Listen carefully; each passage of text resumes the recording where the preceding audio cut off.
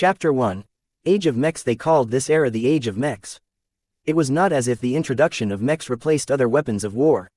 In the galactic war against the alien races that sought to wipe out humanity, warships and weapons of mass destruction still played an essential role.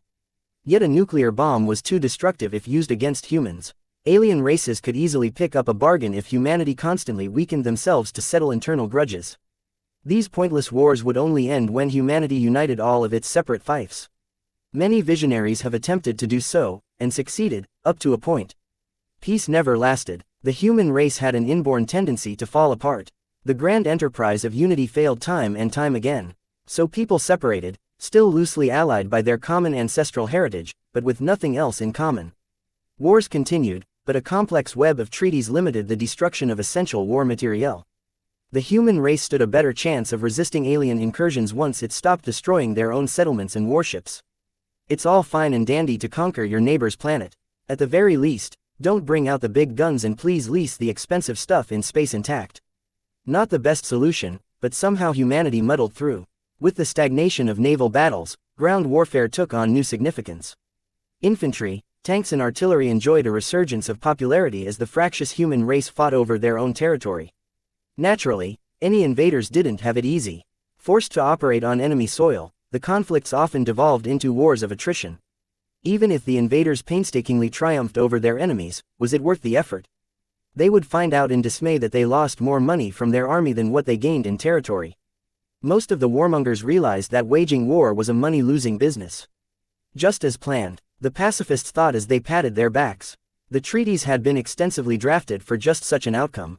Without the tools to threaten a planet into a quick surrender, the warmongers had to rely on old and inefficient technology in order to conquer territories. It turned out the peace lovers celebrated too early. Ever since the legendary Mech Lu first stepped on the battlefield with a giant humanoid machine called a Mech, war had changed forever. It advanced into a whole new paradigm. Able to perform ably in even the most inhospitable planets, the first mechs made a mockery of the slow-paced and static way of war of traditional armies. The human body is the best weapon of humans. One of the lead inventors of the modern war mech remarked after the first models blitzed half a massive nation's territory.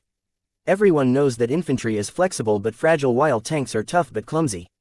So one day we thought, why not make a new weapon that takes the human form and simply scale it up? It resulted in a revolutionary weapon that charmed humans across the galaxy for its evocative look and inspiring capabilities. Faster than infantry, more flexible than tanks and able to carry a variety of weapons, they nonetheless required much less supplies to keep them running.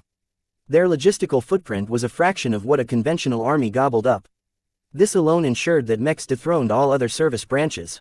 The age of mechs unfolded into splendor. Broadcasts surrounding mechs earned record views. Online and offline games brought the masses closer the glamorized new machines. Major arms manufacturers invested in the rapidly growing mech industry. Countless startups offering their own unique takes on the mechs popped up like mushrooms. The age of mechs seemed to herald humanity into a new golden age. Unfortunately, only a small number of elites could step into the true world of mechs. The most basic mech models involved hundreds of patents and other proprietary knowledge that would cost a fortune to license.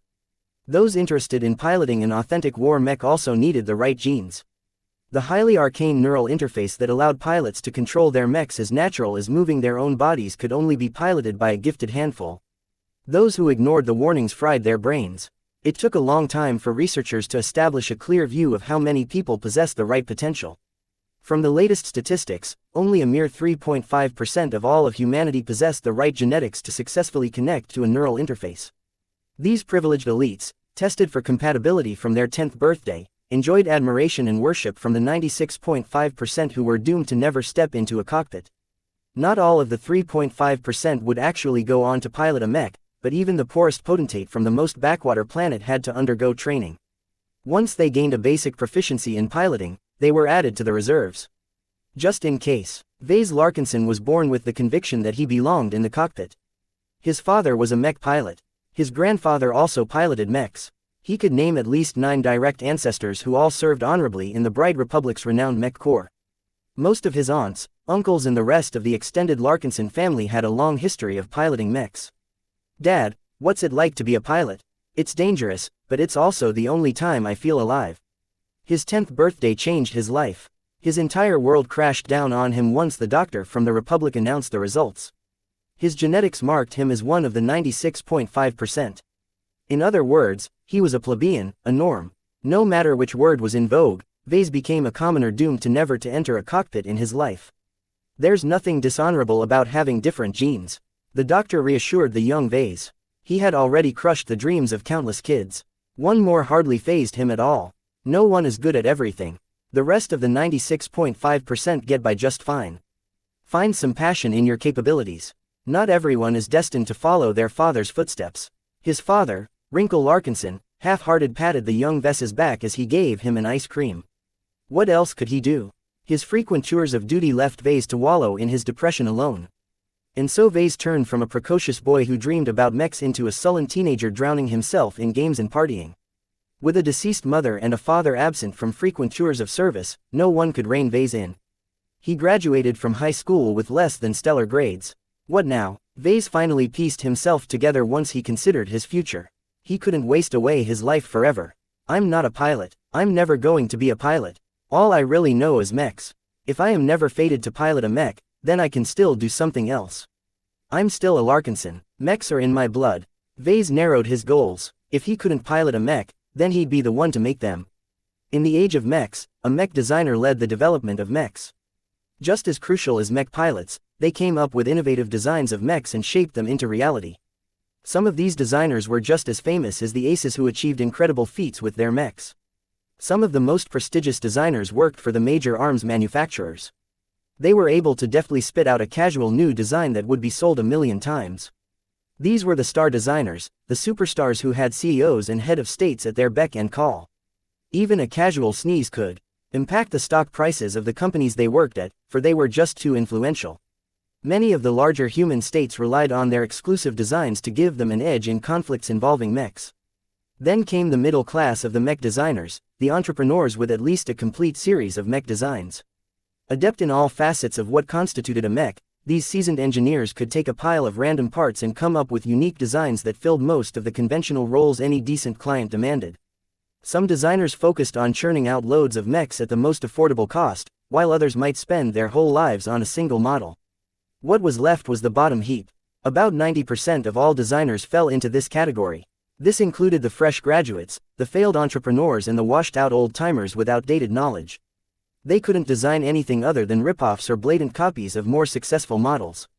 Most of these dregs were doomed to serve as faceless cogs, working behind the scenes to repair or maintain other people's mechs. The lucky ones still get to be involved in mech design by fulfilling a niche in customization. They took existing mechs and changed them in little ways, or licensed an old, existing design and added their own flair to it. The cutthroat competition in the saturated market didn't allow many to stay afloat for long. Only some got by with this business model. Vase hoped to be one of them. With his so-so grades, he could forget about attending a prestigious university. He only managed to scrape enough merits to attend a program offered by the Rittersberg University of Technology, an average institution from the bright republic's capital. All he got 5 years later was a bland degree from a bland institution. In other words, he was worthless in the eyes of employers. That was okay. His father Wrinkle supported him all the way through. He even spent much of his time gathering the capital to kickstart his son's business. They both had a plan. They would start a one-man mech boutique with enough automation to print its own parts and allow Vase to assemble a mech from scratch. Wrinkle would refer him to his buddies in the service for cheap jobs and let Vase dip into the world of customization step by step. Once Vase built up his reputation, he might be able to move on to designing his own variants. All those plans came crashing down when Vase returned to an empty home back in Cloudy Curtain, their home planet. Wrinkle enjoyed a good salary as a mech pilot, so he could afford a grand townhouse in the suburbs. He recently sold it in order to scrape enough cash to acquire a workshop just outside of town. It only offered enough space for a small living area. The workshop could use a makeover. The modular, prefabricated structure looked second-hand, as if it was salvaged off a battlefield or scrap yard. With the amount of rust and scratches its exterior sported, it was a miracle it hadn't fallen apart. When Vase stepped inside, he sighed in relief. The essentials were still in one shape. The insides looked fairly clean. All of the valuable machines needed to run his enterprise were present, if second-hand. His dad might not know his stuff, but he knew plenty of people who did. "Where are you, Dad?" After weeks of silence, Vase had to face the fact that his dad was missing. That shouldn't be a cause for alarm. His dad had been assigned to a regiment stationed at the border between the Bright Republic and the belligerent Wuxia Kingdom. Any incidents that might flare up could cause his father to be recalled. When Vase called his father's friends, he found out he never returned to duty. After contacting the police, it seemed that Wrinkle had never shown his face. Elsewhere, all the galactic calls and electronic messages sent to his father fell off a cliff. No one could find any trace of his presence. The cloudy curtain planetary bank quickly came knocking. It turned out the workshop components such as the spiffy 3D printer had been bought with a loan. A 3D printer was an essential machine that turned raw materials into factory-quality mech parts. His father had to borrow over 330 million bright credits in order to finance the acquisition of assets. With this much money, anyone could buy half a dozen advanced mechs. Vase could spend his lifetime working for an average mech manufacturer and still not earn enough to pay back the huge debt. He instantly fell into a cycle of distress and panic when he read through the bank's polite but impersonal note. What kind of mess did my father drag me into? The bank took 3 pages to state that all of the debt was in his name. He would have to hand over the workshop and all of its valuable machinery in case he missed a single annual interest payment. In short, Vase had to scrounge up about 5 million credits in the next 3 months in order to meet the next payment. He lifted up his armband-shaped communicator and activated its miniature projector. A screen came into view that displayed a menu. He hopelessly switched to the credit account linked to the device. His account only held a measly 1,200 credits. That was his spending money for the month. Vase had little means of earning the required amount of money. With his dad gone missing, it was questionable whether Vase was entitled to the life insurance and other benefits his father arranged. Vase followed up his father's insurance policy because he needed every penny he could squeeze out of the system. Nothing came out of the meetings. The insurance company was as obstinate as a dog chewing a bone. Vase swiped away the latest messages from the bank. I'm broke, I can't even scrounge up the credits to buy the raw materials I need to fabricate new parts. How am I supposed to do business? Within a day, he called the bank, the insurance company and the government. What he got back wasn't good. The bank had already written Vase off. They wanted to get their claws on the workshop before Vase screwed something up and depreciated its value. The only useful thing he received from the bank was a package that Wrinkle stashed at the bank in case he got out of touch. The insurance company claimed that Wrinkle was merely missing in action at worst. As an active serviceman, he might return months or years later, so Vase was not entitled to a single penny until the company received solid proof that he had died. If not, the money would only be released after a period of 5 years. The government was its usual bureaucratic self. Vase only heard lots of incomprehensible jargon before he plainly hung up. He'd get nothing useful there. Vase was alone. His dad had gone off to the deep end, leaving Vase to pick up the pieces. His father only left him with a lousy package with a casual note pasted in front. To my son Vase, in case I'm not home. Opening it up, Vase was mildly surprised to pick up a secure data chip. Most data transfers today occurred entirely wirelessly. People only used data chips when they absolutely had to keep their contents secure. Vase turned off his comms connection to the galactic net before accessing the old data chip. It took 3 seconds to load its contents, which was unusually long for a chip this size. An unknown program suddenly took over the holographic projection. Initializing the Mech designer system. New user detected. Initiating deep scan in 2400 mini-cycles. Please prepare properly. Wait, what? Vase asked the program, just before the comm released a huge shock. Vase passed out in an instant, and so began his journey as a mech designer. Chapter 2. Mech designer system. When Vase woke up, he brushed a hand over his brown hair and wondered why he ended up on the floor. It was the data chip. Vase tried to find the data chip that dropped him like a log. After a quick search, he only came across a fried piece of metals and other melted bits. The chip self-destructed after following its programming. He bewilderingly turned his gaze to his wrist communicator, which was still in pristine condition. That's strange. Anything that could have fried this chip should have melted my comm in the process. How could the chip have melted itself without transferring all that heat to my comm unit? Cautiously, Vase activated his comm, expecting it to malfunction. Instead, it turned online without a problem. After browsing the menu, he found that nothing changed except for the addition of one new program. The Mech designer system. The name already sounded boastful. The act of designing mechs was an intricate discipline that required years of study in the fields of mechanics, physics, material science and more. Even after graduating from college, you merely got your foot through the door. It took more than experience and brilliance for a mech designer to achieve true success. Just the thought of having a single app whip up a simple design in a matter of minutes rankled Vase. The mere thought of such a software devalued the 5 years he spent on becoming a mech designer. Still, his father left him this system for a reason. Vase had no idea where Wrinkle got his hands on this mysterious app. Since he couldn't get any more answers, Vase decided to run the app. Welcome to the Mech Designer system. Please design your new mech. The message ended there, leaving nothing for Vase to follow up. That's it, deep scan complete, registering new user Vase Larkinson. Welcome package granted. You got anything more than that? Please inspect your status. To display this page, say status. Status name. Vase Larkinson profession. Novice mech designer specializations. None design points. 0 attribute strength. 0.6 dexterity. 0.7 endurance. 0.6 intelligence. 1.2 creativity. 0.3 concentration. 0.9 neural aptitude. F skills assembly novice business apprentice computer science incompetent mathematics incompetent mechanics apprentice metallurgy apprentice physics novice evaluation, good for nothing loser. Hey, who are you calling a loser? User Vase Larkinson is a qualified loser for having spent half of your life wasting away your life. Your frequent diversions have left you ill-prepared for the future. Your inability to pay off your debt is a direct consequence of your ineptitude. Vase had to suppress the urge to raise his middle finger. Instead, he challenged this stupid system. I admit, I used to be a stupid kid, but I cleaned up my act. I'm a mech designer now.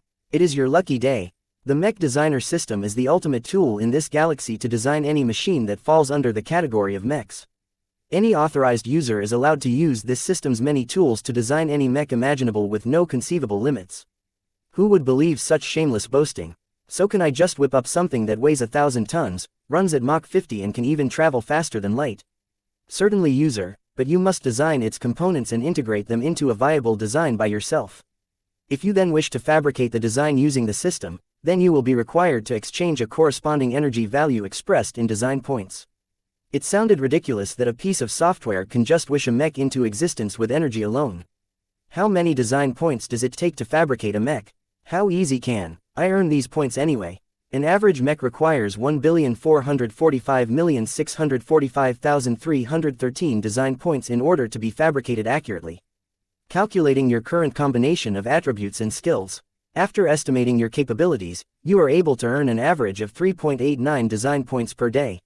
Vase was literally speechless. The system disparaged him again in a roundabout way. You seem pretty useless. How am I supposed to get some use out of you if I can only earn about 4 DP a day? Opening square bracket ... closing square bracket.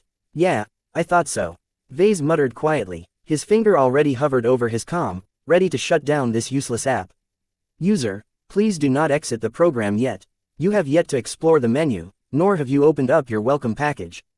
Okay, so give me a menu then. Mech Designer System Menu, Status Designer Mission Skill Tree Shop Lottery Inventory. User, as a novice mech designer, your privileges are limited. You currently do not have access to the Missions, Shop and Lottery menu. Vase browsed the designer option first. The system unfolded into a vast holographic design interface that seemed to be ripped off from a popular design suite that Vase had frequently used in his student days. The system's version came with a lot of additional features, though Vase wasn't in the mood to explore them right now. The skill tree unfolded even more elaborately, taking up a panoramic view. The most fundamental skills sat at the top. It started with the most basic fields such as mechanics and mathematics. Beneath them nested an unfolding expanse of sub-skills that seemingly went on forever. He could upgrade skills as diverse as artistic judgment. This skill tree alone appeared way too fantastical and unreal. How could anyone improve themselves with the press of a button? All it took to upgrade his skills was to spend a couple of so-called design points. It was fairly uncanny that the system managed to map his current skills pretty accurately. Vase reserved his judgment for the moment. His father had to have a compelling reason to pass on this absurd piece of software to him. Vase refused to consider the system to be a work of fantasy. He opened the inventory last. It appeared to be a typical, game-like interface except he couldn't store or take out real universe items. The inventory mainly dealt with storing designs and other virtual content, though it offered the option of storing real items later on. Naturally, his inventory contained no designs, but he found the vaunted welcome package in the miscellaneous tab. He curiously tapped it with his finger. The holographic box cheerfully opened up accompanied by the faux celebratory fanfare prevalent in cheap online games. 3 silhouettes floated in front of him, tempting his anticipation a tiny bit even as he remained skeptical of this system. Congratulations, you have received 10 design points. Please spend them well. Just 10 measly design points? Vase exasperatingly questioned. From browsing the previous menus, he learned that 10 design points was only worth peanuts to the system. With this amount, he could neither afford to increase his attributes or upgrade any skills. The paltry amount only afforded him enough to purchase a soda. He then clicked the next silhouette, which revealed 3 copper lottery tickets. It allowed him to draw 3 prizes from the system's lowest ranked lottery draw. When Vase activated a ticket, the lottery page projected a prize wheel. After staring at the wheel in doubt, he spun the large object by heaving a lever with his arm. You have failed to draw a prize from your copper lottery ticket. Please draw again. Really, even the lottery tickets from the convenience store aren't so stingy. After using up the lottery tickets, the system's final present unfolded. The silhouette faded away, revealing a small mechanical cat. The pet displayed on the hologram seemed no different from any of the other artificial intelligences available on the galactic net. Popular with little girls around the galaxy, these virtual pets offered companionship and distraction without the hassle of taking care of a real animal. So you got me a virtual cat. Whoop-die-doo. You are mistaken, user. This gold-ranked auxiliary companion is an extremely rare random draw from the welcome package. Congratulations on acquiring your new gem cat. The creature in front of Vase shifted. The holographic interface dimmed as the projection of the mechanical cat brightened. The cat thudded on the floor with an audible thump. Just as Vase thought the system was tricking him, the cat meowed and physically brushed his leg with its very real body. What? This couldn't be happening. The cat felt real. Vase bent down and put his hands around the light metallic shell of the cat and lifted it in front of his face. The cat questioningly purred as it beheld its new owner while Vase processed its appearance. His communicator was just a basic model. It didn't possess the fancy micro-fabrication options that came with premium models. Even if his comm turned into premium model overnight, it was impossible to fabricate a mechanical animal larger than a mosquito. His comm simply couldn't store the required materials. Who knew how the cat came into existence? The system's workings already broke the bounds of reality. Do not be surprised, user. As the ultimate design tool for mechs, the Mech Designer system is able to utilize Redacted to instantly fabricate any design or item you have exchanged at the shop at the cost of design points. Only until now did it sink in that Ves's father had left him an impossibly amazing software. Though he understood very little so far, he was fairly certain that whoever created this system was light years ahead of even the most advanced human scientists. He guessed that the system might be hiding some massive secrets, some of which may even involve alien technologies. These questions were so far above Ves's tiny head that he simply set them aside for the moment. He had more immediate concerns. This cat is kind of cute, Vase remarked as he scratched the mechanical creature's head. Is it supposed to do something more than beg for scratches and hugs? Concentrate on the gem cat in order to call up its status. Pet status name, none owner, Vase Larkinson rank, gold exclusive level, 1 skills gem excretion. What kind of a skill is gem excretion? Concentrate on the skill to see further details. Gem excretion, the ability to convert low-value materials into rare gemstones of a higher value through manual absorption, digestion and excretion. These gemstones provide random benefits helpful to any mech that incorporates them into their design. Certain raw materials have a higher emphasis on the benefits that the resulting gemstones can express. It took half a minute for the description to sink in with Vase. From what he could understand, this cat ate minerals, digested it into gems. These gems ought to be quite valuable depending on their effects. He might be able to earn some quick cash if he sold these shiny gems. Do not overestimate the gem cat. At level 1, the pet can only excrete 1 gem per week. Vase sighed in disappointment. The cat booped his nose with its soft paw. Well, I'm better off now than before, so I've got no grounds to complain. As for you, let me call you lucky, since I'm counting on you to be my lucky charm. The mech cat adorably meowed in response, indicating that its artificial intelligence possessed at least some form of low sentience. Vase searched the cabinets of his workshop and scrounged up a pile of loose ore. The random materials were likely left by the previous owner that his father didn't bother to tidy up when he bought them secondhand. Vase took a head-sized chunk and the small cat somehow managed to gobble up the entire thing in a clear violation of the laws of physics. There was no way a normal mechanical cat could fit so much material in its cat-sized belly. Okay, this is clearly another freaky thing in a long list of impossibilities. No use cracking my head over these miracles. I've to take care of my money problem first. Vase dropped the cat and left it to explore the workshop alone. He approached his desk and turned on the computer terminal in order to do some research. He briefly went over the manuals of the machines in his workshop. He found that they were basic but reliable models, and didn't differ much from what he used during his studies. He then checked the prices of mechs, parts and raw materials at the public markets. Cloudy Curtain was just a regular boring residential planet, famed for its colorful clouds rather than any industry, so its mech market was anemic. If Vase wanted to sell his products to a viable market, then he needed access to the bigger trading nodes nestled in the heart of the Bright Republic. Not anyone qualified to do so. Vase lacked both reputation and a track record. Even if he did gain access, he lacked the capital to acquire the raw resources needed to fabricate a mech. It takes money to make money. That was one of the most important lessons he learned in college. Surprisingly, he did quite well in his business classes. Vase owed this achievement due to his aspirations. It also helped that the classes only involved simple math. After half a day of research, Vase gained a clearer idea on the viability of his new enterprise. He gave up on producing a physical product. The areas of mech design, mech customization or mech fabrication all required substantial capital in order to step foot in them. He needed at least several million credits up front. The only economically viable market where he could realistically offer his services was in the field of mech repair and maintenance. However, his workshop was limited by its scale, and without a reputation he doubted he could attract any customers. He needed to make a start in a market with a low barrier of entry, one that didn't demand any prior investment. Vase made a resigned look at the section of games on his terminal. Iron Spirit, the most exclusive galactic mech simulator in the galaxy. Iron Spirit was not the most played online game on the market. However, its esports broadcasts attracted a very wide audience, allowing the game to foster a large and diverse creators market. The reason for the game's success could be attributed to its adherence to reality. Iron Spirit emulated reality so well that players had to buy or rent expensive simulation pods to pilot a mech. It turned the player base into an elitist club that served as a decent simulation to actual mech combat. The BSBH Corporation stuck to the creed of realism so much that its virtual mechs had to be fabricated within its simulated ecosystem in a realistic manner. Only the mainstream mech models could be bought off the shelf. The true high-performing mechs in the game were all customized or original designs that could be sold for either gold, the virtual currency, or with real credits. Unlike piloting a virtual mech, Iron Spirit didn't demand its designers to be a potentate, so even an average norm like Vase could engage in its virtual market. As Vase registered a mech designer's account in the game, he came across a few snags. He had to pony up a registration fee of 800 bright credits. This wiped out more than half of his remaining savings. When the game approved his account, he encountered another barrier. Customizing any existing design required the purchase of a so-called virtual license.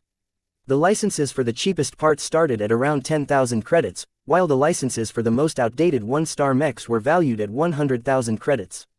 I'm such an idiot for forgetting the licensing fees. BSBH apparently didn't want its virtual mech market to be flooded by a tsunami of awful designs. With no other way out, Vase turned on his wrist communicator and started up the mech designer system. Hey system, I don't have the money to afford a virtual license. Can you lend me a hand? The system accessed his terminal through a wireless connection. It took only a dozen seconds to scan the entire game and absorb additional information from the galactic net. Tutorial mission received. Please enter the missions page to browse the details. Vase obediently turned to the missions page of the system. Mission. Tutorial Part 1. Your first design difficulty. F rank prerequisites. Be an idiot who can't solve his own problems. Description: as a mech designer, it is shameful that you have not completed a single design that is ready for sale. Use the mech designer system and the provided mech model to design a customized mech that has a minimum deviance of 10% and a performance improvement of 2% of its base model. Reward: a random 1-star virtual mech license. A random 1-star virtual component license. This sounds doable. Can I ask how you're able to reward me with those virtual licenses? Nothing is impossible to the mech designer system. With enough design points, the user may even be able to achieve immortality. Please increase your mech designer rank for a more detailed answer. Yeah right. Vase guessed the system had some way of hacking into Iron Spirit's servers. In order to preserve his sanity, Vase stopped his inquiry and instead turned his attention to the designer mode. It wasn't until Vase saw what kind of licenses he had to work with that he practically spat out blood. This is impossible. Chapter 3. First design is a reputable mech simulator. Iron Spirit only featured real mechs. The base designs sold in its virtual store could be bought in real life with almost the same performance. With its vast and extensive database, the game worked hard to group them together in a simple manner. The BSBH Corporation eventually decided to adopt a 1-star to 5-star rating. They later added even higher ratings with the introduction of even higher performing models. The game's database included many older designs, but its library of current designs was incomplete. Many top-notch mech designs were highly guarded secrets. These so-called next-generation models represented the cutting edge of mech design. The age of mechs spanned 400 years, so the game offered plenty of models even without the latest designs. Iron Spirit's lowest 1-star mech models used to plow the battlefield alongside legends such as Mac Lu, the mech pioneer. Compared to contemporary models, these ancient relics fell short in many ways. They were slow, clumsy, inefficient and sometimes looked ridiculous. When Vase took a peek at these clown-like models, he wondered if their designers had a few screws loose. Systems Designer Mode already loaded one such design. The Fantasia 2R incorporated a radical humanoid design scheme, and was the second iteration of a flawed first edition.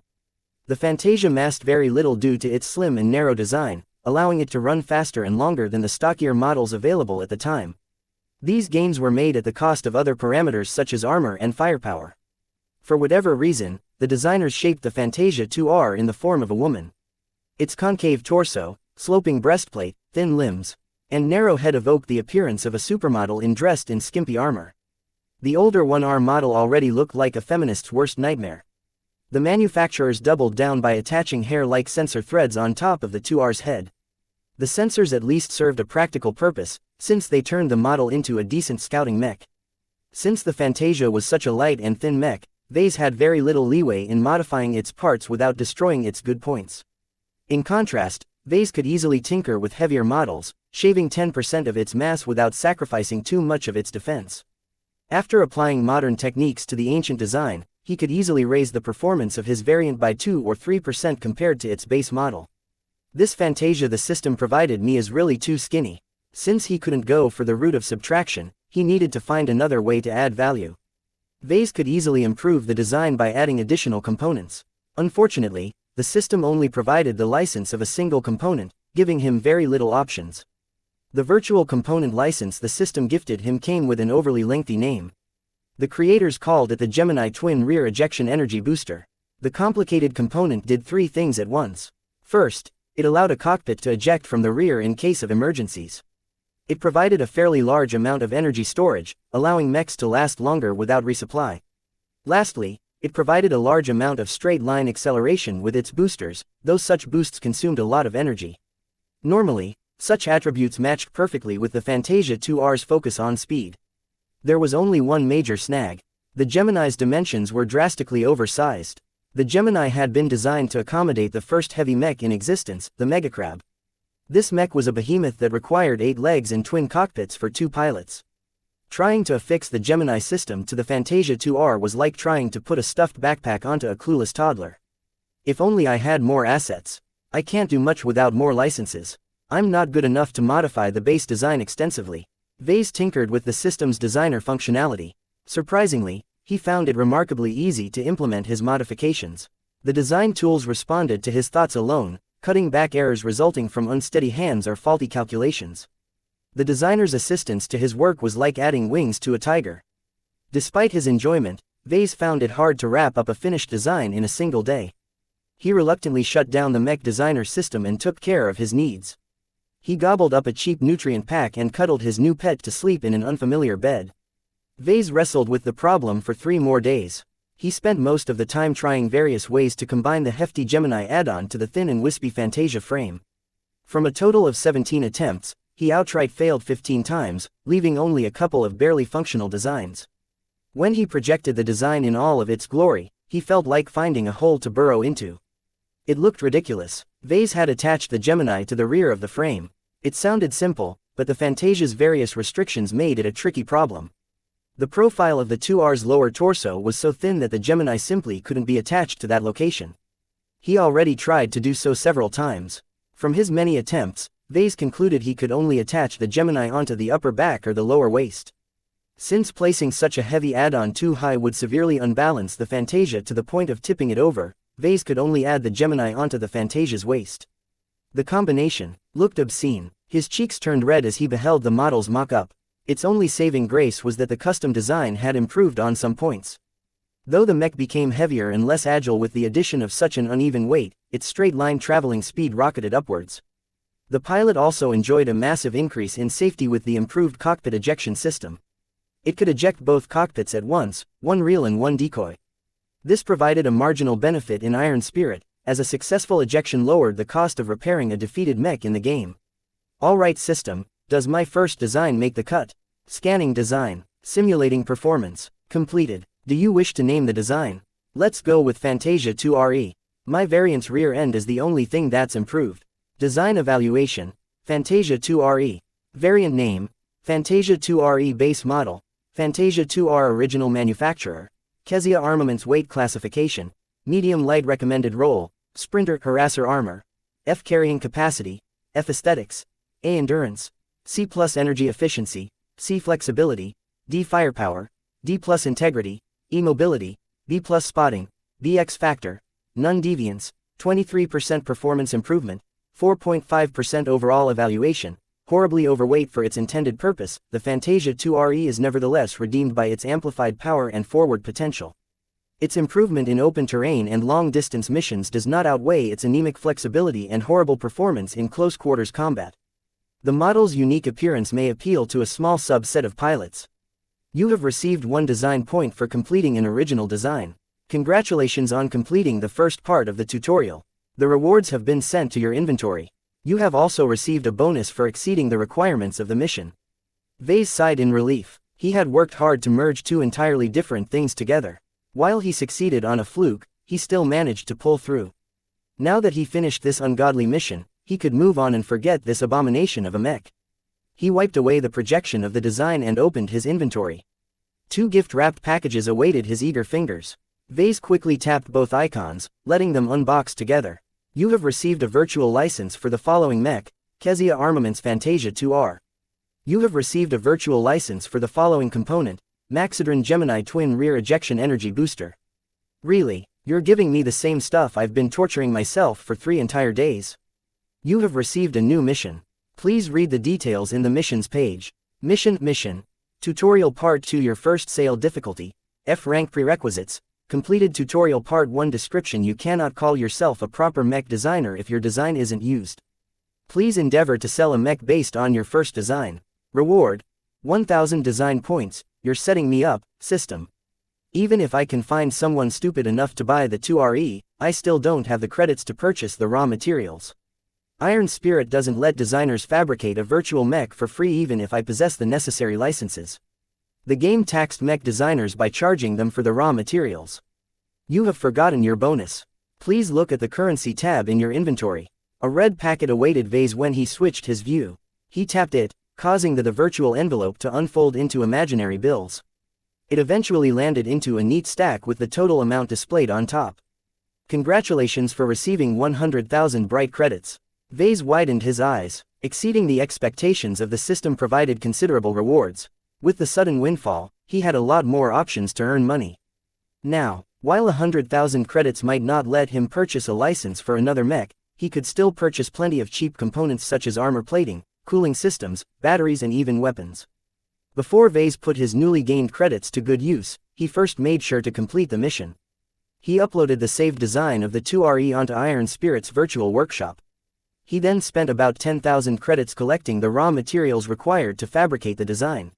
While he could spend twice as much to let the game fabricate the design automatically, Vase wanted to save every single credit, so he went for manual assembly.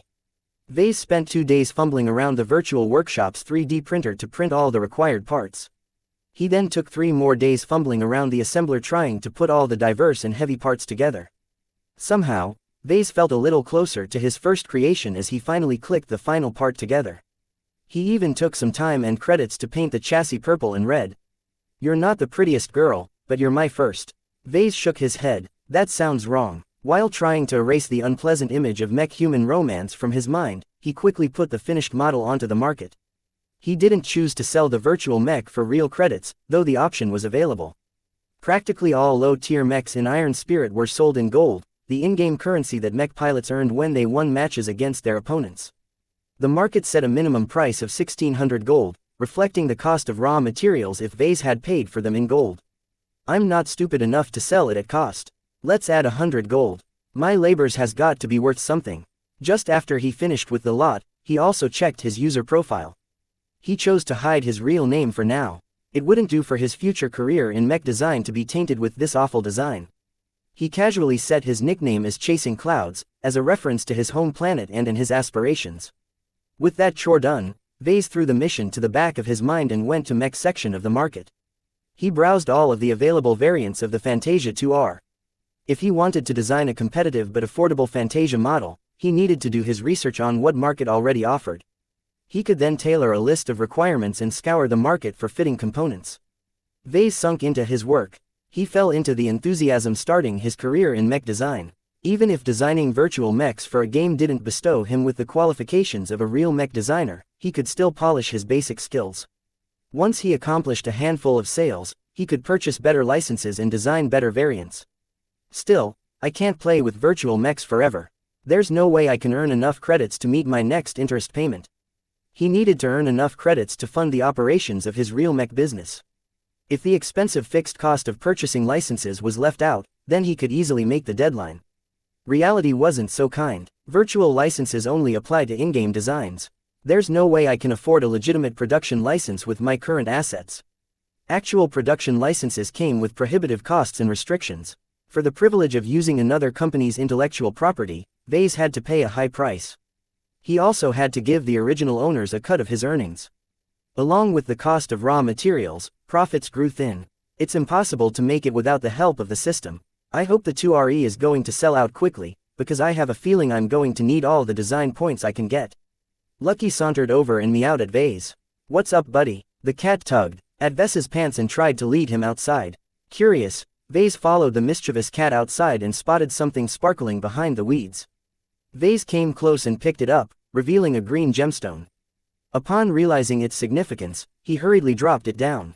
Even if you're a machine, I'm still not touching your crap. Vase told the cunning cat. He scanned the gem according to the system's instructions. Emerald of Minor Armor increases the durability of a mech's armor plates by 0.5% when installed. For a gem of its size, its effects were heaven-defying. Despite the paltry boost, the gem cost nothing to make. If he kept feeding Lucky the same cheap ore, he could end up with a pile of emeralds. If they all had the same effect, they might accomplish something great if combined. System, if I have two of the same gems, do their benefits stack? Of course not. A mech can only benefit from a limited amount of gems. Gemstones that provide the same effects do not provide more benefits when put into the same mech. Every time the system hinted at something amazing, it turned out to be limited. I need to feed my cat something better. Vase muttered and resolved to order something better and have it delivered to his workshop tomorrow. Unknown to Vase, on the other side of Cloudy Curtain, a certain 12-year-old potentate sat down in a fully enclosed simulator. He had just finished school and rented a sim pod from the local gaming center downtown. The boy avidly played Iron Spirit ever since he recently finished his basic lessons on mech piloting. It hardly turned him into a qualified pilot, but it allowed him to pass the minimum requirements to finally play the game. Calling himself Shifter 66 in the game, he enjoyed piloting faster mechs. There was something about running in a multi-ton machine that charmed him. Playing the heavier mechs bored him to tears. He preferred to be quick on his feet, pestering enemies and dodging shots rather than slugging it out in a head-on collision. As a 12-year-old, he couldn't lay any claim to greatness, but he thought he possessed a solid foundation in piloting the simplest of one-star mechs. He played a couple of hundred matches, and while he lost most of them, he still managed to put together a few thousand gold for a new purchase. When Shifter 66 visited the game's online market, he somehow wavered his attention to a line of feminine models. A young man like him already started to pay some attention to the girls in his school. He channeled that energy to the graceful models on display. He picked a random direction to explore further, coming upon the old but still fairly popular Fantasia series. While the boy only half-heartedly inspected the models, he made an abrupt stop once the random selection displayed a highly unusual variant. The boy held out his palm, freezing the image and allowing him to look at the model in greater detail.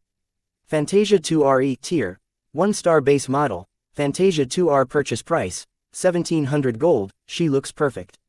A more demanding mech pilot might comment that the mech looked horribly out of balance. Any sane pilot might also complain that the added weight of the variant's rear addition served to slow it down to the point of making the mech useless in any short-distance engagements. Shifter 66 on the other hand kept his eyes glued to the rear end. I gotta have it, and so Vess's first mech got sold. Chapter 4. Behold my ultimate move. Engulfed by the satisfaction of a new purchase, Shifter 66 hopped into the 2Re's cockpit. Without even spending time to grow familiar with the modified mech, he entered the arena and initiated a search for an opponent. Shifter 66 wanted to dive right into a battle with his new baby. As a fairly new and unskilled pilot, Shifter 66 naturally got matched against a pool of similarly low-skilled players. Iron Spirit featured a sophisticated matchmaking system, and the lowest segment was the Bronze League. Every potentate who played Iron Spirit started from the Bronze League. Only by winning a sufficient amount of times would one gain the opportunity to promote to the Silver League, which most mech enthusiasts consider it to be the real beginning of the game. That was because the developers enacted a lot of restrictions to the matches taking place in Bronze. Players could only earn a little amount of gold, though they also had few opportunities to lose it due to simplifying repair costs. Matchmaking in the lowest league also didn't cross star systems, which meant that most low-tier players fought against opponents from the same planet. Bronze Leaguers were also limited from purchasing any mechs rated higher than 1 stars, which really frustrated a lot of kids who wanted to dive right into big and modern mechs. As for Shifter 66, he hadn't been exposed to the world of mechs for long. The mechs he already had access to already occupied his full attention. His view changed into a preparatory screen. The game found an opponent for him. After confirming his mech, weapon and map preferences, he waited for his opponent to do the same. After a short wait, the boy's mech landed upon a grassy hill. The first thing he did was to engage his sensors to see if his opponent was in range. One of the few good things about the Fantasia 2R was its fantastic scanning power, courtesy of its hair-like sensor bundle attached to its head. The mech found an energy signature fairly quickly, which meant his opponent wasn't hiding. The boy eagerly commanded his mech to move forward, only to trip and almost fall backwards. His mech's balance fell apart. Aw, what the? Only until now did it sink into him that having a gigantic rear wasn't all that good. He wrestled with his neural interface for several minutes, trying to find a running posture that wouldn't tip him backwards. He finally managed to accomplish a crude stance by bending his mech's torso forwards, which had the unintentional effect of making his rear more pronounced. Who cares, as long as it works? Let's try the booster. Upon activating the Gemini's powerful thrusters, the Fantasia practically rocketed forwards. Only through some haphazard steps did Shifter 66 manage to keep his mech on his feet and vaguely control his direction forward. Woohoo! As the boy further adapted to the mech's forward momentum, he found himself wild with joy. He could practically feel the wind whipping his mech as he casually broke through his personal speed record. Unfortunately, he neglected one thing. His opponent hadn't been twiddling his thumbs. Shifter 66 too bad you're piloting a light mech. My Gronig Halman eat light mechs for breakfast. The player known as Triceratops SSS boasted. He had the wins to back it up. KRH Heavy Industries Gronig Halman models offered a good balance between weight, energy and armor. They generally suffered against heavier mechs, but anything lighter couldn't go through its armor before the GH pulverized them. The GH's design mimicked a gorilla, so it could bend down on all fours and sprint surprisingly fast in a short duration. Triceratops SSS had already seen the blazing energy signature approaching him on his scanners, so he readied his posture to dodge and chase after the lighter mech. He already licked his lips as he imagined his GH's powered arms tearing the soft Fantasia's frame apart. "Will you walk into my parlor?" said the spider to the fly. However, the Fantasia 2RE ran forward so uncontrollably that Shifter 66 doubted he could even regain control without crashing into the ground. Only until his forward view revealed his opponent's GH model did he realize he couldn't do anything but crash head-on. Unable to even fire his mech's pistol with all the jostling, the boy plainly threw it to the side, instead choosing to draw the Fantasia's default sword from the embedded scabbard in the back. "I don't believe my baby will lose to you." The GH appeared to be frozen in shock, but as the distance dwindled, it regained its composure and crossed its meaty arms forward. The sword glanced off one of the arms, failing to penetrate its thick armor. The forward momentum nonetheless allowed it to travel forwards and pierce the GH's chest. The armor yielded helplessly, letting the sword cut deep into the mech and slice through important systems and cabling. The GH lost 35% of its energy and all of its weapons on its left side. An even larger collision followed. The rest of the Fantasia's frame slammed forward, dealing more damage to the lighter mech than the GH due to the differences in mass. The Fantasia's upper torso disintegrated from the impact, shards and other debris flying in every direction. Its head crushed into a pancake against the GH's torso, somehow barreling past the heavier mech's armor and penetrating through the cockpit embedded deep within. Triceratops SSS practically had a fright when his viewscreen burst apart. He hastily commanded his remaining functioning arm to toss the immobilized Fantasia from his partially crippled mech. "Get off me!" The feminine mech crashed against the ground face down with its rear pointing upwards. Triceratops SSS had no time to do a detailed damage assessment. Instead he lumbered his mech over to the fallen frame of his opponent's mech and aimed his arm cannon. While the pilot didn't recognize the Gemini module attached to the Fantasia's rear, he nonetheless recognized it was an essential component.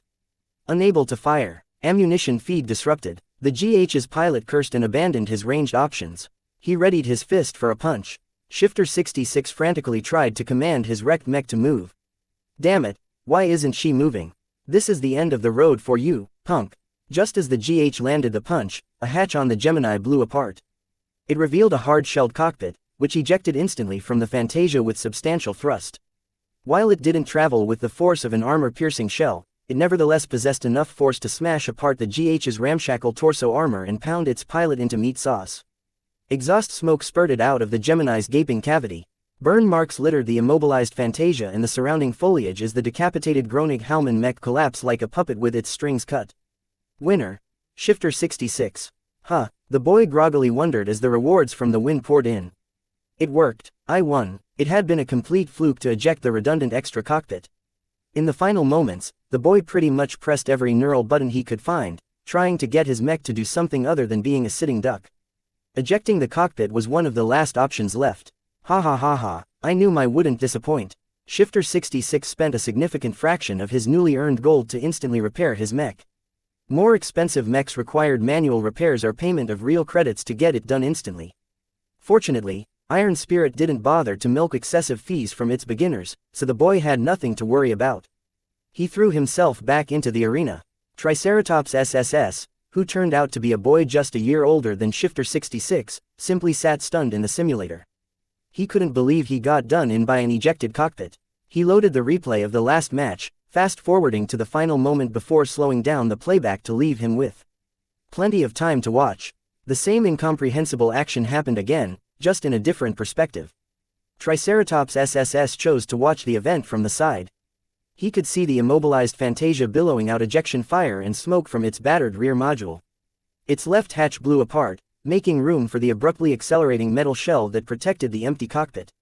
Normally, any ejecting cockpit followed an upwards trajectory as soon as it left the chassis of the mech that held it. If Triceratops SSS had just been a little more patient, he could have let the cockpit fly harmlessly in sky.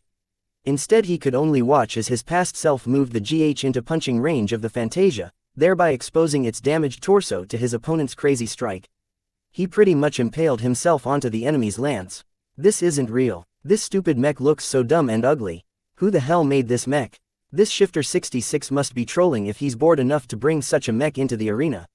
Triceratops SSS opened a window showing the statistics of the Fantasia 2RE.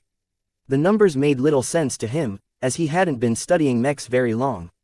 Following the link to the seller called Chasing Clouds, he found out next to nothing as the account had been created very recently, with no other mechs for sale.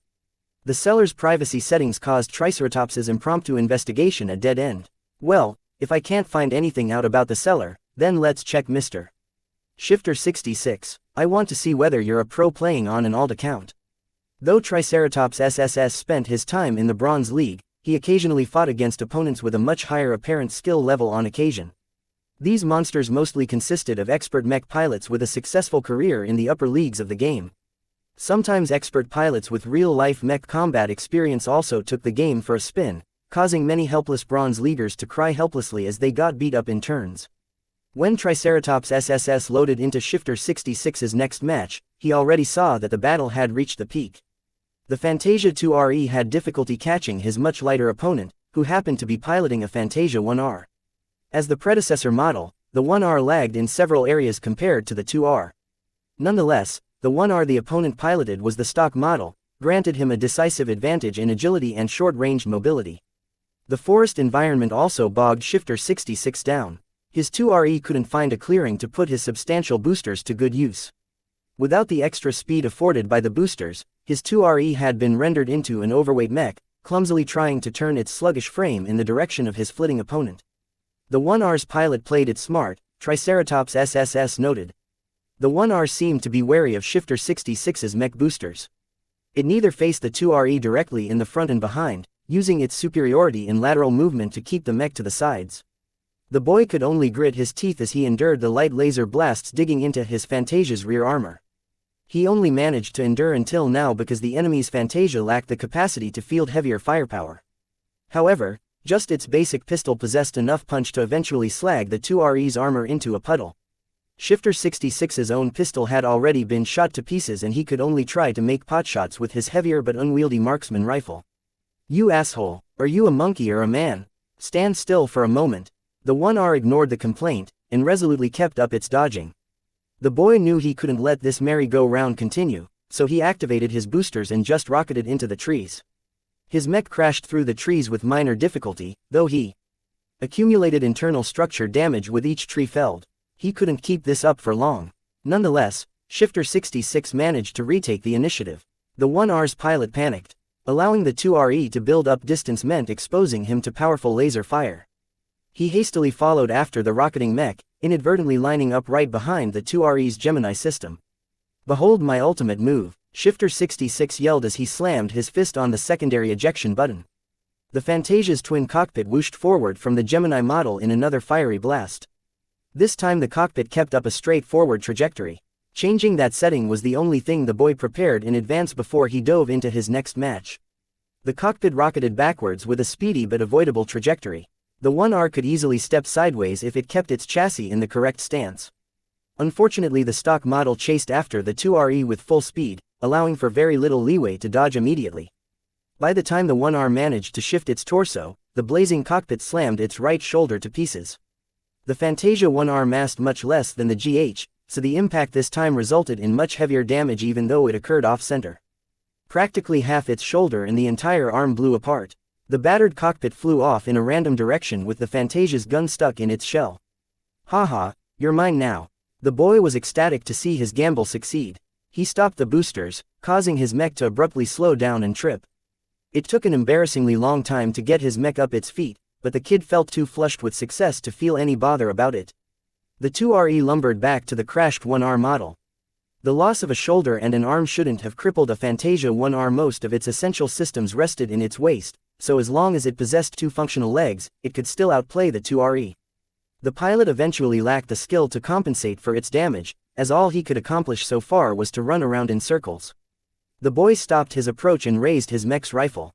The beams had a little difficulty keeping up a consistent aim, but the sheer number of shots succeeded in punching through the 1R's poor chassis.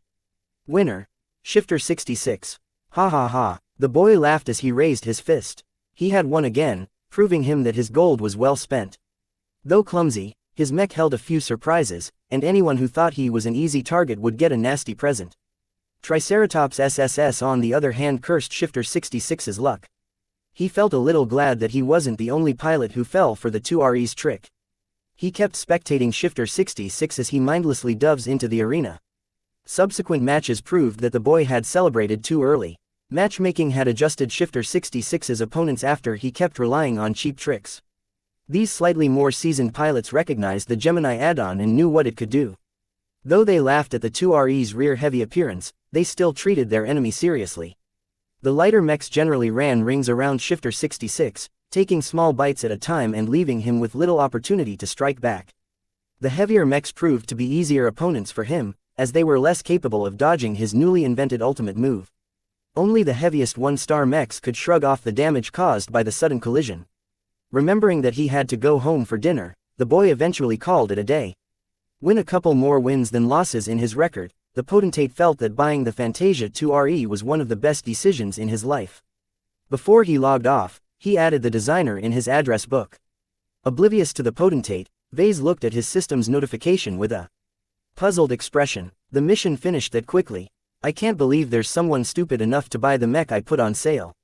Lucky concurred with a meow while shaking its mechanical behind in Ves's direction. The young man playfully picked up the pet and cuddled him against his chest. "At least the stuff you crap out can be sold." Now that he finally received some design points, Vase switched back to the shop and browsed its catalog with greater attention. The previous time he just took a casual look, choosing to ignore the more unrealistic entries as pure nonsense. Now that he swept his eyes past them again, Vase widened his eyes. If the system is really capable of doing this with design points, then meeting the next interest payment is in my grasp. Vase reached an unconscious threshold in his mentality. He had always been a little bit skeptical of the system which suddenly intruded in his life. Now though, he felt ready to embrace it with all its oddities. While some designers counted on their fancy degrees to start their careers, others threw money and connections at the problem. Vase only needed the system to pave his way to the top. You have received a new mission. Mission. Tutorial Part 3 Mass Production Difficulty. F rank prerequisites. Completed Tutorial Part 2 Description: A mech designer should not be content at selling a model once. Real designers must have flocks of people begging to purchase their products. Please sell 100 virtual mechs of your own creation within a month. Reward: 1 random 10-year combat mech production license. The system screwed him for real this time. How am I supposed to sell 100 of them in a month? Chapter 5. Investment. After Vase finished freaking out, he read the mission description again and understood he missed out an important detail. The mission demanded that he sell virtual mechs, of his own creation.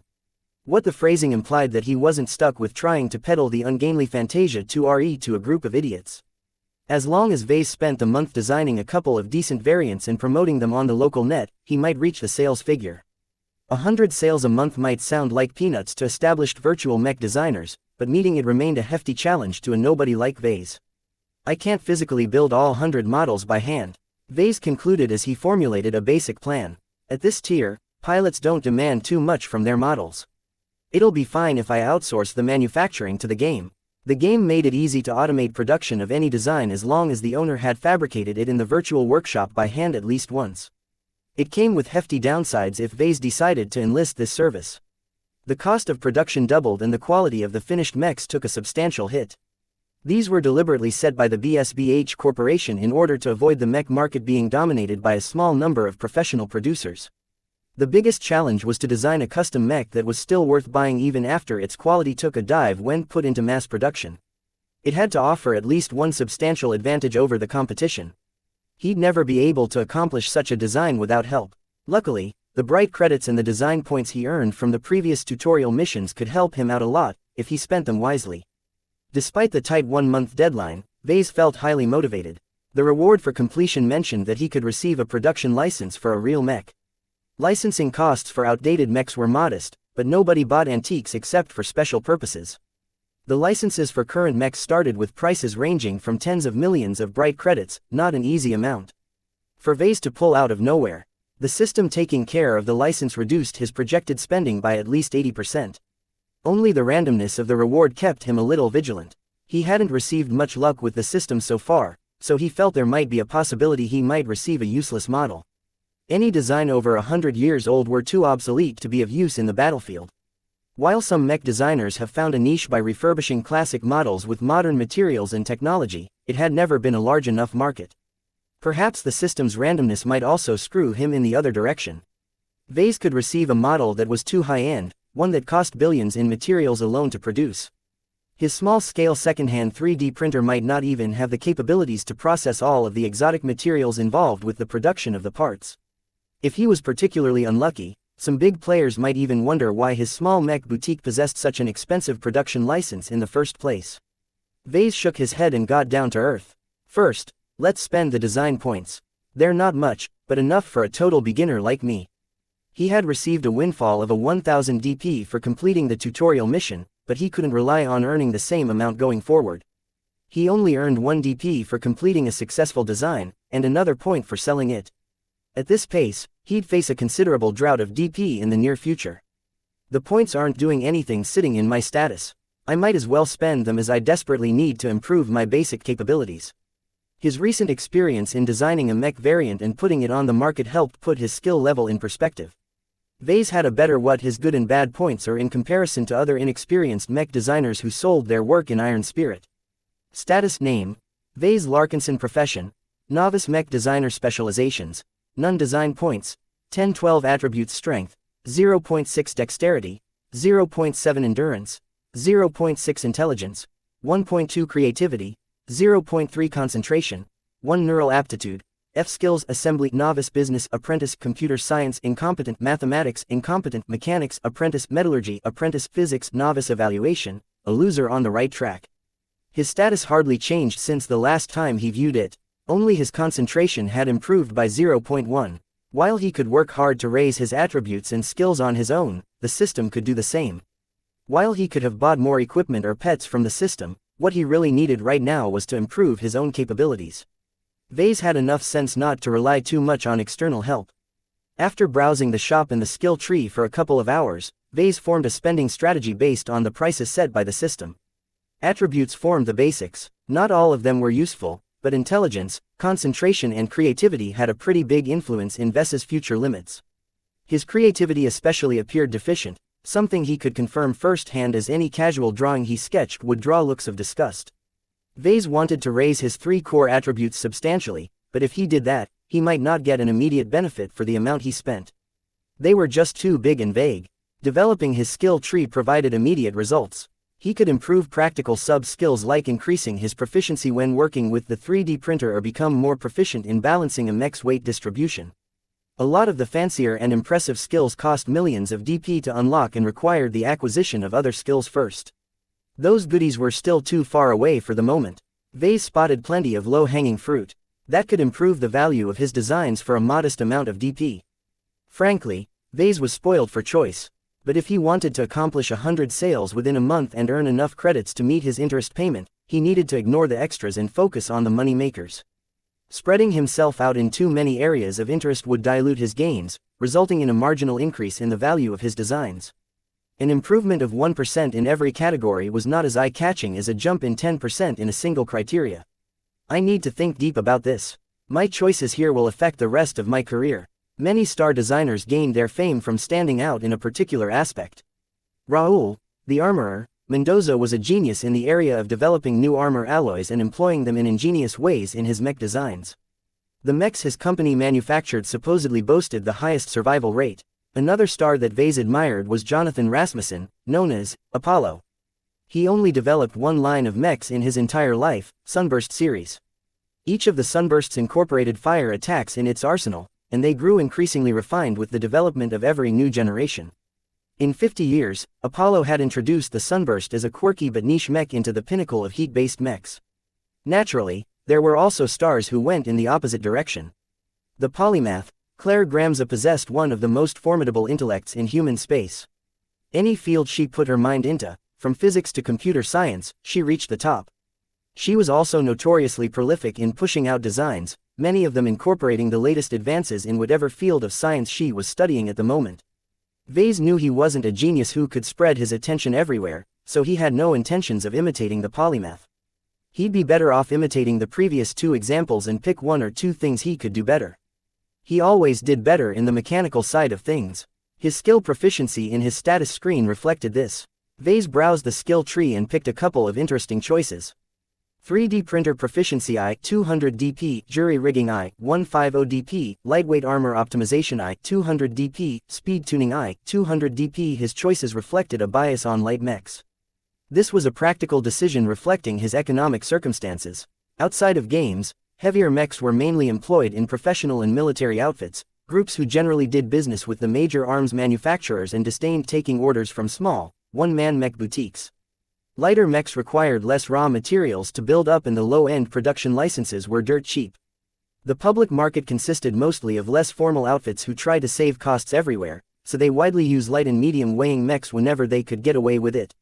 Vase had little to worry about running out of buyers if he went with this route. He spent much of his remaining points on boosting his creativity attribute. It was a deliberate choice on his part. Though increasing intelligence might provide him with a better mind, it cost a lot more points to improve since it was already relatively high. His creativity on the other hand was severely dysfunctional. Designing mechs was not just a science, but also an art. As Vase bought 0.7 points worth of creativity, he immediately felt the benefits as the amount of ideas bouncing around his mind had skyrocketed. He looked around and saw the world in a slightly different way. Everything looked beautiful, and each object had its charm. Lucky looked especially appealing, having been modeled after a cat but retaining its mechanical origins quite clearly. Vase felt as if he had been seeing the world in black. And white for so long, and only now did he start to see color. This major boost of creativity is really making a difference. I haven't realized that it has always held back my ambitions. Status: name, Vase Larkinson. Profession, novice mech designer. Specializations, none. Design points, 12 attributes. Strength, 0.6 dexterity, 0.7 endurance, 0.6 intelligence, 1.2 creativity, 1 concentration, 1 neural aptitude. F skills: assembly, novice, 3D printer proficiency, business, apprentice, computer science, incompetent, mathematics, incompetent, mechanics, apprentice, jury rigging, speed tuning, metallurgy, apprentice, physics, novice, lightweight armor optimization, evaluation, someone who likes him skinny. The results of his spending put Vase in a good mood. He was itching to engage the designer and let his creativity loose once he finished selecting a couple of virtual licenses in the game. Just before he visited the in-game market, Vase first looked up his 2RE variant and chose to let Iron Spirit take care of the manufacturing. The minimum price rose to 3,200 gold, which was still not too pricey but not the best deal available on the market. This time he left the price alone, as he wasn't intending to earn a profit this time. He just wanted to reach 100 sales as soon as possible. Not that anyone is stupid enough to throw 3,200 gold on an ugly mech like the 2RE. Now that I've raised several of my skills, I can see the flaws from its crude design. I'm really embarrassed I actually built such an abomination. Still, a sale was a sale, so Vase hadn't deleted the design from his account. Vase spent the next few hours scouring the components section of the market. His new sub-skills helped weed out the awful parts from his selection. His improved creativity allowed him to consider unconventional combinations. Though difficult to implement, he might be able to forcibly cobble them together with his jury rigging skill. He eventually settled for purchasing the virtual licenses of a couple of good quality 1-star components. Astoria Experimental Flight System, 25,000 bright credits, Fayette ECM-MK.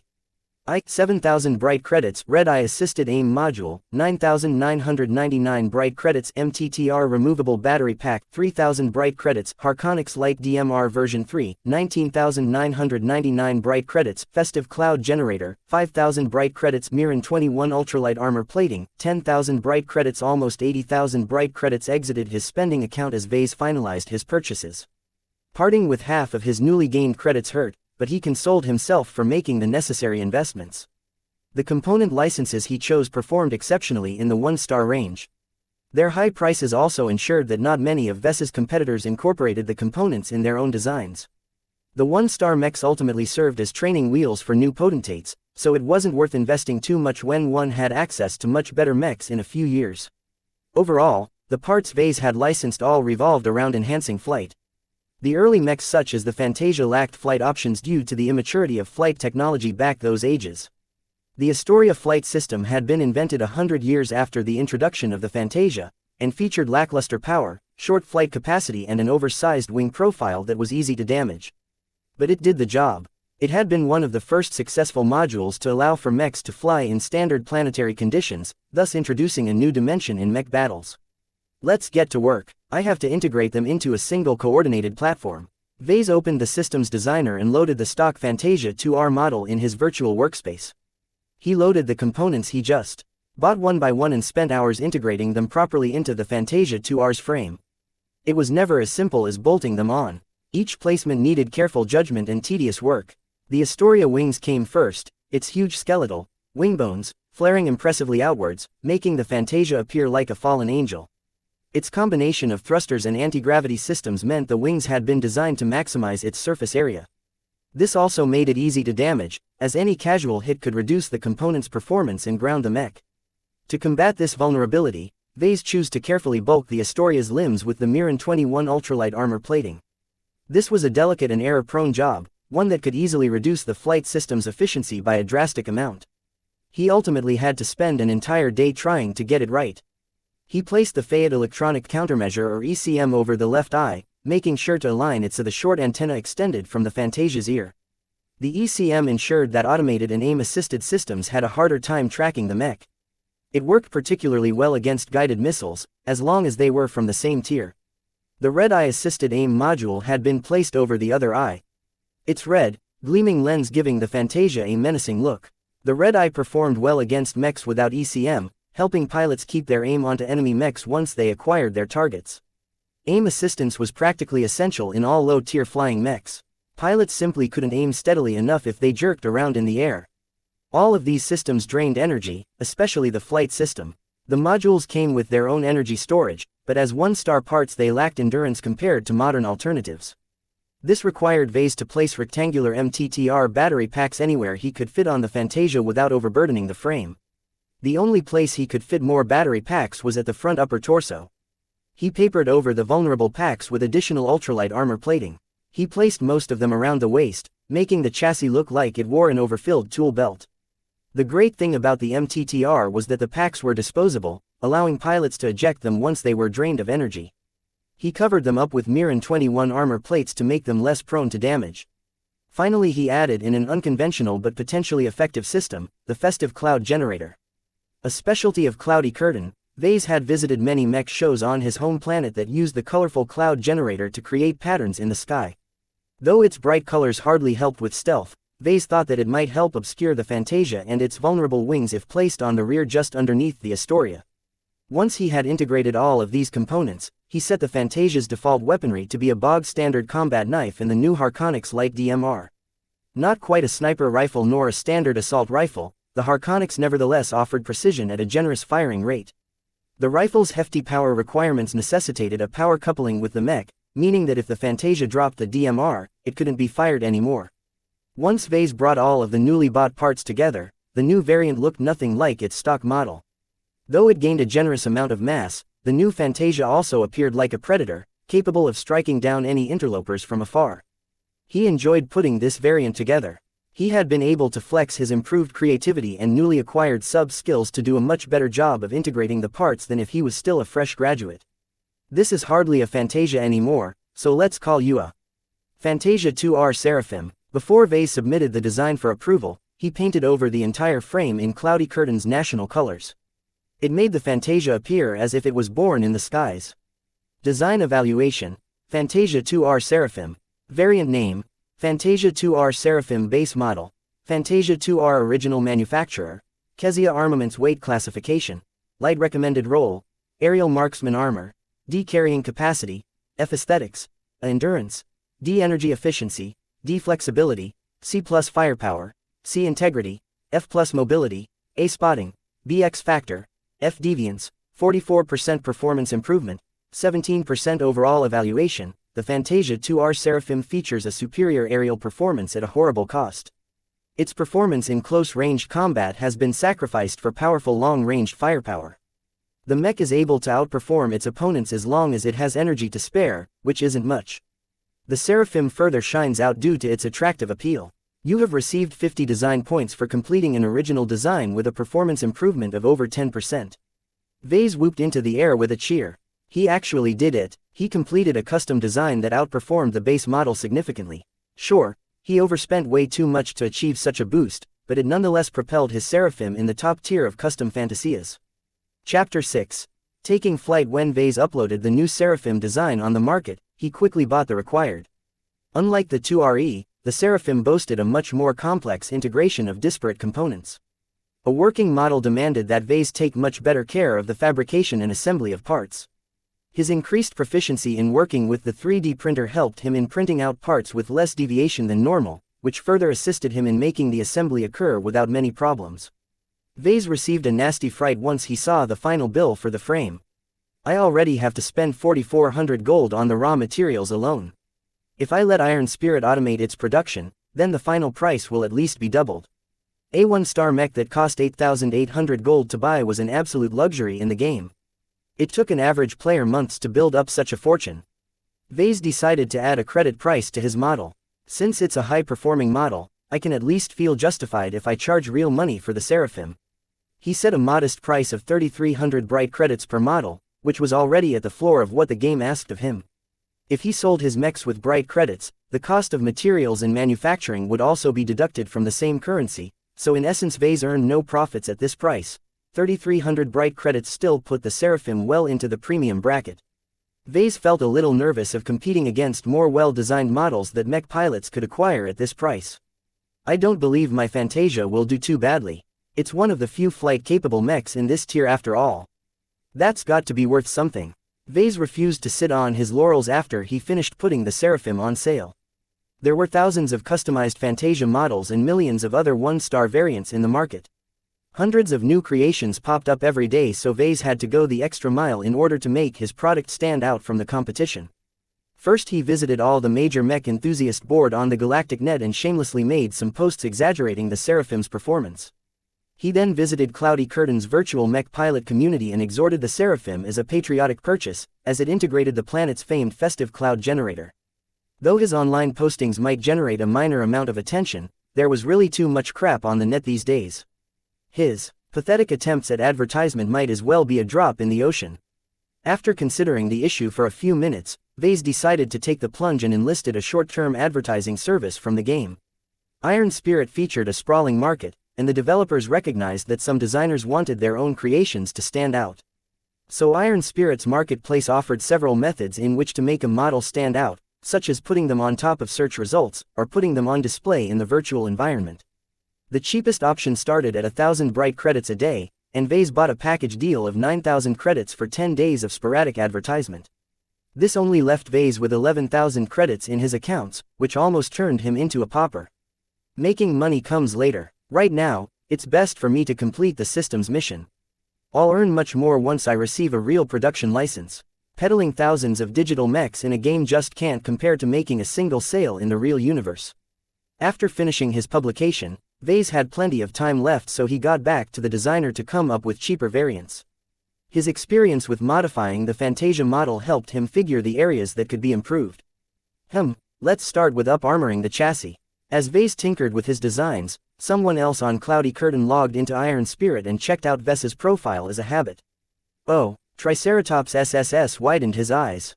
Chasing Clouds finally uploaded a new mech. Let's see if it looks stupider than his first creation. The teenager figured the new Fantasia might sport an exaggerated chest or something. What he encountered instead was a marvelous visage. The highly customized mech looked like a Fantasia on steroids. Its wide, stretching wings occasionally poked out of the celestial clouds that emitted from the rear. The rainbow coloration offered little utility in combat, but it made the Fantasia look as if it stepped out of heaven. Only the custom mech's menacing red eye and lengthy marksman rifle gave the model some teeth. Triceratops SSS quickly figured out the mech had been made for sniping in the air. Aerial sniping was one of the most difficult specializations a pilot could focus on, but at least this mech included a built-in aim assist module. So it's called a Seraphim, huh? It sure turned the Fantasia into something incredible. The mech excelled in both looks and performance. Though Triceratops SSS intended to specialize in piloting medium-weight mechs, he nonetheless grew interested in buying the Seraphim and adding it to his mech stables. His eyes scrolled down the specifications sheet in admiration before ending up at the prices. PFFF. What? 3,300 credits. That's a ripoff. At least the gold price looks more reasonable. Unfortunately, 4,400 gold was out of his price range. He hadn't outgrown his Gronig-Halman mech yet. Triceratops SSS calmed down and stopped his impulsive urge to purchase the Seraphim. If he knew that the gold price of the Seraphim doubled once the handcrafted model was sold, he'd likely spit his lunch. As for paying in credits, a kid like him only had 50 credits in pocket money, far too insufficient to splurge on an in-game item. His parents would scold him for wasting so much money. This mech is out of my price range. There's no way I can buy this luxury model. But I think I know someone who can. Let me check my friend list. Triceratops SSS. Yo buddy, are you available? The seventh snake. What up? Triceratops SSS. I found a new mech variant on the market. I think you'll be interested. The seventh snake. It must be something weird if you're taking the time to tell me about it. Give me a name, I'll check it out. Triceratops SSS. Fantasia 2R Seraphim. The seventh snake. Damn, you're right. This is the best Fantasia I've seen up till now. But what is up with the price? I could buy a top-performing flight mech with all that gold and still have some left for some bling. Triceratops SSS. All of those mechs look like birds or underfed men. This is one of the few Fantasias with a decently integrated flight system. You can even do some cool tricks with the cloud generator. Just give it a spin, man. The seventh snake. Why are you trying to push me this mech anyway? Do you know chasing clouds? Triceratops SSS. Nah. I lost an arena match against another custom Fantasia by the same designer. I've been keeping my eye on him since then, since he managed to come up with something stupid. The seventh snake. Okay, let me see his profile. The Fantasia 2RE, right? It's the only other model on his account. Oh, Triceratops SSS, the seventh snake. Ha ha ha ha XD, Triceratops SSS, yeah, I know. The seventh snake. You've got to send me the replay footage of that match. Triceratops SSS, forget about it. The seventh snake, please. Triceratops SSS, I'll send it to you if you'll buy the Seraphim. The seventh snake, sure. Done. Triceratops SSS checked his friend's public profile and indeed, the angelic Mech had just been added to his Mech stable. He was sure the seventh snake bought the Mech with credits. Earning gold in the Bronze League was hard. The snake could afford to waste a couple of thousand credits away with a rich daddy. Having no other choice, Triceratops SSS sent the replay file to his friend. A few minutes went by. The seventh snake. XD, no wonder you're so obsessed. You got pounded by someone's ass. That last moment is literally gold. Triceratops SSS, please don't laugh too much. I'm going to have to live with it for the rest of my life. The seventh snake. You should show this replay in class, everyone will love it. Triceratops SSS, not anytime soon. Are you entering a queue already or what? I want to see your Seraphim in action. The seventh snake. Alright. As a bona fide second-generation rich kid, the seventh snake lived a comfortable life. He possessed decent looks, a wide circle of friends and did well in school. Other than the frequent absence of his overworked parents, he lacked nothing in his life. Being a potentate was just the icing on the cake. His parents hired retired Mech pilots to tutor him in piloting ever since the government revealed he was one of the 3.5%. Naturally, they didn't hope he make a career out of it. Just the status of reservist was enough to make the both of them crazy, since it offered many generous benefits in daily life, which included subsidies and priority access to universities. His parents even bought him a personalized Mech simulator so he could play Iron Spirit at home. Right now, the matchmaking finished finding an opponent for the seventh snake. Curious, he checked his opponent's profile while the game loaded the battlefield. Player profile, nickname, Cassie the Fox League, bronze wins losses draws, 307 276, 0 equipped Mech, Orion Inc. Excelsior EE26, stock weight classification, heavy, a girl, EH. The Excelsior is a tough nut to crack. Many players rank the Excelsior as one of the top 51 star stock mechs in Iron Spirit. Its 4 heavy legs provided remarkable stability while its centaur-like torso boasted 20% more armor than a bipedal equivalent. What made the mech so infamous was that it had been crammed with energy weapons. It boasted enough lasers to tear anything in the air to shreds. Only the mech's slow speed, average target acquisition and terrible heat venting issues stopped it from reaching the top 10. Lucky enough, the map selected by the game featured lots of canyons amid a desert environment. The Excelsior wouldn't be able to find a pool of water to assist it in venting any excessive heat. Once the match started, the seventh snake instantly engaged his Astoria wings and ascended the canyon, finally landing on top of a plateau with a commanding view.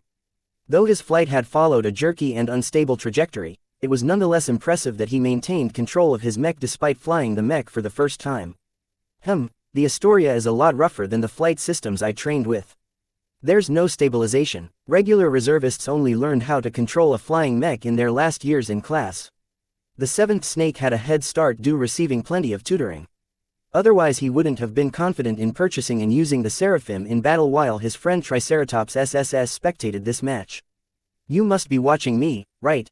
Let me give you a show then. The Fantasia 2R Seraphim extended its hair sensors in every direction as it engaged in active scanning. This revealed its position, but the seventh snake didn't mind it as he knew the Excelsior couldn't reach this high up. After a few seconds, his radar displayed a new blip. So she's not even hiding. Good. Saves me the trouble of combing the valleys. Cassie the Fox chose to make her stand in an open field with only a few cliffs and canyons nearby. Her choice reflected a desire to keep all angles clear so her lasers would have a clear line of fire. Her Excelsior's quadruple legs had already dug into the soil, increasing the mech's stability.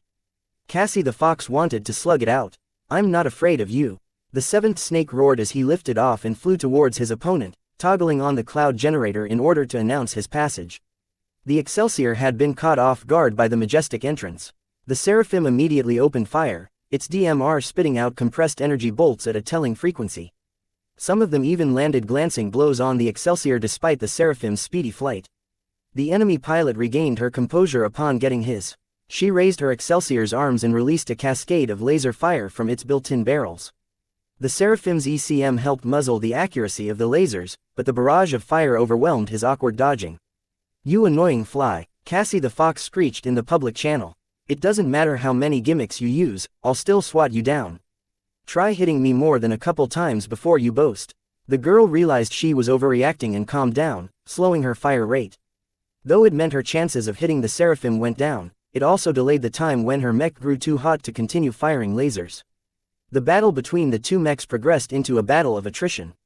The heavier mech relied on its prodigious armor to tank the DMR's punishing blows, while the seraphim relied on its aerial superiority and ECM to avoid most of the lasers shot in its way. The Excelsior would be at a disadvantage once its heat had built up too much, but the seraphim would also fall into trouble once its energy reserves ran out. Flying wasted a lot of energy. The seraphim constantly ejected energy packs from its chassis as the seventh snake kept dodging in the air. The mech had painted half the sky with streaks of rainbow clouds, as if it was transforming the battlefield into a piece of heaven. All of that would stop once the seraphim exhausted its energy. Without flight and a working rifle, the light mech was a sitting duck. It's so unfair to let heavy mechs fight against light ones.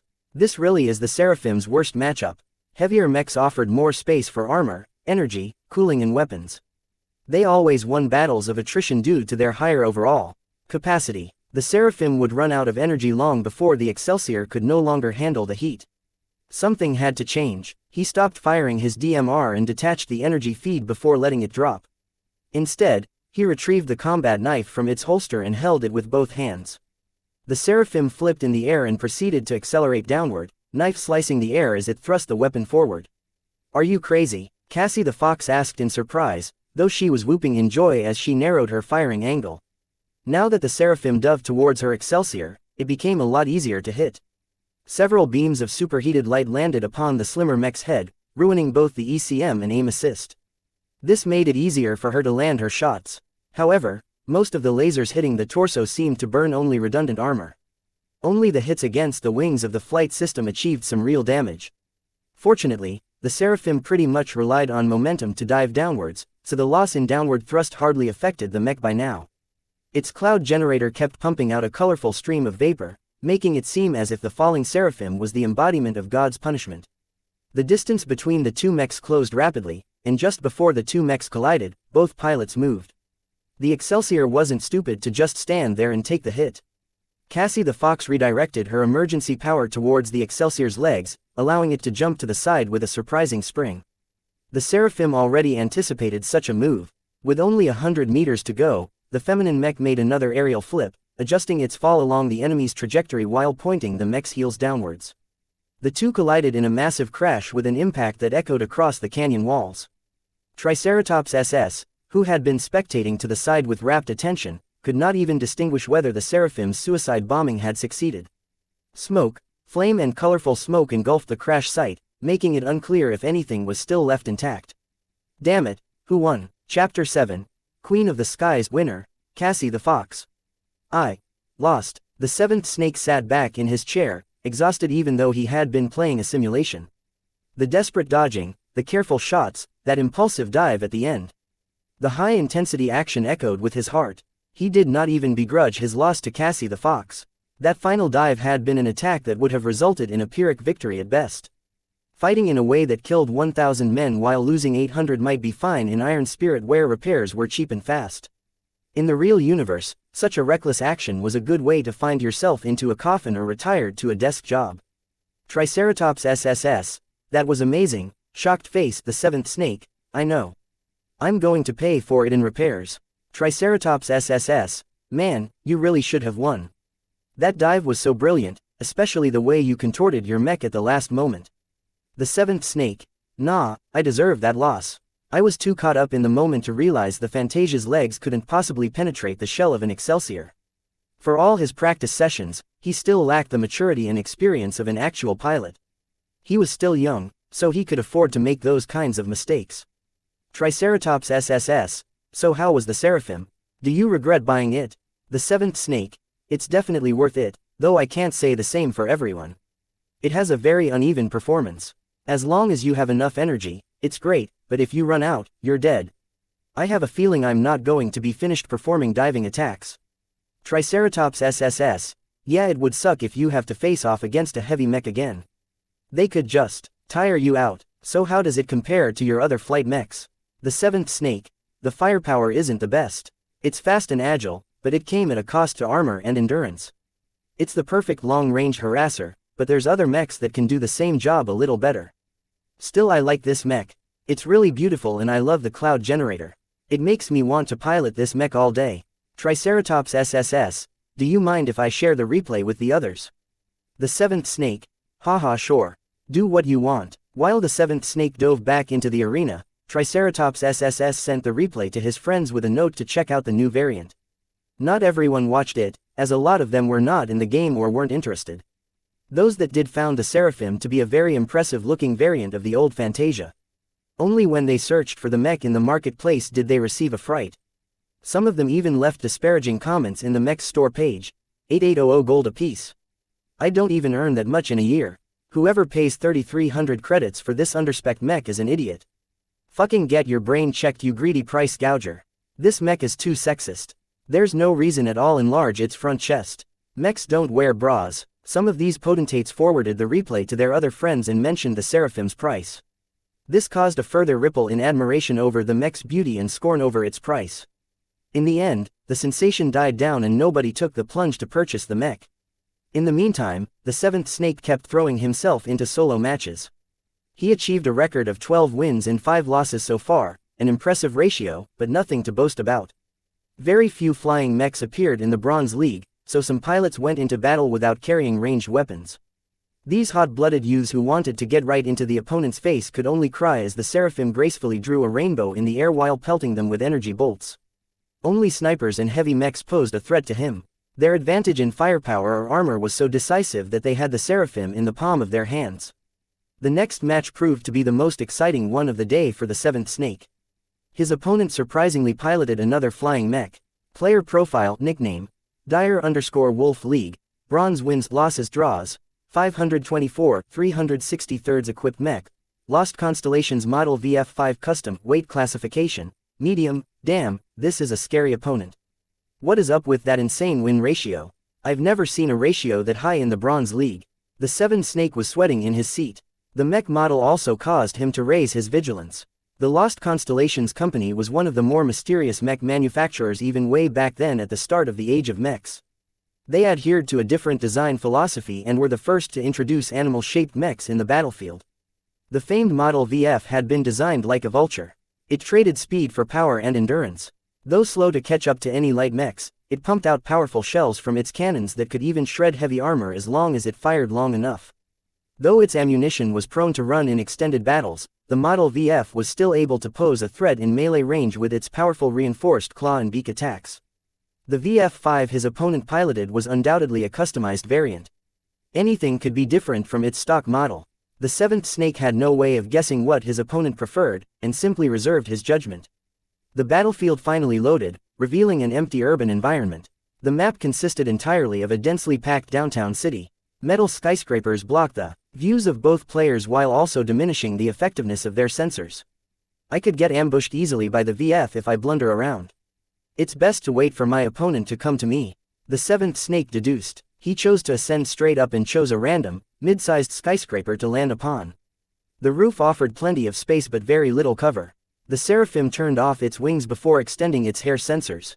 This time the 7th Snake maintained a passive scan.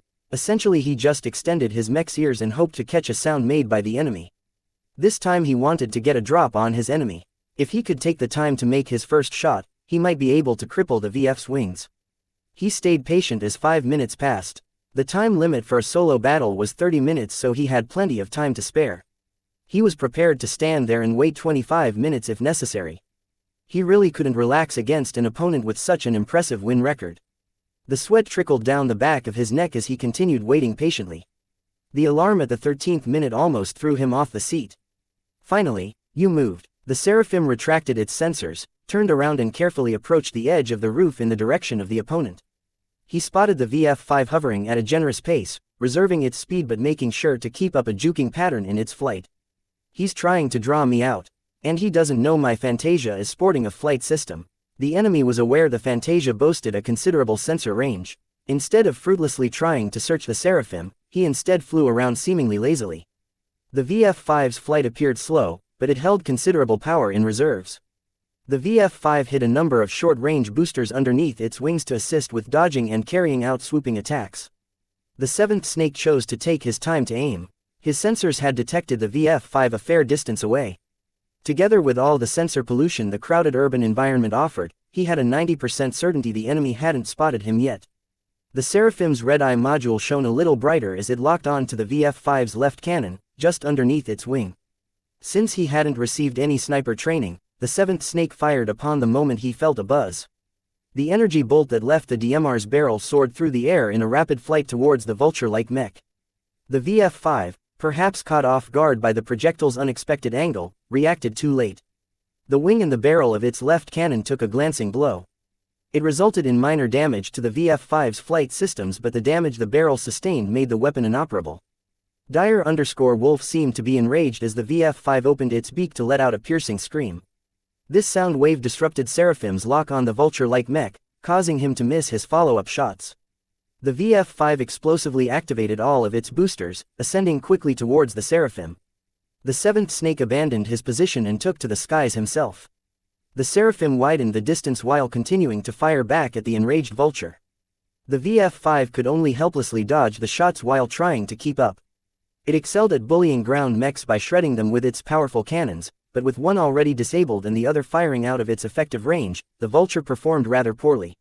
Only its secondary machine guns achieved consistent hits, but their caliber was so small that even the Fantasia could tank a few bullets as long as they didn't land in the same location. However, it somehow suffered only glancing blows on its chassis so far. The seventh snake kept trying to hit the VF-5's essential systems, such as its wings or its engine, but only managed to clip armor or negligible systems. This bastard's dodging pattern is strange. The seventh snake grew more suspicious as his shots kept leading away from where he wanted them to go. I got it, he's fooling my aim assist. The early versions of aim assistance were easy to fool. Certain movement patterns easily led its internal computers to overcompensate its aim in a faulty direction. This wasn't easy to accomplish in practice.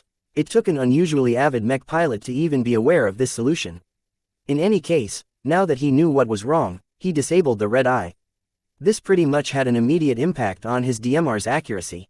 His shots spread much wider now, sometimes missing the vulture by 30 meters even. He couldn't help it. Firing a rifle in midair was hard enough. Traveling swiftly while trying to dodge the vulture's return fire only added to the instability.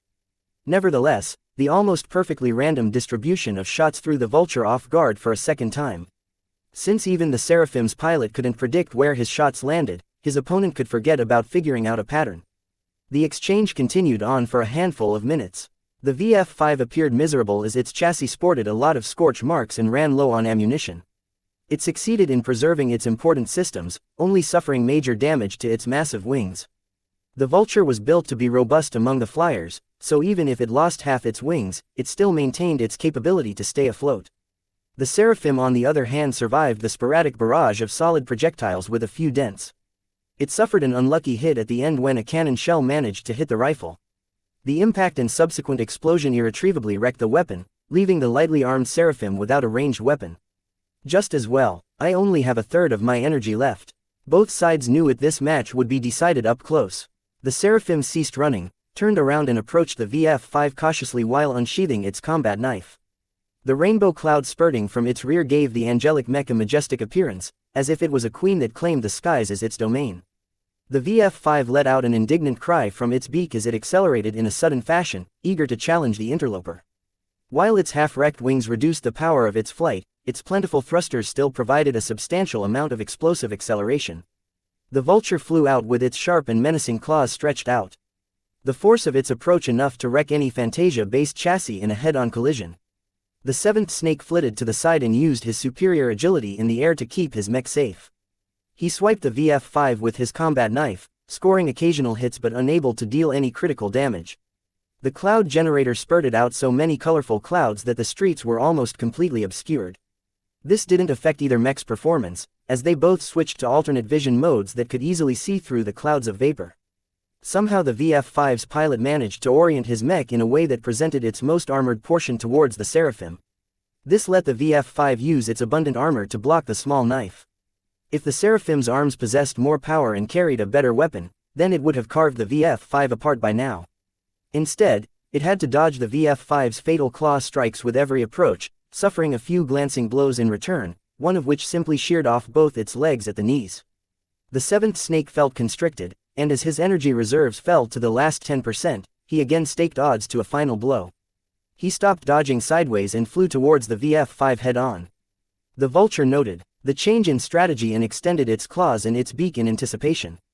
At the last moment, the seraphim chose to dodge to the bottom right, straight at one of the VF-5's claws. The reinforced limb tore through the seraphim's thin armor plating. The angelic mech's head crunched loose while its torso had been sliced halfway through, disabling countless essential systems. The VF-5 suffered catastrophic damage in return.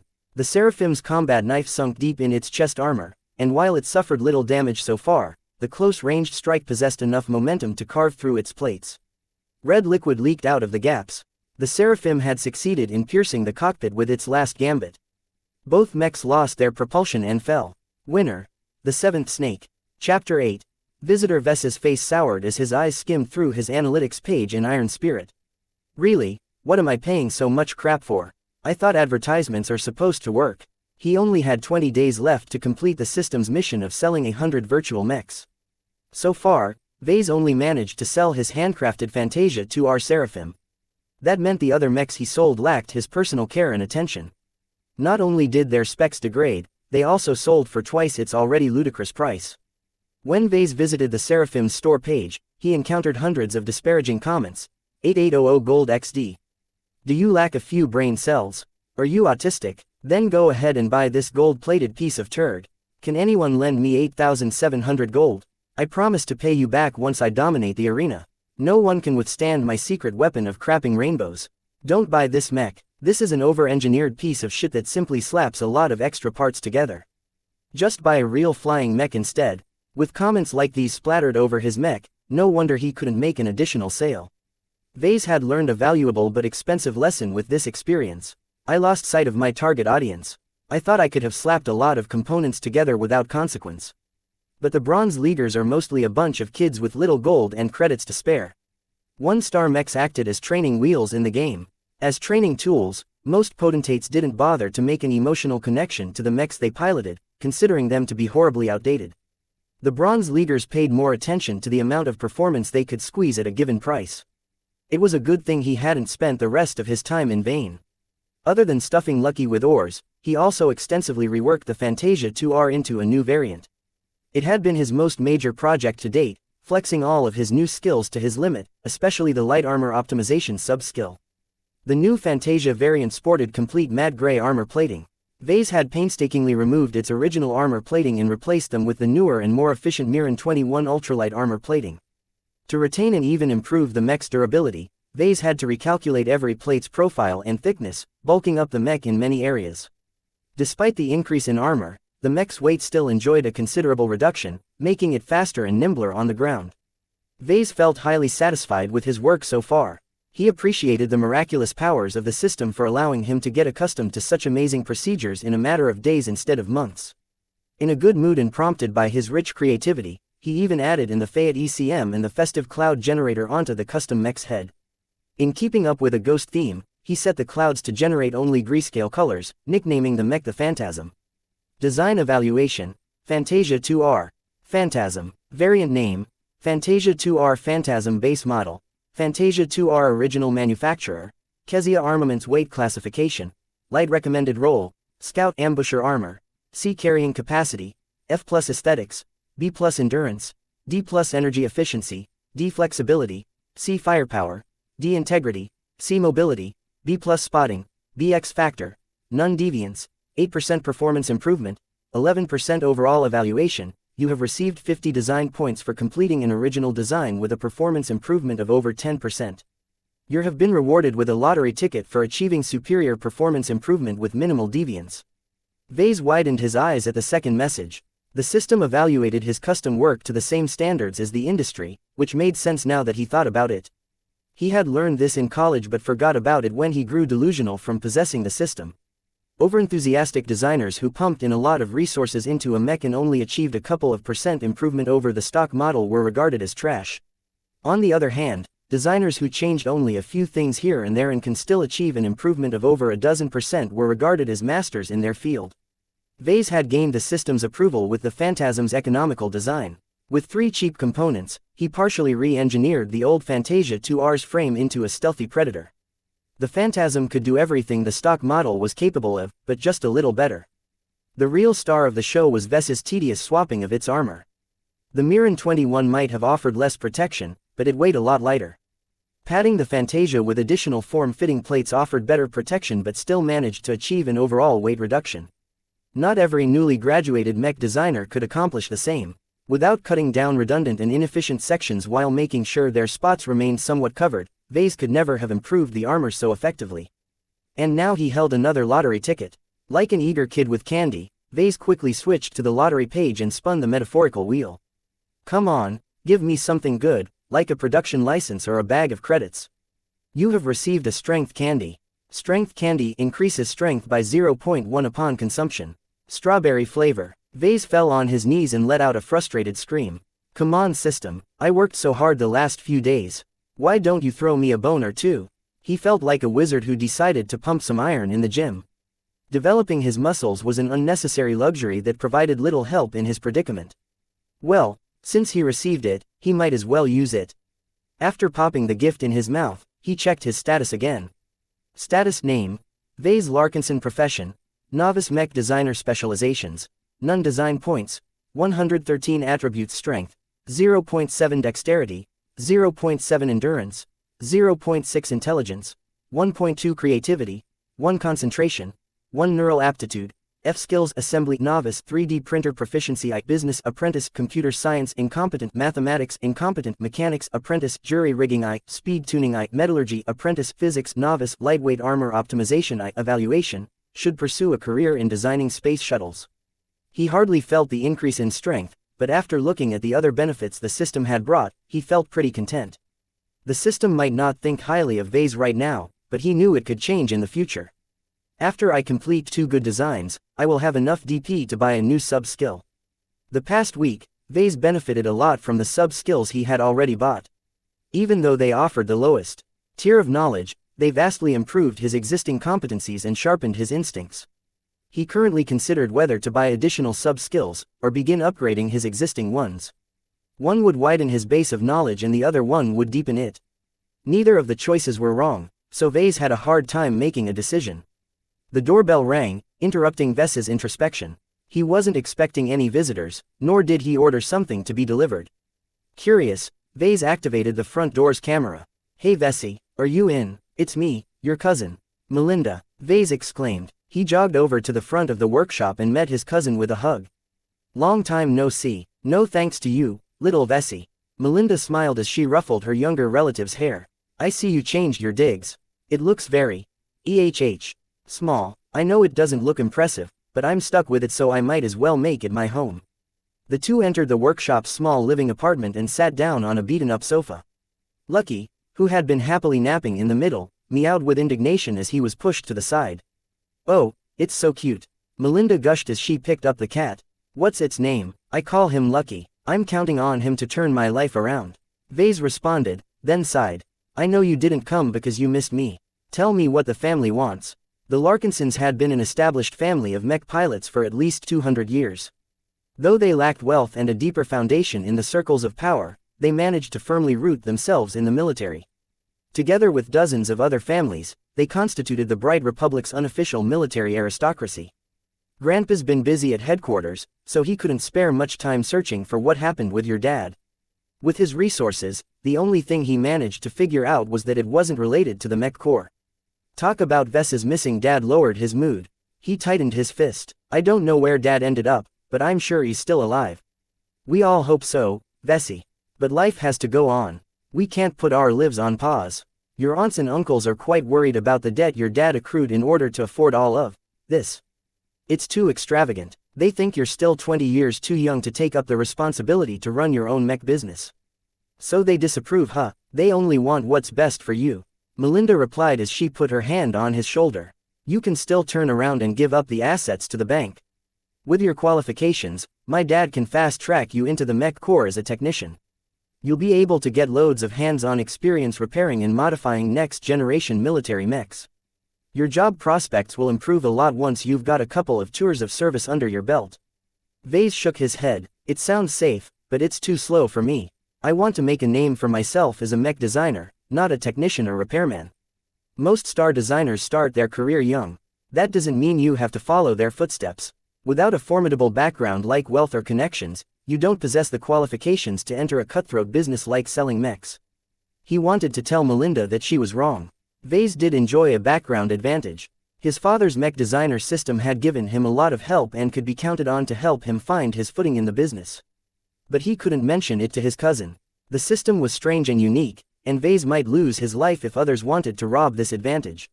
Melinda, I understand where you're coming from, but I chose to shoulder the risks. This is my father's legacy, after all. He gave up his home, his savings and even his personal mech to scrounge up the loans to fund this little workshop. At worst, I'll just be declared bankrupt and the assets will get taken away a little later. It's not shameful for an entrepreneur to suffer a bankruptcy. At least I'll be content to know I tried. His cousin sighed, but didn't press on. I thought you'd choose to do so. I guess the only thing I can bring back to the family is to tell them about your resolve. Grandpa also told me that if you decided to stay this course, he'll lean on the bank to make sure they don't pull any dirty tricks. Thanks. It helps out a lot if I don't have to worry about the bank changing its terms. I'm confident I can work this out on my own.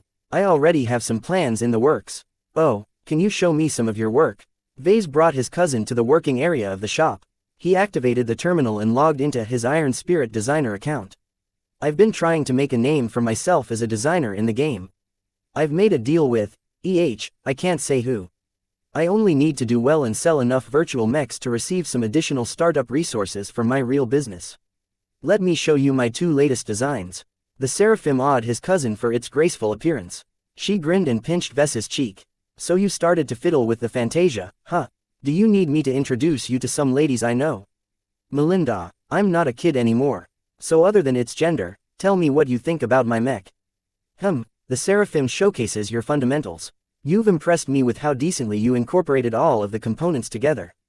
While I'm not too familiar with the Fantasia chassis anymore, I'm sure it performs decently in the air. It's just, yeah, I know, it costs a fortune for a 1-star light mech. At least your Phantasm looks impressive. Melinda commented as she browsed through the specs sheet. I'm not a technician, but even I can see you've worked hard reworking its armor. This is really solid work. If I was still in bronze I'd definitely give it a spin. What's your current league? I've been in platinum for a while. I can break into diamond if I work hard. Heavens, reaching diamond rank at her age would be an impressive feat. Only freaks of nature and nurtured aristocratic elites could boast such an accomplishment. Sometimes Vase felt that his mech piloting talent had gone over to Melinda. The universe wasn't fair sometimes. Melinda noticed Ves's expression and flicked his forehead. Hey, no need for those thoughts. You might not have inherited all of your father's genes, but you definitely have his heart. Besides, Iron Spirit is just a game. Many of my colleagues in the Bentime Planetary Guard don't even take it seriously. When you make a living piloting and fighting with the real thing, a game just feels too fake. Nodding, Vase agreed with her words. I know, designing mechs in Iron Spirit is just a springboard for my real universe business. If I manage to achieve enough sales, I can receive a grant of some sorts. I'll be sure to recommend your models to the Munchkins back home. Melinda smiled as she thought of pinching the faces of her cute little nieces and nephews. The Larkinsons weren't exactly unified like real aristocratic families, but they kept in touch even as they spread out over many planets in the Republic. The younger generation often met up and played together, if not in person then in Iron Spirit. Being left out of many of these circles due to lacking the aptitude to pilot a mech had distances Vase a little from the peers of his age. Melinda was one of the few who kept a proactive friendship with him. It was times like these when he faced some difficulties did Vase realize how much family meant to him. A warm feeling embraced his heart and he gave his cousin another hug. Chapter 9, Pissed. Wanna buy a mech? After a hearty talk, Melinda had to leave in order to catch her flight back to Bentime. As Vase accompanied her to the door, she turned around and bumped her communicator with his wrist. What's this? Vase asked as he activated his comm. It unfolded into a brochure. It's the Young Tigers exhibition. Isn't it a competition for younger mech pilots to showcase their skills? I hear the Mech Corps and the local mercenary corps organize this event to recruit outstanding pilots. The Bright Republic publicized the YTE every year. It had practically turned into a national holiday. His father even brought him to an event when he was little. Before he found out his aptitude made piloting mechs an unreachable dream. That was 10 years ago, Melinda said and reached over and tapped the brochure, flipping it over to the next page. In recent years they expanded the program to include a mech designer contest. It's not as thrilling as the mech battles, but the mech corps and a few big players pay a lot of attention to the people who do well in the contest. I see. Vase nodded as he read through the brochure. It's conveniently open to mech designers who have just graduated or are in their final years in college. I guess the Republic wants to make sure it hasn't missed any talents. You should check out the rewards. Vase did, and widened his eyes. First prize, Gold Cup, 1 million bright credits. Second prize, Silver Cup, 500,000 bright credits. Third prize, Bronze Cup, 200,000 bright credits. If he won first prize, then even if he couldn't meet the interest payment, he could at least afford other necessities. The raw materials to build up a mech didn't come cheap. These aren't even the real rewards, Vase. If you stand out during the competition, you might be able to get an audience with the real movers and shakers of the mech business. You can get job offers and commissions if they like your style. Vase smiled ruefully when he heard those words. The bigwigs probably aren't interested in a small businessman like me. I'm not one of those geniuses with fancy degrees from Mars or Estellan. Mars was the technological capital of the Greater United Terran Confederation, the oldest and most prestigious human superpower. Estellan was a hub of high-tech mech companies and stellar universities of the new Rubarth Empire, the most militarily dominant human state. Most of those geniuses already have their future careers lined up, probably with one of the Galactic 500. Melinda responded with a scowl. When they come back to visit sometimes, I sometimes wonder if I'm talking to a Terran or Rubarthan. It's like they forgot their roots. The Republic is a third-tier power, after all. Vase lamented, not entirely sincerely. He loved his home country and its high living standards. There were benefits to loving in a peaceful backwater. Our next-gen mechs are probably considered last-gen by the first-tier superpowers. Those destined for greatness couldn't be contained by the small Bright Republic. Vase knew it was no use to feel jealous about those endowed with great opportunities. It all came down to strength. If Vase failed to win the first prize, then he just wasn't cut out for it. With the system backing him up, he might not excel in anything now, but it could be a different story a decade later. He waved his cousin goodbye and returned to his terminal. He reread the brochure for the YTE and registered for the competition after making sure he met all the requirements. Good thing the YTE starts in 2 months. I'm not confident of winning anything in my current state. Hopefully it'll be different when time passes. Vase went back to work. He logged into Iron Spirit and put in the hours to craft the Phantasm. In his virtual workshop, seeing each component roll out of the 3D printer and place them in the appropriate place helped him understand his creation further. When he finished the assembly and tested its specs, he put the new variant on sale. Fantasia 2R Phantasm, Tier 1-star base model. Fantasia 2R purchase price, 3,600 gold minus 50%, premium price, 750 bright credits. Comparing the new Phantasm to his earlier Seraphim showed a stark contrast in price levels. Fantasia 2R Seraphim, Tier 1-star base model. Fantasia 2R purchase price, 8,800 gold premium price, 3,300 bright credits. His handcrafted Phantasm only sold for 1,800 gold, which represented a great deal. The next models after his first Phantasm would be fabricated automatically, leading to a slight reduction in quality and a doubling of prices. Still, at 3,600 gold a customer would not be disappointed at the Phantasm's performance. After Vase proudly put his mech on the market, he visited the usual mech enthusiast boards on the galactic net and boasted shamelessly about the Phantasm. Not every mech designer chose to create a variant with a reimagined armor configuration. At the very least, Vase hadn't found any other Fantasia variant on the market with a full-body Mirren 21 armor replacement. A few days passed by. Nothing else changed except occasionally picking up Lucky's gems. The benefits it provided remained minor as ever, but Vase still remained optimistic. Once his cash flow improved, he planned to buy a few exotic minerals and find out if Lucky was worth his gold classification. Vase worked on a fourth Fantasia variant these days, this time focusing on endurance and energy efficiency. He wanted to design a model that lasted longer and could run over long distances without negatively affecting its performance in battle. Though it emphasized different demands, Vase could still copy most of his work on the Phantasm to save time. After all, the Phantasm really presented a total baseline improvement over the original Fantasia 2R. In the meantime, Vase's store page started to receive some views. Surprisingly, a repeat customer bought his handcrafted phantasm. The seventh snake had also bought Vess's handmade seraphim. Perhaps the seventh snake could be called a fan. Then came the younger generation of the Larkinsons. While most only intended to give their big sister Melinda face by take a look, some of them grew enchanted by the seraphim's regal grace or the phantasm's dark elegance. One rich nephew impulsively bought the seraphim with credits, wasting 3 months of his personal savings. A couple of other nephews and nieces purchased the phantasm, recognizing its superior performance as an ambush predator. A few even bought the 2RE as a joke, intending to surprise their friends with the model's ultimate move. Thus Vase achieved 23 sales this week. Together with the original seraphim, he achieved 24 sales in total, almost overcoming 1/4 of his mission goal. Only when Vase finished his latest customization did he log back in to check out his store page. His eyes widened with satisfaction as he realized Melinda had given him some much-needed help. The phantasm sold well enough at the start, but its sales tapered off as no one else seemed to be interested, as only an occasional customer would come and buy. They must have been defeated by the phantasm in a match. Together with the 50 design points Vase received from developing his latest design, he gained a total of 73 DP. He only needed a little more than a dozen mechs to accumulate 200 DP. Once he reached that point, he could treat himself to something good from the system's skill tree or store. He uploaded his newest work in Iron Spirit, and again he painstakingly built up its first model by hand.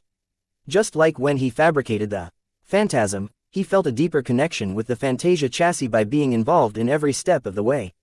Once the model had been built up, Vase immediately chose to put it on sale. Fantasia 2R Nomad Tier, 1-star base model, Fantasia 2R purchase price, 3,400 gold minus 50% premium price, 700 bright credits. The Nomad weighed more than the Phantasm, courtesy of its extra energy packs and armor plates. The Nomad nonetheless came without the other model's Fayette ECM and Festive Cloud Generator modules, which ultimately resulted in a lower price. Vase judged the Nomad's performance wasn't shabby, but it lacked a certain wow factor the previous two variants possessed. I'm starting to run out of ideas. I don't think I can force myself to pump out another Fantasia variant again without purchasing new parts, which I can't afford.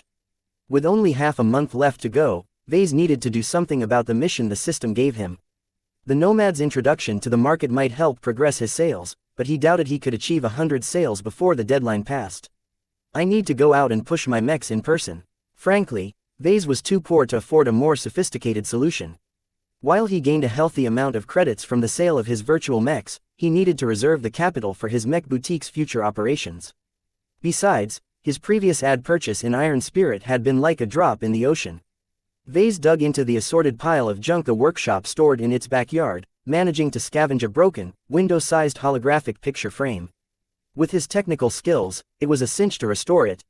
He fixed it up and also welded a lengthy pole underneath its frame. Once it worked, Vase loaded all of his mech designs in the picture frame's memory.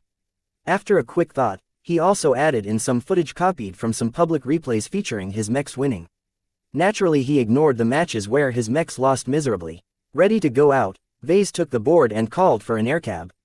"Hey Lucky, you wanna go out and take a look downtown?" Once his transportation arrived, he took a leisurely trip to the downtown area of Rodrigo's Rest. Having lived in the suburbs for much of his life, Vase was more than familiar with its streets. He knew where all the kids hung out after being released from school. He arrived at the local gaming center and took a spot next to the other people holding their boards ready.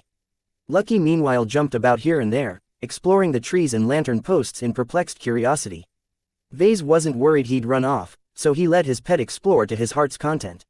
"You new here?" a grungy guy looking like he needed a couple showers asked. "Yeah, why are you here? What else? I have to sell my product urgently." Vase helplessly confessed. "Anything I should know? The do's and don'ts." Grunge had mentioned a few short tips. Above all else, don't annoy the managers. They want kids to come in and out without any hassle. The two along with the others waited patiently for the kids to come out of school. Once the first eager teenagers arrived, Vase went to work. "Do you need a new mech that's swifter and lasts longer? Then I've got a mech for you."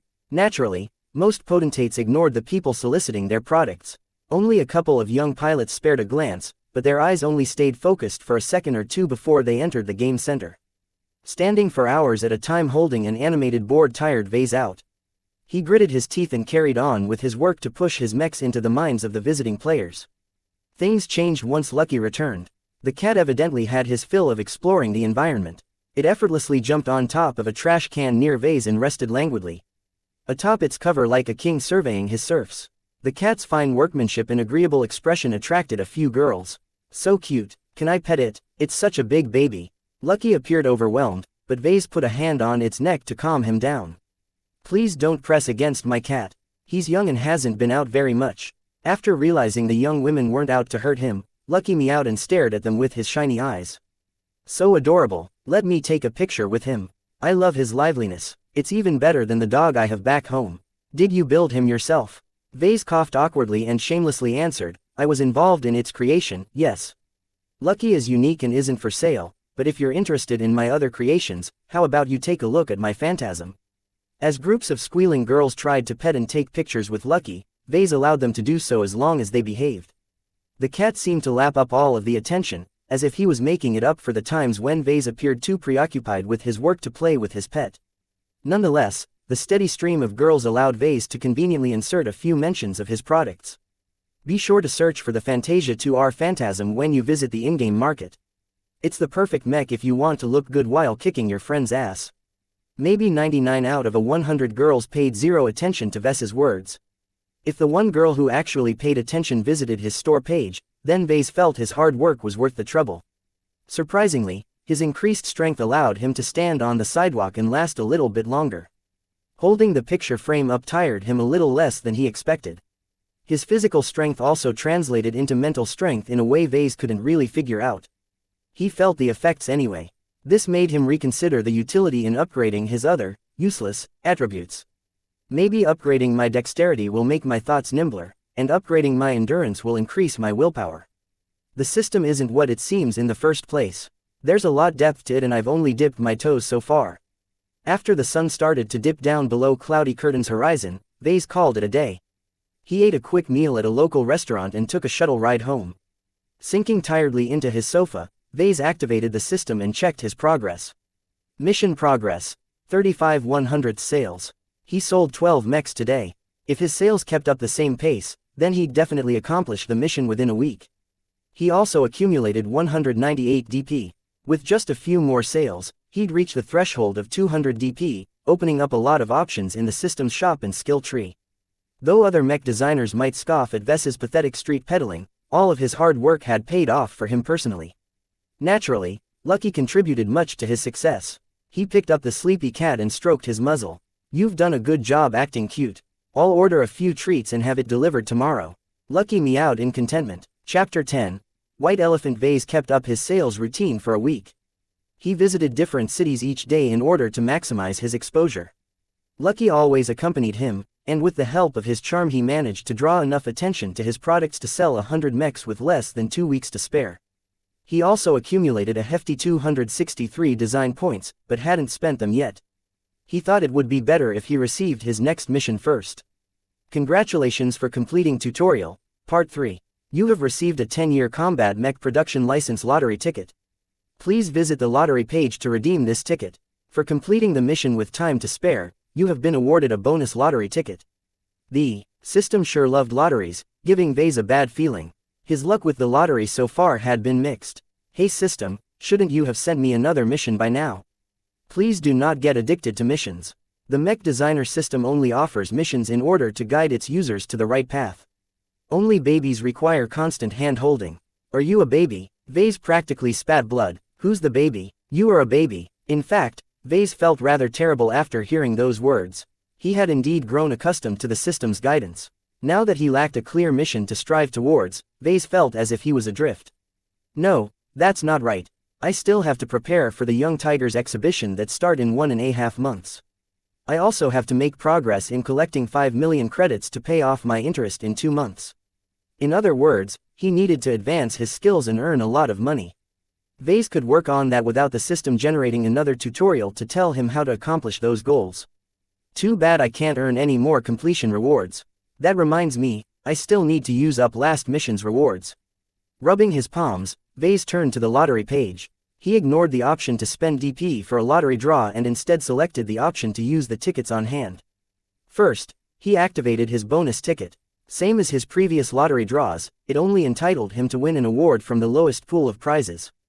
The low-quality ticket snapped in half, revealing a familiar spinning wheel. Vase vigorously yanked the wheel, causing it to make clacking sounds as the pointer spun over a rapid variety of rewards.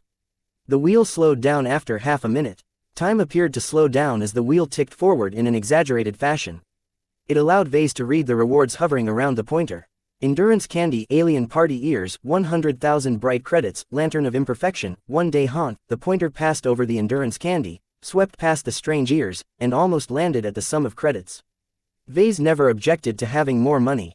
You have received a Lantern of Imperfection. The system ended up defying Ves's wishes yet again. Instead of receiving something that he could desperately use, he instead received an old-fashioned burnished bronze device that had obviously lived better days. Lantern of Imperfection, light the lantern and shine it against a mech or component to reveal structural flaws.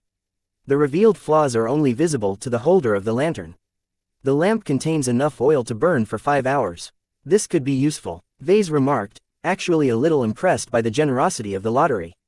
Machines that could analyze and reveal structural flaws existed, but only high-tech researchers and manufacturers were able to afford them. The assistance of such a device helped prevent defective material from being incorporated into a mech. For some parts, it was a lot more troublesome to replace once an assembler combined it with other parts and placed it in a mech. Too bad the lantern only lasted 5 hours. Vase had no idea where he could buy additional lamp oil either. The system, being its usual obstinate self, remained silent to Ves's questions. Now it's time for the main show. Vase smiled as he beheld the shiny golden ticket that had actually materialized in front of him. With a satisfying pull, he ripped the ticket in half. Festive bells rang out as a transparent man-sized pagoda dropped down from the roof. The pagoda consisted of 9 stories, and each story spun in an alternating direction. The first story spun to the left, while the second to the right, and the third back to the left, and so on. It all gave off a sense of grandeur to Vase, as if Buddha himself had descended to give him a reward. The spectacle raised Ves's hopes. If the introduction already looked so impressive, then he surely wouldn't receive something cheap. Approach the pagoda to determine the tier of your reward. This was different. Puzzled, Vase took a step forward, and then another when nothing special happened. Somehow, he couldn't get any closer to the pagoda no matter how many steps it took. A formless pressure arrived that pressed down on his body. Neither gravity nor air pressure changed. Everything else remained the same. Only the pagoda itself rose up in the air, dimming the workshop from Ves's sights. Vase felt his vision dim from the pressure threatening to burst his head. Nevertheless, he clenched his teeth and kept putting one foot over another. When his consciousness was on the verge of passing out, the pressure disappeared. He fell to the ground as his breath wheezed as if he had run a marathon. The strange event affected him severely. He didn't exactly know what the pressure represented, but he hoped he did okay. Evaluation completed. You are eligible to draw a reward from the 5th tier. The pagoda transformed in response to the judgment. Its top 4 and bottom 4 stories slowed down their rotations, eventually falling still. Only the 5th story of the pagoda continued spinning its merry way. I don't know exactly what the pagoda did to me, but I guess did an okay job. Vase concluded spuriously. He really had little clue why the system needed to resort to such mysticism in order to give him a simple production license. I really need to do better next time. I'm not resigned to remain average for the rest of my life. Now that the test had ended, Vase easily approached the side of the pagoda. Its 5th floor continued to turn, whipping up a small current of air that blasted Ves's face. Even Lucky jumped down from the couch and inspected the strange floating structure. His face looked as if it was wondering what the fuck made it spin. A small, hand-sized bell appeared in midair. It was one of those bells that hung in ancient Terran temples. A small cord hung from the clapper that allowed the bell to make its ringing. Please pull the cord when ready. Vase held the end of the cord and pulled firmly. The bell released a delicate tingling tone, causing the pagoda's 5th story to shine brighter even as its rotation lost its driving force. Like the regular lottery wheel, the pagoda's many sides portrayed various prizes. Vase even recognized a few of their profiles and determined they were mostly Laskin models. This meant that the mechs first saw commercial release in the last 30 to 70 years, which was a fairly good range. Any mech models older than Laskin were considered obsolete. Their performance just couldn't keep up with the models currently in use even in an assisting capacity. The price of such mechs often matched the cost of raw materials and production, meaning Vase would never be able to make any profit even if he handcrafted the mech in his own boutique. On the other hand, newer models also presented a few problems to Vase. The more current the mech model, the stricter its license. Only trusted mech designers and large commercial enterprises received approval to buy them. In addition, newer designs incorporated more advanced technology that required special machines to fabricate. His 3D printer was just a run-of-the-mill Röntgen product with no special features. It was capable of printing almost any of Laskin's specialist components, but if it came to the current generation's fancy tech, then he may need to acquire millions or even billions of credits worth of production lines. The pagoda finally stopped its lumbering spin. Vess's stomach sunk as he recognized the white, medium-sized mech on its front-facing wall. Congratulations, you have received a 10-year production license of the following mech, National Aeromotive Caesar Augustus CA1. Shit, Vase muttered as all of his excitement drained from his expression. His calm burst up as Vase received a new mail. He numbly tapped the message. It came with a lot of legal bullshit from the so-called Future Sons Technology Institution. Vase skimmed through the lengthy texts. Opening square bracket ... We hereby grant you with an unlimited production license of the Caesar Augustus CA1, valid for a duration of 10 years from the signing of the included contract. No matter how many misgivings Vase had about the CA1, he was stuck with it. He quickly signed all of the contracts to get the paperwork out of his sight. He received another message a scant few minutes later, showing that the local had successfully approved of the contract. Vase now possessed a legal license to produce the Caesar Augustus. Fucking double shit. Vase felt like he wanted to cry but had no tears. The Caesar Augustus had a colorful history. Vase happened to be familiar with it, because it had been a lesson in college on what not to do. The story started 50 years ago, when National Aeromotives, a renowned manufacturer of aircars and shuttles, decided to enter the mech market. They adopted a two-pronged approach. The first approach was to license a couple of mainstream designs, retool a couple of factories, and pump out loads of shoddy quality but cheaply priced mechs. The sheer quantity of mechs they made allowed them to figure out the intricacies of mech production quite rapidly. The quality of their mechs improved with each new production run. The second method was to allow Jason Kozlowski, the son of NA's CEO, to learn how to design mechs. He directly attended one of Estellan's premier mech design program. An important thing to mention was that Jason had been a spoiled brat. As could be imagined, Jason spent much of his time on Estellan attending parties and getting drunk off his ass. Only his superior genes enabled him to perform well enough in class to graduate. Once Jason returned home, he made a high-sounding announcement to the galactic press. He claimed that he would take just 1 month to design a fully original mech that would outperform all of that period's current generation mechs. Many industry insiders scoffed at such a boast. Forget about outperforming a current generation mech, many freshly graduated mech designers weren't even capable of designing a model that could outperform a Laskin mech. It took years of experience, learning many skills and acquiring many new technologies to even be capable of producing such a stellar mech. In any case, the public hung onto Jason's every word. A face this handsome wouldn't renege on his promise, right?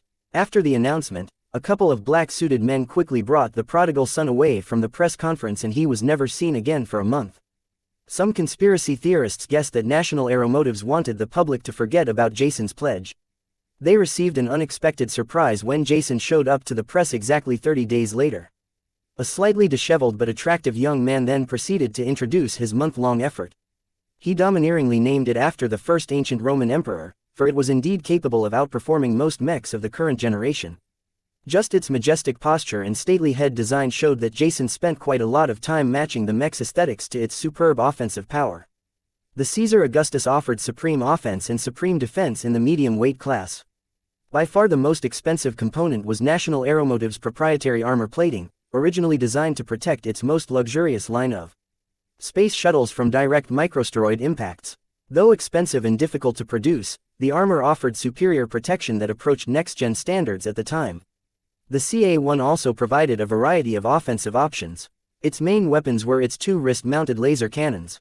Missiles mounted on its shoulders provided some long-range indirect firing options, while a classic sword and shield built out of the same excellent material of its armor made the mech a monster in melee range.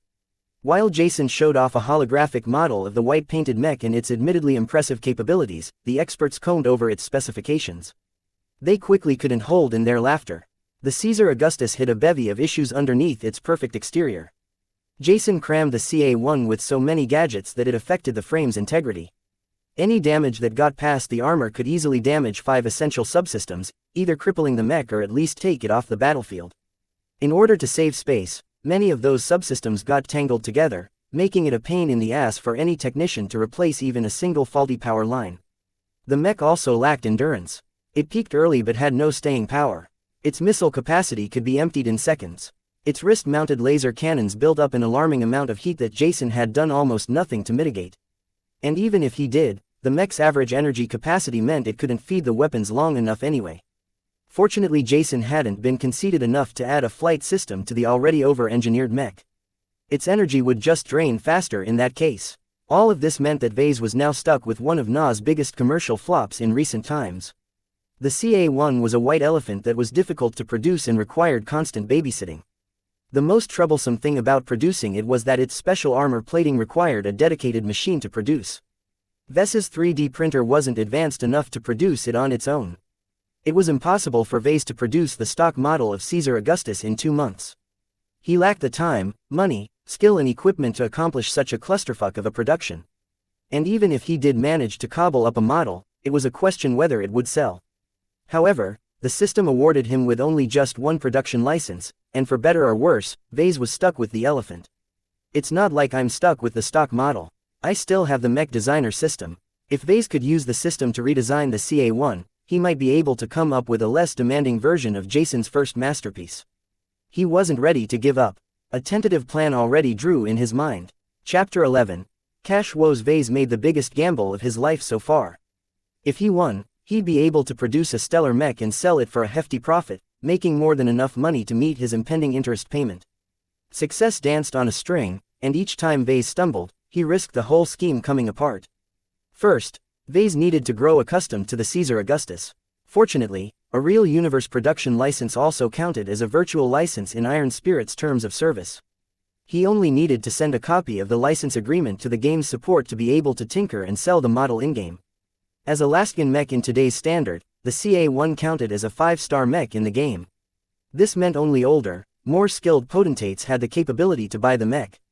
The Caesar Augustus could be sold for a higher price, allowing Vase to earn some actual profits from his sales if he designed a good enough variant. Iron Spirit's tiered leagues put a cap on how good a mech you could play depending on how well you progressed in the game. A Bronze Leaguer only had access to 1-star mechs. A Silver Leaguer had access to 2-star and 3-star mechs, though they could still play around with 1-star mechs if they wanted to have some fun.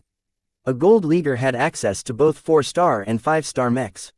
Most potentates that did not pursue a professional career in piloting mechs languished in this league. When one reached Platinum League or further, they gained unrestricted access to every mech, even the mythical 10-star mechs. However, the higher the tier, the more expensive the mechs cost to purchase and to repair if it ever got damaged. The fancier mechs even required weeks of in-game time to repair if they got completely destroyed. This meant that a fair number of Platinum and Diamond players still occasionally took a 5-star mech into a match for the purpose of earning some easy gold.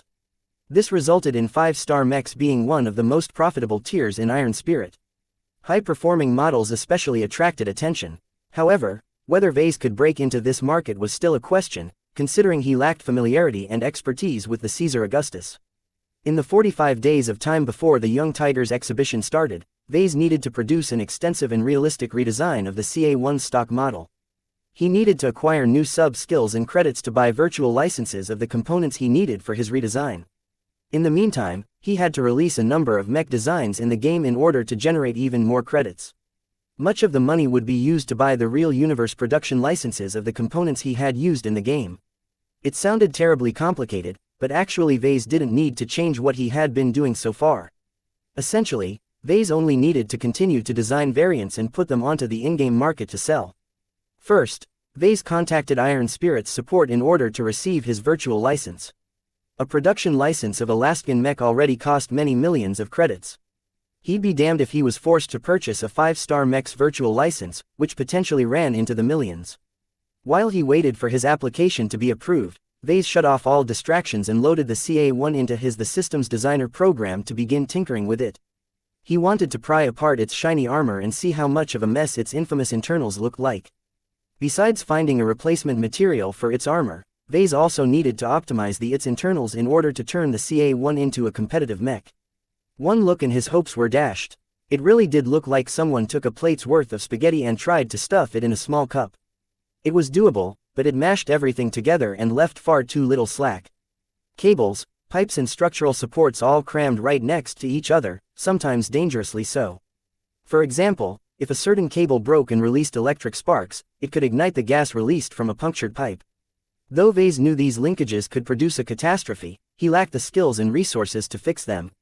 He could only document each fault he came across and come back to the problem later. Vase spent the rest of the day combing over each and every component, to the point of dismantling the engine even if he understood little on how the advanced component worked. Vase took a deep breath when he finished going over the Caesar Augustus. If he wanted to understand the model deeper, then he needed to fabricate the stock model. He took a minute to log into the in-game market and inspected the model's market conditions. Damn, that's expensive. An average CA1 sold for about 50,000 credits, and that was for an in-game item. 5-star mechs belong to an entirely different market segment than 1-star mechs. The latter catered to kids while the former was sold to professionals. The raw materials required to fabricate the mech likely cost tens of thousands of credit as well. Since Vase had set bottom prices to his virtual mechs, he hadn't earned even a single credit or gold even after selling over 100 models. I'm earning a decent amount of DP from every sale. If I raise the price, my mechs won't be able to stay competitive in the market. It's better if I don't change the prices. The Caesar Augustus represented a marvel of its time. In order to solve its many puzzles, Vase required learning many new skills. But while he needed to save up a lot of DP, he also couldn't go without credits. Vase switched to his mail and was relieved the game's support approved of his request to claim the CA1's virtual license. After loading the mech stock model in the in-game workshop, he received an unpleasant bill. So it costs about 40,000 credits in raw materials to build the base model. Even if the gold price looks a bit friendlier, it's not like I have a bag of virtual gold either. The lack of cash on hand stymied Vase's progress in researching the Caesar Augustus.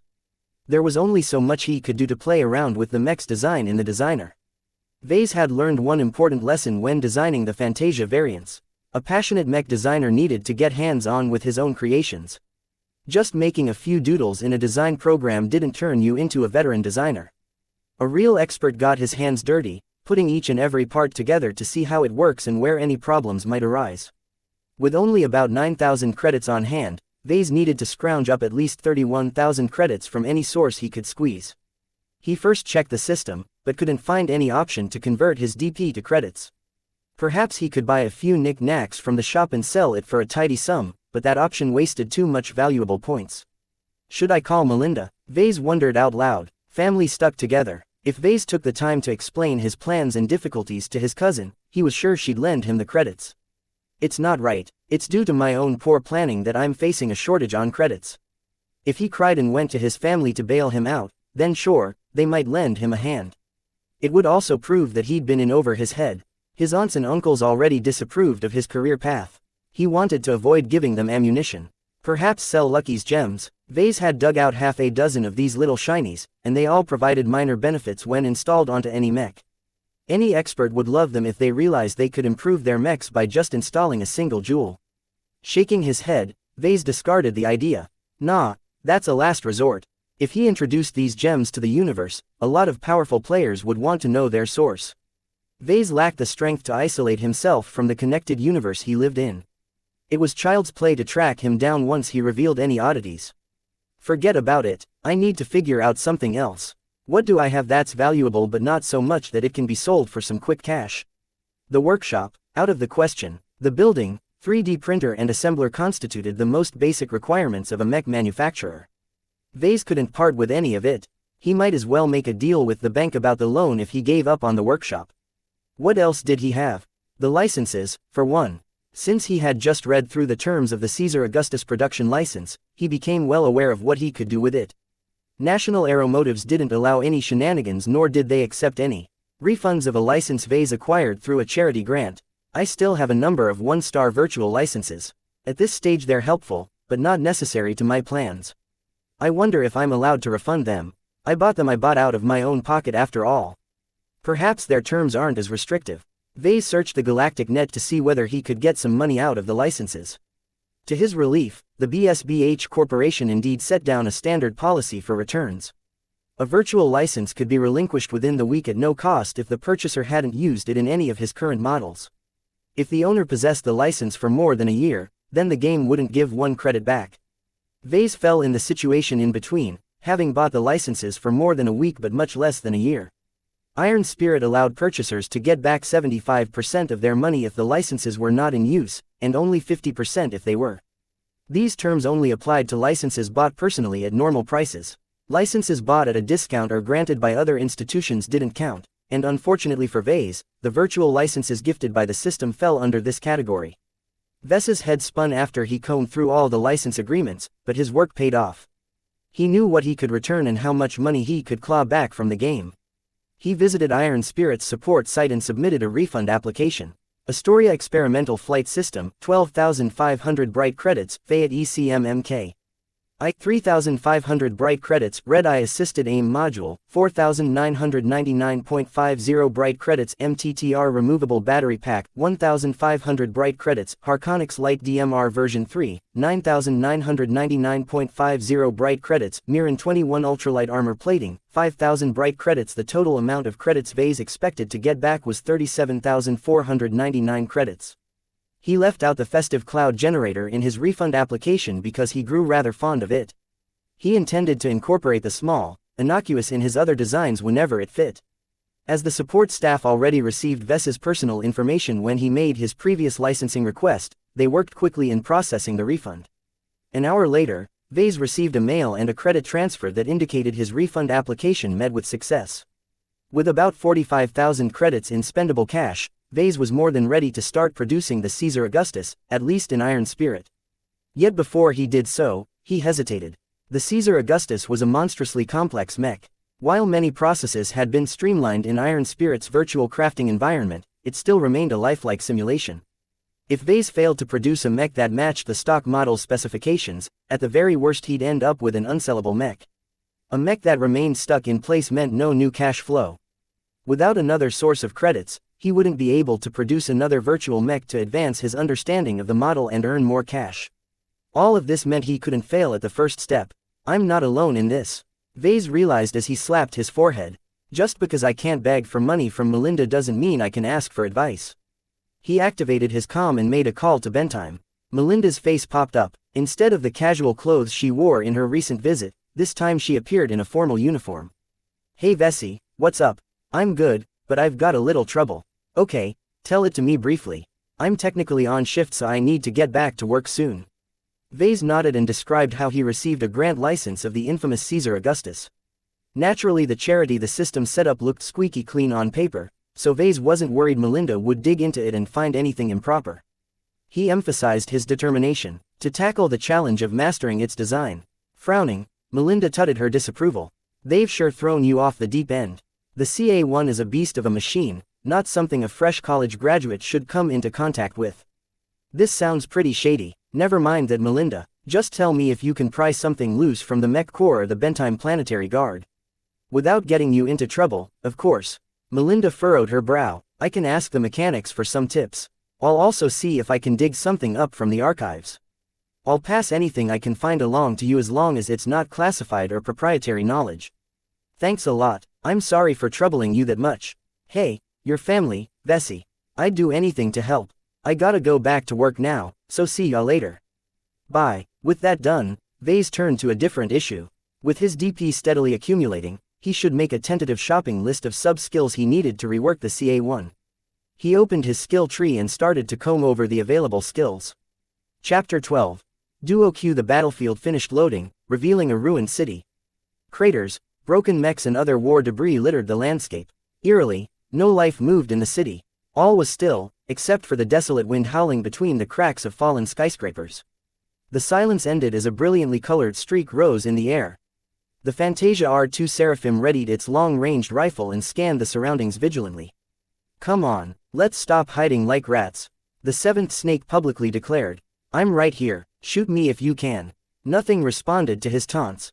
The slim, gray phantasm that popped up from the side of a broken tank shook its head. I told you they wouldn't fall for it. Congratulations for revealing your position. Now get down and stop wasting your limited energy. Triceratops SSS said as he tried to accustom himself to his new mech. The Seraphim cut back on its wing thrusters, allowing the mech to find some cover among the streets. This is why I hate 2v2. Everyone's constantly playing these clever strategies. The 1v1 arena is a lot more straightforward. The Phantasm's pilot kept his mech in the shadows as he explored their surroundings. I'm not saying you're wrong, but remember it was your idea to duo Q with 2 Fantasia variants. We have to play a little dirty if we want to win as a pair of light mechs. The 2 vs 2 arena provided a more intricate combat experience compared to the solo Q. With a teammate at your back, pilots had a lot more leeway in bringing a specialized mech to battle. For example, one player could pilot a heavy mech laden with missile launchers and magazines. Such a mech could rain death at long and medium range, but was as helpless as a kitten once an enemy got close. However, a teammate kitted out in a melee mech could keep off any mech that approached in the assurance that he won't get shot down from range. Compared to such a classical synergistic team-up, a combination of 2 light mechs hardly sounded optimal. Neither mechs possessed toughness and staying power. If they weren't able to shred their enemies apart in the first 10 minutes of a match, then they'd run out of juice. Luckily, light mechs still possessed some advantages. While Triceratops SSS kept his phantasm behind cover, the 7th Snake's Seraphim engaged its active scanning mode. The mech's hair sensors extended out and released invisible pulses, most of which bounced back when it encountered the plentiful debris in the map. My scanners are having a hard time picking up anything with all of this junk blocking my scans. My radar is full of false positives. I'm practically broadcasting my position here. It's better than nothing. At least you'll attract the enemy first while I find a good ambushing position. The bait had been cast, and it only took a couple of minutes for the fish to bite. The Seraphim noted a large energy signature strolling down the main avenue. I got an incoming mech. With an energy signature this large, it's bound to be a heavy mech. No sign of its partner. They're playing the same game as us. Triceratops SSS guessed as he moved his phantasm a little closer in order to peek at the approaching opponent. Do you want me to stay hidden or find an opportunity to jump the heavy? The 7th Snake mulled both options before finally deciding on a course of action. It depends on the heavy. From what I can guess, it's likely to be a frontliner. Your phantasm won't have an easy time peeling its armor if that's the case. Triceratops SSS only carried a basic pistol in his phantasm's limited loadout in order to make room for a sword. He could peel apart most mechs fitted out as riflemen but faced some trouble against heavy knight-type opponents. Don't do anything fancy, just sit back and be ready to back me up. Okay boss. While the phantasm slunk into the bowels of a giant commercial complex, the Seraphim flew into the air and over the skyline. He easily caught sight of the enemy mech, which revealed itself to be a model unfamiliar to the 7th Snake. The bipedal mech wasn't built as a knight. Instead, it appeared to sport a shotgun and a pair of shoulder-mounted lasers. The energy weapons tracked the Seraphim in the sky and let loose a barrage of beams. The Seraphim snapped back with a couple of shots of his rifle, trusting his auto-aim to ensure it hit the heavy mech. The heavier the mech, the larger its energy signature, which meant that tracking systems had an easier time maintaining a lock.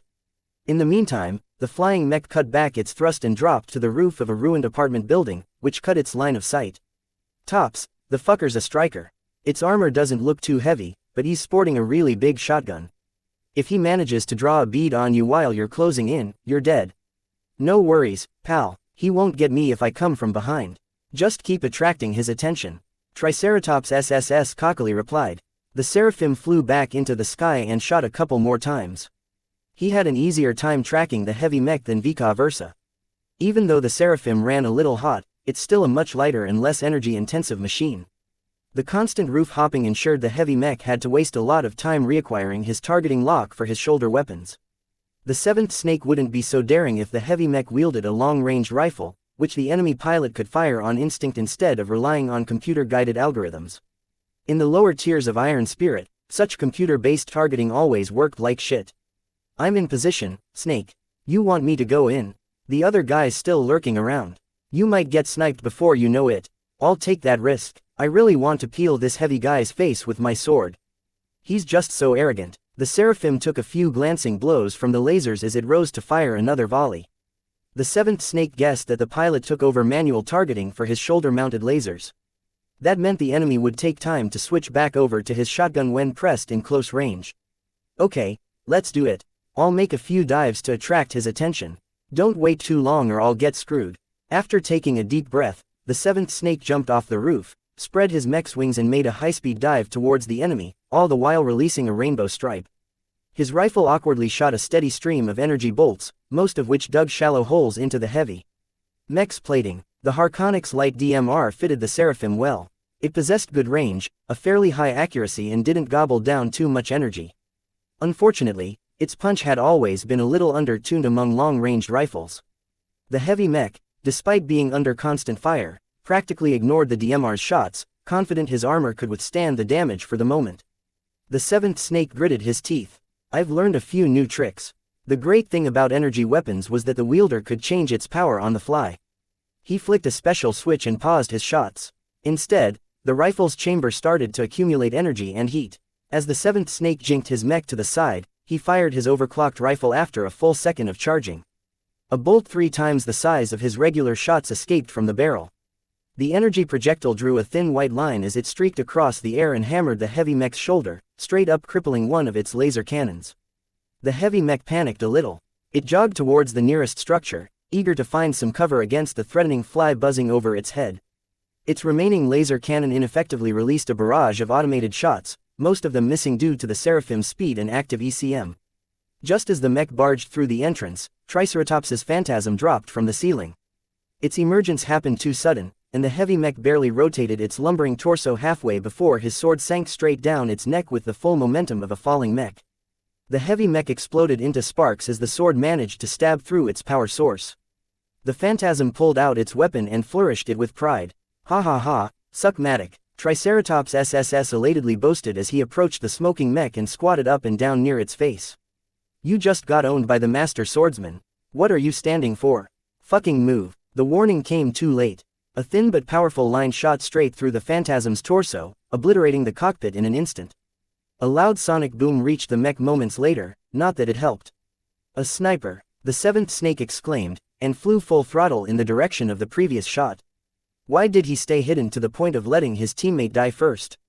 He already made a couple of conclusions after rethinking the hidden mech's previous behavior. This guy is confident in his marksmanship but not to the point of handling 2 opponents at once. So he let his dumb loud teammate take the lead, certain that we can't resist the bait. Once we're revealed, we don't have anything left to hide. While the Seraphim tried to vary his flight, the next sniper round snapped off half of its wings. The seventh snake struggled to maintain control. He chose to verve to the side but maintain his altitude. Whatever was left of his wings were redlining and were on the verge of shutting down. The seventh snake was in a bad position. Pinned down by a sniper and with half of his mobility gone, he hadn't even caught sight of his remaining opponent. What he did have was a general idea of where his enemy hid. He remembered clearly that the shot came from the direction of the tallest building in the city. I can make it, I only need a couple of seconds. The Seraphim's remaining wings glowed red as the pilot redirected an ungodly amount of energy in its direction. A brilliantly white flare erupted out of the damaged wings, propelling the Seraphim with supreme speed in the direction of the skyscraper. The unexpected overload happened just as the sniper shot his third round, causing it to miss narrowly as the Seraphim had already raced past its original trajectory. I got you now, the seventh snake yelled as his wings finally broke apart from the stress. His overheated mech blared warnings at him as his rear torso's internals were beginning to melt. Since he couldn't accumulate any more heat, he decoupled and discarded his rifle, instead choosing to draw his combat knife. Sheer momentum drew the Seraphim onto the roof of the battlefield's only intact skyscraper. The light mech's feet skidded across the surface of the roof as the Seraphim did its best to bleed off its momentum. The opponent's model surprised the seventh snake. It was another phantasm. The gray model set its unwieldy rifle aside and drew its own combat knife in response to the Seraphim's approach. This is going to be tricky. My mech has higher specs, but it's already half dead. My enemy is still fresh. The two mechs dove into each other, their knives clashing loudly while their limbs released punches and kicks. Both their cloud generators worked at full steam. The Seraphim generated a lot more clouds, but the black and gray smoke persisted in staying present. The duel between mechs progressed in the same manner. Knowing that his mech couldn't hold on for long, the seventh snake summoned all of his passion and unleashed it onto the opponent with only a casual regard for defense. The phantasm player remained cool under pressure, focusing on pure defense in order to outlast his opponent. Once the Seraphim broke down, he could easily swoop down and claim victory. As if I'd let you, the seventh snake yelled as he went forward and extended his mech's free arm, deliberately taking the phantasm's cautious knife swing. The Seraphim's arm got sliced through, but the phantasm's knife lost its momentum, rendering it still for just a fraction of a second. The Seraphim leaned over with its shoulder and bashed it against the unprepared phantasm, knocking it off balance.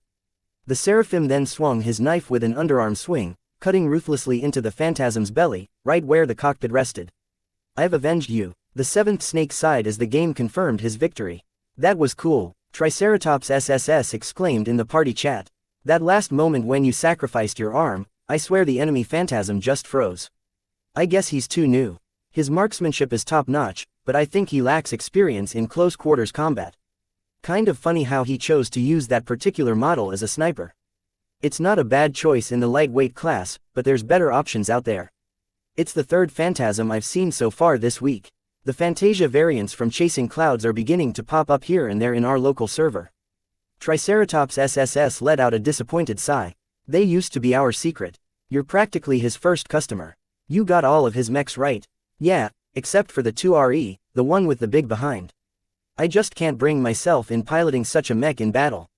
I wonder what Chasing Clouds is up to these days. He hasn't introduced a new mech for sale in a while. Despite the lack of new models, the Phantasm and Nomad enjoyed modest daily sales.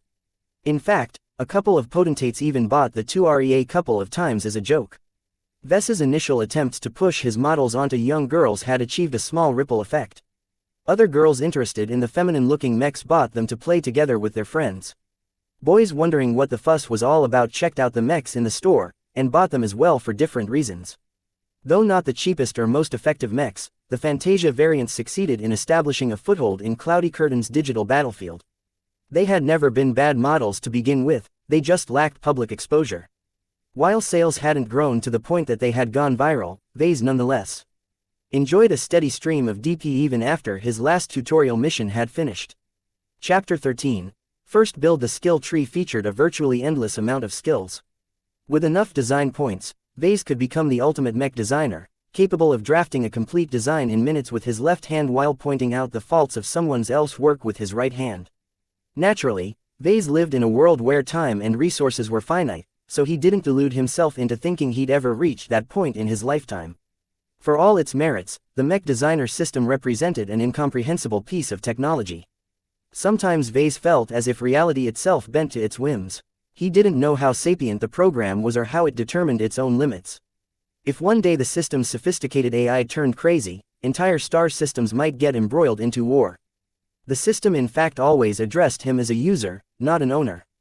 It acted as if Vase was just one client who conveniently picked it on the ground. If Ves's father hadn't given him the data chip, the system might have found a way to get its chip transported to some other person with the traits it preferred. This insecurity made Vase question if the system was using him rather than the other way around. Certainly the system didn't work for free. Some powerful entity had gone through the trouble of designing a reality-bending software working on principles at least 1,000 years beyond humanity's grasp, and somehow it ended up in an average person's hands. And it was a question whether the system will stay in that person's grasp for long. For all Vase knew, the system only treated him as a train. Once it reached its destination, it would leave without a word. So Vase felt the need to milk the system while he still could. So despite all his doubts and questions, he still skimmed over the skill tree and made a shopping list of skills he needed to tackle the redesign of the Caesar Augustus. Assembly, upgrade to Apprentice 1000 DP, Assembler Proficiency I 200 DP, Assembler Proficiency 2, 400 DP, 3D Printer Proficiency 2, 400 DP, Jury Rigging 2, 300 DP, Electrical Engineering, Incompetent 200 DP, Electrical Engineering, Novice 500 DP, Electrical Engineering, Apprentice 1000 DP, Medium Weight Armor Optimization I 300 DP. These were the absolute minimum required to produce or to redesign a Caesar Augustus. Vase needed to become much more familiar with the tools in his workshop in order to fabricate the CA1's notoriously delicate components and put them together.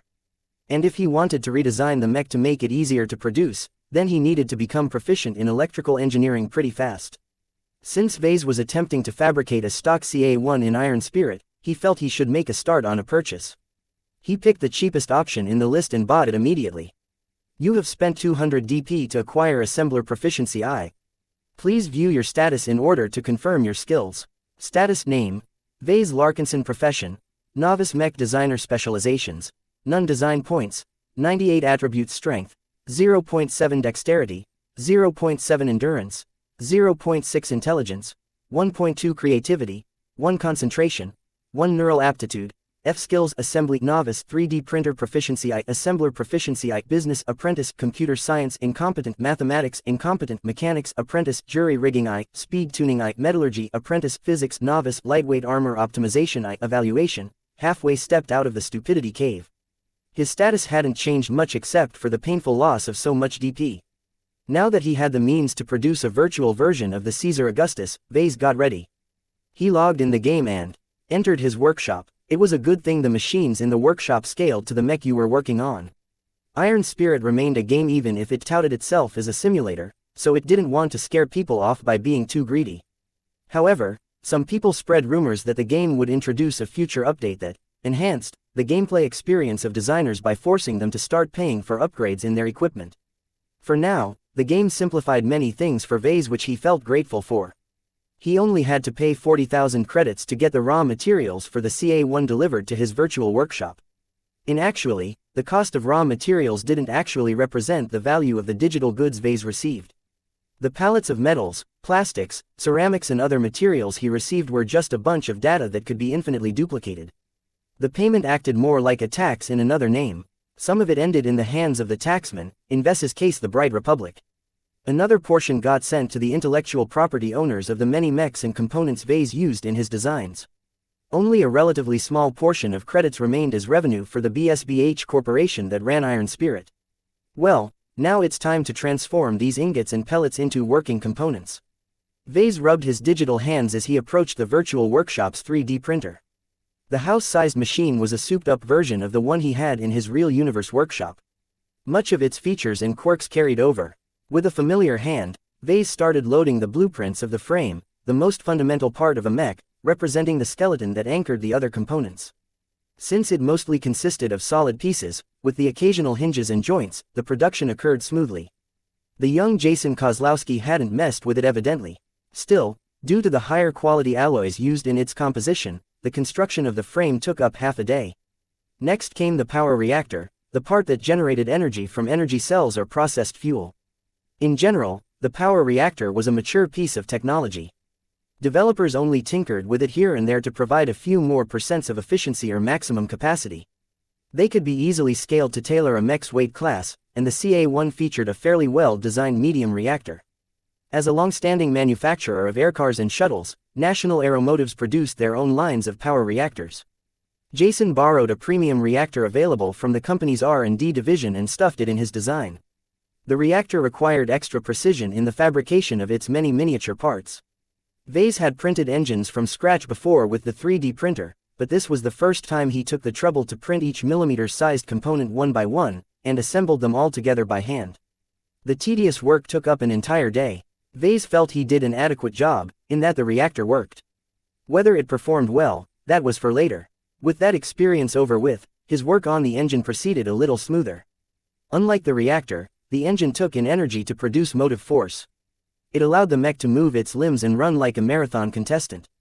Much like the power reactor, Jason also borrowed it from his daddy's company, so it contained little innovations that made it troublesome to produce.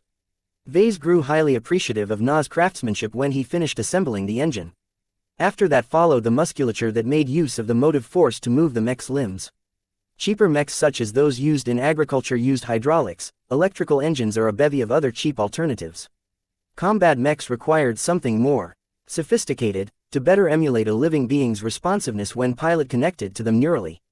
Lucky enough, the technology behind artificial musculature remained stagnant for over a century, so its production went like a breeze. Next came some of the most difficult parts, the computer chips and cabling that provided instructions and processing power to a machine. It represented the brains and nervous system of the mech. The chips demanded the most from the 3D printer, but they weren't difficult to produce since they were Laskin technology by now. The amount of miniaturization and other fancy stuff that went into the production of a chip could only be taken care of by an automated program. Vase only needed to inspect the 3D printer beforehand of dust and faults before producing the tiny chips. Ironically, the cables required more finesse. As if aware his mech required too many cables, Jason chose a special mix of metals and insulators in different proportions depending on the size of the cabling. A single string of cabling could either be thicker or thinner at certain parts depending on its location. It made for a fine mess when you added in the sheer number of cabling, and Vase felt he was growing mad at the end. After a long rest and a good night's sleep, Vase continued with manufacturing the specialist components of the Caesar Augustus. These components differed wildly from each other, as Jason had filled in a shopping list of all the best commercially available components. The ECM, radar, boosters, gyroscope, cockpit, sensors and all the other components came from wildly different manufacturers. This meant that Vase had to watch out for certain issues on one set of parts, but needed to pay attention to a different area with another set of parts. Vase diligently read the documentation while he went over each component, so he hadn't been met with outright failures. However, many parts came off the 3D printer in a marginally acceptable state. Vase lacked a reserve of raw materials to fabricate replacements for all but the worst parts. It just couldn't be helped. He could only blame Jason for blindly picking the shiniest toys and rely on his super-duper expensive industrial-scale workshop to reproduce them perfectly. With much of the interior of the mech done, Vase turned to the most expensive part of the mech, its proprietary armor. 30 years ago, a manufacturer required a dedicated machine from National Aeromotives to mix a bunch of metals into a highly compressed piece of plating. Fabrication technology advanced since that time, and now that the armor's formula became semi-public knowledge with the release of the CA1's licensing options, all modern 3D printers could reproduce it as long as they weren't too cheap. The Caesar Augustus required a large amount of plating for a medium mech. The large, bulky sword and shield also added to its total weight, almost pushing the mech into the heavyweight class. The production of the plates came with its own challenges. Due to Ves's inexperience, some of its armor plates came out of the 3D printer with higher than normal stress or other issues. If the virtual 3D printer wasn't so good, Vase might get stuck with a number of half-failed plates. Damn, Vase sighed as he finally finished producing all of the CA1's components. This is more tiring than I thought. There's a world of difference between 1-star and 5-star mechs. Hundreds of years of technological progress only made things harder to build. I really miss the simple Fantasia. The challenges he faced with this step alone broadened his vision of what mechs were capable of.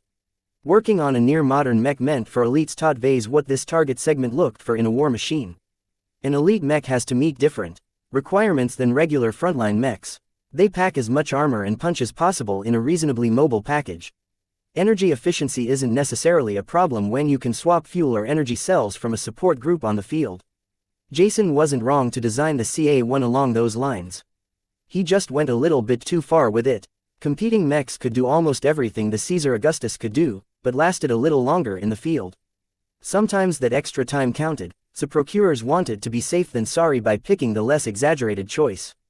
The Caesar Augustus was also a bitch to maintain in a chaotic battlefield, so generally only wealthy ace pilots who cared a lot about peak performance bought the models. Next up, assembly. To assemble the mech from scratch, Vase first put together the frame. The parts that composed the mech's skeleton were built to be big and robust, so Vase easily got to practice his enhanced assembler sub-skill without much risk. The skill improved his ability to manipulate the lifters and arms that composed the assembler module. The parts that he wanted frozen stayed still, while the parts he wanted moved got shifted around just enough but no further. As Vase already assembled the power reactor and engine by hand, he only needed to place them delicately in the slotted areas of the frame. After that, Vase added the other components and systems that made up the functionality of the mech. The biggest piece was the cockpit, followed by the energy storage unit that stored the replaceable energy cells. All the smaller systems followed, such as the sensors and boosters. Finally Vase reached the most troublesome stage. All of the components had been installed on the mech, but they remained isolated to each other. Vase had to connect each of them together in a mishmash of cables and pipes. In between these relatively delicate components, Vase also had to squeeze in a lot of artificial muscles. Sometimes that led to very tight fits. The work tested Vase the utmost. He screwed up many times, having to remove the cabling and do the placement all over again. Sometimes he had to cram a bundle of cables through a narrow opening between pipes by force. The stress and frustration caused Vase to slip his fingers sometimes, causing unforgivable mistakes in the assembly. After a nerve-wracking day of playing plumber, Vase finally reached the end stage of the assembly. He spent a much more leisurely time putting the armor plates together. Sometimes the improper cabling caused the plates to fail to adhere in its position. Vase sometimes had to hammer the problem areas lightly in order to cram the pieces of armor in their place. It proved the parts he fabricated were of substandard quality. "It's finally done," Vase said as he sprawled on the ground in exhaustion. The diagnostics and debugging still ran in the background, but Iron Spirit took care of most of the issues that popped up at this stage. "What do you think, system? Did I do a decent job? Why aren't you giving me an evaluation yet?" The mech designer system only evaluates designs, not copies. Since you are not the designer of the Caesar Augustus CA1, you will not earn any design points even if you manufacture it 1,000 times. Please work hard and make your own designs. That made sense. The system didn't want to bring up a technician or a factory supervisor. The main job of a mech designer was to make designs. The act of fabricating a mech in person was only done in order to understand the mech better or to ensure its quality. Vase could only rely on the numbers given by Iron Spirit in judging how well he built his first Caesar Augustus. And from what he read so far, the news wasn't looking good. Chapter 14. Fiddling reading through the mech's specifications, Vase felt all of his satisfaction disappear. He accomplished the difficult task of building a highly advanced mech, to be sure. His lack of understanding and his poor proficiency with the equipment caused several problems with the mech. The Caesar Augustus he fashioned paled in comparison to a factory standard stock model. Several criteria showed a few percentage points of deficiencies. Those percentage points might as well be a chasm in the mech market. When pilots wanted to buy a stock mech, then they at least demand them to adhere to standards. There was no way any sane pilot paid full price for a substandard licensed copy. Vase took the time to search up the Caesar Augustus and its variants, what few they were. Unlike in the real universe, the Caesar Augustus enjoyed a little more popularity. Logistical issues such as limited energy mattered little when you played Iron Spirit's shorter game modes, such as the 1v1 and the 2v2 arenas. The tricky problem of frequent repairs could be solved with a wave of the hand, as the game took care of everything as long as you had gold or credits to spend. The players who bought the Caesar Augustus tended to be more affluent than normal, but also demanded more of their mechs. Their willingness to pay a little more for a higher performing mech didn't help Vase at the moment because his own product was trash. Still, I have no choice but to get rid of it. I've pumped a fortune of credits in its virtual construction. I should at least be able to recoup the cost. With no other choice, Vase switched to the sales page and put his first Caesar Augustus on sale. He put a tentative price of 45,000 credits. The price range made it seem like a deal, even if it didn't perform up to spec. Caesar Augustus CA1 tier, 5-star base model, Caesar Augustus CA1 purchase price, 750,000 gold minus 50% premium price, 45,000 bright credits. Hopefully some schmuck will snap it up without reading the specifications too deeply. Otherwise he'd have to go back to the store and lower the price again in order to get rid of it faster. He still lacked a lot of credits and had no reserve left to build another virtual mech. I'll check back in a few days, Vase said hopefully, but he could not keep out the grimness from Shitone. One thing's for sure, if I want to untangle this clusterfuck, I desperately need to become proficient in electrical engineering. Vase checked his status, and found he had gained enough DP to afford the first skill in the skill tree. As a major skill category, electrical engineering was cheap to learn but very expensive to master, but that was a problem for later. Right now, he spent 200 DP to acquire the first tier of the skill, which the system called incompetent. Raw information and knowledge streamed into Ves's mind. More knowledge than he could handle tried to nestle within in his brain in a span of minutes, and it almost caused him to blank out. He dropped to the floor and tried to hold his screams as he held his head. Countless irrelevant pieces of data pressed against his mind. Lucky even got frightened enough to jump up to a cabinet, wary of any intruders. The pressure eased off after 10 or so minutes. Vase let out deep breaths as he tried to regain his composure. Most of the data seemed to have been tossed to the back of his mind, inaccessible for the moment. Perhaps the subsequent skill upgrades unlocked portions of it. Strange. In order to regain his calm, he took a break, taking Lucky out for a walk. He and his father lived near this stretch of forests and plains for many years. The house of his childhood in the suburbs had been sold, the new owners taking in the property with gusto. Instead, his father moved to build a second-hand modular workshop just outside the town. Its location closer to nature afforded better privacy and made sure nothing else got damaged if his workshop blew up for some reason. Do you remember a life before the system gifted you to me? The gem cat meowed with a puzzled tone as he explored the nearby bushes. Don't know, huh, Vase said as he stretched his arms and raised his head to look at the wispy colorful sky. This is my home planet. I lived here for almost my entire life. The only time I left was when I went to college in the capital. The planet Rittersburg seated the government of the Bright Republic. They heavily controlled the climate in order to make it optimal for human to live there.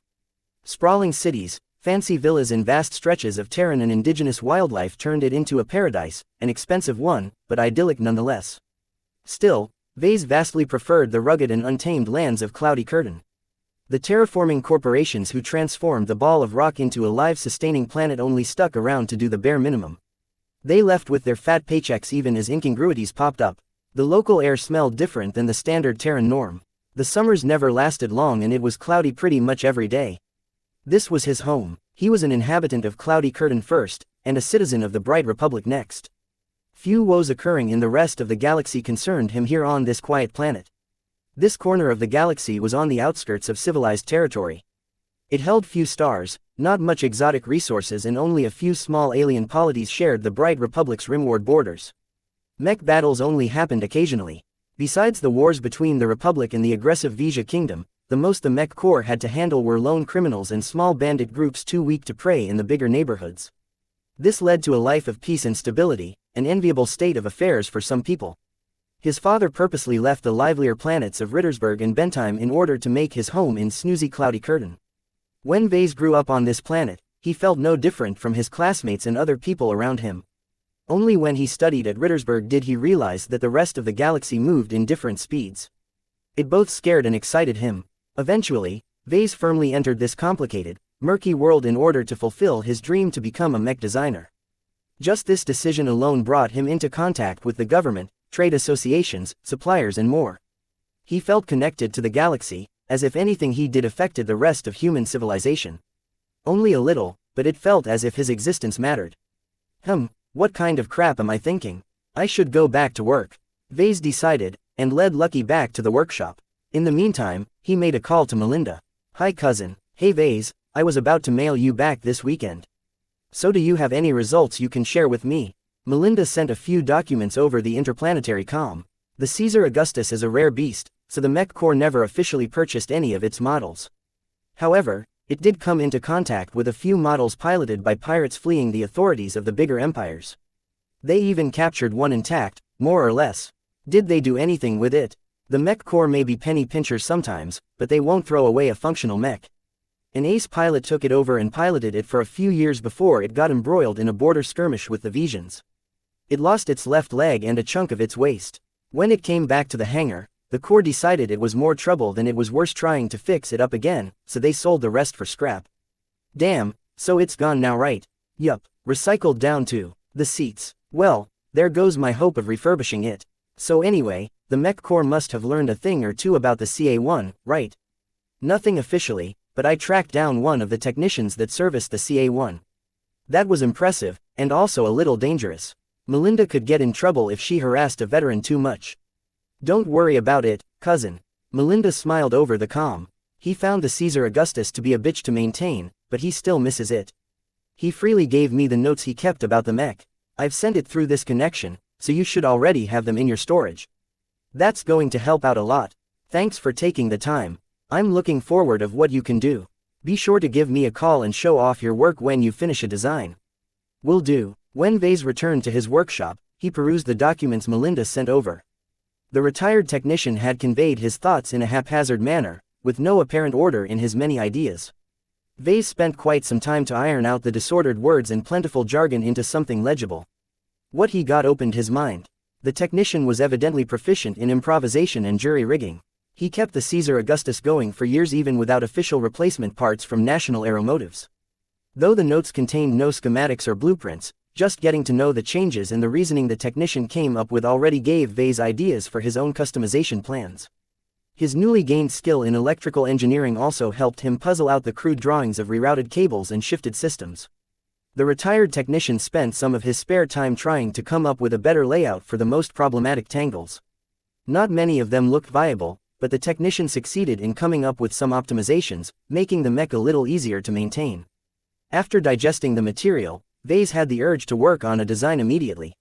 He quickly switched over to the designer and started incorporating some of his ideas on the Caesar Augustus. He worked on the easy solutions first. He moved a few components, sometimes shifting them just a millimeter, other times swapping them from left to right. Following these actions, he uncrossed a couple of cables and rerouted them through a different channel. When Vase stepped back and admired his changes, he realized the technician's suggestions did have a basis on reality. The modifications he made according to the suggestions made the mech a little less troublesome to produce and maintain. Now that I've picked all the low-hanging fruit, it's time for the real work to start. Vase intended to redesign CA-1 practically from the ground up. Just making a few changes here and there just didn't cut it. So Vase bit his lips and started to test the viability of more drastic modifications, some suggested by the technicians and some he figured out himself after handcrafting its design in the game. The changes he sketched improved the base model only incrementally. With limited knowledge and a lack of component licenses, Vase faced limitations everywhere. At its heart, a humanoid mech imitated the workings of the human body. Though hundreds of years of progress have made a mech's mechanical workings increasingly more sophisticated, it still adhered to the same rules. If Vase arbitrarily cut off a few cables or messed around with its proportions, he might cause the design to cascade into an unworkable mess, just like if he messed around with an actual human body. Some people started to question whether mechs would evolve to constitute life. Vase wasn't interested in these philosophical discussions that popped up every once in a while in college. He did not delude himself into thinking he was playing God by fashioning new mechs. Vase always thought his classmates who talked that way treated the mech designer occupation as a luxury. Vase preferred to hang out with the more down-to-earth crowd that treated the job as a way to assist the mech pilots that defended their homes. A week went by as Vase made some accomplishments. He also earned enough DP to upgrade his electrical engineering skill to novice. With his improved insights in electrical engineering, he also simplified a couple of problematic spots. This necessitated a drop in performance, but what he lost in specs he gained a lot more in ease of manufacturing and repair. While Vase had made some minor progress in taming the beast, it still maintained its essential wildness and ferocity. I still have a long road ahead, but I'm reaching the limits of what my skills and imagination can do. He only managed to come up with a half-finished design. While he wanted to wait until he could afford a few more skills with his steady income of DP, he had to validate his design by fabricating it personally. Without getting hands-on, all of his work remained theoretical. Vase finalized the design when he reached the limits of what he could do. He named the variant the Nero after a famous person who lived in the same time period as Caesar Augustus in ancient Terran history. Frankly, Vase knew very little about history. He just made a casual search on the galactic net for some cool names and Nero popped up as some dude with a mixed evaluation. This fit in nicely with what he thought about which is what he also thought about his recently finished design. At least he hadn't gone ahead and named the design the Bastard Son. The system's evaluation of the design was mild, to say the least.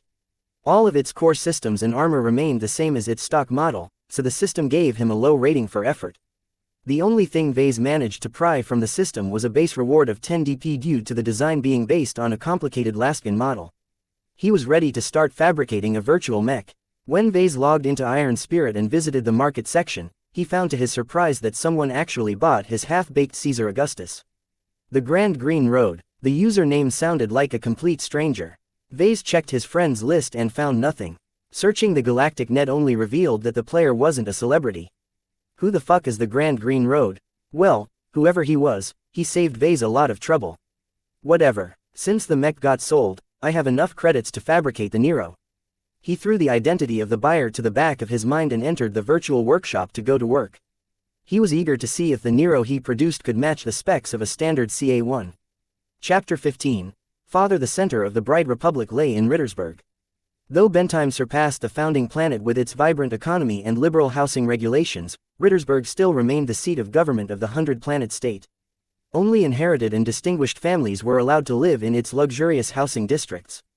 In one such district, a row of modest villas rested alongside a placid river. In the backyard of one of those villas, a man reclined in a folding chair as he held a fishing pole in front of him. An empty bucket lay beside him, waiting for fishes to carry back home. An aircar approached the guarded district. After the local defense systems checked its transponders and scanned the vehicle for any threats, it approved the vehicle's approach.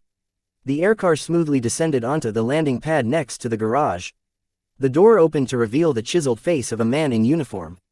The man marched briskly towards the back, as if already aware. The occupant of the villa spent his time there. Father. Benjamin Larksonson turned his gaze away from the bobber and beheld the new arrival. Ark. As carefree as ever, I see. You've even taken the time to visit your dear old dad. How are the kids? Rambunctious as ever. The uniformed man smiled a little as he loosened up. I don't know how you managed to raise all 7 of us. I had a good wife, as do you, Ark. No matter how much the service takes up your time, don't forget your family. You can do anything if the happiness of your wife and children are at stake. It's half the reason why I made it this far. Ark nodded. Speaking of which, I might have news of my elder brother. Wrinkle. I have no idea what he's embroiled himself with. He's always been the most reticent of you bunch. He loves his own son like a treasure, so why did he not come to me? Does he think I will treat him any less? Pa, we've spent some time digging into Wrinkle's movements of the last year before he disappeared. There's a couple of times when he went off the grid. I suspect he went incognito in order to visit a conflict zone. Accounting for travel time, it should match the times he couldn't be traced. Benjamin grimaced at those words. Pirates, what has my boy done now? I didn't raise any of you to make dealings with the scum of the galaxy. The trail ends there, unfortunately. We don't possess enough information to infer which conflict zone Wrinkle frequented. We're analyzing all of the data devices he left behind, but he's been very disciplined with the trails he left behind, so we're not expecting much from those sources. Sighing, Benjamin closed his eyes as he leaned back on his chair. Tell me about my grandson. There are some anomalies surrounding Vase that paint a suspicious picture. While he had been an unremarkable student in the Rittersberg University of Technology, he's performing above average in the month and a half that he's been active so far. It's as if he's given wings now that he's free. Benjamin smiled at the report. I always expected Vase to catch up to his potential once he got over his inability to join our career path. I'm glad he finally found his way and embrace his role in the world. The financing still remains troublesome. Despite receiving a production license grant, Vase is unable to leverage this asset. If nothing unexpected happens, he will fail to meet his impending interest payment. Father, will you give him a hand if he's come up short? No, not even at the very last moment. Wrinkle went through the trouble of procuring those loans, so we should see his plans through the end. I don't believe he has lost grip of his son even if he's indisposed. The river flowed gently along the stream. The sun shone brightly in the skies. A serene calm descended on the pair as the father kept fishing while the son organized his notes, sending over the relevant documents to his father's comm. How's my grandson's work? He's not making more Fantasia variants, is he? He sold most of his one-star virtual licenses to raise money. He's completely committed to mastering the Caesar Augustus. I bought his first mech, which is unmodified, and tested in simulations. Was it up to par? Not really. Ark shook his head in disapproval. If Vase produced a mech as shoddy as that in the real universe, he'd get chased away as soon as he tries to certify it at the association. In most of civilized human space, weapons such as mechs faced stringent controls. Designers and manufacturers were only allowed to produce a mech if they owned the necessary licenses. When they finished producing a mech, they needed to be certified at the local mech trade association before it receives permission to be put on sale. The MTA was a transnational, non-profit organization with branches in pretty much every human state. A colossus of the mech world, they regulated the civilian production and sale of mechs. Most states like the Bright Republic gave them official backing to do so in their territories because they were good at it and adhered to strict neutrality, never overstepping their bounds. In any case, if Ark said that Ves's product couldn't pass the MTA's strict certification, then he had a long road ahead of him. If Vase managed to shore up his weaknesses within a month, then he may be able to produce a mech that passed certification. But that required a lot of progress in a very short time. It comes down to time, huh? Benjamin mused. If the interest payment didn't hang over his head, Vase wouldn't be rushing with building a mech beyond his capabilities. It's convenient timing on the bank's part that they chose to hang such a term over his head without compromising a single step. Ark shifted another set of documents over to Benjamin's comm. We've looked at the Cloudy Curtain Planetary Bank. The shareholders and employees are clean. Their books are also in order. The situation is just as it appears. The bank made a negative assessment of the viability of Ves's business, and just wants to claim the assets before they depreciate in value. Greedy bastards. I'm glad to hear they're nothing more than that, though. Saves me the trouble of another visit. According to the latest reports, Vase should be working on a new virtual mech right now. Do you want me to snap it up when he puts it on sale? Yes, and keep buying one of every variant he sells in that game of yours. I want you to track his progress in this way and give him a little push while he's at it. Don't buy any more, though. I don't want him to grow complacent. Understood, Dad. Anything else? Keep digging into the so-called Future Sons Technology Institution. Any organization with the clout to grant a production license of the Caesar Augustus shouldn't be an obscure player.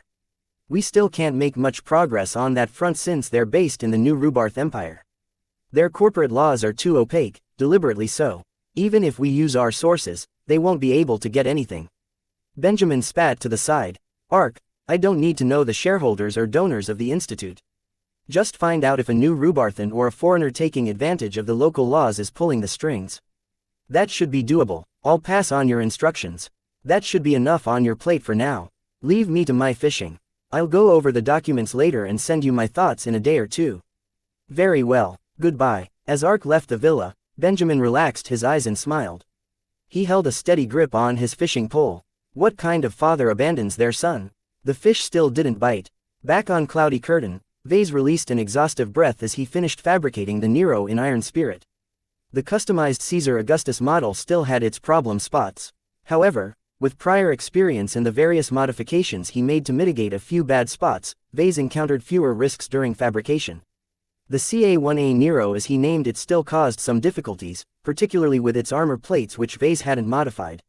Finding a solution for the armor plates, the system offered a fallback. Its store sold various goods as long as Vase could afford the price. The cheapest alternative armor he could find in the shop cost at least 1000 DP. Vase preferred not to buy them, because the armor plating was several generations behind current standards. No one wanted to buy a CA-1 variant with crappy armor.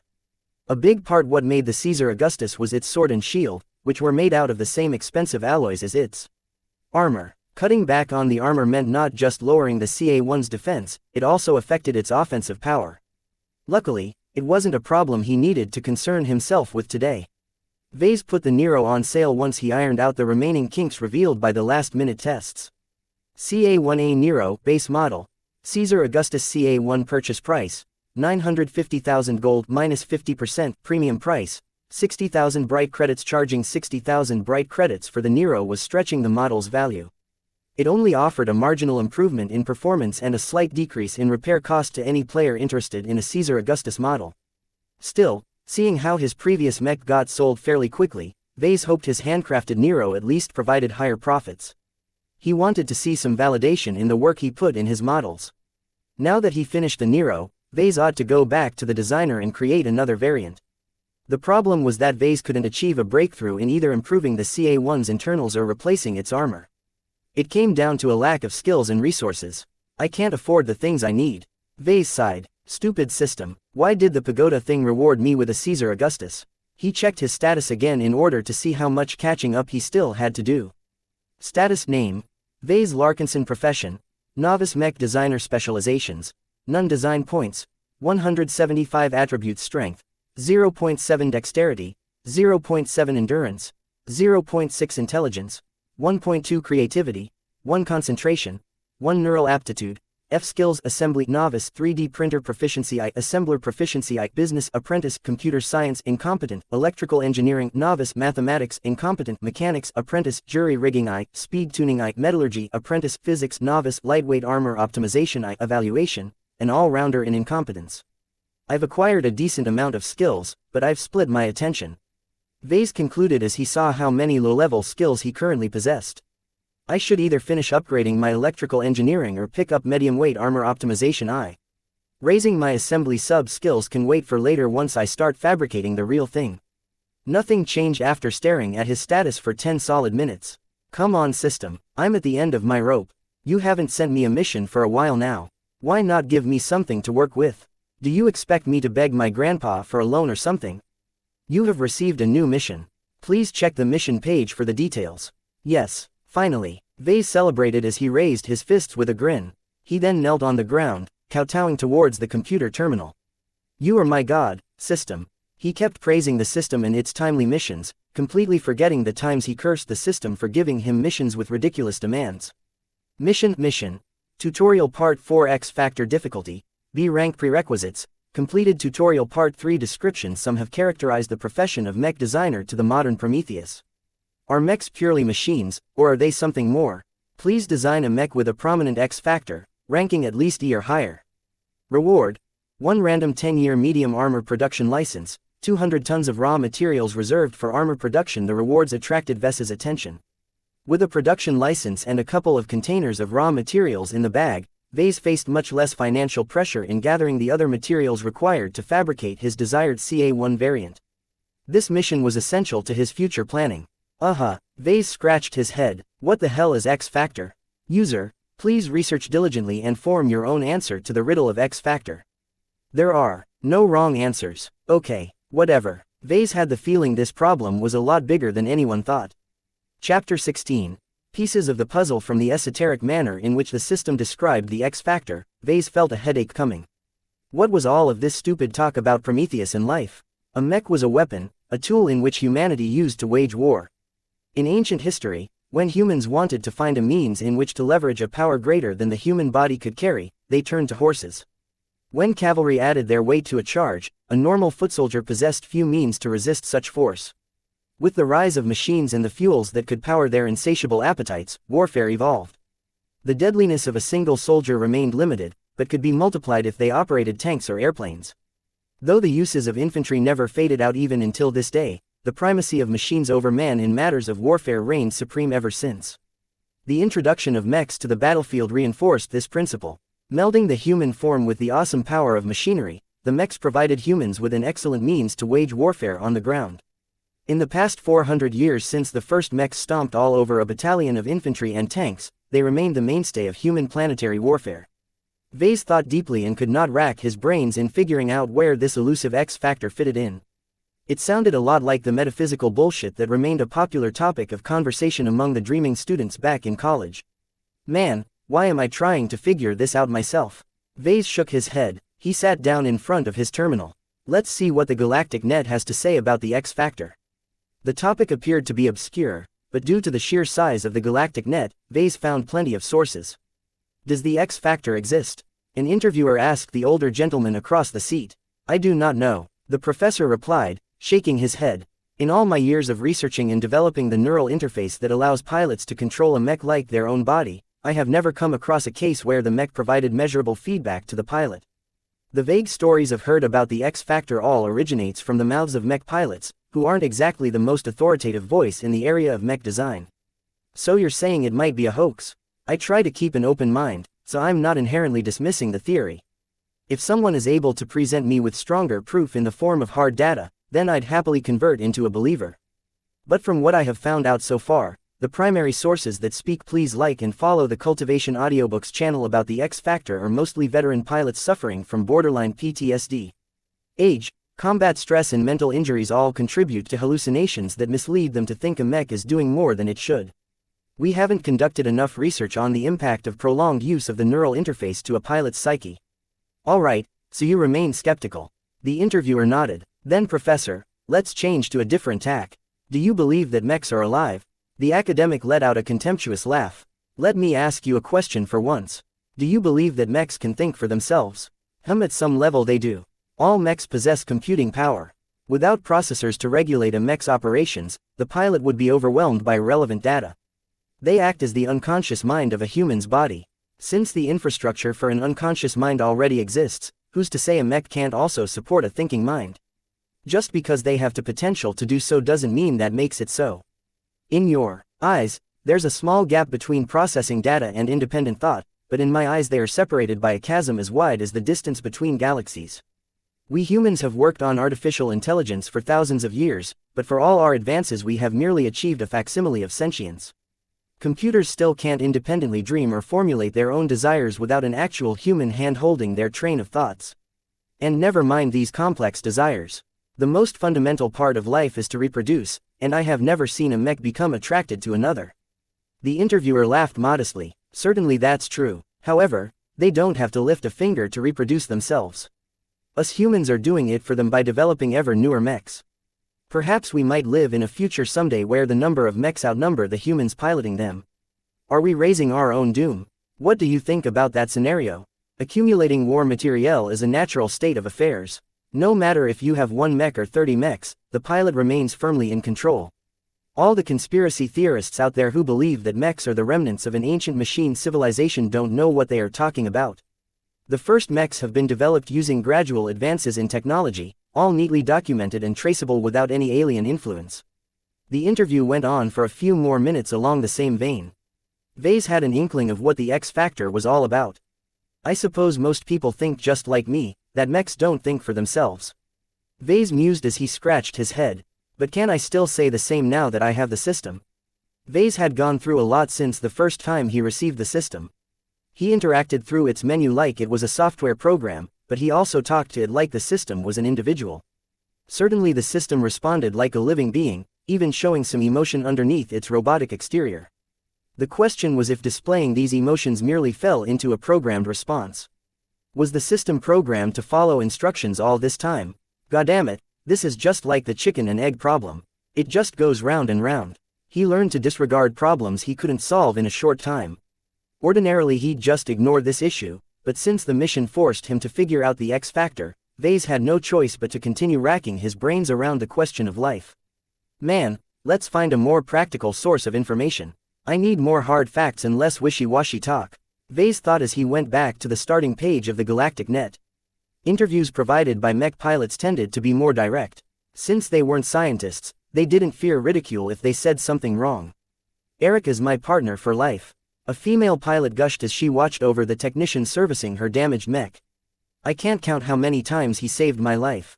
The more I pilot him, the more I become him. I put half my mind in his body every time I connect with the neural interface. I don't believe Eric hasn't learned a thing or two from me in all these years.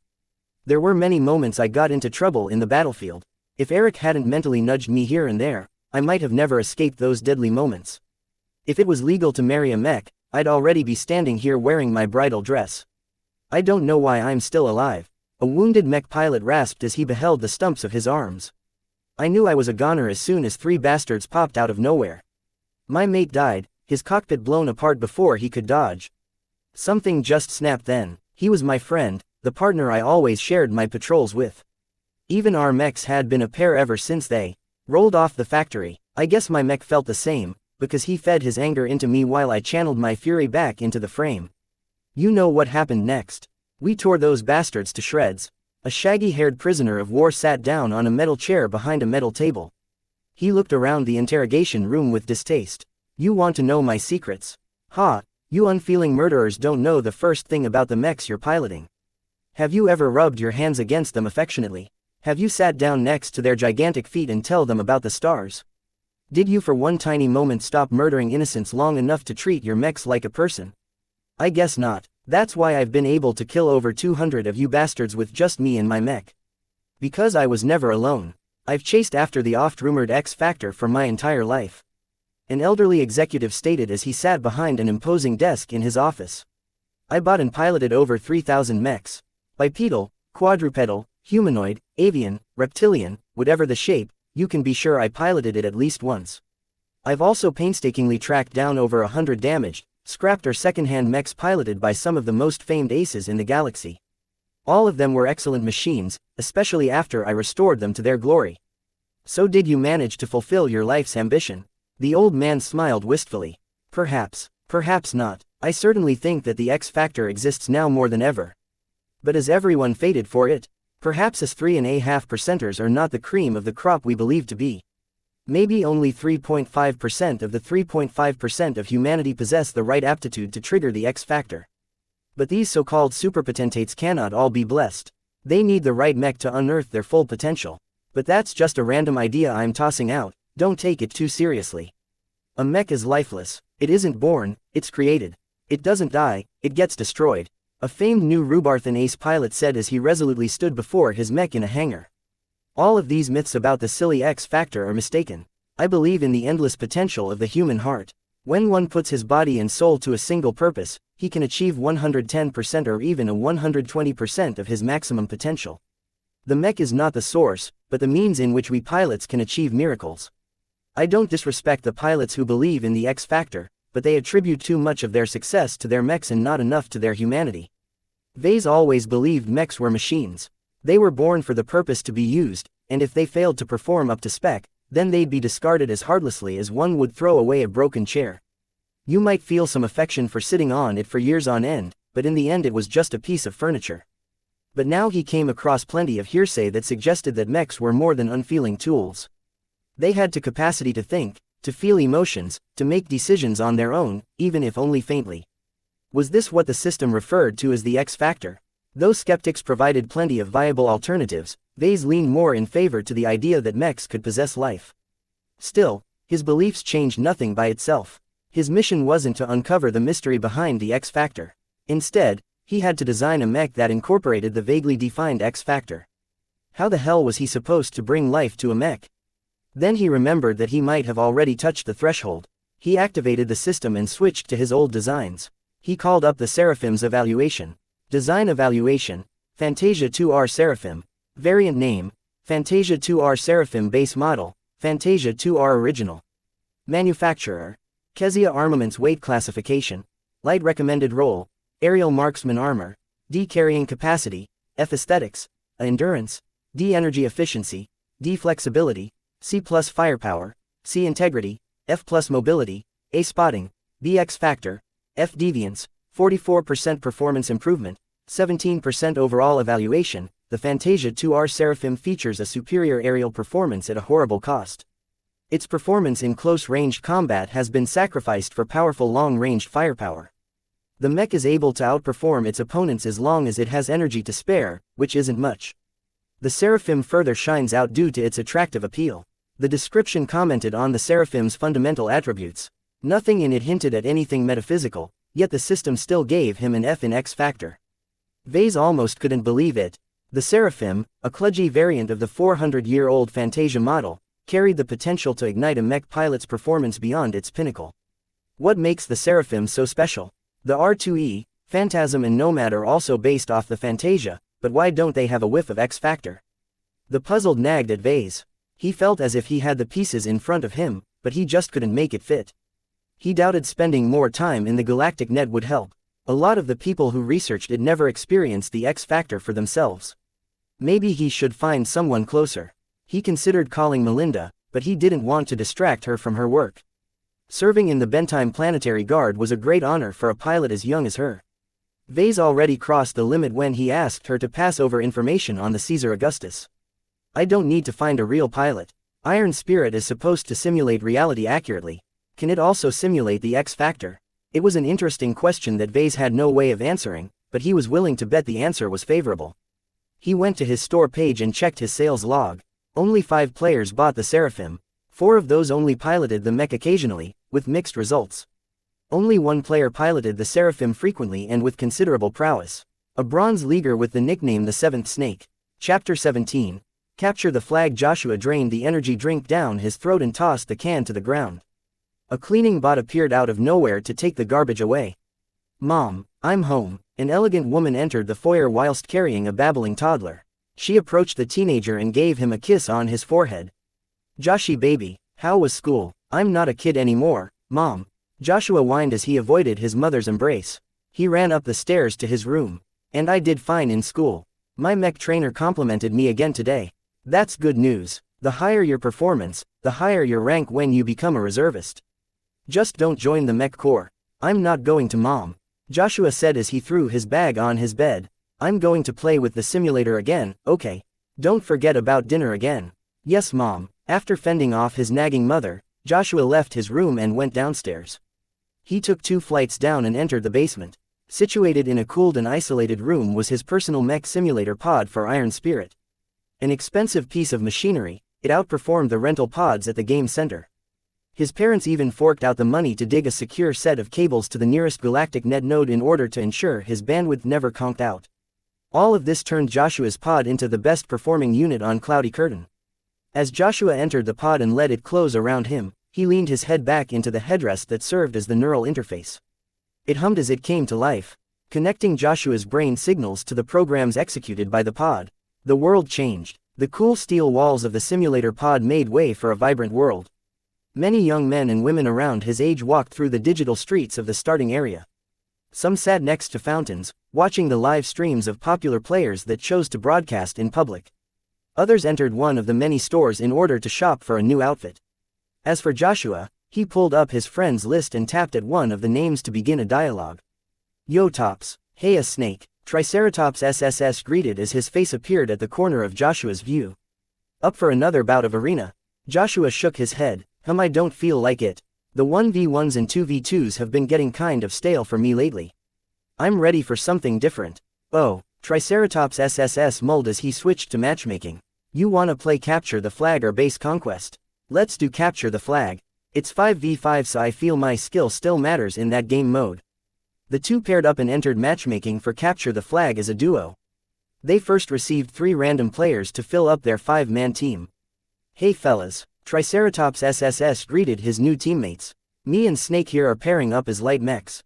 Medium missile platform. The third player spoke, his tone conveying his distaste in further interaction. Okay, what about the rest? Heavy Knight, just plant me next to our flag and I'll make sure anyone who takes it will be dead. The fourth player boasted. Defending the flag was the most traditional role in Capture the Flag and perfect for a heavy mech. Got any guns on your knight? Nope, but I'm faster than other knights. Great. Triceratops SSS sighed. At least you can chase the enemy if someone manages to steal the flag from underneath us. So what about the last guy? I'm a girl, thank you. The young woman emphasized with a sneer. You just get out of my way. If you must know, I'm piloting a Genesis 18. The medium spider mech, so you do have more than 3 brain cells. Congratulations doofus. Haha. Triceratops SSS deadpanned. Well, our team's a little light on weight, but we're very mobile. Let's do a 4-to-1. 3-to-2. The missileer interjected. My mech's a glass cannon. I'm best at supporting the heavy knight and providing long-range missile support. I'm attacking from the rear. The spider girl said, I work best if I can sneak up to them alone, so don't you dare follow me. Triceratops SSS sighed again. Joshua, or the 7th snake, consoled him in a private chat. Don't bother too much. Getting your teammates work together like we learned at school doesn't always work. A lot of players just want to blow off steam. God, I hope they make an effort then. My win rate for Capture the Flag is already in the dump due to getting teamed up with egoistic morons. The matchmaking system released a bell, signifying a successful search of an opposing team. The screen changed into a small lobby where their team could inspect the enemy's loadout while the random battlefield loaded in the background. The 7th snake analyzed the enemy's team composition and felt a headache forming. The enemy team has a 3-person pre-made. They're all kitted with the same heavy mechs. He didn't recognize the variants, but they looked a lot like the strikers he fought the other day. One of them carries a bunch of close-ranged heat projectors. The other transformed his arms into medium-ranged ballistic cannons. The last guy appears to be their long-ranged marksman with his jumbo-sized laser rifle. It was a composition that lacked mobility but possessed power in spades. Relying on their tough armor and plentiful energy reserves, they could bulldoze anything in their way. The 2 randoms, pulled in their team, adjusted to the trio and came with their light mechs. Triceratops SSS noted. 1 aerial scout and 1 saboteur. That's plenty of mobility for them to plug their gaps. The 7th snake shook his head. Not really. You can be sure the 3 meatheads will stick together. We're either going to face a heavy push or a full-on defense. If they keep turtle up in their base, I can bombard them with impunity behind a hill. The missileer said curtly, and if their team attacks, their flag will only be defended by 2 lights. The map finished loading, causing everyone to appear in a small open fort. A lengthy flagpole stuck out from the middle of the parade ground. Alright, let's move. The spider mech girl crawled over the walls with her 8 limbs and disappeared from their view. The missileer took off in the other direction while the heavy knight planted its feet right next to the flag. Triceratops SSS followed the 7th snake on the ground as he flew up in the air. The first thing we need to do is find the 3 heavies and figure out what they're up to. The 7th snake spoke to his fellow teammates. Me and Tops will scout the enemy first. As a flyer, Snake's Seraphim traversed the forest prairie environment with effortless grace. Top's Phantasm could only slink through the trees as third as fast. However, the ground mech was able to minimize its emissions to stay hidden while the flyer radiated heat and also color as its iconic cloud generator spewed clouds of vapor. The 7th snake didn't care if he got spotted by the enemy first. Even as his Seraphim extended its sensor hair in the flowing wind, he was pretty much waiting to get shot at. After piloting the Seraphim for many hours, he grew confident in his ability to dodge. The 7th snake got distracted as a strange notification popped up. Someone is spectating me. That's strange. Oh well, as long as he isn't feeding information to my opponents, I don't care. A barrage of laser fire shot from a cloud. Some of the beams scorched the 7th snake's armor, thankfully not damaging anything essential. I'm under fire by their air scout. Engaging. Tops, keep searching for their heavies, don't let this distraction fool you. Triceratops SSS nodded as his phantasm kept combing the surrounding area. Roger that, pal, my ground-to-air missiles are ready to fire. The missileer interrupted. Maintain contact and feed your target lock to me. No, stay out of this fight. I can handle this fellow myself. Don't reveal your position. The Seraphim flared its wings and juked side to side as it fired back with its light DMR. The jerky lateral movements made it hard to hit by the enemy lightweight, but the long-ranged rifle also scored very little hits. That was okay, because Snake increased his speed and approached with fury. His heart pumped faster and his brain went into a heightened state. His seraphim holstered the rifle on his back, which was difficult with the wings in the way, and retrieved a pair of heated knives. Like the fangs of a predator, he wielded them in a reserve grip and rocketed in a charging attack towards the enemy flyer. The enemy mech panicked a bit as it had been loaded for long to medium-range harassment. The pilot felt much less confident in melee than the enemies, so he flew back and engaged his mech's thrusters in order to escape the approaching rainbow mech. Death! The seventh snake yelled as he exerted his seraphim to the utmost, managing to slowly close the distance at the cost of overheating his mech's wings. I can take it, my mech is meant to rule the skies. The enemy mech dove downwards in order to gain more speed and perhaps seek help from its allies on the ground. However, the seraphim anticipated the move and accelerated just a split second earlier. The brilliant decision allowed it to close the distance just enough for Snake to feel the opposing mech's heat. You're mine now. The light mech gave up escape and flipped in the air, presenting its medium-powered laser rifle at him. The seraphim crossed its arms just as the lasers pelted its form, causing a lot more spots to blacken and melt away. The enemy mech evidently overheated its rifle, sacrificing its endurance for a massive boost in firepower. It's too late, Snake yelled as he made his seraphim spin. The rotation allowed it to dodge the last set of lasers while adding momentum to its poised and outstretched knives. The light mech extended its rifle in desperation, blocking with its bulk. One heated knife snapped right through its body, shearing the weapon into slag. The other knife passed around the weapon and scored a deep blow in the shoulder, practically crippling the mech's left arm. The seraphim finished delivering its attacks, leaving it open for the light mech's kick. The feeble attack hardly damaged the seraphim, but it successfully pushed it away, leaving the half-crippled mech enough space to continue to fall. Instead of chasing after its prey, the seraphim holstered its knives and brought its rifle back to its arms. With a calm and steady aim, the seraphim fired a constant stream of energy bolts. The first bolts went wide, but as the light mech failed to adjust in time, the next bolts hit its wings. The damage was light, but it disrupted the operation of its wings. The light mech posed an easier target now that its speed reduced. The subsequent energy bolts shredded the rest of the light mech's wings, leaving it incapable of correcting its fall.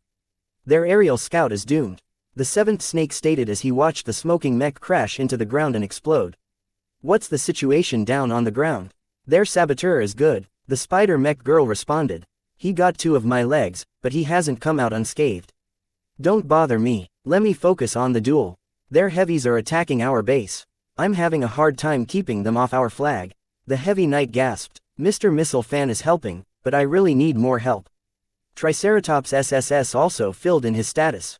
I've taken their flag since Spider Mech is doing a good job keeping their remaining light mech occupied. I can either help her out or go back to base. I won't be able to deliver the flag with the heavy boys around. Return to base. We need to destroy at least 2 out of 3 of those heavies in order to give you an opening to deliver the flag. Okay boss. The Seraphim flew back to base while the flag-carrying Phantasm ran across the terrain while holding a large flag. The 7th Snake assessed his mech's damage and energy reserves, and concluded it could withstand one more all-in assault. Damn it, they got my sword arm. I'm only left with my shield now. Hang on, I'm coming. The 7th Snake responded as he broke through the clouds and flew over his team's base. His sensors rapidly detected the glowing hot forms of the enemy trio. The close-range heat-projecting enemy pinned down the heavy knight whilst slowly melting its armor. The medium-range ballistic gunner had succeeded in blowing off the heavy knight's sword arm and now went to work on its legs. As for the long-ranged marksman, it had already circled round the sides to suppress their missileer. To his credit, the missileer used its superior mobility to stay one step ahead of the enemy marksman, taking advantage of the surrounding hills to keep out of its line of sight. All the while, it fired sporadic volleys of arcing missiles onto the other 2 heavy mechs with the help of the telemetry the heavy knight sent back. The missiles hadn't inflicted any critical damage to the 2 mechs, but the frequent explosions degraded their sensors and stripped much of their top-facing armor. The 2 bruisers were so engrossed in bullying the heavy knight that the Seraphim was practically able to position itself at their rear. It then dived down in a descending, heart-stopping powered fall. The 7th Snake overcharged his DMR, causing its chamber to accumulate so much energy that smoke started to escape. He even overloaded his rear side cloud generator so that it created a vast rainbow wake that approached the unsuspecting 2 mechs like the front of a tsunami. The heavy knight's facing allowed it to see the oncoming attack, and fell slack for a second, which proved to be a fatal mistake as a cannon shell ripped apart its right leg, causing the mech to lose its balance. The heat-projecting mech pounced on the vulnerability while the cannoneer reloaded its shells with the confidence his target was already dead. Just as it was in the middle of swapping its magazine, the cannoneer somehow felt an invisible pressure form from its rear. After switching to the rear sensor feeds, it suddenly noticed a gigantic attack coming from the air. Death! The seventh snake bellowed as he aimed and fired a humongous energy bolt at the flat-footed cannon mech. The bolt zapped through the air like a hot knife through butter. The huge ball of energy splashed against the mech's rifle, coincidentally also damaging its magazine, causing it to explode in a devastating ripple. The bolt fell apart with most of its energy dispersing in the air, but some of the damage landed on the mech's front, ruining its surface internals. The seventh snake had already decoupled and tossed aside his slagged rifle. With his twin heated knives he struck the damaged and bleeding mech in its head and upper torso. He landed with so much momentum behind him that the knives tore through the remnants of the heavy mech's armor and ruined several of its critical systems, the most important of which was the power reactor embedded near the heart area. The cannoneer, now cut off from power, shut itself off. Snake's seraphim landed its delicate legs against the disabled mech's chest and bent its knees to mitigate its falling momentum. That left it open to the remaining heavy mech. The heat projector ignored the heavy knight that had been slagged into a molten statue, and ran back to avenge his comrade. With his seraphim already running hot like an oven, even a glancing hit by the wide-area heat projectors could cause Snake to be boiled alive in his own mech. Acutely aware of the impending crisis, the seventh snake acted in desperation. In a feat of exemplary control, the seraphim spread its legs like a stripper and leveraged its grip on the embedded knives to spin around the unpowered mech's torso. The air flashed with white-hot heat and the projectors fired. The cannon mech's ruined armor suffered a catastrophic amount of damage while some of its internals even caught fire. The seraphim's exposed legs also melted into a half-puddle shape, rendering them incapable of supporting the light mech's weight. However, the seventh snake managed to preserve his mech's waist and upper body. The seraphim leaned over, using the burning cannoneer as a shield, and did something stupid. It threw its knives at its opponent. The heat-projecting mech got startled and hastily tried to angle its armor against the incoming projectiles, only for them to fall short and land on the ground.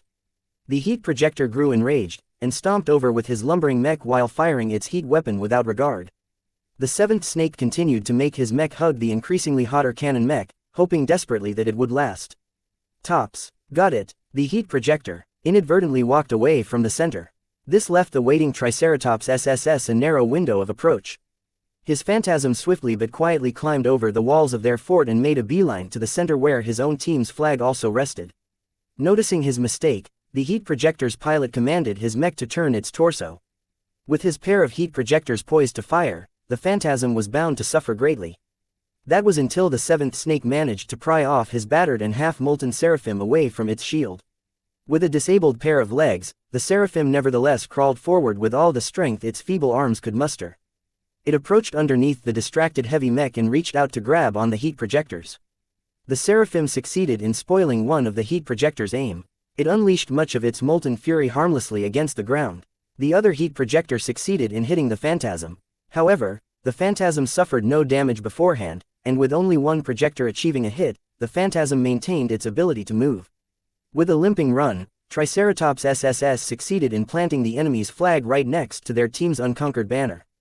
Yes, woohoo, you interrupted my duel. While his teammates cheered and grumbled, the seventh snake sank back in his cockpit with a satisfied expression. He could feel the victory invigorating him even as he felt as if the excessive heat had cooked him into a crispy state. We won. The seventh snake smiled as he let out a warm and deep breath. I'm getting better at this, though my seraphim won't be happy I trashed it again. Then he remembered someone had spectated him throughout the entire match. The seventh snake opened his personal page and switched to his stream. He read out the name of his only spectator. Chasing Clouds. That sounds familiar. Chapter 18. Life watching the seventh snake's replays impressed Vase. The mech pilot's flamboyant piloting of his seraphim showed a remarkable mastery of its capabilities. The seraphim domineeringly claimed the skies, fighting particularly well against other flyers, and launched aggressive attacks against opponents on the ground. Though Vase knew little of mech piloting, he still recognized the seventh snake's remarkable skill. His aggressive play style and continuous risk-taking hid a keen sense of timing. If this snake wasn't at the threshold of promoting to silver, he was absolutely in the upper tier of Bronze League. When Vase noted that the seventh snake had come online and entered matchmaking, he chose to spectate his match. What he saw of the young pilot's performance reaffirmed his judgment. Snake piloted the Seraphim in ways even Vase hadn't imagined. But does he have the X factor? Good piloting didn't necessarily mean one has the X factor. Disregarding the phenomenon's vague definition, the X factor might not even work in a virtual reality environment. Perhaps the seventh snake was only a good pilot, and nothing more.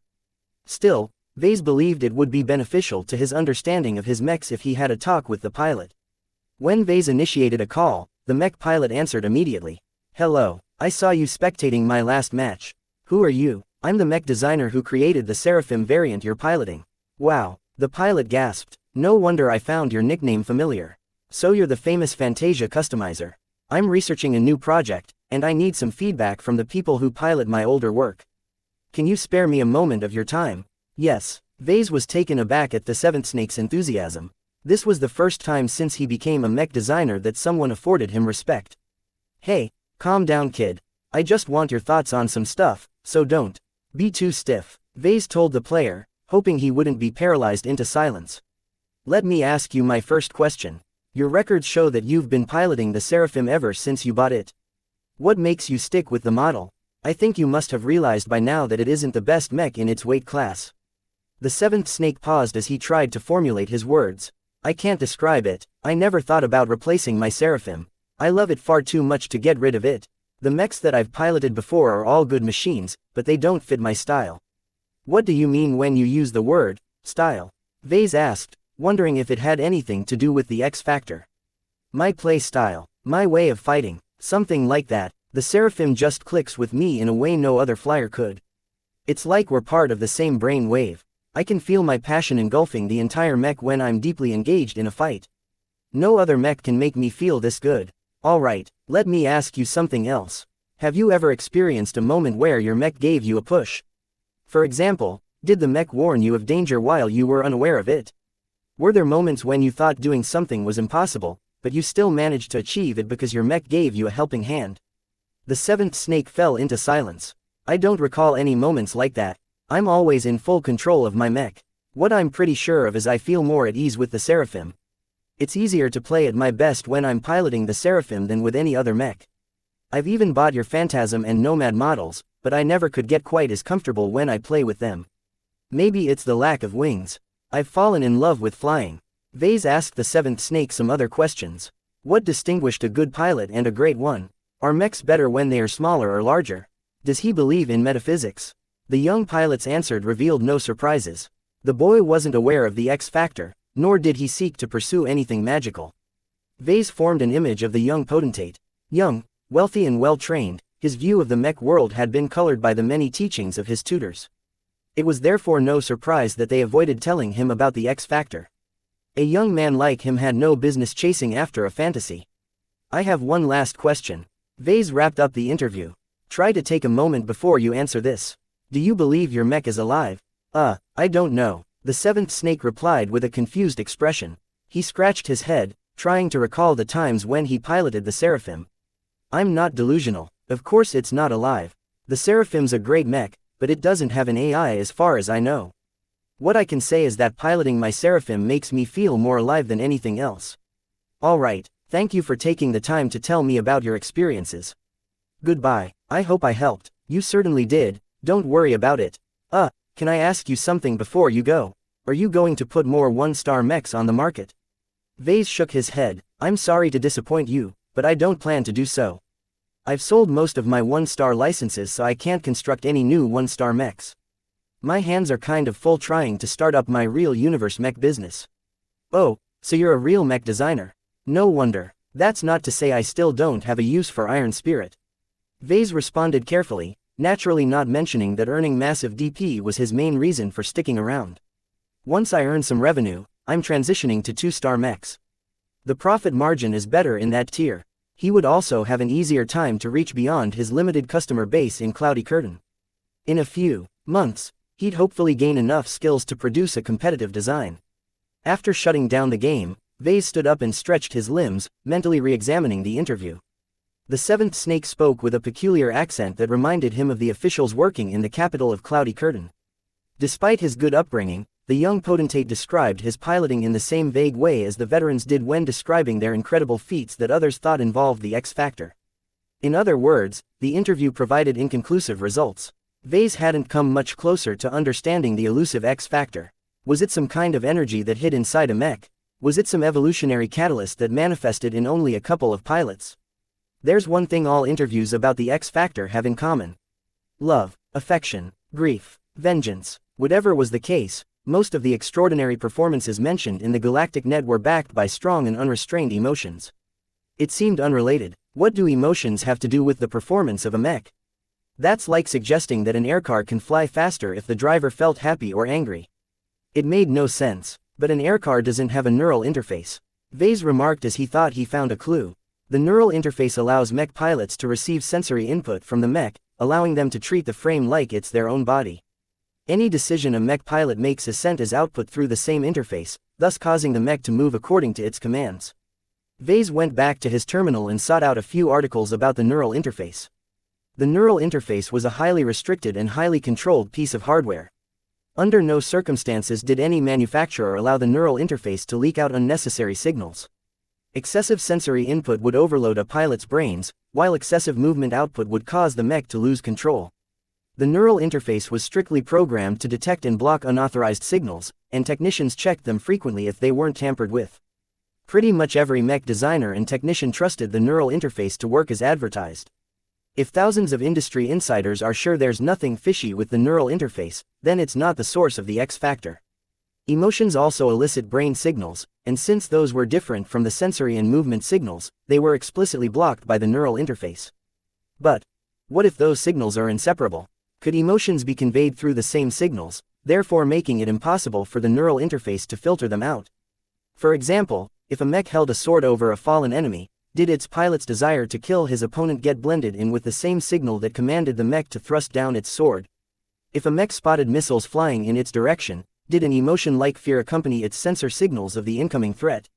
Unfortunately, Vase had no background in the neural sciences. Everything he learned about the neural interface in college was how to install it and how to maintain it. A designer had no need to know how the gadget worked in order to use it in their designs. This left Vase unable to answer this question. I don't think all those other people who have hunted down the X factor are that stupid. If someone like me can think of it, I'm sure they exhausted themselves to death trying to see if the neural interface was capable of doing more. In the end, Vase was stuck again. With no solid theory on how to achieve the X factor, Vase had no starting point in designing a mech that incorporated it. With the huge interest payment looming over him, time began to run out for him. He could not waste the remaining days on a fruitless quest. Lucky chose this time to barge inside. With a nonchalant walk, the mechanical cat dropped the shiny blue sapphire before Ves's feet. It then nuzzled his legs with its slim but lively body. Another gem I see. At least you didn't bury it in the backyard again.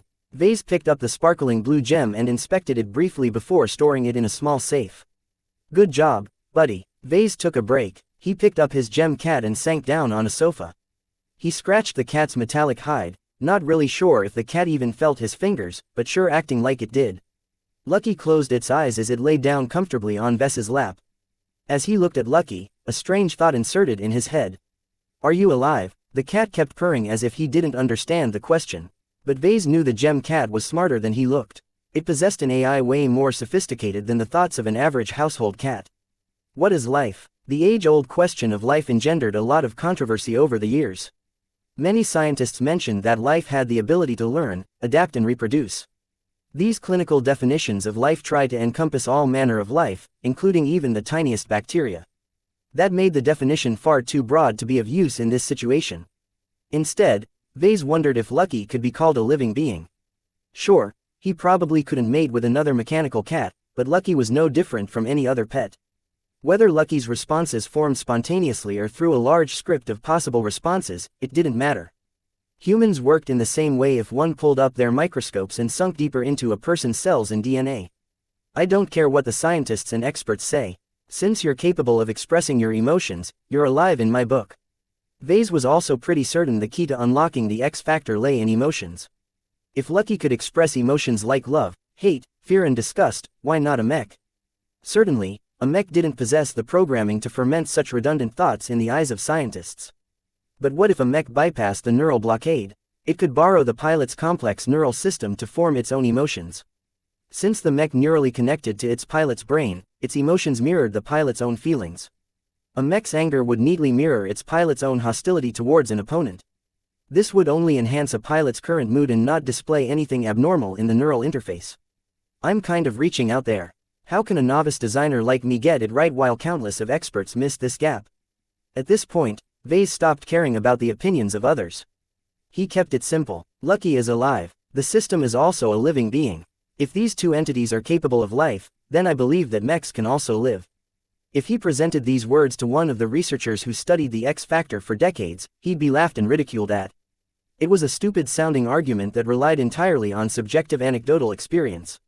But when he looked down and stroked Lucky's back, he felt no regrets. I can't phrase it in any better way, but my faulty logic doesn't matter. My belief is enough. My heart tells me I'm looking in the right direction, and that's good enough. Now, Vase had finally obtained a somewhat coherent picture of the relation between life and the X factor. He felt as if a weight had disappeared. Now I have to put theory into practice. Vase was ready to design a new mech, one that hopefully unlocked the X factor. Chapter 19. Reborn. Vase revisited the CA-1A Nero. He was never proud of the mech, even if he learned a lot about the Caesar Augustus when working on it. The small solutions he implemented in the Nero only helped him fabricate a less horrible Caesar Augustus. In that regard, he succeeded modestly. When Vase checked his sales again, he saw that the Nero had already been sold once for a whole 60,000 credits. At least I don't have to worry about paying for the raw materials of my next model. The Nero always felt like a half-finished job to Vase. Now that he came back with a lot of new ideas, he wanted to revisit its design and see whether he could transform it into a mech that enables pilots to reach the X factor. Vase opened up the Mech Designer system and switched to the designer page. The designer stored all of his old designs, so he pulled up the Nero effortlessly. When he modified the CA-1's design, he made changes based revolving around reducing its cost and increasing its efficiency. He treated the Caesar Augustus as a robot and rearranged its internals without any regards to its presumably non-existent feelings. Vase wasn't sure working like that was the right approach. In his beliefs about the X factor, emotions played an important role. While he still wasn't certain how to engender these emotions in a giant machine, he had some guesses he could try. First, he theorized a mech designer's emotions and intentions played an enabling role. In other words, his own feelings bled over into the design and fabrication of a new mech. The clues to this idea came from remembering the circumstances of designing the Seraphim. Ice-cold designers who barely put any passion in their designs could never spark a semblance of life in these mechs. When Vase worked on the Phantasm, Nomad and Nero, he constantly tried to maximize his gains while minimizing his losses. Though he was upbeat, he didn't put in an excessive amount of passion in his work. Despite being overburdened with toys, the Seraphim had been designed in a fit of passion. Vase vaguely remembered the emotions he experienced back then. He became elated at his first sale, and the completion of his second-ever tutorial missions. He received a windfall of resources and also got drunk on purchasing a lot of virtual component licenses. With such an affected mind, he got straight to work at designing a colorful mech that embodied extreme joy and passion. These all happened to be the same emotions the seventh snake felt when he performed at his best. Vase formed a bold idea. The alignment of the emotions expressed by the designer, mech and pilot determined whether they could produce the X factor. Almost every speculation about the X factor Vase had read on the galactic net only focused on the mech and its pilot. It almost never included the designer. Even if they did, they focused on the designer's physical objectives, not his emotional demands. How can a sword in the hands of a warrior shine bright when the blacksmith forged it casually? There was no proof for Ves's assertion that the craftsman mattered. As far as humanity knew, emotions weren't bundles of energy that had a definable existence in the material universe. It certainly sounded highly unlikely that when Vase designed and fabricated the Seraphim, he somehow embedded it with some sort of voodoo mental energy. No, perhaps the mystery lay in purpose and intent. The strong emotions of the mech designer sharpened his intent. A mech designed to break through fortifications would not only possess the physical qualities that enabled it to perform such a task, it would also be built carrying the designer's intent to succeed. Paired with a pilot who carries the same wish, such a mech crystallized the intent of all three entities in a single machine. In order to gift the new Nero with a purpose, Vase first had to look back on the intent of its base model. The Caesar Augustus is a product of a young, spoiled mech designer's desire to show off. Vase concluded as, he recalled the debut of Jason Kozlowski. At the time, it was built to be the best all-rounder Karentgen mech.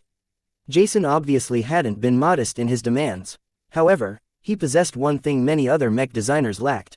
He was incredibly passionate when he designed the Caesar Augustus. The heir to National Aeromotives made a bet that he'd produce the design in a month. If Jason spent only 1 month to come up with a completely original design with so much pressure hanging over him, the emotions that he carried over in his creations would be immense. I've done a disservice to the Caesar Augustus. Vase realized as he recalled the times when he fabricated the virtual versions of the stock model and the Nero. Even though he crafted them in a simulation, the life-like circumstances meant that the frustrations and difficulties he felt must have bled over to his end products. I need to adjust my mood. Redesigning the new Nero without emulating Jason's passion will just deliver another half-assed result. Vase felt as if he was forced to go up to a stage and begin acting while he had zero experience. The only thing he could do is recall the times when he was still young and bright, before his moody teenage years set in.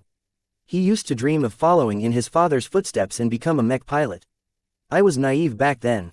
Naive but happy, much like how Jason felt 30 years ago when he just graduated from Estelin. While he didn't succeed in summoning up a youthful and arrogant mood, Vase somewhat managed to instill confidence in himself.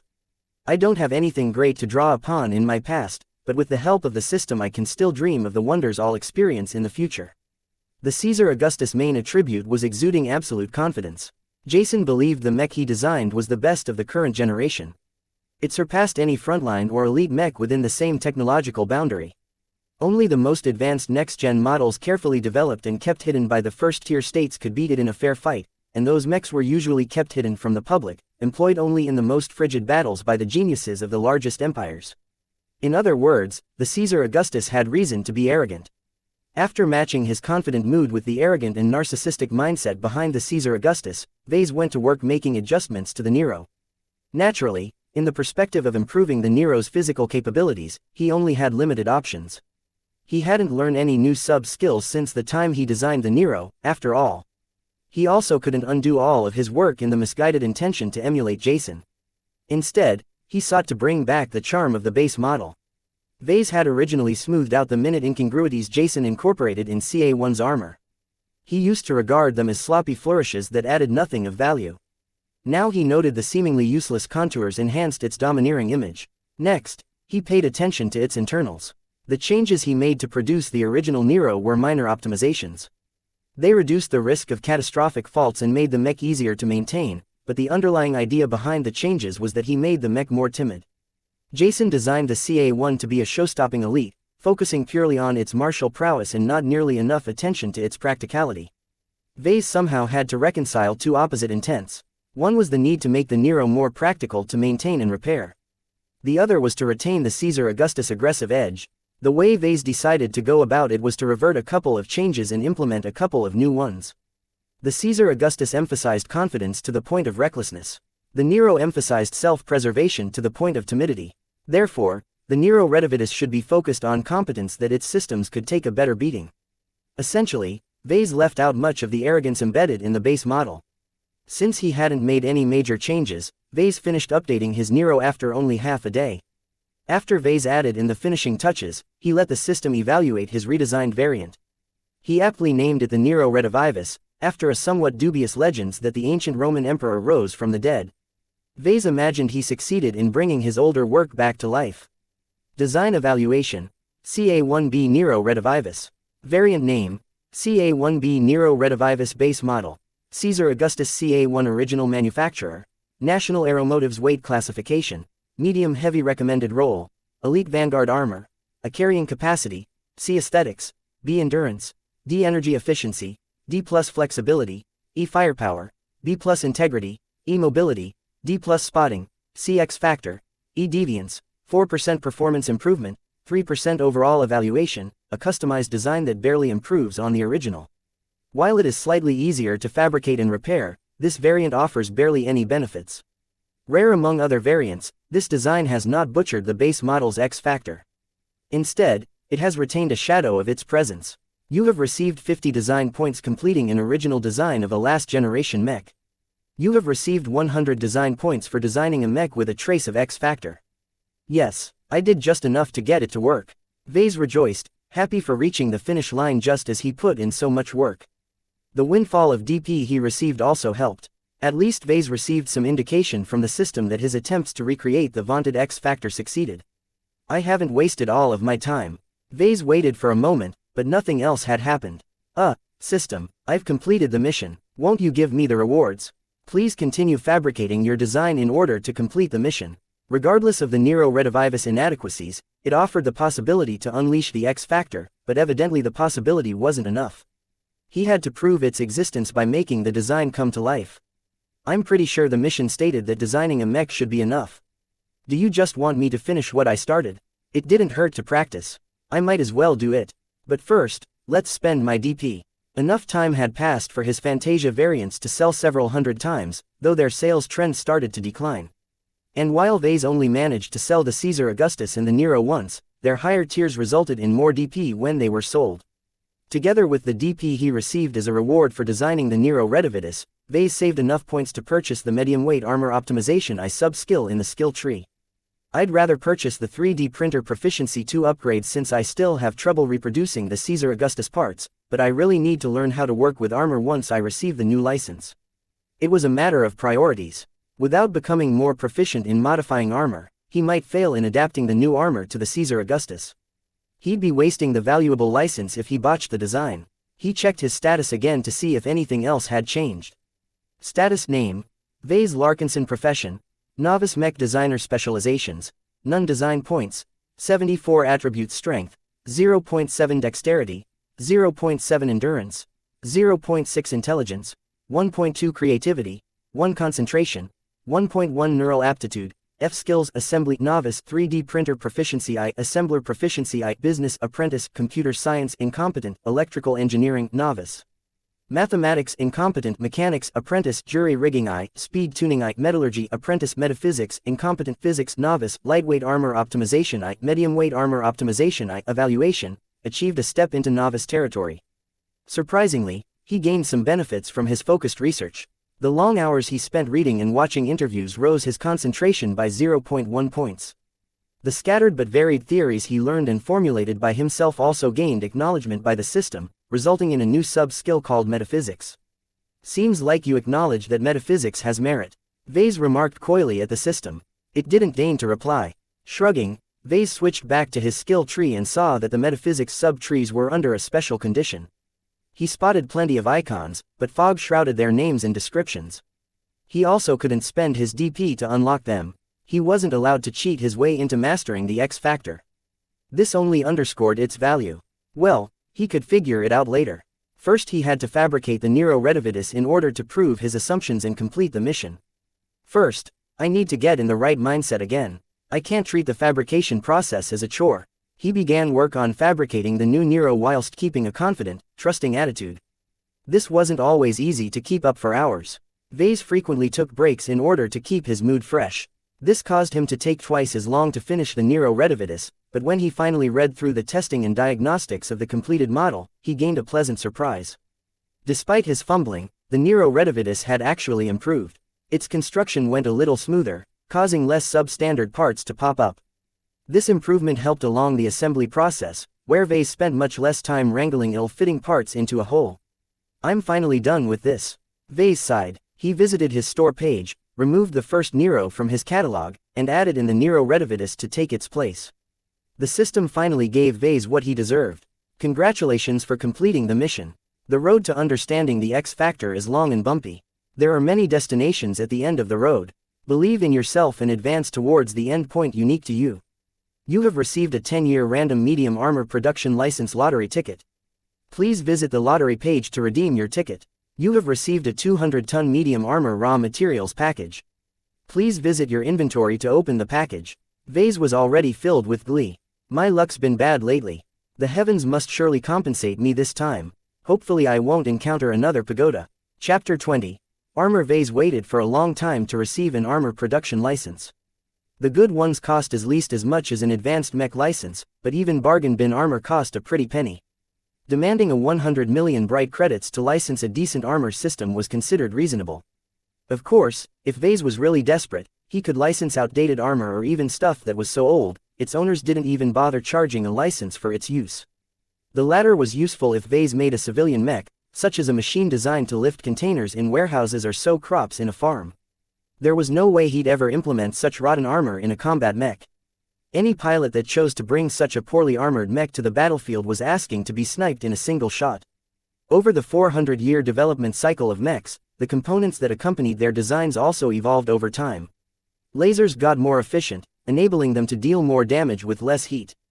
Ballistic weaponry featured new iterations of propellants and explosives. Energy cells provided more energy to the mech with the implementation of highly energetic fuels and advanced batteries. In the face of progressing weapons, a mech's armor had to match their pace. There were certain moments in mech history where firepower dominated over that period's armor level. Those were miserable times, where wars caused immense casualties to all the parties involved. In other times when armor easily endured against stagnating weapons, conflicts often dragged on into exhausting wars of attrition, draining much more resources than anticipated. Only when the level of firepower matched the level of armor could mech battles remain short and limited. More wars started during this period, but they also ended quicker. Hopefully the lottery will bring me something average. Vase had no desire to win another good license.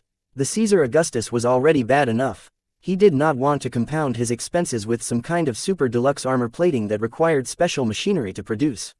When the Wheel of Fortune showed up, Vase let out a relieved breath. At least it's not the fucking pagoda again. The only thing Vase had to worry about was getting an awfully cheap armor license. The Caesar Augustus required a certain standard of armor to work. Anything older than last generation was useless in the battlefield. Even certain newer alloys might not work if they aimed at the bottom segment of the market. Wish me luck, Lucky. His gem cat meowed disinterestedly, not even deigning to glance at the holographic prize wheel. Despite his name, Lucky hadn't helped Vase gather much luck so far. He still had his uses though, so Vase just ruffled his cat's head and spun the wheel. Clacking sounds echoed in the workshop as the wheel's pins clacked against the pointer. Various different plates of armor spun past too quickly for Vase to recognize their names. After about 30 seconds of solid spinning, the wheel slowed down. Vase was able to read the labels now, but he failed to recognize their brands. Way too many products are introduced each year. The names don't really matter. I only care about their capabilities. The wheel dragged its heels for a couple of suspenseful seconds before it stopped. The pointer landed on a grayish piece of plate. Congratulations, you have received a 10-year production license of the following armor component, Marlin Solutions 1004 HRF 5th generation. It looks a little cheap. All Vase had to say it could be worse. As he studied the armor's specifications and sought more information on the galactic net, he realized his bad luck struck again.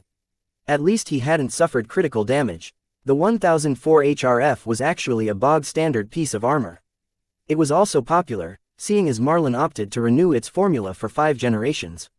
A favorite of small and medium-sized mech manufacturers, the HRF required a complicated manufacturing process to produce decent quality armor plating.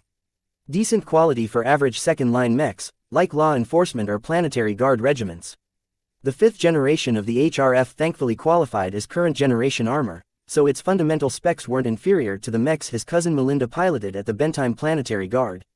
The HRF's performance actually featured no unique strong points. Neither did it have any glaring weaknesses. Its main advantage was cost. Its formula used no exotic raw materials, just a large amount of widely available minerals and ingots. The HR in its name stood for highly refined, which meant it took a lot of energy to extract the useful parts of all those materials and combine them into a single plate. Thus, the production of the armor generated a lot of waste products. Vess's comm unit pinged with the arrival of a new message.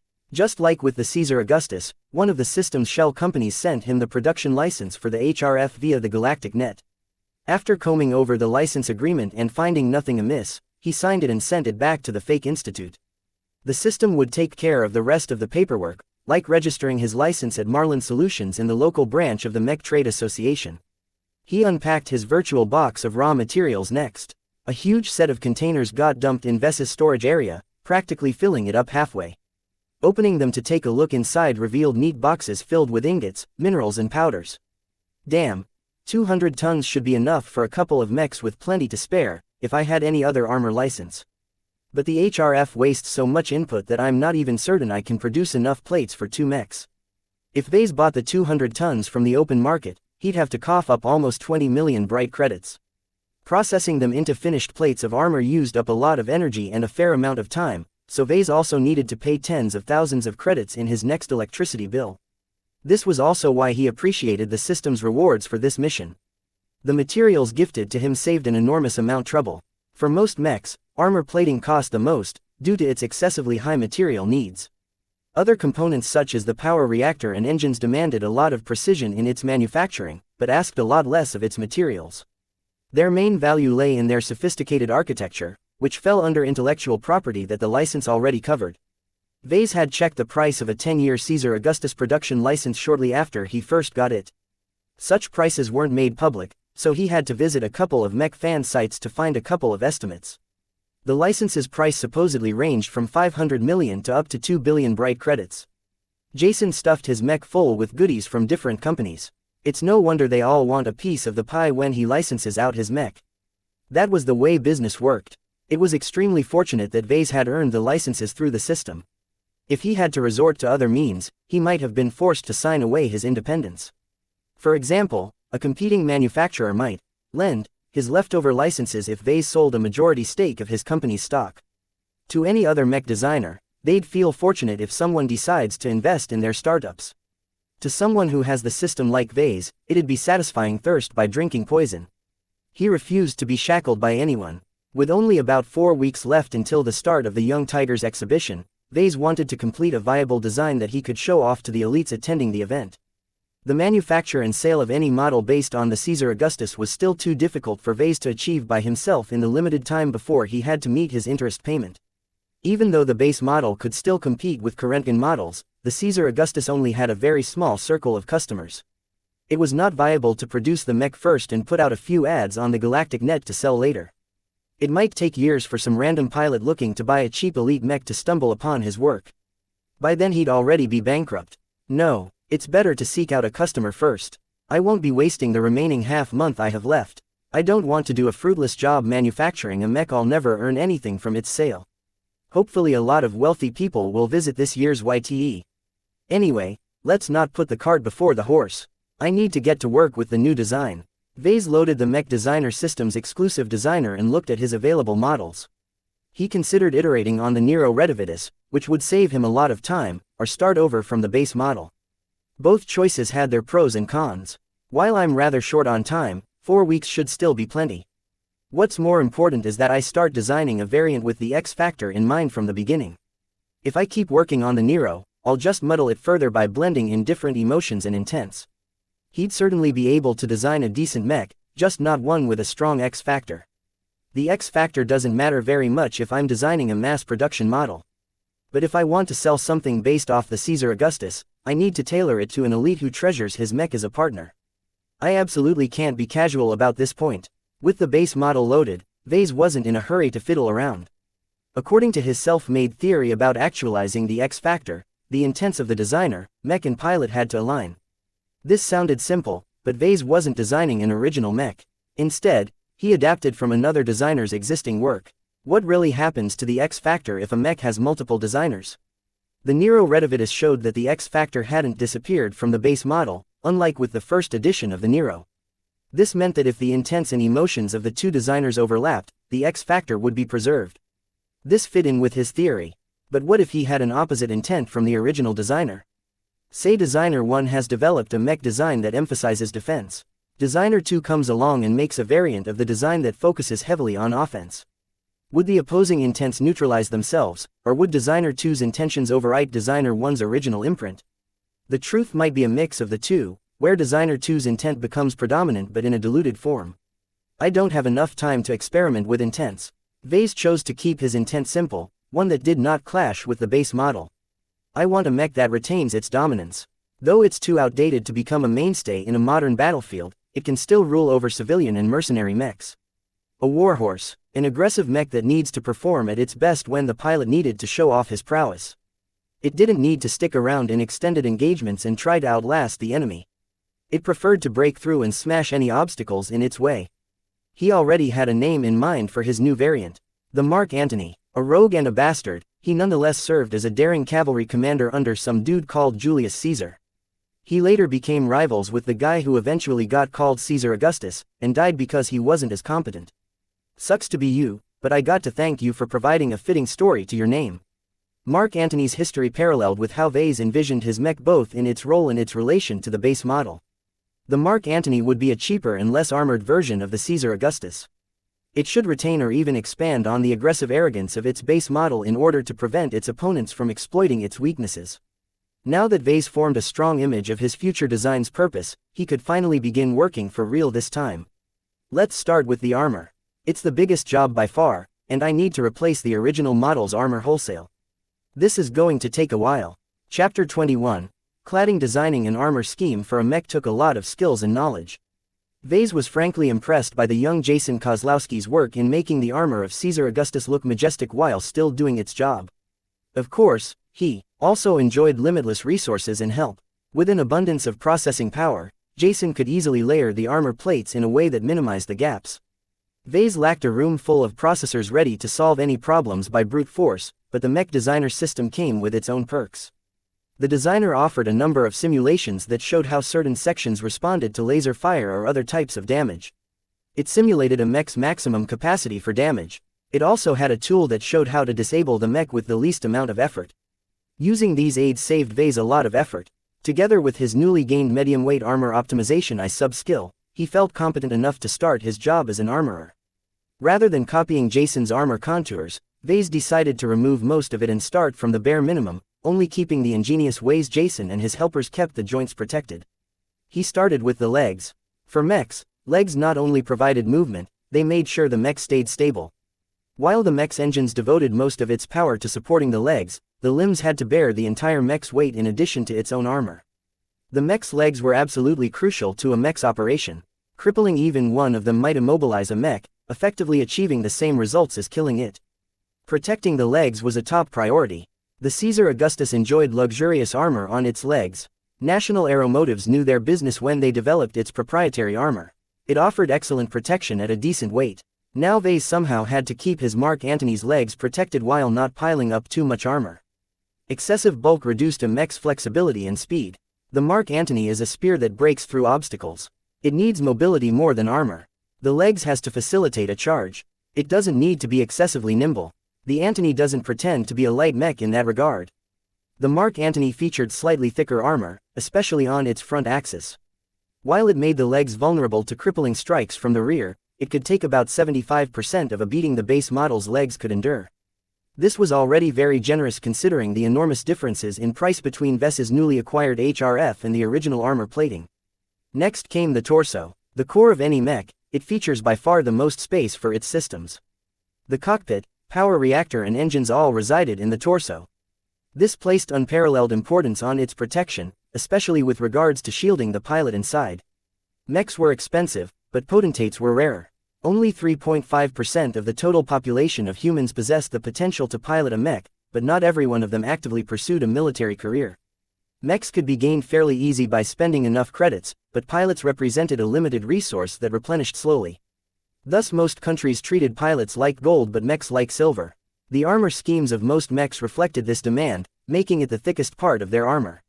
In keeping up with the Mark Antony's indomitable intent, Vase became bold when working on the torso.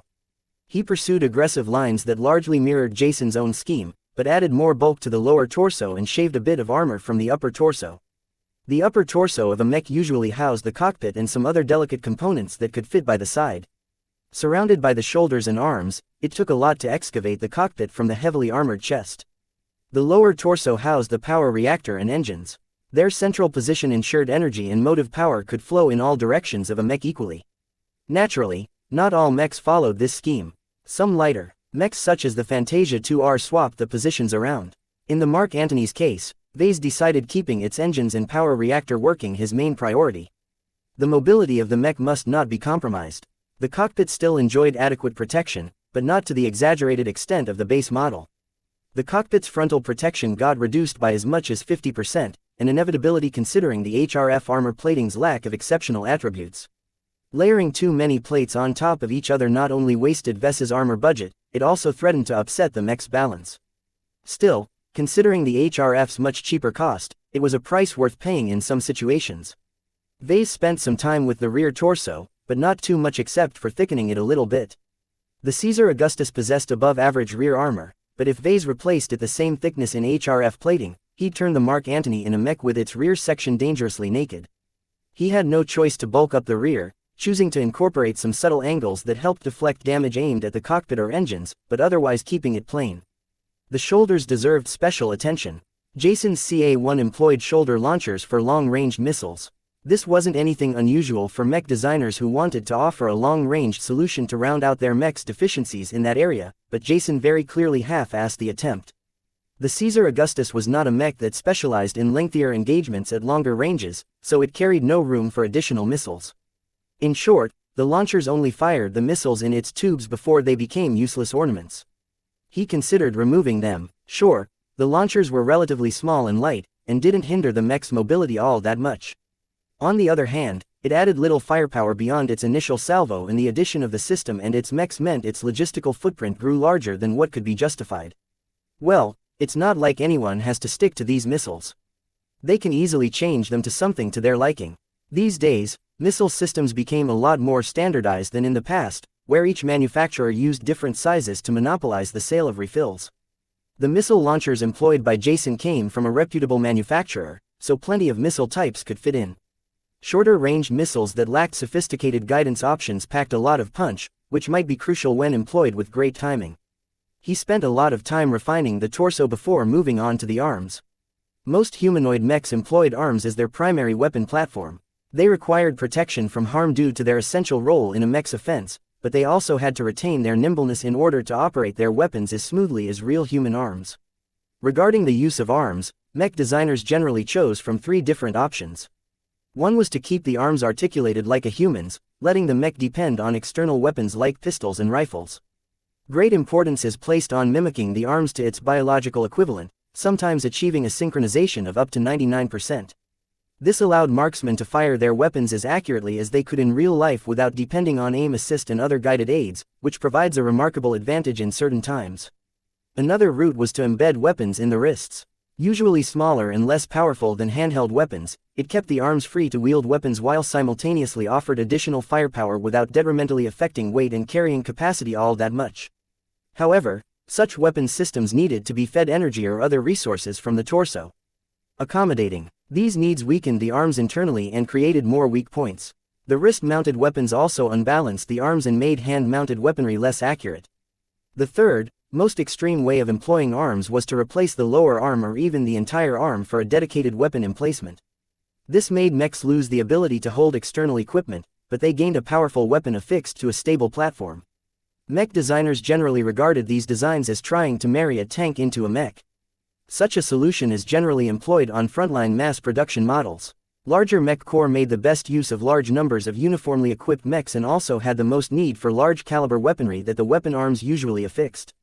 In the case of the Caesar Augustus, Jason went with the wrist-mounted weapons. The laser cannons were actually high-quality weapons even in the current generation. They provided a substantial amount of short to medium-ranged firepower as long as the mech's energy lasted. They did have a tendency to overheat the mech, and with Vess's HRF replacing the base model's heat-resistant armor, the Mark Antony had a much smaller capacity to absorb the heat. Vase could only tune down the cannons to a lower default setting, allowing it to last a little longer. The base model employed a sword and a shield as the mech's melee weapon. This lowered the demand for articulation, so Vase happily bulked up the arms in order to improve its armor and heat absorption. It stiffened the arms, but Vase did not place excessive demands on the mech's accuracy. Its laser cannons remained effective in medium range, only having trouble in closer ranges due to the ability for lighter mechs to circle swifter than a mech's ability to rotate. This left Vase with the armaments. Made with the same materials as the armor, the heavy shield could endure a lot of damage at an acceptable weight. The valiant-looking sword possessed enough qualities to cut through enemy armor when it was treated slightly differently at the end of the manufacturing process. Vase wouldn't be able to retain the original shield's design. It offered too little protection for too much weight. At its current state, Vase could either increase or decrease the size of the shield. The HRF plating is cheap, so I should employ the shield as a disposable object. The Mark Antony's main feature is its ability to charge and break through the enemy line, so I'll make it longer and thicker. With the designer's helpful tools, he reconstructed the bulky kite shield of the base model into a longer and slightly thicker tower shield. Taking inspiration from the equipment of the historical ancient Rome, Vase emulating the iconic curved rectangular shields. When held in its armed position, the mech could cover almost the entire mech's length, protecting it from the knees to the lower half of its head. The specific length prevented the lower edge of the shield from bumping into terrain and also left the mech's eyes unobstructed by the upper edge. The shield turned out to be incredibly heavy and was difficult to move, but it also covered a lot more area so it didn't need to. Made entirely out of cheap HRF plating, pilots wouldn't feel any heartache when they threw it away if it sustained too much damage or if the mech required a burst of speed. Vase was highly satisfied with the end result. The big rectangular shield fit heavy infantrymen more than cavalry, but Vase didn't bother reconciling these contradictions. He only borrowed the ancient Roman theme to make his mech look cooler. As for the weapon, the HRF was distinctly unsuited to serve as a sword material. Its composition focused fully on frontal protection, and couldn't retain an edge suitable for bladed weaponry. It also broke much easier when struck hard. He'd either have to change to a different weapon or keep the arm empty.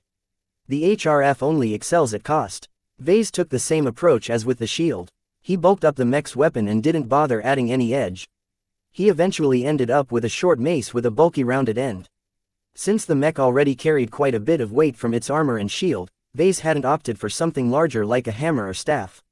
Despite the mace's simple looks, it still dealt a fair bit of damage if the pilot put its weight behind its attacks. It kind of sucks. Too bad I can't afford another production license. Even the virtual licenses cost too many credits for Vase to bother buying them. He had to hoard money for now in preparation for producing a real mech. Only the head remained now. In modern mechs, the head housed the best sensors of a mech. It was a rather poor position for something so important. It stuck out too much. However, most humanoid mechs retained the head due to pilots massively preferring their main view to come from such an elevated position. Mechs that hadn't bothered with heads and moved their main sensors to the torso, the so-called Pangu types, never really caught on in the market. The Caesar Augustus featured an ornate head design that appealed to Jason's aesthetics. It housed fairly good sensors behind enough armor and embellishments to make them difficult to pick off by a stray shot. Vase hadn't messed around with the head too much, but he did add a dramatic touch by adding a vertical helmet crest, much like the cool helmets worn by the soldiers of ancient Rome and Greece. For its plume, Vase embedded the small festive cloud generator at its neck. With some creative plumbing, he ensured the cloud generator's red vapor to erupt from the head crest in an even fashion.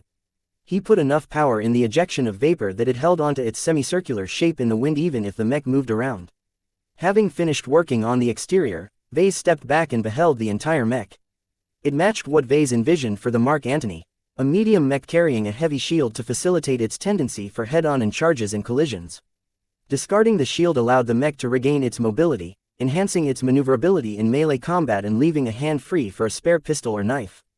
Despite the long hours of fiddling with armor plates and figuring out the best arrangements, Vase enjoyed the entire process with the enthusiasm of a kid trying a new toy. The designer's many tools allowed him to waste less time with boring calculations, leaving him more time to utilize his sharpened creativity to come up with aggressive designs. His work culminated in a mech that embodied Vese's intent of aggression, momentum, burst power and a little bit of flamboyance. Whilst Vase expected the armoring process to be the most challenging job, his method of channeling his intent while he made his designs paid off. He was sure that others could have done a much better job, but he did a decent enough attempt that he could confidently say he hadn't wasted his time. Now, it's time to revisit the internals. Chapter 22, Craftsman's Pride. A mech's armor defined the machine's appearance. The changes made to the internals might not be visible to outsiders, but it affected the heart and soul of the mech.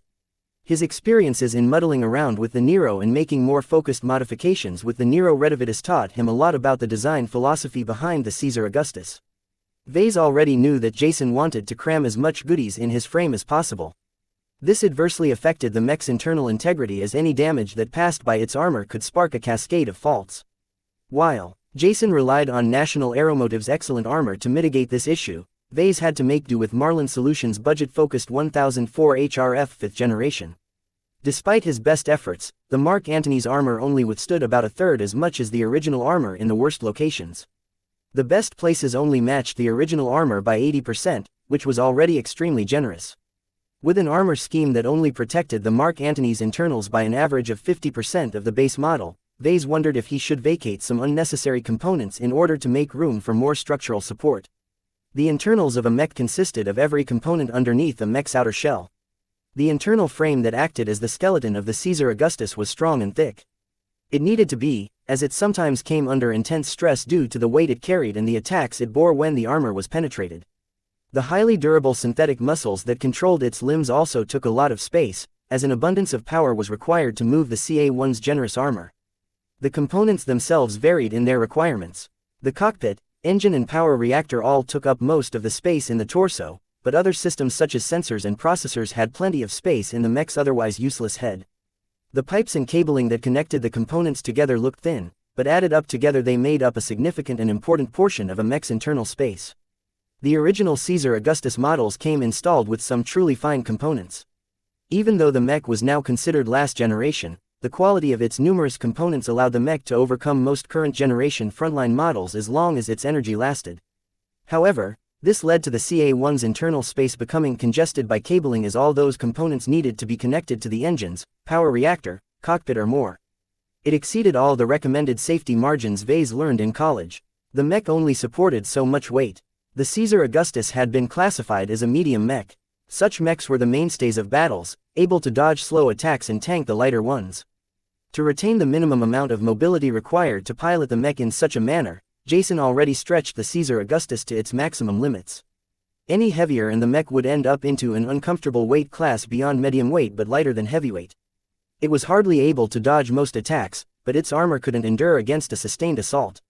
Vase mulled the difficult problem of solving the mech's internal structure while keeping his mech effective in performing its role.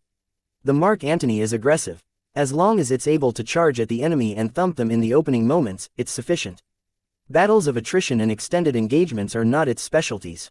The mech doesn't demand too much endurance. His first internal modification was to make the painful decision to remove 15% of the mech's energy cells.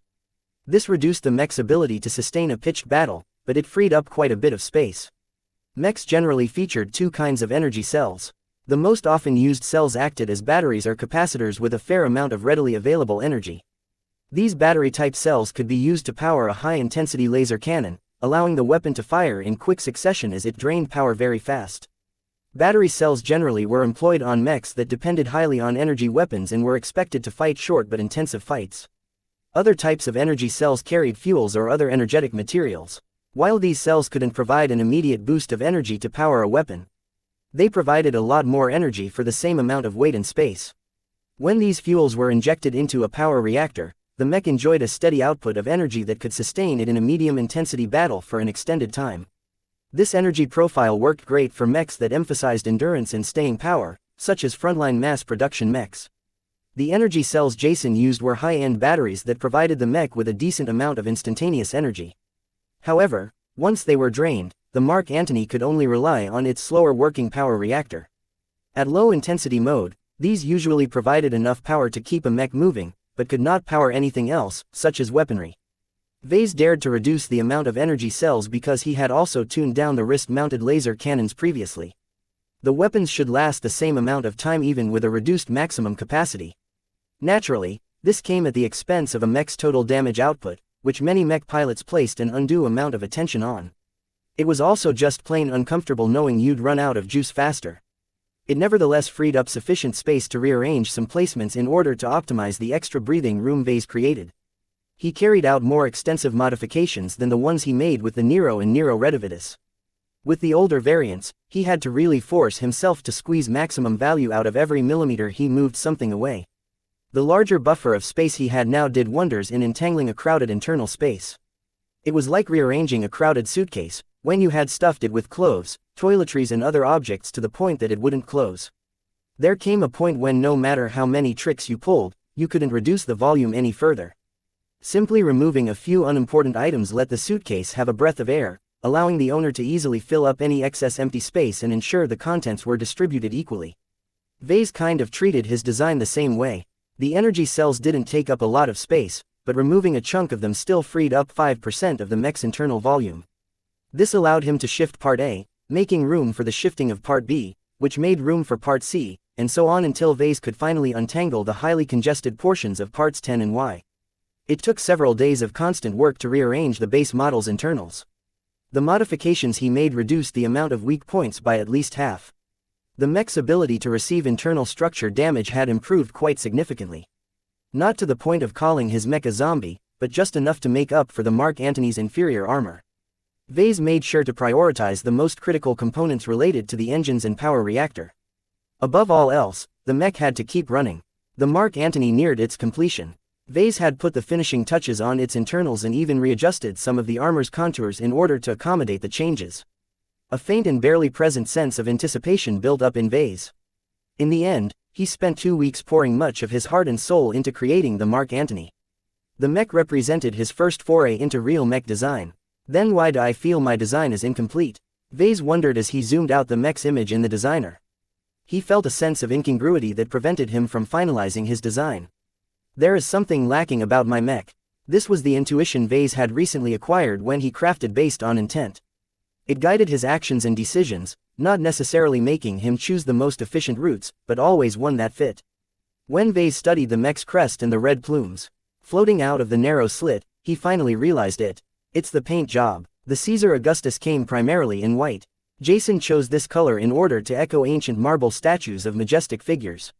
The Mark Antony lacked the regal air of a ruler. Vase instead molded it in the image of an aggressive vanguard. The stately white appearance felt out of place. Luckily the standard paints only cost a couple of thousand credits. Vase muttered, and went to work in the designer's painting function. He chose to dye the mech in black, and accompanied it with red and bronze accents. It contrasted nicely with the Caesar Augustus, and gave his own design an intimidating, bloodthirsty appearance. He dyed the shield in red as well, and added a couple of yellow stylized eagle wings and lightning bolts in homage to the historical Mark Antony's homeland. Vase stepped back and viewed his mech in its entirety. The dark colors, the aggressive contours, the red vapor helmet crest, it all combined together in a mech designed for battle. It exuded masculinity. Where the Caesar Augustus' stately appearance made it suitable to rally its subordinates in battle, the Mark Antony instead preferred to press upon the enemy. It was time to finish the new design and let the system take a critical look at his work. I'm ready. Let's hear it, system. Gimme your best shot. Design evaluation. CA1C Mark Antony. Variant name. CA1C Mark Antony Base Model. Caesar Augustus CA1 Original Manufacturer. National Aeromotives Weight Classification. Medium Heavy Recommended Roll. Shock Trooper Armor. C+ Carrying Capacity. D Aesthetics. A Endurance. D Energy Efficiency. C Flexibility. E Firepower. B Integrity. C+ Mobility. D+ Spotting. C X Factor. C Deviance. 35% performance improvement, minus 35% cost efficiency, plus 60% overall evaluation, an acceptable variant of the Caesar Augustus. Though very lacking in its armor compared to the base model, it has achieved an admirable amount of cost savings over the original model. You have received 200 design points for completing an original design variant of a last-generation mech with significant cost savings. You have received 500 design points for designing a mech with a moderate presence of X factor. The system added a new parameter since the last time he received a design evaluation. Reducing the cost of Ves's first real variant had been a top priority for him, and it was nice for the system to acknowledge his intentions and take the time to judge whether he succeeded. Considering he made the mech 60% cheaper while only losing 35% performance, he had accomplished his aim. Vase felt he had tasted what true mech designers called pride. In order to come this far, he gambled his workshop and his father's legacy. He rejected all other career opportunities and insisted on running his own business. This is worth every sacrifice I made so far, he said as he inspected the Mark Antony's design from every angle. This was a product of his own design. He could base his nascent mech boutique on the sales of this new design. The invisible but potentially influential X factor was the single biggest draw of this mech. Vase devoted almost all of his time constructing his mech with a single purpose in mind. Though not a mech pilot himself, as its designer he felt the Mark Antony possessed a faint aura of aggression. His customers might not be aware his design could spark the X factor, but it remained a minor benefit even if they remained clueless about the X factor. He was sure the Mark Antony could please his customers. The variant might not feature excellent specs, but it cost 60% less to build compared to the base model, allowing him to set a competitive price if he wanted to drive sales. Naturally, he'd have to pay taxes and license fees for every mech he made and sold, yet even the crumbs left over was sufficient to reinvest back in his business, allowing him to upgrade his machines and license more mechs and components. Even better, he'd gain more opportunities to earn a lot of DP. Hot damn, 700 design points. That's more than twice than what I'm earning in a week. And his existing sales also kept diminishing. The apparent craze about the Fantasia variants had run its course, and every young mech pilot that wanted to own a Seraphim, Phantasm or Nomad already bought them.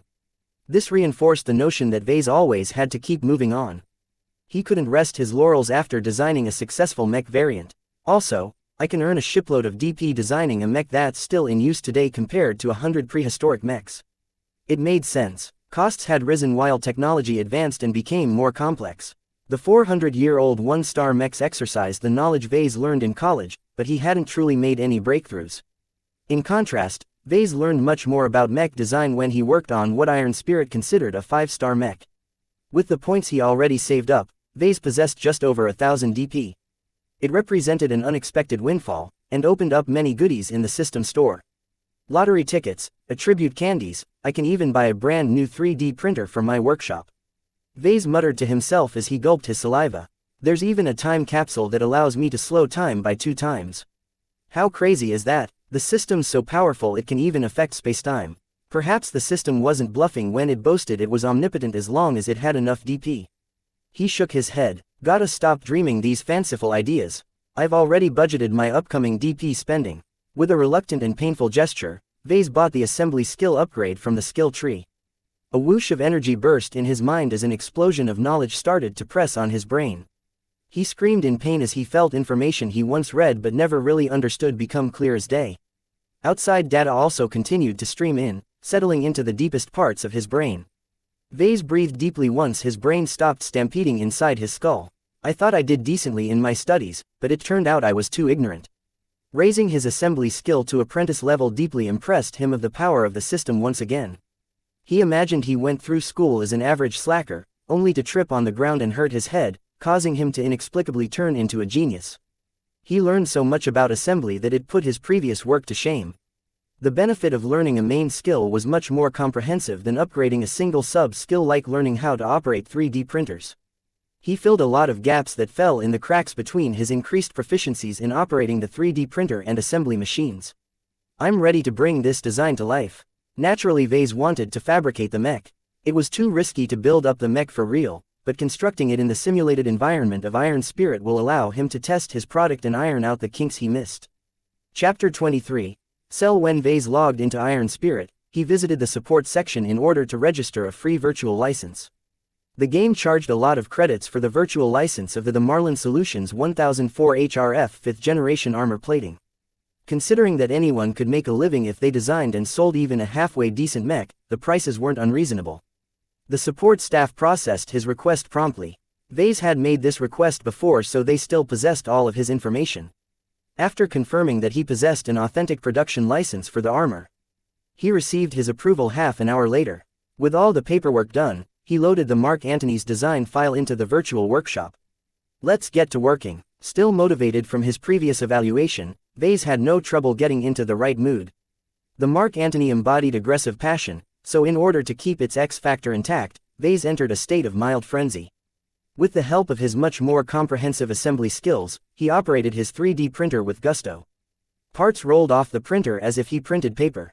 It was not as if his skill in operating the 3D printer had improved remarkably. The reason for his increased fluency was that his knowledge base had increased. He knew better how to tweak the printer in such a way that it resulted in less problems when fabricating a particular component. Rigid armor needed to be treated much differently than delicate sensors. Heat affected one procedure much more, while another fabrication process couldn't be done properly unless vibration stopped. All these kinds of trivial details that Vase neglected to learn had come to the front of his mind.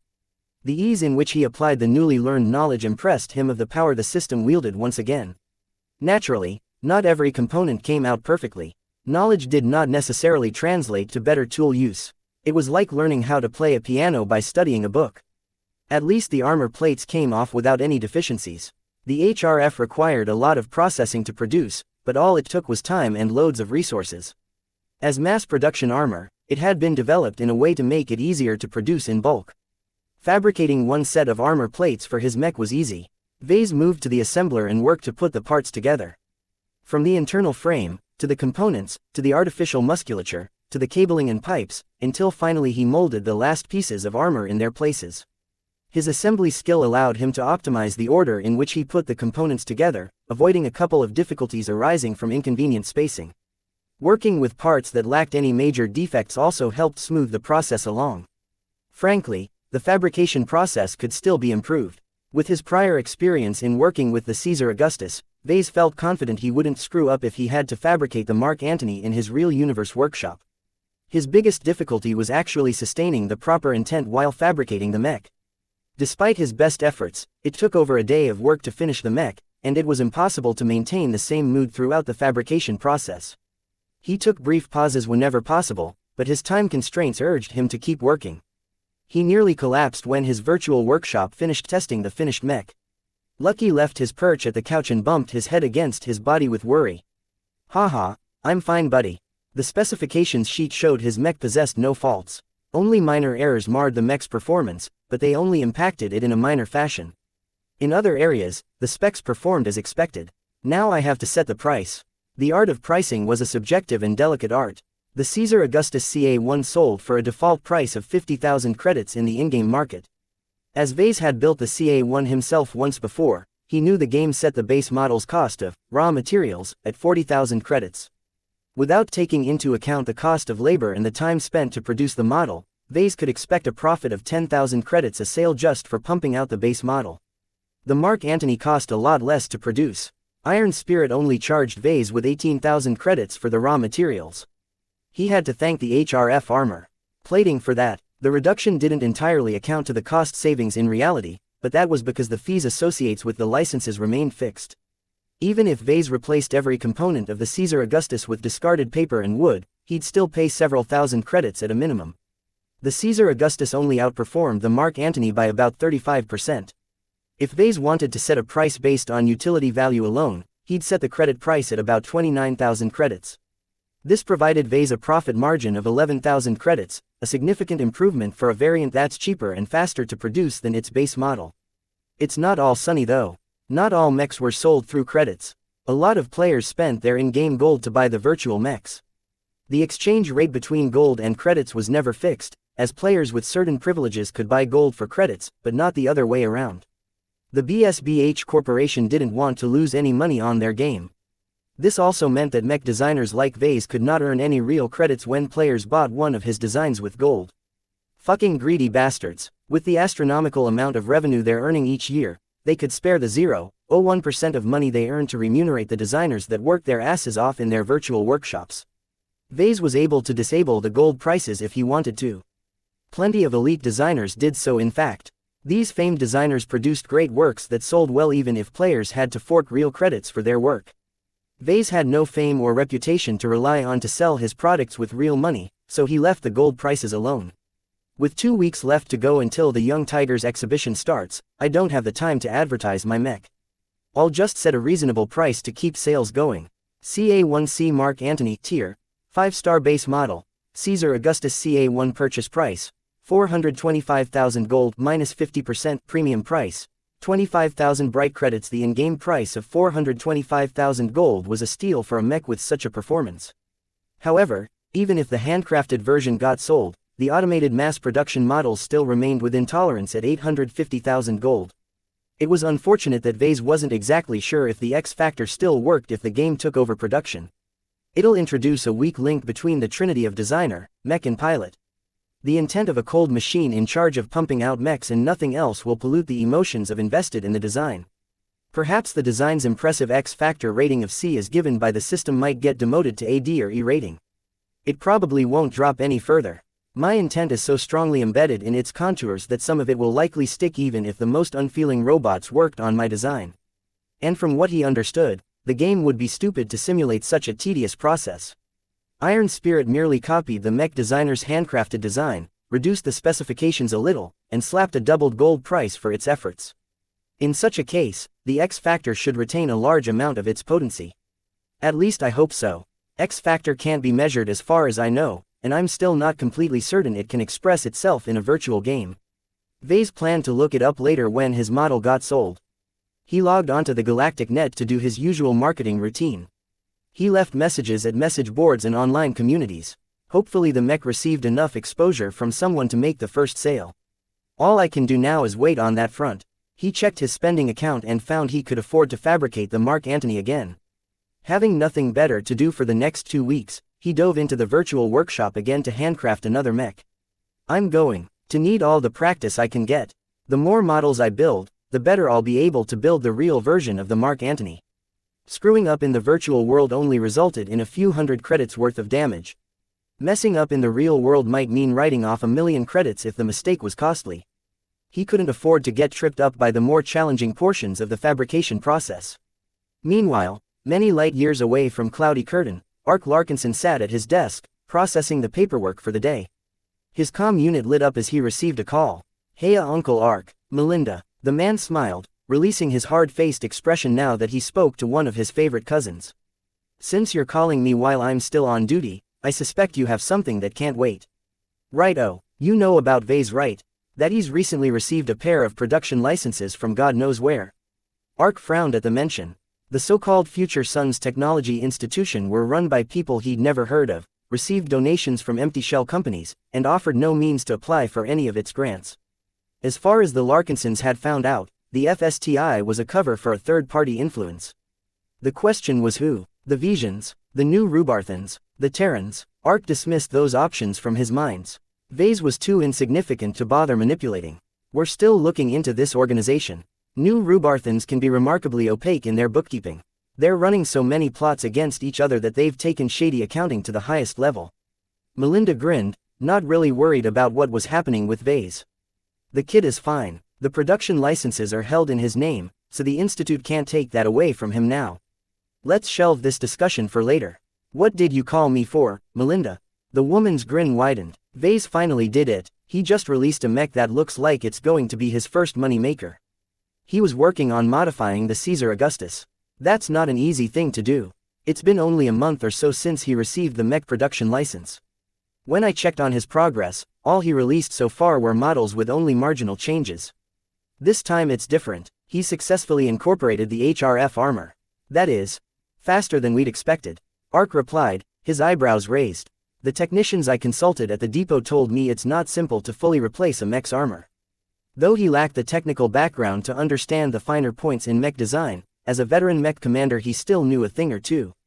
If replacing a mech's armor with a different composition was so easy, then the market would be flooded with re-armored mechs.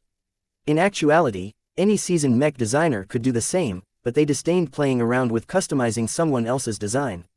They'd rather work on their own projects, in order to avoid losing a massive amount of revenue paying licensing fees.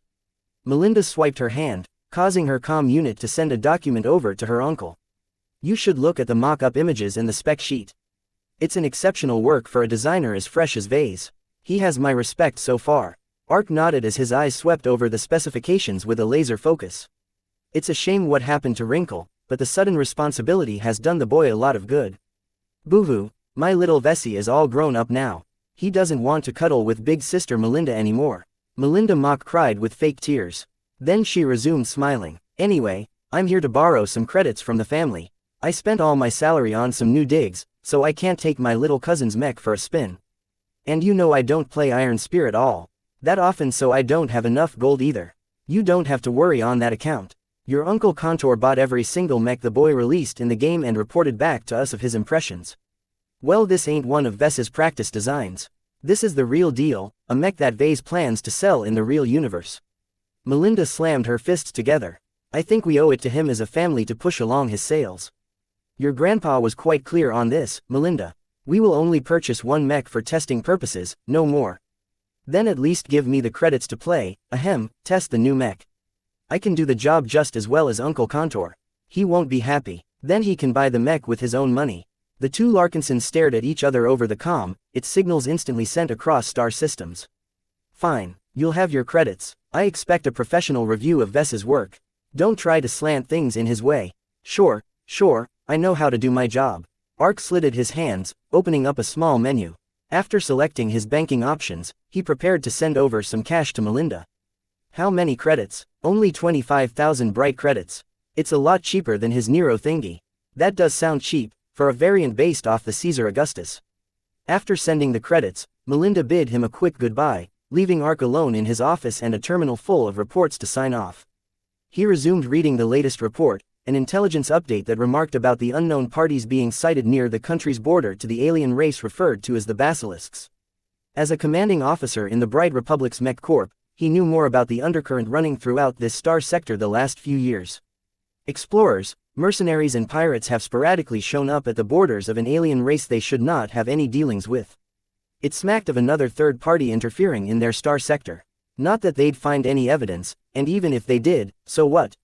Unless it's the Wuxia Kingdom or any of the other third-rate states, the Bright Republic couldn't afford to confront the bigger powers. The woe of a small country. Ark smiled ruefully. The issues concerning Vase paled in comparison to what was on his plate. Chapter 24. Melinda Larkinson had a busy life.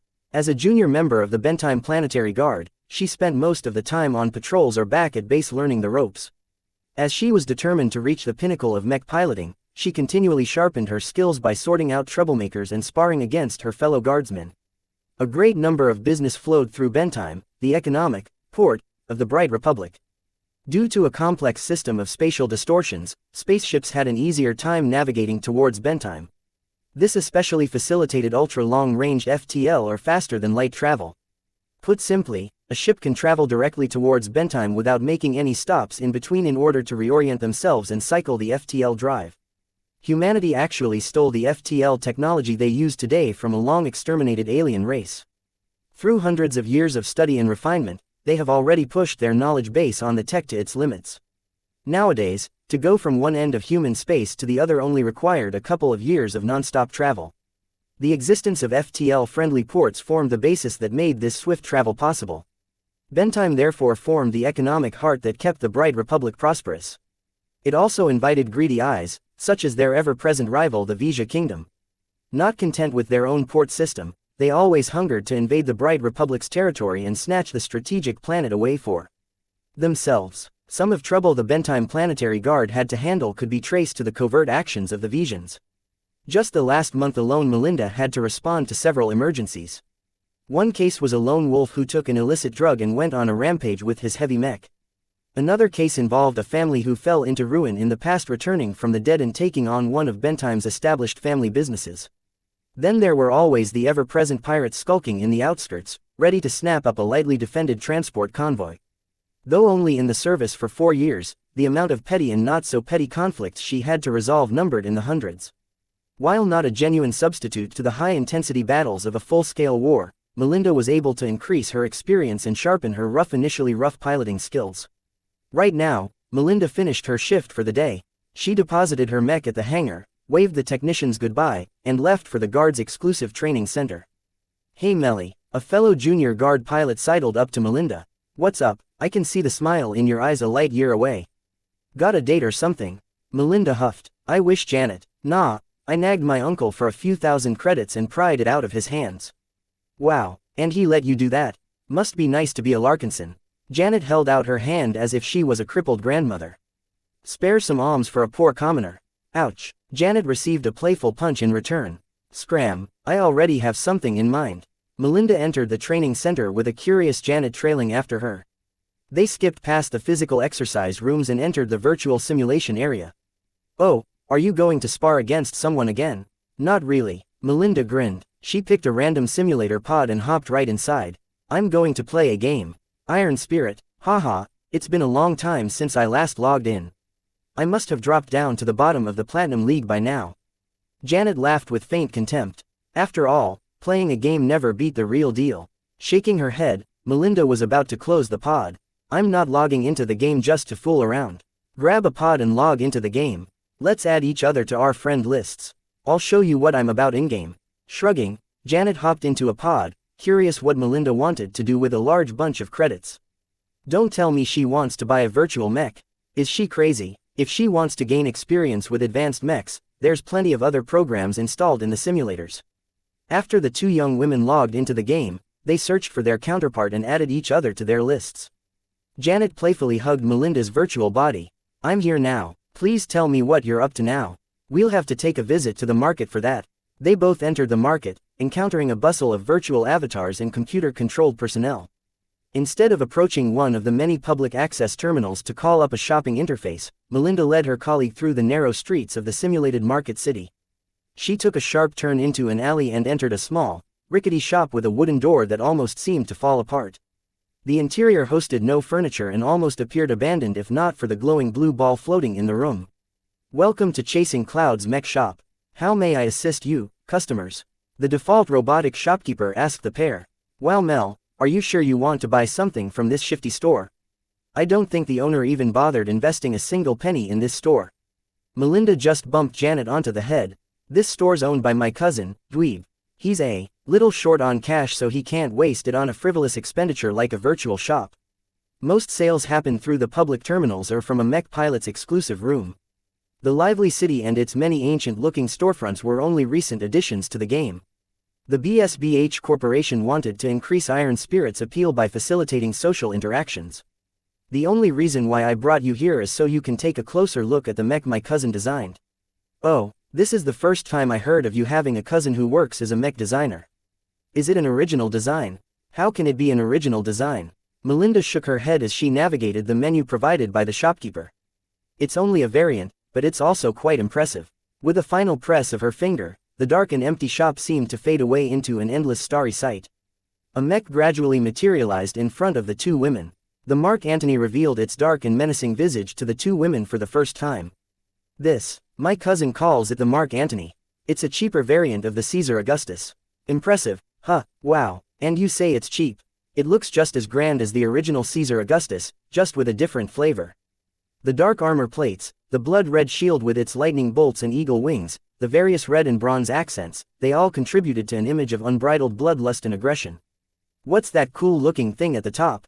Janet curiously asked as she spotted the strange helmet crest and the red vapor spouting quietly from the slit at the top. Beats me. My cousin used the festive cloud generator that's famous on his home planet to achieve this effect.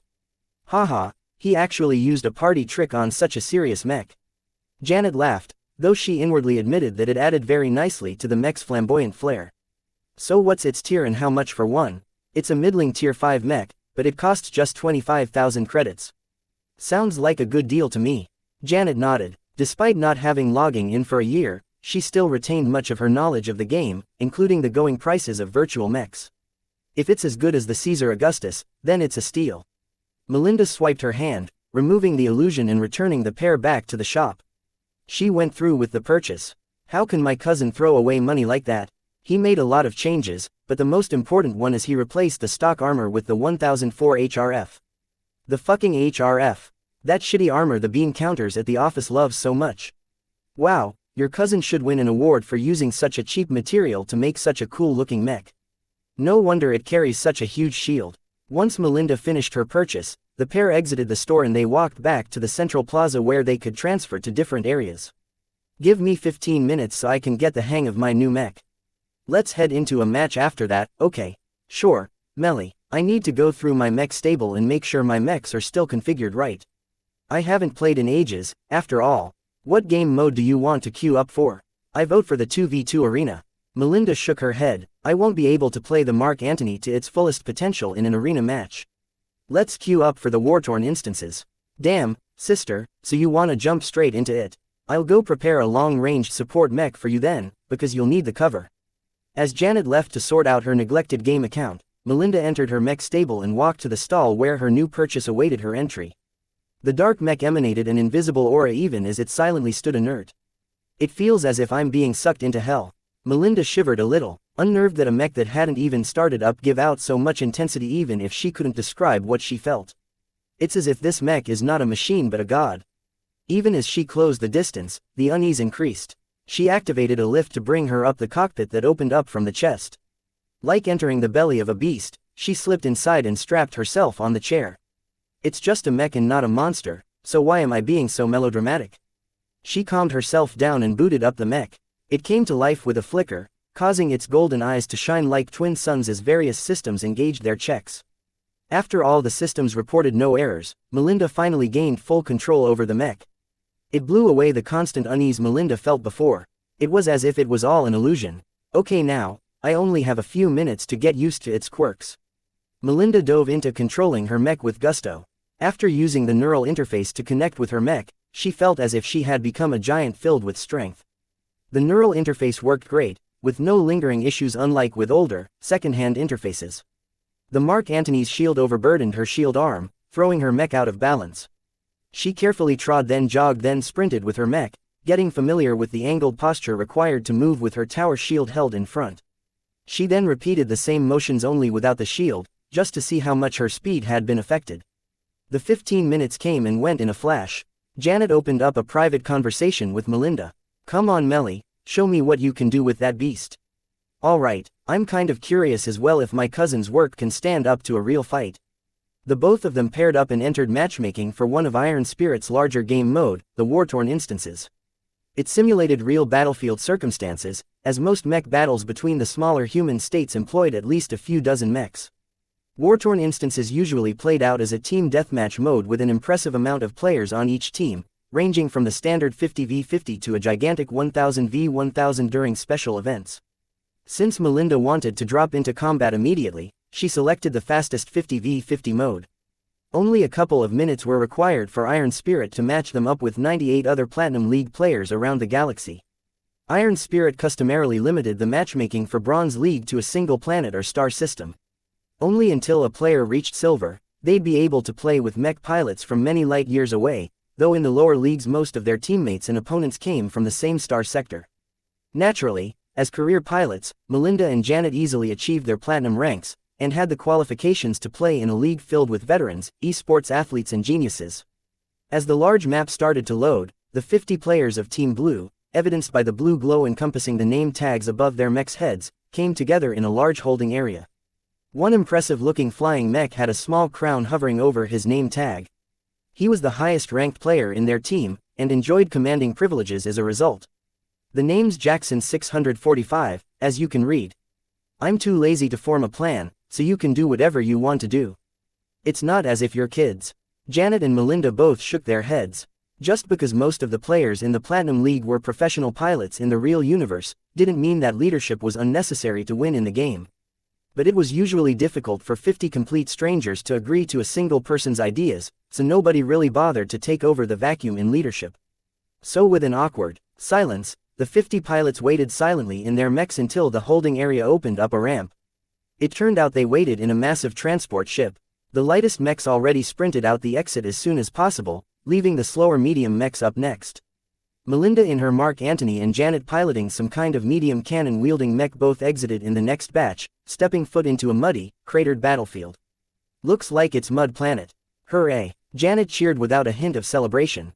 "It's going to be tough to hold a firm footing with all the wet soil. At least the bomb craters are able to provide some form of cover." As if aware that running from one side of the battlefield to the other side posed many risks, their team stayed in place and started to entrench their positions. The enemy team must be doing the same as well. Only their light mechs have gone ahead, their nimble legs and adept piloting avoiding much of the hazards the muddy terrain posed. A scout on their team reported back in the team-wide voice channel. "Enemy position spotted. They are backed against a small mountain. Impassable by medium mechs and heavier. My judgment is that they're in it for the long haul." A series of groans escaped from many of the other pilots. While they had been dumped into a muddy flat ground that offered no geographic advantages, the enemy team lucked out and got deposited right next to a defensive position. "We can't out-turtle them, so let's not bother," Jackson 645 said unwillingly. "I'm going to fly around and see how tall this mountain is. I might be able to snipe them from the top." Thus, the nominal leader of the team left their starting position with a small crowd of other flying mechs following behind. Melinda furrowed her brow. By taking away all their flyers, the ground mechs became vulnerable to aerial harassment. "Spread out or advance together.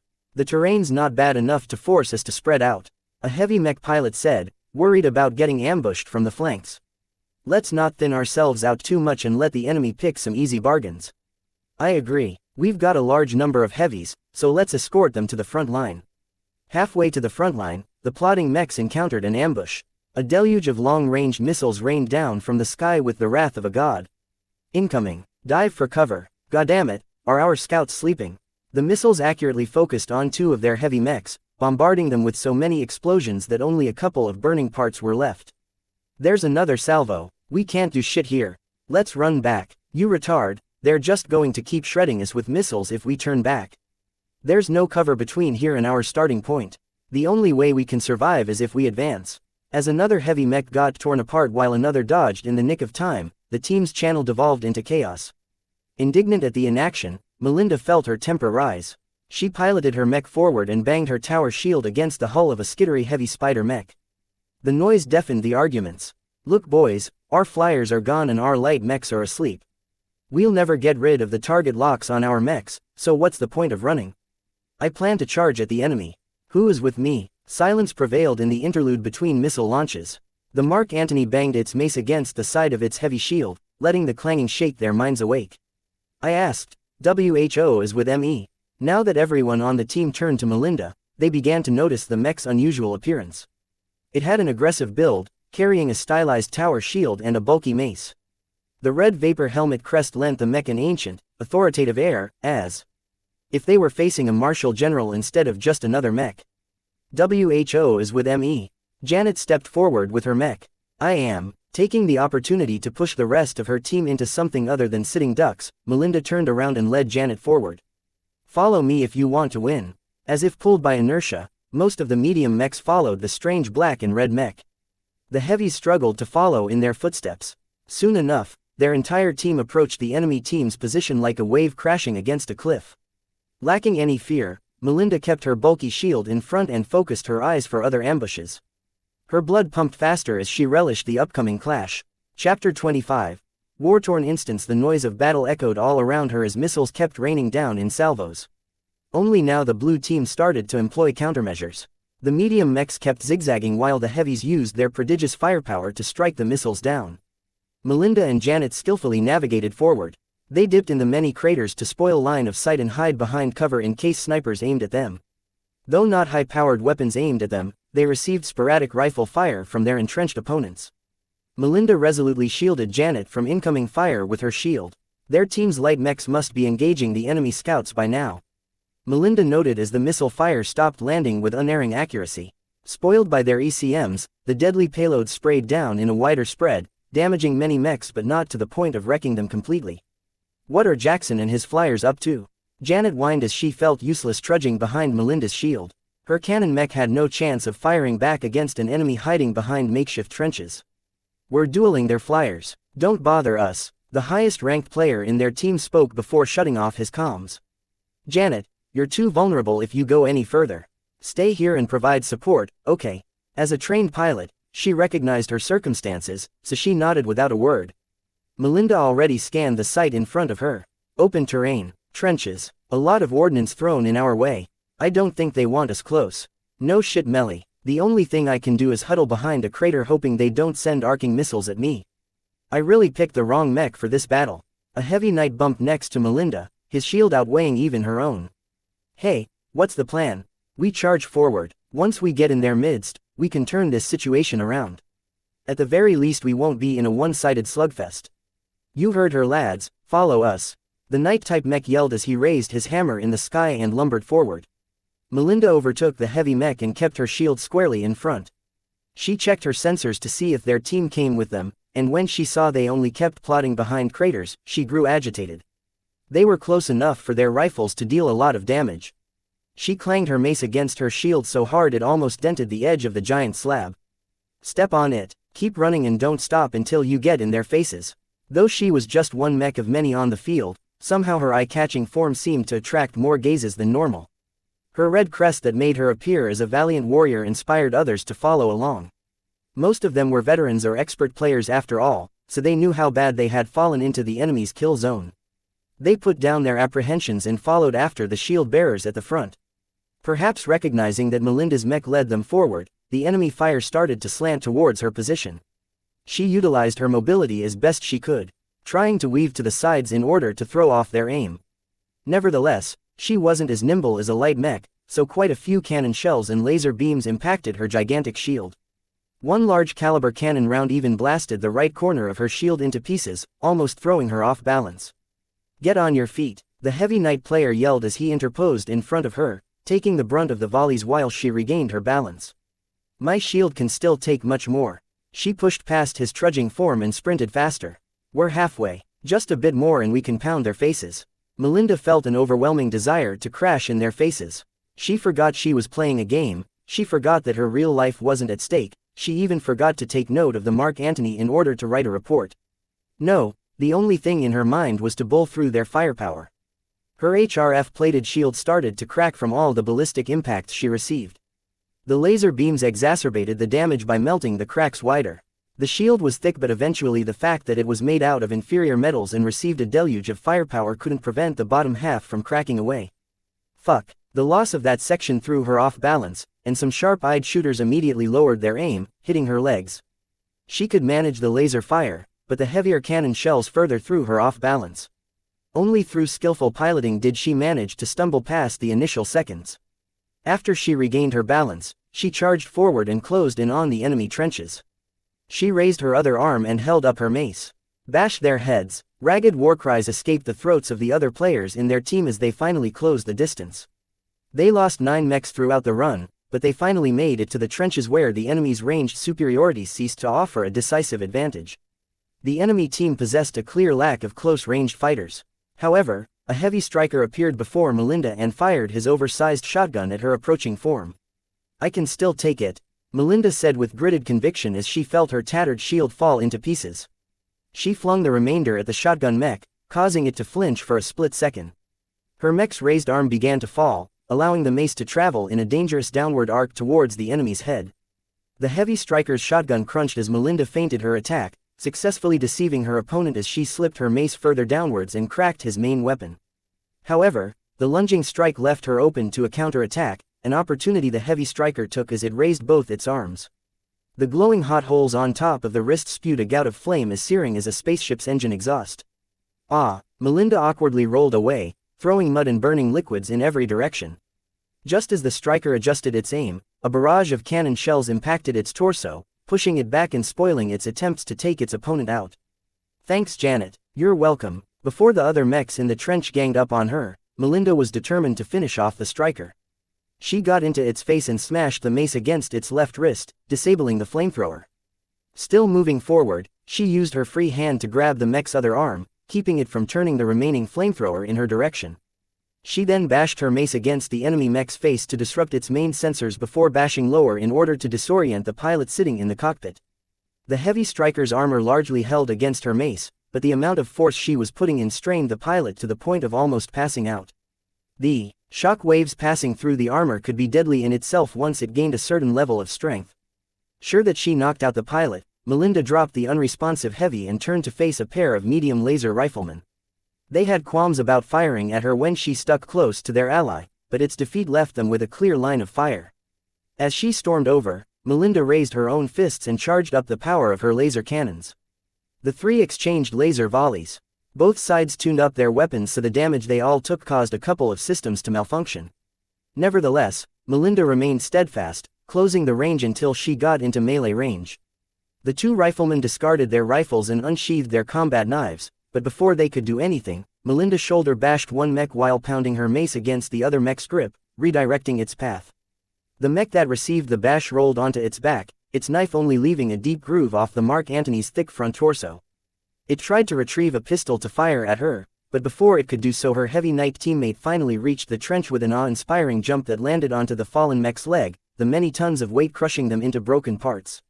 The enemy mech was finished. Melinda already turned her attention to the other rifleman, who tried to scamper away to higher ground. Melinda didn't let off her prey, pouncing forward in order to beat the fleeing mech with her now battered and misshapen mace. "Die," she screamed as she crunched the mech's back plates into deformity. She took advantage of the gaps she created by firing the lasers with her other wrist, burning or melting tons of critical components. Her team was about to overrun the enemy team, but a barrage of shells and lasers rained down from above. The unexpected attacks threw Team Blue for a loop, taking the wind out of their frenzied assault. Team Red used the opportunity to retreat. "So much for the top-ranked player in our team. Fucking lone wolf. Go back to arena if you wanna play hero." With no flyers left on the blue team, their opponents enjoyed complete air superiority. The red team's flyers flew so nimbly that it would take a lot of trouble shooting them down. It was better to chase the ground pounders and finish them off first. "Don't let the runners off," Melinda yelled as she charged forward even as her mech received a couple of dents from the aerial assault. With a frustrated growl, she primed her shoulder launchers. With the amount of firepower the flyers were throwing in their way, she had little trouble establishing target locks. She instantly dumped her entire payload into the air. Not even looking at whether they reached their targets, Melinda detached the launchers from her shoulders, freeing up more weight. Suppressing their air power, Janet spoke over the channel as their team's anti-air started to support the team from the rear. Tracer fire from rapid-fire cannons streaked through the air while volleys of missiles tracked the elusive figures trying to cause havoc. Unfortunately for them, the enemy successfully regrouped to a second line, where a reserve of fresh mechs took over from their battered teammates. The fresh round of volleys suppressed the blue team's advance. "What are you guys standing for? Get going," Melinda yelled as she spurred her own mech forward.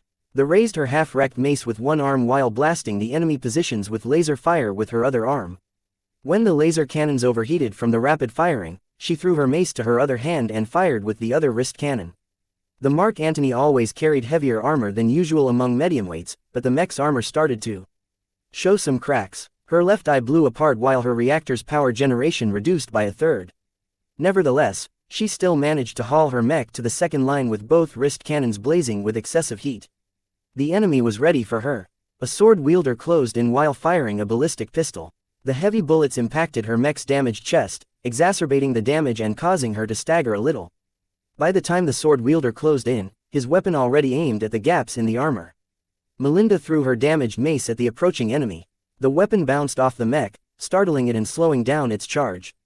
Melinda took advantage of the pause to bounce backwards while firing her already stressed laser cannons. The lasers melted the sword wielder's frame here and there, achieving little effect due to the poor accuracy of the shots on the move. "There," she yelled in triumph as she picked up a sword from a fallen mech. With a weapon in hand, she met the enemy mech's second charge. With some ingenious maneuvering, she deftly avoided the charge while parrying the opponent's blade. At the same time, she extended a leg to trip the mech and succeeded. The mech sprawled in the muddy soil as gravity and momentum did their work. "Who else?" she yelled in the public channel as exulting in her triumph. "Is this the red team's best? Your opponent is me," a grizzled voice called out as a sword down struck from the air. A damaged medium flyer slammed down with its entire weight supporting the sword. Having received the alert from her damaged but functional sensors, Melinda barely managed to dodge to the side, unfortunately leaving her mech's left arm and a part of the shoulder behind. Despite the catastrophic damage, the Mark Antony still maintained integrity, not having suffered too much loss in performance except for the missing limb. "So you must be the one who tore our flyers apart," Melinda noted as she scrambled to perform whatever damage control she could from her sparking cockpit. "I did my job," the flyer replied as he detached the damaged wings from his mech's back. "Too bad my teammates on the ground are worthless. I'll just have to sweep you all myself, starting with you and your morale-raising antics. You must think highly of me if you think I'm able to keep this bunch in shape. It also helps that you're damaged. I'm here to finish you off." Without any other exchange of words, the two clashed against each other, sword to sword. The flyer possessed most of the advantages. His mech was nimbler and still possessed both arms. The pilot also revealed polished sword skills that could only have achieved this state through constant battles. The ex-flyer aggressively sought to tear the Mark Antony into pieces.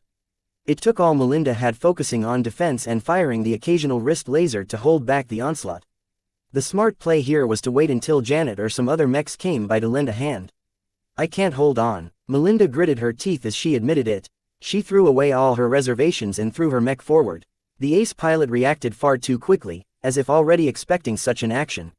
Melinda almost couldn't reach her opponent, so she exerted the utmost of her piloting skill and jumped her hefty mech forwards. The impulsive action caused her to impale her mech onto the enemy's sword. Nevertheless, she managed to redirect the sword's strike into stabbing the less important components such as the energy cells. This left Melinda's remaining arm free to chop straight down. The first chop split the flyer's head in half. The second slash cut through the enemy's thinner armor and slashed the engines into a mess, immobilizing the mech. The third stab ran straight through the torso and out the back. Red blood faintly coated the sword as she had deliberately aimed at the enemy's cockpit. With a tired sigh she surveyed the battle. With most of the enemy flyers suppressed, the battle between the ground mechs determined victory and defeat. Team Red obtained a decisive advantage at the start by disabling many mechs at long range.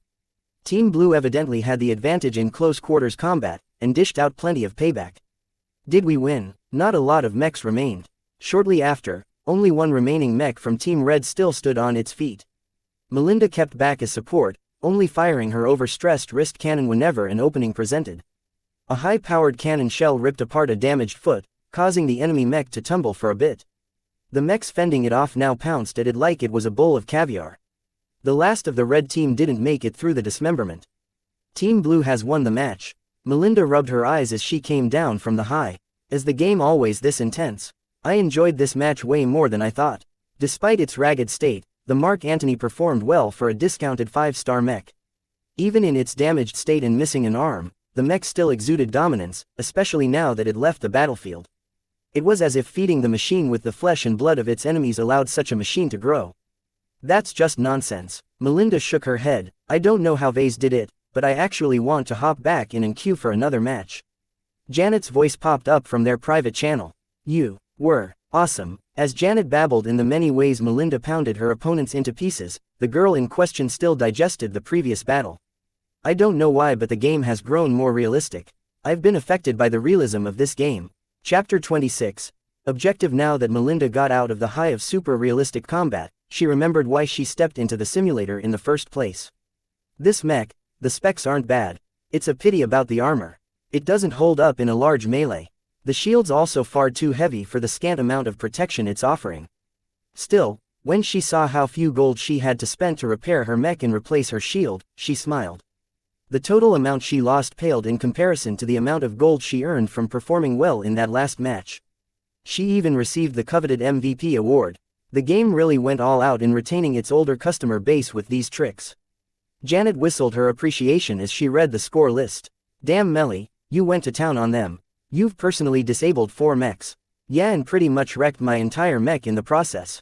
At least I won't cry about the repair bill. You wanna go for another match? Yeah, I need to get familiar with this mech. My little cousin did a good job with this machine. That's for sure. If your new mech is fully equipped with the HRF, then he has my respect. Half the red team fired potshots at you and you still made it through the end.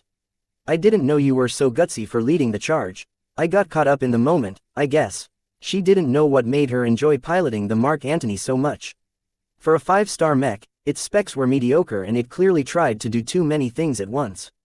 Yet when she hopped into its cockpit, she felt as if she embodied a war god ready to wipe out heretics.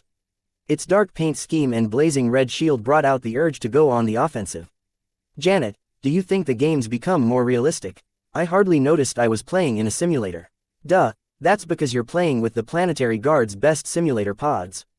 They simulate movement and impacts with ship-grade artificial gravity. Maybe that was it. The simulator pods from the game center don't go that far in providing the most realistic experience.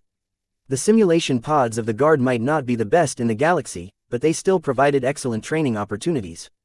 The two queued together in another war-torn instance.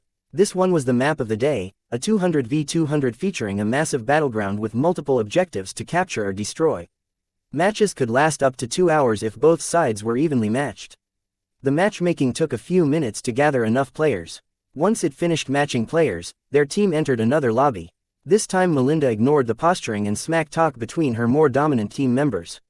Trying to assert leadership of a group of 50 pilots was barely doable, but it almost couldn't be done with 200 unless you were famous. Let's stay on the defensive this time. I want this mech to last a little longer this time. How about the forward depot?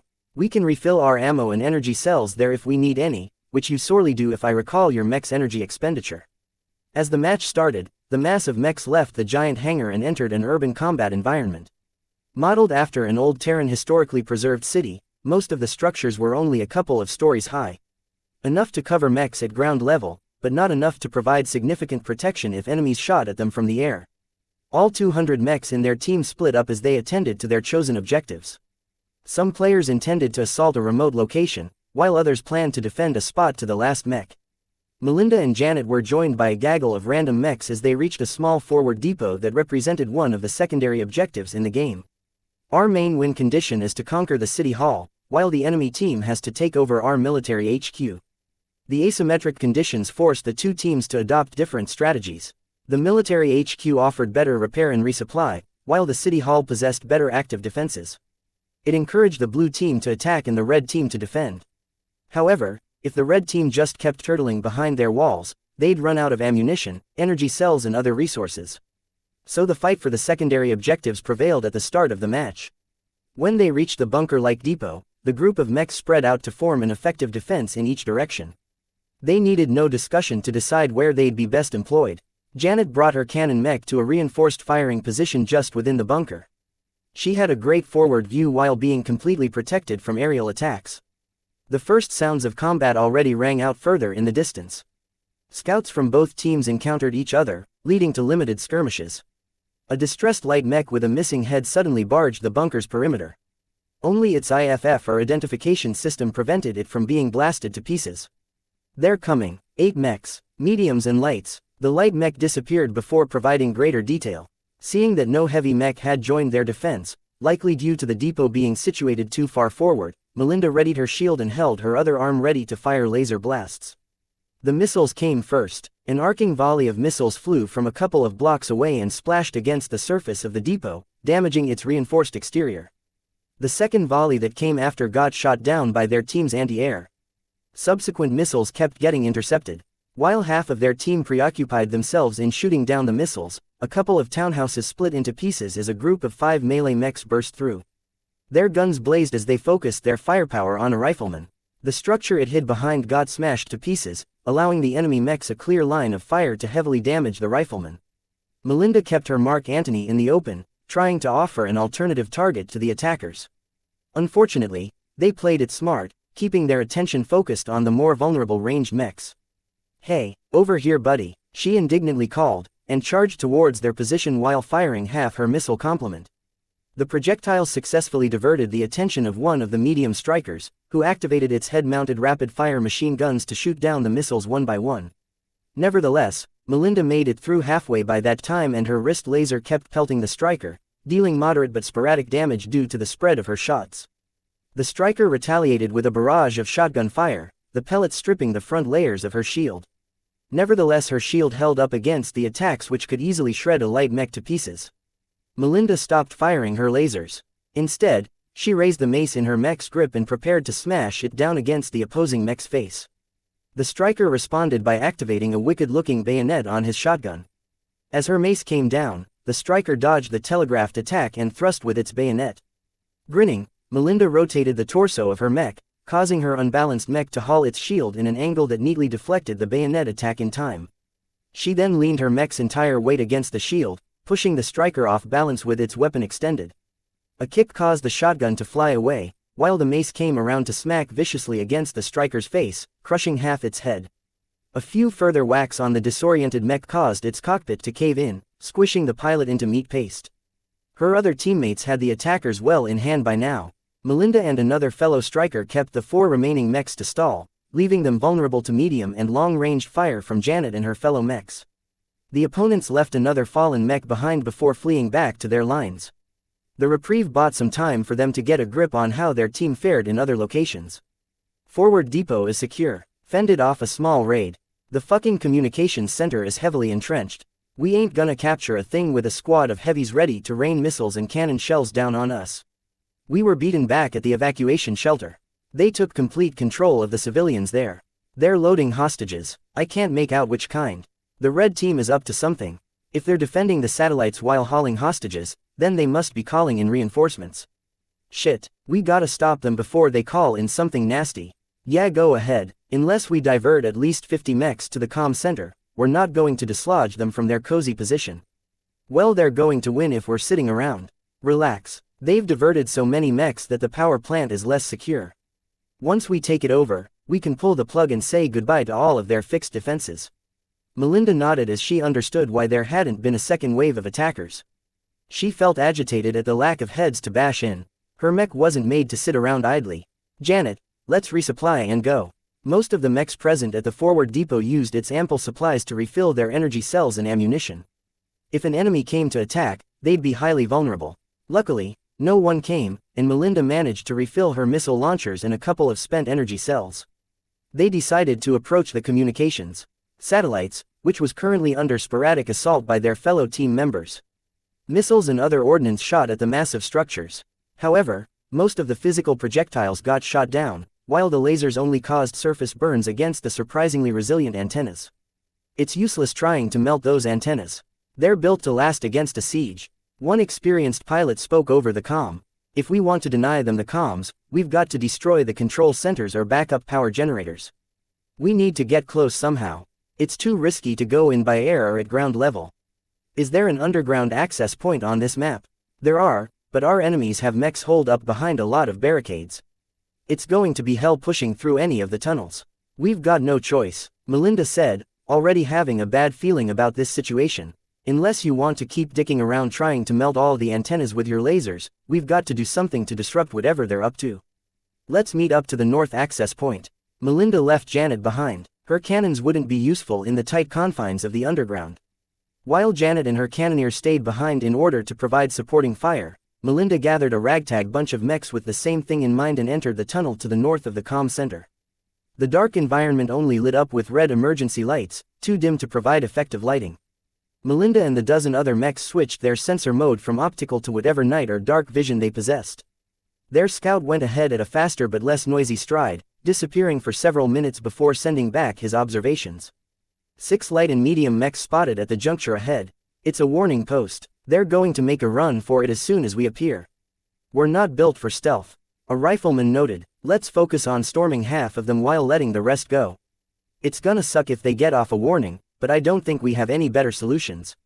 Sounds all right to me. Okay, let me go in front. Melinda insisted despite the presence of several light mechs in their midst.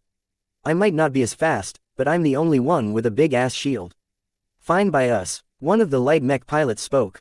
You might stand a decent chance surviving their booby traps if they set up any. With a short deployment plan set up, they barged through the tunnels and into a small open storage area. A few empty containers stood in the way between them and the startled enemy mechs. Some had evidently been playing cards or something, as they responded to the intrusion half a second slower than normal. Keeping her shield in front, Melinda used her other arm to blast a few lasers at a missile-carrying mech. She managed to score a couple of hits at the same place, melting one of its launchers. Sporadic fire from her teammates caused the launcher module to take further damage, until a small shell caused the entire thing to detonate all of its missiles. The massive chain of explosions wrecked the missileer and disrupted the enemy's formation. A few of the nimbler mechs dodged the incoming fire and successfully slipped away. However, the same couldn't be said for the medium mechs. Slower and easier to hit, Melinda's allies shot at their legs to disrupt their posture and prevent them from gaining speed. They eventually reached the outnumbered enemies. Though everyone used their night vision, the eerie red glow of the Mark Antony's eyes gave the dark mech a grim facade. The vapor crest at the top of its head caused the medium mech in front of her to quail. Nevertheless, the pilot was a Platinum Leaguer, and he wasn't resigned to death. The enemy mech fired off an entire salvo of short-range missiles that blew back the Mark Antony, yet still the shield held though with half of its layers gone. You're going to pay for that, she yelled and dove back in to bash the mech into a battered pile of components. The other mechs finished off the remaining enemies. Let's move on. As they reached the end of the tunnel, they met with a stream of cannon fire. One of Melinda's teammates got hit in the leg, severely damaging his mech's mobility. Shit, my left leg's a goner. Make way, Melinda yelled and surged at the front to hold her shield over the fallen mech. Someone drag his ass behind cover. What do we do now? We haven't got enough firepower to contend against their cannons. Did you forget our objective? Push through no matter the cost. Without waiting for a reply, Melinda stepped forward and bravely took the lead. The other mechs hesitated before deciding that they didn't have another opportunity. They followed with gusto. Those with ranged weapons fired while on the run, causing very little damage to the cannoneers down the tunnel, but it did force them to keep their heads behind cover. As Melinda kept up her run, her mech continued to get hammered by shock waves as its shield received constant cannon impacts. It was tough for her to bull through the sheer amount of kinetic energy thrown in her way, but the adverse circumstances only made her heart pump faster. That's it, keep firing on me, my mech can take the punishment. The shield started to lose its square shape as the ends got shot off. Some of the shells even exploded against her armor, causing several cracks. Still, she successfully closed the distance before the cannons could do worse. With her halved shield, she bashed one enemy mech aside while her mace pounded against the cannon of another enemy, disabling the weapon. Her opponent retaliated by throwing the useless weapon towards her, causing her to falter in her follow-up. The mech used the gap to unsheath the sword behind its back. By the time the sword slashed down at her, Melinda managed to regain enough balance to block the strike with her shield, causing it to split apart. Angry at the loss of her shield, she fired a couple of quick laser blasts before pouncing aggressively with her mace. The lasers distracted the mech long enough for her mace to disable the enemy mech's sword arm. Her subsequent strikes successfully wrecked its 4 limbs. The narrow confines in the barricades made it difficult for both sides to see how the battle progressed. Nevertheless, Melinda felt confident her team had the upper hand. She conveniently scavenged her fallen opponent's sword before hunting her next victim. That was until a salvo of long-range missiles streaked from the dark. Melinda hastily jumped back and picked the recently disabled mech. Its IFF systems was still operating, so most of the missiles turned at the last second to acquire other targets or explode against the walls of the tunnel. She dropped the half-dead mech once the missiles had been spent. That was a neat trick. A surprisingly young voice echoed from the tunnel. But I'm afraid that's where your luck will end. The darkness made way for a brightly colored mech. Its white exterior showed no marks, and even its shield looked pristine. The tall and majestic-looking mech had held back so far, keeping it in a small squad holed up at the exit to the surface. Well shit, Melinda said, noting how her shield was gone and her armor looked cracked and scorched. You're running the stock model. Indeed I am, the pilot replied conceitedly. I have no tricks. I find the original to be a pleasure to pilot, even in reality. You could say that I'm a fan. Just so you know, there's one thing I hate. And that is, Melinda idly asked as she grimly readied herself for perhaps the toughest fight with her new mech. I hate imposters. The sparkling white Caesar Augustus thundered forward with its kite shield in front and its other arm blasting an even more powerful salvo of lasers. Melinda growled as she sidestepped the assault and retaliated with firing the cannons on both her wrists. She used her superior mobility and all the piloting skill she possessed to keep the damage to a minimum. I'm not afraid of you.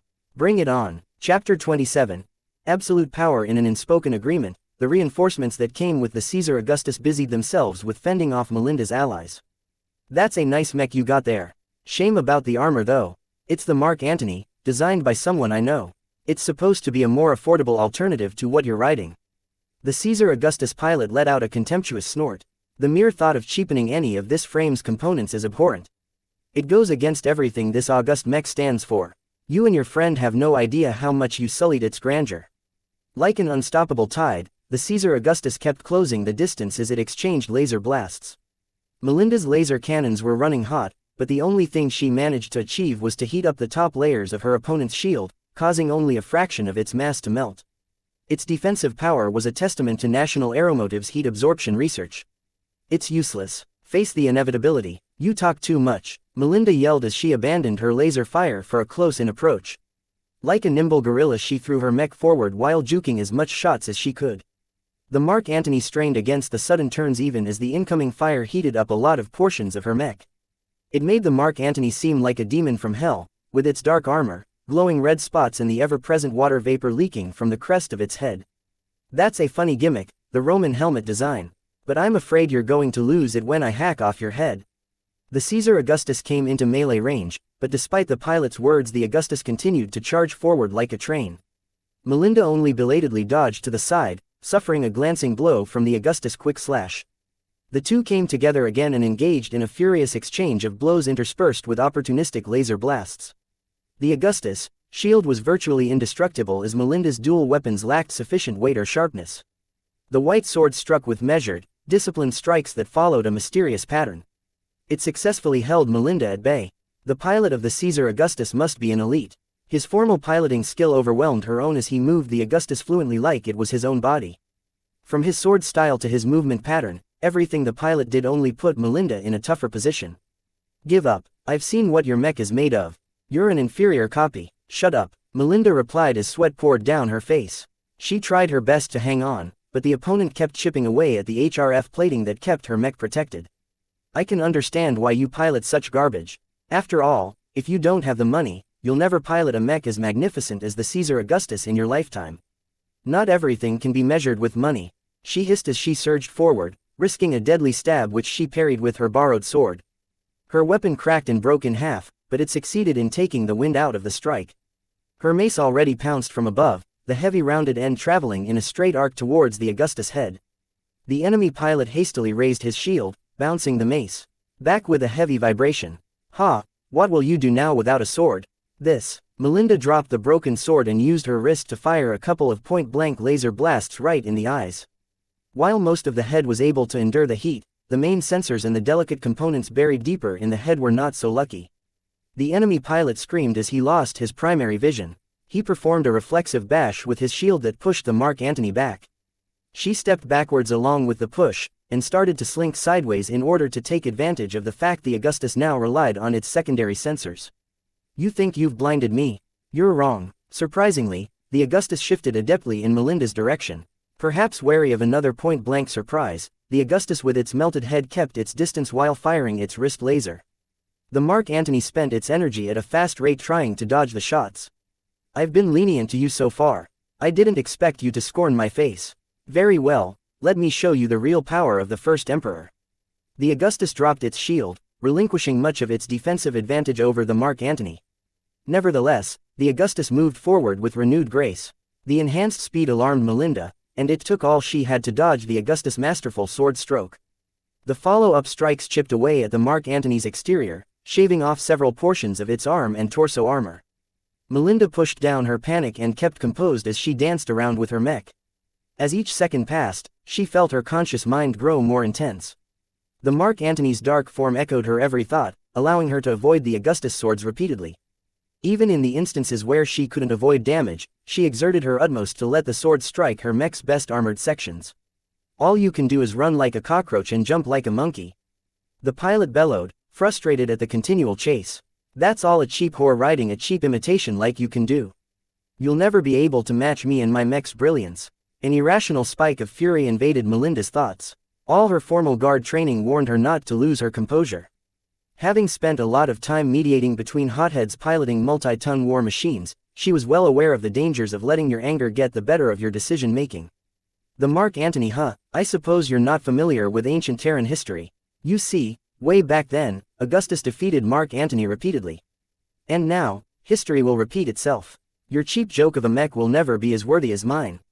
None of her reservations remained. Indignant at being looked down at, she willingly embraced her anger and howled. The ferocious call stuttered the young pilot's attack, causing him to present an unforgivable gap in his assault. Melinda struck out with her mace with the limits of her mech's capacity, channeling the kinetic energy of her mech's legs, its rotating torso and its entire arm in a single devastating swipe that landed accurately against the Augustus' sword grip. The fingers crunched as the impact of an entire mech's momentum couldn't be stopped by such delicate limbs. The middle and ring fingers even separated entirely. Despite the critical damage, the Augustus was nimble enough to throw its sword to its other hand. Once the Augustus regained its weapon, the Mark Antony would suffer as it overextended itself severely in its last attack. Melinda's eyes sharpened as she used the brief moment to do something unorthodox. She engaged the emergency release catches that kept the Mark Antony's shoulder launchers attached to its armor. Using the remnants of her mech's forward momentum, she caused her mech to bodily fling the launchers at the gobsmacked Augustus. No matter how much money you have, you can't spend your way to victory. Melinda grinned as she waved goodbye with her mech's free hand. She activated the overrides that caused all the missiles to explode their payloads at once. Twin suns appeared in their midst, blasting the Mark Antony backwards. The explosion further cracked her mech's armor, but she was able to get it to stay on its feet.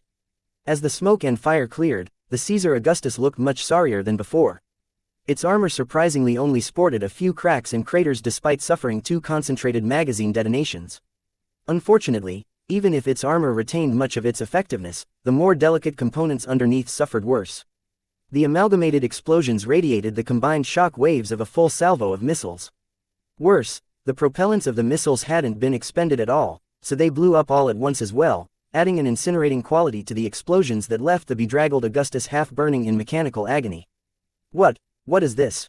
I can't move my mech," the distressed young man said as he kept trying to take control over his mech's twitching limbs. The Augustus is only mortal," Melinda interjected as she guided her mech's foot to crunch the other hand of her opponent's mech into scrap. The Mark Antony ominously leaned over, bringing its menacing and battle-scarred face close to the Augustus' half-smashed and half-burned face. "You're not invincible inside that expensive toy of yours. At least I'm able to afford one in the real universe. You'll get your ass whipped just the same," Melinda noted, then bashed her mace against the Augustus' torso. The cracks expanded but the armor surprisingly held up against the blunt force trauma she frenziedly inflicted. By the time her mace broke off from the abuse, the enemy pilot's body had long since fallen apart from the excessive shock impacts. Tossing the useless handle away, Melinda walked over and picked up the fallen mech's virtually pristine sword and shield. "Thanks for letting me borrow this, buddy." She swept her gaze at the confused melee around her. Though her duel with the Caesar Augustus expended much out of her mech, it lasted only around 2 minutes. Victory and defeat hadn't been decided yet, but Melinda already pounced at the nearest enemy mech from the flanks. The opponent wasn't able to keep its attention in 2 directions at once, and lost its lower leg to a cruel slice of Melinda's new sword. This weapon's much better than I thought, she pleasingly muttered, though she missed the crunchy feel of her mace. With Melinda's help, she freed up her preoccupied teammates, leaving them free to help out the others in turn. This caused the scales of battle to tip in their favor rapidly, leading the enemy to a solid rout as their remnants retreated up to the surface. The Mark Antony raised its appropriated sword, causing the survivors to cheer in victory. Despite not having any advantage in the quality of her mech or her league ranking, she still managed to exude the quality of a leader. Most of the mechs who fought alongside of her were willing to follow her directions. Pleased at the deference she enjoyed, Melinda lowered the sword until it pointed towards the exit. We have a base to wreck. Let's go. The group of mechs squeezed out of the exit and finally reached the surface. Most of the defenders were still stuck guarding against outside attackers, but some of them had already been alerted to the intrusion. Show me where their control center is located. 6 o'clock, the dome by the tower-like structure. All right boys and girls, we've got only one thing left before we can call it a day. To the control center. Despite the many mechs that turned around to take care of the threat that popped up in their midst, the invaders had initiative on their side and they only needed a short time to reach the control center. The hard-shelled dome protected it against all kinds of ordnance, but when Melinda crashed the lower edge of her kite shield against the surface, it cracked and started to cave in. Some of the other mechs with melee weapons joined in the fun while the rest fended off the approaching defenders. We can't hold out much longer. Keep it up, we just need a little more time. The Mark Antony's last 3 shield attacks succeeded in prying open a hole. A light mech with a flamethrower immediately went to her side and fired off a lethally hot stream of flame that incinerated all of the control center's personnel and computers. Melinda mentally bathed in their screams, feeling gratified that they accomplished their objective. Melinda, you might not celebrate so soon yet. There's a problem, she snapped out of her funk. What's up, Janet? Well, you guys managed to destroy the control center, but not before they called in the first wave of their reinforcements. You better look up in the sky. Her sensors readjusted. She could see a small speck in the sky growing larger. It was an entry pod, allowing mechs to arrive on the surface of a planet with the speed of free fall. The pod grew larger, and larger, and larger, and larger. That's not a normal pod. The pod was way too big to fit a single mech. From the size of it, Melinda estimated the pod could fit in at least 8 to 12 medium mechs, which was difficult to fend off. Only until the pod engaged its boosters to slow down its downward crash did Melinda feel that something was off. Those boosters released so much force that it rattled the entire comm center. It was as if the boosters were working their ass off arresting the fall of something much larger than a bunch of regular mechs. An earthquake-like impact rattled everyone in the vicinity as the pod finally half-crashed in the middle of the base. The ramp of the pod lowered slowly, taking its time until it fully extended. That was until a foot the size of a heavy mech kicked the metal ramp away. The rectangular piece of metal screeched as it bounced off the ground only to crash against the base of an antenna. An apocalyptic mech the size of the guard headquarters main building stepped out of the oversized pod. Each footstep seemed to rumble the footing of the other mechs, leading to a growing unease among the blue team. With its sturdy legs, barreled torso and a pair of weapon-encrusted arms, the metal monstrosity stretched the definition of mech. It's a juggernaut, Janet whispered. In the history of mech development, there was no hard rule that set the size and weight of the mechs to a specific limit. The current modern adoption of the light, medium and heavy classification was more out of convenience than out of any calculated considerations. The doctrines that followed were what really cemented the classifications in place. A light mech is fast and stays alive by remaining unseen or dodging enemy attacks. They usually act as scouts, saboteurs or flankers. They also make excellent flyers. A medium mech is nimble on its feet and can withstand a limited amount of damage. They are the jack of all trades in the mech world, able to fulfill any role with their unparalleled flexibility. A heavy mech doesn't bother dodging, instead choosing to tank all the attacks coming its way. It is regarded as a tank due to the ease it is able to defend a position or break through enemy lines. An entire industry has sprung up around these 3 archetypes. The system of developing and licensing interchangeable and modular components came about when different customers demanded they wanted to mount their favorite toys on their favorite mechs. Many advanced components invented these days restricted their use to a single weight class in order to maintain compatibility. But regardless of this thriving ecosystem of mechs and mech parts, there were always some parties that wanted to take a step forwards for themselves. One such moment happened at the new Rubarth Empire's introduction of the Juggernaut to the battlefield. The Juggernaut was a mech that had the ability to contend against a low-flying spaceship. Its frame and its countless components weighed as much as a dozen heavy mechs, but was about 100 to 1,000 times more expensive to build. The many technologies that kept such a gargantuan in one piece and prevented it from collapsing under its own weight were very expensive to reproduce. Such a large and heavy mech simply didn't appear to be economical. That never stopped the new Rubarthans, though. They painstakingly invested in its development and kept the project under wraps for at least an entire mech generation. Only until they refined the design well enough to be able to operate in hostile planetary environments did they release the first juggernaut on the battlefield. It left behind a massacre back then. The city it fought in suffered so much damage, the new Rubarthans considered the battle could have resulted in less damage if they fired off a couple of illegal tactical nukes. Right now, the juggernauts were weapons with dubious legal status in human space. Many states hostile to the new Rubarth Empire sought to draft a treaty banning such ultralarge mechs. The devastating they could unleash rivaled weapons of mass destruction. In actuality, it would be justified if they were categorized as the newest WMD humans have invented. All of that was of little use to Melinda now, as the juggernaut finally moved.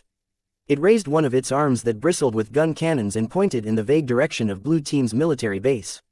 "Oh shit, get out Janet, I'm already on it," the juggernaut fired, and the entire world turned white. Chapter 28, Preparation. What happened after that?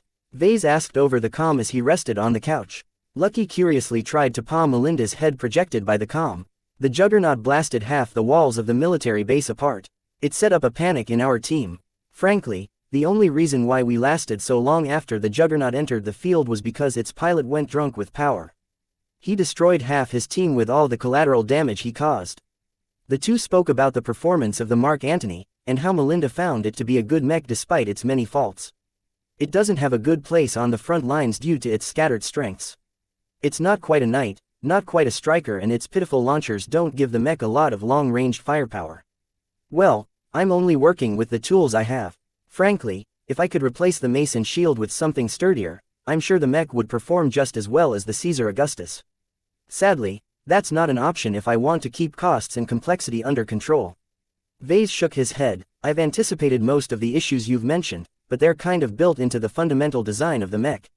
I'm not aiming to replace the Caesar Augustus. I just want to deliver an affordable variant that can perform well in smaller engagements. Melinda nodded. I'm certainly impressed with the mech. I kind of want to replace my patrol mech with it, but I know the pencil pushers in the guard won't allow such a thing. It doesn't have the endurance. After the conversation ended, Vase put the finishing touches on his second-hand made mech and sent it off to be sold in the market. Let's see my progress so far. Status: name, Vase Larkinson. Profession, novice mech designer. Specializations, none. Design points, 235 attributes. Strength, 0.7 dexterity, 0.7 endurance, 0.6 intelligence, 1.2 creativity, 1 concentration, 1.2 neural aptitude. F skills: assembly apprentice, 3D printer proficiency I, assembler proficiency I, business apprentice, computer science incompetent, electrical engineering novice, mathematics incompetent, mechanics apprentice, jury rigging I, speed tuning I, metallurgy apprentice, metaphysics incompetent, physics novice, lightweight armor optimization I, medium weight armor optimization I. Evaluation: almost reached the standards of an apprentice mech designer. His stats hadn't changed much since the last time he viewed it. His concentration had gained 0.1 points again due to his single-minded focus in mastering the Mark Antony. Besides sleeping, eating, bathroom rituals and taking short breaks to reset his mood, he spent all his time fabricating the Mark Antony. His DP counter remained stubbornly stagnant, further indicating that the sales potential for his Fantasia variants had reached the bottom of the well. Much of his DP came from the 2 Mark Antonys sold so far. They offered much more for a single sale due to their higher value. It doesn't look like my Mark Antony model will catch fire, Vase noted disappointingly. With only a little more than a week left until the YTE, I won't be able to increase my sub-skills or attributes in any meaningful way. While he spent a lot of work designing the Mark Antony then mastering its fabrication process, the things he learned provided marginal help at best when joining the contest. The contest only lasted 1 day, just long enough for mech designers to showcase their skills without boring the audience to a multi-day engineering fest. The day before the main event, the organizers hosted a qualifying round in order to filter out the 8 best contestants. Both events revolved around designing and putting together a functioning mech out of a bunch of parts in a random stripped-down model. It showcased the mech designer's skill in creating new mechs while skipping out the boring part of fabricating the parts from scratch. The old Vase without the system probably wouldn't get past the qualifiers. Even with all the additional benefits the system gave him, he might not even be certain he can reach the top 3. I shouldn't be obsessed with trying to reach first place. I have to keep my priorities clear. As long as I can find a single customer for my Mark Antony design, I've already won. The impending interest payment term loomed within a month, which caused Vase to bear immense pressure. I stand a much better chance in the contest if I can earn enough DP to buy the jury rigging 2 sub skill before it starts. He already experienced the power of jury rigging I. The skill energized with his creativity, allowing him to form unorthodox solutions to complicated technical problems. It did not add any new knowledge, but instead improved his ability to combine the knowledge he already learned into something new. An example would be to strip a laser rifle and turn it onto a shoulder mount. Though such a shoddy modification won't work as well as a purpose-built shoulder weapon, it should work well enough in an emergency. I should get my workshop ready. Vase reminded himself. If all went well, he should be able to find a customer for his new design. He'd have to get his workshop ready and running by the time he got back from the event. First he took a look at his 3D printer. As a fairly old, second-hand model, it lacked the most current technology in fabrication. Vase meticulously went through the settings of the printer, and with the help of his improved knowledge in assembly, added presets that helped fabricate certain parts easier and with less errors. Then, he looked at his inventory. Besides the raw materials required to produce the HRF armor plating, he lacked pretty much everything else required to build up a Mark Antony. Vase took note of the list of raw materials and visited the local site of the Mech Trade Association. The MTA offered many services to anyone looking to build, buy or sell a mech. It conveniently partnered with resource wholesalers that allowed them to sell various raw materials through a convenient market interface. To fabricate the HRF requires about 11 million bright credits in raw materials. To purchase the rest of the materials requires just 7 million credits. The total cost comes at 18 million credits. If I charge 24 million credits for the Mark Antony, I'll recoup my cost and earn just enough profit to meet my next interest payment. Selling a mech that priced at 24 million credits was much easier than one that demanded more than double the amount. It cost 45 million credits in total to cover the raw materials for the Caesar Augustus. The materials for the Augustus proprietary armor plating cost 38 million credits alone, and Vase lacked the facilities required to process exotic materials into advanced armor plating. These prices look reliable, but it's not entirely reflective of the entire market. Vase noted carefully, remembering what he learned in college about running a business. I'm sure there's plenty of private agreements between a small group of partners that offers substantially lower prices. Vase curiously inspected the market prices for the Caesar Augustus and its close variants.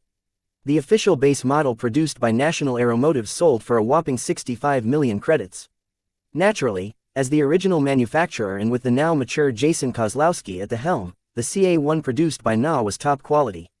The few mech designers that have licensed the Caesar Augustus sold the base model or its close variants for around 55 to 60 million credits. Perhaps they also offered lower prices, though they used private sales channels in order to conduct such business. The MTA's internal market site only listed public offerings, which in the mech business is considered the tip of the iceberg. As a tiny mech designer with a one-man business with no reputation, I don't possess the qualifications to seek out deals that are more favorable to me. I can only purchase the materials I require at market prices. This presented a big problem to Vase. The materials needed to build up the frame, power reactor, engines and everything else amounted to 7 million, which is 2 million more than he owed in his upcoming interest payment. As Vase had no ability to draw another loan, he had no way of purchasing the required materials without receiving an advance payment from a customer. That's also going to be a little tricky. The private mech business used to be pretty chaotic. Customers sometimes refused to pay up, leaving the manufacturer in the hole. Sometimes the customer paid on time, but used the new mech they acquired to extort the manufacturer into returning the money. Sometimes, manufacturers also screwed their customers in return. They used substandard materials and inferior components to fool their customers into believing they paid for quality when instead they got nothing but a fake.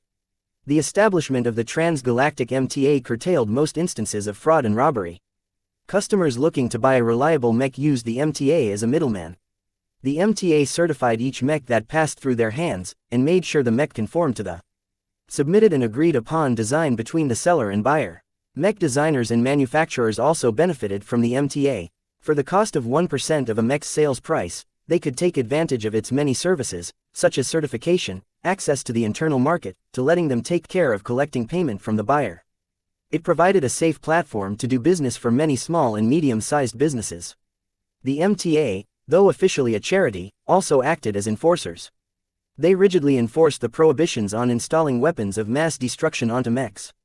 Any violators caught with dabbling in forbidden dangers like nukes or viruses would be squashed by the MTA's dreaded compliance department. Each so-called compliant officer who worked for the MTA were at least expert pilots, with most captains reaching the standard of ace pilots. In comparison, Melinda only reached the standard of advanced pilot, which was the minimum skill requirement to receive a piloting position in the Mech Corps. If I do my business through the MTA, I won't need to worry about the authenticity of the advance payment. My customers will also receive some assurance from the organization. Though Vase had not yet bought anything from the market, he pre-registered his purchase list in order to notify the sellers of those materials that he might buy them soon. It was nothing more than a notification, but the sellers might prepare for the sale by making sure they had the materials in their inventory and could ship them to the Bright Republic. The Bright Republic is small, so shipping times aren't so bad as long as I can find each material in the domestic market. Vase tracked down each material and was relieved there were no problems on that end. With the ultra-fast shipping capabilities of a modern galactic civilization, shipping companies were able to transport all the materials stockpiled in Bentheim to Cloudy Curtain in just 2 days. After that, he contacted the MTA to prepare the paperwork for his expected production. Once he signed some standard contracts and agreements with the MTA and the Bright Republic, a representative of the MTA called him in person. The representative invited Vase to go over the legal requirements of producing a mech in the Bright Republic. Your production license covers the permission to produce the weapons that come with the Caesar Augustus. A representative from Bentheim explained over the comm. However, you do not have permission to fire these weapons even in tests. Furthermore, you are not allowed to produce your own ordnance. This means you may not produce any missiles even if you have the capability to do so from your license. What about the wrist-mounted laser cannons? They're technically operational as soon as they come off the 3D printer. I just need to plug them to an energy source. The representative swiped a couple of designs to Vase. You need to add safeties during the fabrication process that seals the energy weapons. The files I just sent are small presets for your 3D printer. They will automatically incorporate the most optimal safeties to any weapons you produce, but you should always double-check them manually. Will do. I have one final question. Could you tell me if my design has any appeal to the market? The man from the association smiled. We are always ready to offer advice to young entrepreneurs. As for your variant, it is highly unusual to offer an economy variant of an extremely advanced frame such as the Caesar Augustus. The Augustus already has a small demand. Since you have replaced its armor in your design, thus taking away the biggest merit of that particular model, I cannot be certain whether any potentate is willing to invest in your new concept. There is no existing demand for this kind of product, so you should diligently work on your marketing in order to create demand. Understood. I don't have any more questions, so goodbye. Have a nice day. In other words, Vase had to market his design from the ground up. He couldn't steal any customers from the pilots interested in the base model because they were unwilling to buy an inferior version when they had the money for the real thing. Vase should target pilots with less generous bank accounts, but those pilots usually bought dependable frontline models, not discounted advanced mechs. These two categories differed significantly in terms of endurance, maintenance cost and overall longevity. Regular frontline mechs were built to last. I'll cross that bridge when I get there. For the remainder of the time, Vase kept diligently producing the Mark Antony in his virtual workshop. He accumulated a decent amount of experience in fabricating the most troublesome parts, and with his deep knowledge of the frame and its base model he felt confident he could fabricate a functioning mech with his own equipment. The days passed quickly. The day of departure arrived. The Bright Republic offered free transportation to Bentheim for all contestants. As one of many participants to the annual Young Tigers exhibition, Vase joined the crowd of hopeful pilots at the spaceport while holding Lucky to his chest and leading a floating luggage carrier carrying his clothes and other stuff. Man, I don't know why I'm even coming. Only Grant has a shot of reaching the top 10. A young graduate complained. What do you know? A tall and heavy-set pilot said with a sneer. If you manage to reach the top 200, you'll easily be able to land a job at a reputable mercenary corps. I'm not talking about the 5 or 10 man shows, I'm talking about the real deal, like Pritchard's Bannerman or the Red Bishops. Seriously, no wonder my uncle wanted me to participate. The YTE not only showcases our generation's talent to the Republic, it also acts as a job fair. Plenty of employers are watching the show. If they like a pilot, they don't hesitate to offer a contract. My brother landed a spot with the Crossman that way. The idle chatter of the potentates unintentionally revealed many useful things to Vase. Besides the government and the Mech Corps, he could also expect a lot of mercenaries to attend. Their main purpose was to look for fresh blood to replenish their ranks. It was questionable whether they'd be open to buy a new mech. Vase had his work cut out for him in the next couple of days. Chapter 29. Bedtime. The appearance of Vase raised some eyebrows from the pilots and their chaperones. "I haven't seen you around in class," one of the men stated as he looked at Ves's collar. "Are you sure you've boarded the right shuttle?" Every potentate wore a small pin on their collar, chest or arm that denoted their status. It was an exclusive privilege to the 3.5% that marked them special. With it, they enjoyed priority services, had access to VIP sections, and had their safety taken care of first before the rest could take their turn. The entire scheme originated from the new Rubarth Empire, but pretty much every human state other than the Terrans copied the treatment. They also took over the rule that stated that any fraudulent use of such pins invited severe punishment. "Security already screened me before letting me in. I'm a participant of the YTE Mech design competition." "Mech design," a young fresh-faced woman dubiously said. "So you're not a pilot?" "No." That pretty much killed the conversation. The pilots all turned around and went back to their own discussions. The blatant disregard hurt Vase a little, but he had grown used to such behavior ever since he turned 10. Before his genetic aptitude was tested, he behaved just as arrogantly as the other potentates. It took a brutal fall from heaven to realize how conceited he actually behaved. "I was a stupid punk back then. I got what I deserved, but the rest ingrained this dismissive behavior. It couldn't be helped." Modern society worshipped martial prowess, and a disproportionate attention was placed on mechs. Sometimes it appeared that society revolved around pleasing potentates. Certainly, placating pilots was important, but the soldiers who bravely enlisted in the other service branches also deserved some honor. Spaceships guarded their borders against capricious aliens while infantrymen occupied territory and cleaned after the messes mechs usually caused when throwing around ordnance. Nothing could be done about it, though, so Vase took the dismissal without complaint. It wasn't as if he achieved anything of note that justified anything more than an absent glance. Only Lucky attracted some attention, but the mostly female pilots were too preoccupied to get distracted by his cuteness. The departure time arrived. The shuttle lifted off after everyone was accounted for. The inter-system shuttle ample power to lift off and escape Cloudy Curtain's atmosphere. Like a sparrow taking flight, the shuttle fluently broke the confines of the planet's gravity and followed a pre-programmed flight out to the nearest Lagrange point in the local star system. Lagrange points provided fast and convenient launch points for FTL. Any shuttle or spaceship capable of traveling faster than light departed from a Lagrange point whenever possible, but were only capable of reaching the edge of a solar system as their destination. While the possibility exists for highly advanced spaceships to arrive at their destination's Lagrange point, the act was considered near suicidal. It was like threading a needle, except one single mistake could cause the ship to smash itself apart in weird gravitational stresses, leaving the debris to fall into the local sun. Everyone played it safe, including the transport shuttle. It took only a moment for the shuttle to reach the nearest Lagrange point. It waited in line as other vessels departed first. Once the shuttle came forward, its sleek and narrow form visibly warped into an elongated form before launching into FTL. The shuttle lurched a little when it entered FTL, but after that the passengers felt nothing else. After hundreds of years of refinement, human FTL technology had earned a track record for safety and reliability. The flight from Cloudy Curtain's star system to Bedtime only took less than a day due to Bedtime's favorable gravitational position. It made traveling to the economic heart of the Bright Republic convenient. Besides having no one to talk to, Vase enjoyed the flight. Once the shuttle arrived at the edge of Bedtime's star system, it flew towards one of border outposts Bedtime established to meet incoming vessels. Smaller systems such as Cloudy Curtain normally wouldn't bother with this formality, but a major port like Bedtime necessitated increased security checks. Many ships formed an orderly line in the space set with beacons. Small patrol ships flew alongside them, scanning their interior for any contraband while determining their origins and destinations. The shuttle from Cloudy Curtain only warranted a brief scan before being let through by the space security forces.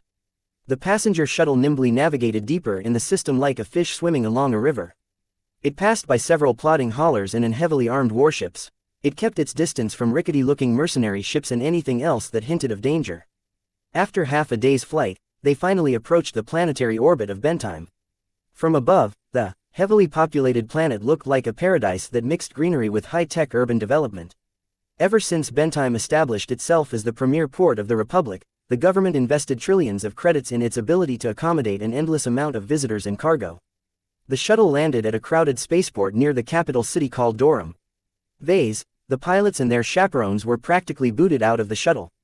As soon as they stepped out, the shuttle left in order to make way for another passenger shuttle.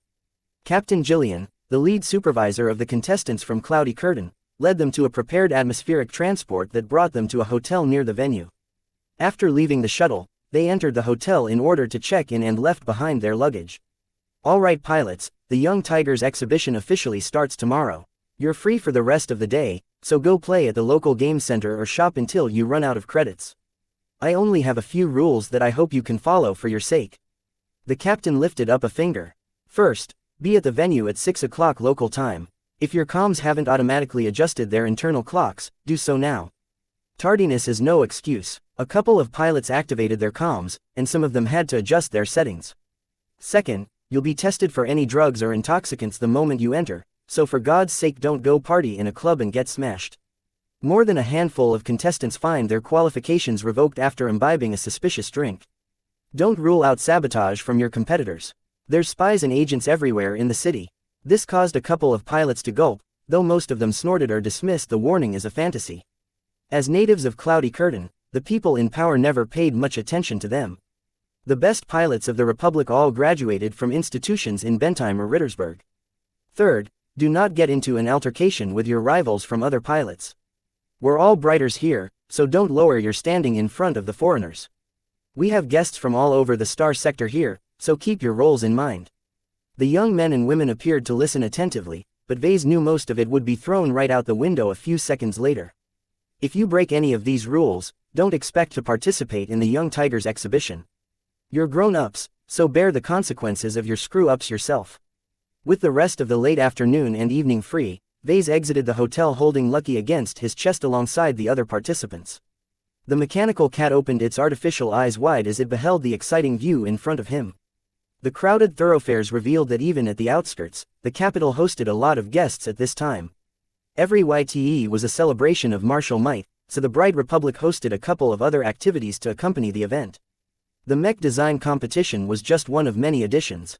Let's see. Tomorrow's the qualifiers, the day after that is the main event. Once the YTE ends, I'll have to return to Cloudy Curtain immediately if I want to fabricate and deliver my Mech in time. Vase had very little time left, so even his free time should be spent on improving his chances of doing well in the competition. Let's visit the Mech showrooms. As the commercial capital of a port system, Durham featured hundreds of Mech museums, Mech dealers, and Mech workshops. It featured a healthy local ecosystem that made it convenient for many people in the Mech business to run a business. Unfortunately, the rent was prohibitively expensive and the competition was cutthroat. A new entrant with no existing connections to the industry had no chance of establishing a workshop in Durham, or anywhere else on Bentheim for that matter. Vase chose to set up his workshop in Cloudy Curtain not just because it was his home, but more due to the low taxes and hassle-free regulations. Besides, shipping stuff to and from Bentheim from Cloudy Curtain isn't expensive at all. It makes little difference except for the difficulty of attracting customers. In a major metropolis like Durham, most avenues and streets featured greenery, art and seating of all kinds. Most transportation traveled far underground or high up in the air, so the bustling city never appeared congested. He entered one of the tunnels, slapped his comm against the scanning block, and waited for a small hovercar to appear before him. A number of passengers including Vase and Lucky entered the car before it closed up and zipped deeper into the heart of the city. Vase opened his comm and studied the map of the city. He entered a few search parameters and found a listing of Mech showrooms open to the public. Narrowing the list down further, he was finally left with 3 venues that featured the Caesar Augustus. 2 places showed off the base model, while the remaining showroom hosted a variant. After arriving downtown, Vase took a smaller underground vehicle in order to bring him to the first venue called Bosworth's, a giant branch of one of the biggest commercial dealers of civilian mechs in the Star Sector. With the name of the company emblazoned at the front of the stadium-sized showroom, it attracted countless of pilots and enthusiasts every day.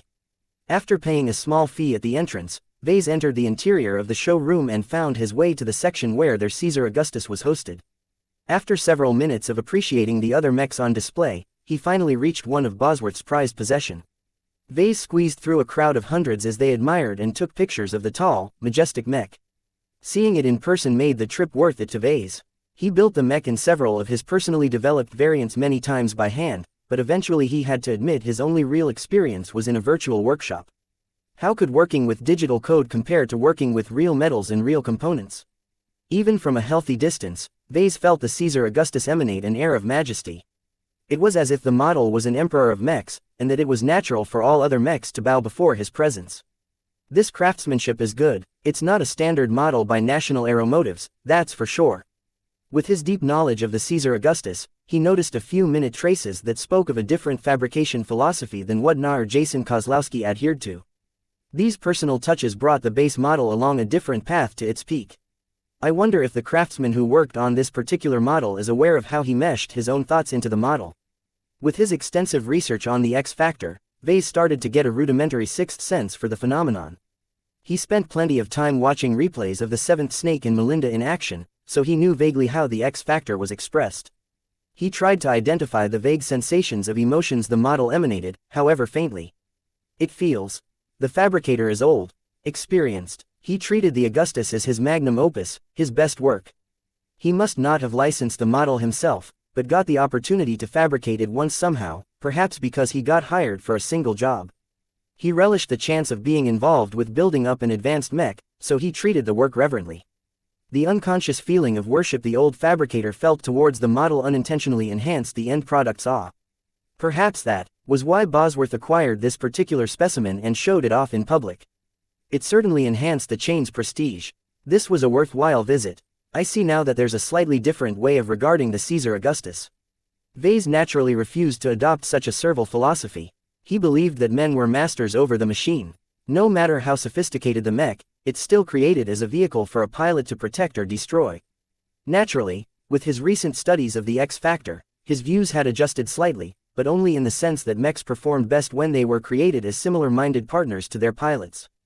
There was no need to go overboard and act as if humans were the slaves in this relationship. After the fruitful visit, Vase left Bosworth's and walked down a couple of blocks and visited another company's showroom. Though smaller, the seller mainly sold premium mechs, so it received even more attention from the public. A long line of visitors waited in front of the store and Vase had to cough up a much higher fee to finally enter the premises. Seeing the magnificent mechs all around him made him feel he was in mech heaven. But since he was short on time, he only threw a glance before reaching his destination. The Caesar Augustus Vase saw was virtually identical to the first one. Nevertheless, compared to the previous mech which managed to look imperial, this example seemed diminished. Perhaps it was due to the different lighting, or the fact that other expensive mechs surrounded it, but the mech that Vase seemed diminished. Many people were involved in its construction. The contours and components rigidly adhered to the standards demanded by its design, but that's the only advantage this model has. It's like this model is built by an assembly line. It was a manner of fabricating that spoke of scale, precision and efficiency.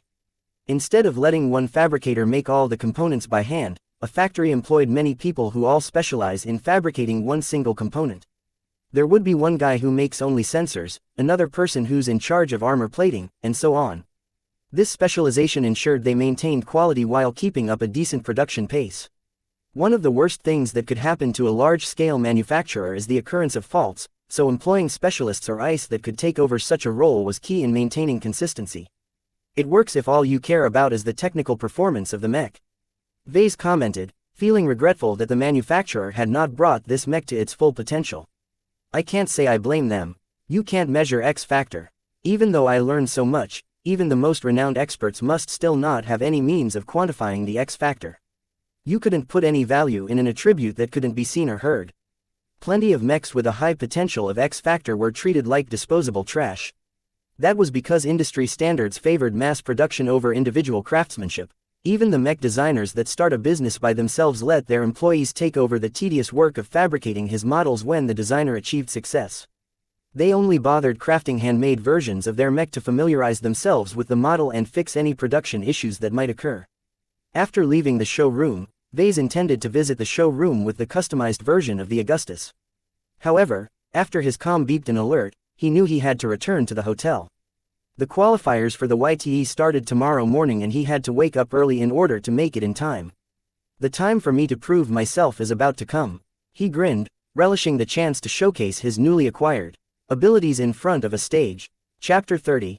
Qualifiers Bentheim hosted the Young Tigers exhibition in a large, multi-building convention complex built for the purpose. It occupied a gigantic amount of prime real estate that offered plenty of space to the tourists and mech enthusiasts who visited the event. Naturally, the organizers treated mech pilot competition as the main event. The opening ceremony and the introduction of the star pilots commenced while the qualifiers of the mech design competition occurred in a smaller and much less crowded side building. Before he did anything else, Vase checked his status and noticed he finally accumulated 300 DP. With this amount, he immediately bought the jury-rigging 2 sub-skill, which induced another minor headache for him. It made him get ready for the day a bit later than he thought. Even as he rushed his breakfast, he still had to sort out the strange way the system rearranged his brain. Time's almost up, Captain Jillian called at the dining room. Gather at the lobby of the hotel. Vase left his gem cat in his hotel room this time. It was not appropriate for him to bring Lucky along as he competed. Not just because pets weren't allowed, but also due to the possibility of cheating. So he came to the qualifiers alone. Compared to the festive bombast of the main event, the mech designer competition was a subdued event that attracted only a fraction of the crowd. Most of those attending were friends and family of the mech designers. The real crowd would show up tomorrow, when only the 8 best competitors came up on stage. Vase, wow man, nice to see you. A chubby young man with flaring pink hair spotted Vase and came over with a cheerful smile. Man, we haven't been in touch ever since we graduated. It's like you fell into a black hole. Vase smiled and bumped his former classmate with his fist. Hey Carlos, I've been having some trouble at home.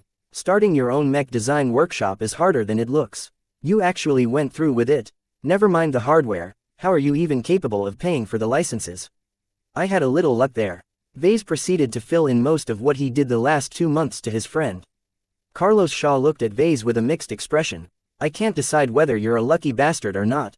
Only the dumbest grant institutes would give you a production license for the Caesar Augustus. Yeah, I'm still racking my head around trying to reproduce it without getting bankrupt. That's also why I'm here. I have to find a customer for my first mech or else I'm in deep shit. I envy your independence. You should see what I do for a living nowadays. My dad got me a connection to the quality control department of a wholesaler here in Bentheim. Carlos followed the path of many other mech designers who graduated from Rittersberg. They started at the bottom in large corporations. Like many other young graduates, Carlos' current job had nothing to do with mech design in any shape or way. The only thing the job required of him was to test the mechs that the company imported and note which parts were faulty. Carlos might be an average mech designer, but with the things he learned in college he was an overqualified mech technician. Basically, any mech designer that hadn't studied from one of the renowned universities from at least a second-rate human state could forget about entering the world of real mech design. The pathetic state of this industry in the Bright Republic was perhaps the biggest reason why it held this competition. The government wanted to stimulate a domestic mech industry, or at least not become too dependent on foreign transgalactic corporations. They chit-chatted a little more on what they experienced after graduation. After waiting in line, security confirmed their credentials and allowed them to enter the waiting room for contestants. Already about 100 young mech designers sat on the comfortable seats or caught up with their friends and acquaintances. Vase spotted a few more notable classmates, including the top student Patricia Schneider. Her parents worked at mid-level positions at Bosworth's, which might not sound impressive but represented the apex of local influence in the huge corporation. With Patricia's background, she should have been qualified to study at a prestigious university from a second-rate state. Instead, she stayed in the Bright Republic and attended the Rittersberg University of Technology like the other poor and untalented locals. How much do you think Patricia's chances are of winning first place? About 20%, Carlos casually estimated. I heard she somehow managed to catch the attention of a senior mech designer and became his apprentice. No idea who he is, but that's what people are telling me. They're even saying that the mech designer tutored Patricia during her studies in our college. No wonder she managed to score full marks in every theoretical test. Yeah, thank God she's not as good in practicals, or else she'd wipe the floor of this contest. Rubbing his chin, Vase turned away from Patricia and looked at a couple of other contestants. A few held up their chests in a more confident posture, very unlike a local student. They practically oozed the same level of superiority as potentates. I've spotted at least 7 Ponces who studied abroad at an elite university. Carlos said, as he was much more familiar with the people he studied with at Rittersberg. I don't know who most of them are, but I do recognize that bastard Edwin McKinney. The young man in question stood in front of a gaggle of admirers. His face oozed as much superiority as all the other elites in the room put together. What's his background? He attended a university in the new Rubarth Empire. Dunno what's the name, but it's Rubarthan, so who cares? Even though it's not one of the elite institutions at Estelin, he still prances about his prestige whenever he can. It's as if he's an enlightened gentleman bringing civilization to us savages. Though it sounded ugly, the attention was not unwarranted. Even Vase felt the urge to pick Edwin's brains on the latest development in mechs. Studying mech design in a random NRE university was a wholly different concept than studying the same degree in a backwater country like the Bright Republic. Even the cheapest trash mechs the NRE fielded in their mech core were at least 2 generations. Advanced technologies that sounded like fantasy to Vase was commonplace in those mighty first-rate states. Vase felt a little regret he hadn't studied harder in his teenage years. If he worked hard and achieved better results back then, he might have received the opportunity to attend an elite institution in a second or first-rate state. We live in different worlds. It's no use associating with him. Better focus on your own career, Vase advised, though the real reason he acted nonchalant was because he could rely on the mech designer system to overcome these rivals in the future. It was an advantage he was certain not even the best young mech designers possessed. With its power, he had a real shot at reaching the apex of mech design. All it took was time. Ladies and gentlemen, please welcome the Bright Republic's best and brightest. An attendant gestured the contestants to exit the waiting room. They arrived in front of a podium with all 150 contestants present. They bowed before a crowd of familiar and unfamiliar faces. The presenter was a silver-haired man with a robust voice, likely another veteran of the mech corps. As you can see, it would be too extravagant to allocate a personal workshop and quota of parts to each contestant. With the help of the convention center's holographic projectors, we can nevertheless save space and resources by conducting the qualifiers in a virtual reality with unprecedented realism. A few groans escaped the lips of the contestants. They all wanted to play around with real mech parts and were hopeful this time was different. Now, just like last year, we wish to present our young mech designers with the challenge of designing and assembling a functioning mech from pre-selected parts. It is not a challenge to make a mech work, but it takes skill and talent to create the best mech from suboptimal parts. Your task is to create a mech that will be tested in a standard 10-kilometer gauntlet. Your mechs will all be test piloted by Hans over here. Another veteran mech pilot waved his hand from the side, who is a strict professional and will treat any mech the same. Any questions? How much time do we have? 12 hours from the start of the qualifiers. Are there any limits on weight class and weaponry? The presenter grinned. Design any mech you want at your heart's content. We do not place any limits on the design so long it fits the definition of a mech. Do you want to stick 4 arms on a mech? Fine. Do you want to design a mech with its torso upside down? Go ahead. We specifically enlisted the aid of Hans because he is an all-rounder. He can pilot light, medium and heavy mechs with the same proficiency. He has plenty of experience piloting the most popular animal designs as well. He can kill the same amount of enemies whether he's given a sword or a rifle. Is he an AI? That elicited a bit of laughter from the people present. I can assure you, he is 100% Homo sapiens. That actually reassured Vase. His only advantage over the other contestants was his ability to actualize the X factor in a mech. If his finished product gets tested by an artificial intelligence, then he seriously doubted the emotionally lifeless software program would notice the difference. Very well, if there are no more questions, then please take your place at the designated areas. If you don't possess a tactile implant, then please wear the provided gloves in order to ensure you can move the holographic projections around. Most mech designers had implanted their bodies with technologies that allowed them to touch holograms as if they were real items. It didn't convey the weight of the objects, but it functioned properly enough for today's purposes. On your mark, get set, go. The empty spaces in front of each participant shimmered as a miniature pile of holographic parts and mech frames littered their view. It looked like someone took out a random pile of parts from a junkyard and put them in front of everyone. The only thing that separated it from junk was that the parts looked new and unused and that every participant had to work with the same parts. When Vase approached a power reactor and tried to touch it, the component enlarged until it reached its real proportions. So that's how they save space here. It made sense to scale down the unused parts. Otherwise the entire venue ran out of space to hold 150 contestants if they all worked on full-scale components.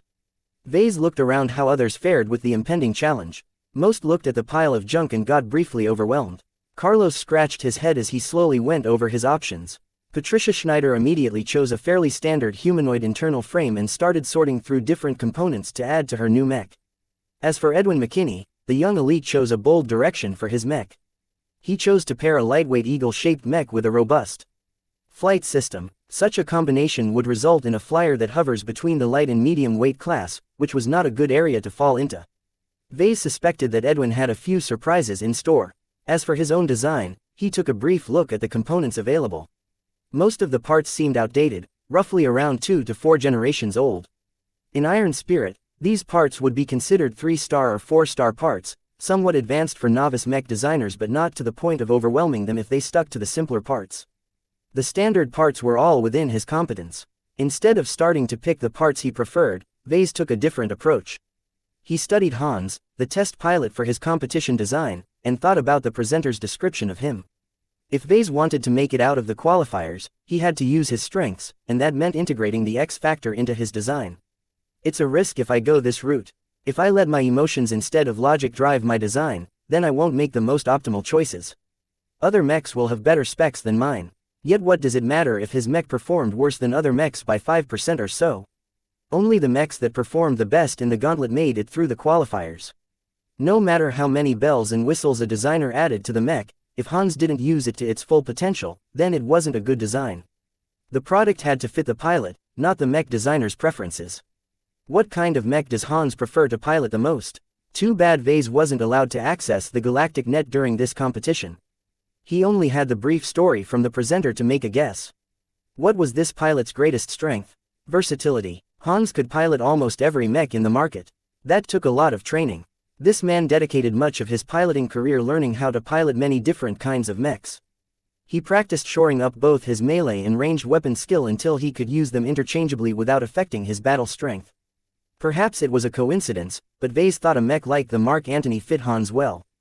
The medium mech offered maximum flexibility, allowing Hans to dodge attacks that could be dodged and tank what he could withstand.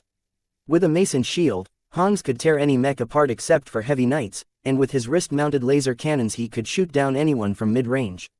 The lack of endurance wouldn't be much of an issue, considering the mech only had to go through a short but intensive 10-kilometer gauntlet. There's no need to seek out a particular extreme. If I have the chance to use my familiarity to my advantage, then I should take it. There's no shame in using a design I know well as a reference. As long as my design can do the job, then Hans will easily pass through the gauntlet. Vase finally stepped forward and picked a couple of promising but also fitting components. He envisioned the mech he had in mind for a pilot with a broad set of skills. First, the mech should be a medium weight in order to maintain the mech's flexibility. The mech should be a flyer, but the wings don't need to be strong. Flight is just a means to an end. Next, it needs a balanced focus on melee and ranged offensive options. What Vase imagined Hans preferred to pilot was a workhorse model. It shouldn't be too fancy, and it doesn't need all the bells and whistles. The design needed to do the job and nothing more. Through this process of thought, Vase imagined the competition organizers implied much more than what they revealed on the surface. They presented us with a pile of parts, some of them more advanced than we ought to know how to handle. Vase shook his head and glanced at his fellow mech designers, who seemingly went crazy at the possibilities. It's actually a subtle trap. If we get carried away with forcing an advanced component into an unsuitable design, then Hans won't be able to perform that well and won't be able to endure in the gauntlet. Vase felt a little confident in his chances now. While the likes of Patricia and Edwin remained superior contestants, he felt he stood a chance of making it in the bottom of the top 8.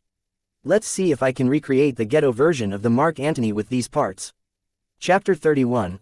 Drake. Vase started selecting his parts, all the while keeping his intentions honed to a specific image.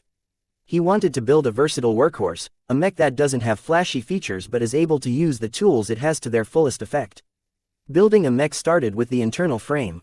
As the basic skeleton of the mech, it determined the mech's shape, height, and weight capacity. A sturdy mech not only demanded strong armor, but also a robust internal frame that could hold up its weight under pressure. There were many frames to choose from. Most adopted a standard humanoid shape of 2 arms, 2 legs and an upright posture. Some looked like cats, others like birds and reptiles. Each form had its advantages and disadvantages, but generally the humanoid mechs offered great balance as long as its 2 legs remained intact. As Vase wanted to design a mech with flight capabilities, he chose to pick a medium frame that was on the lighter side.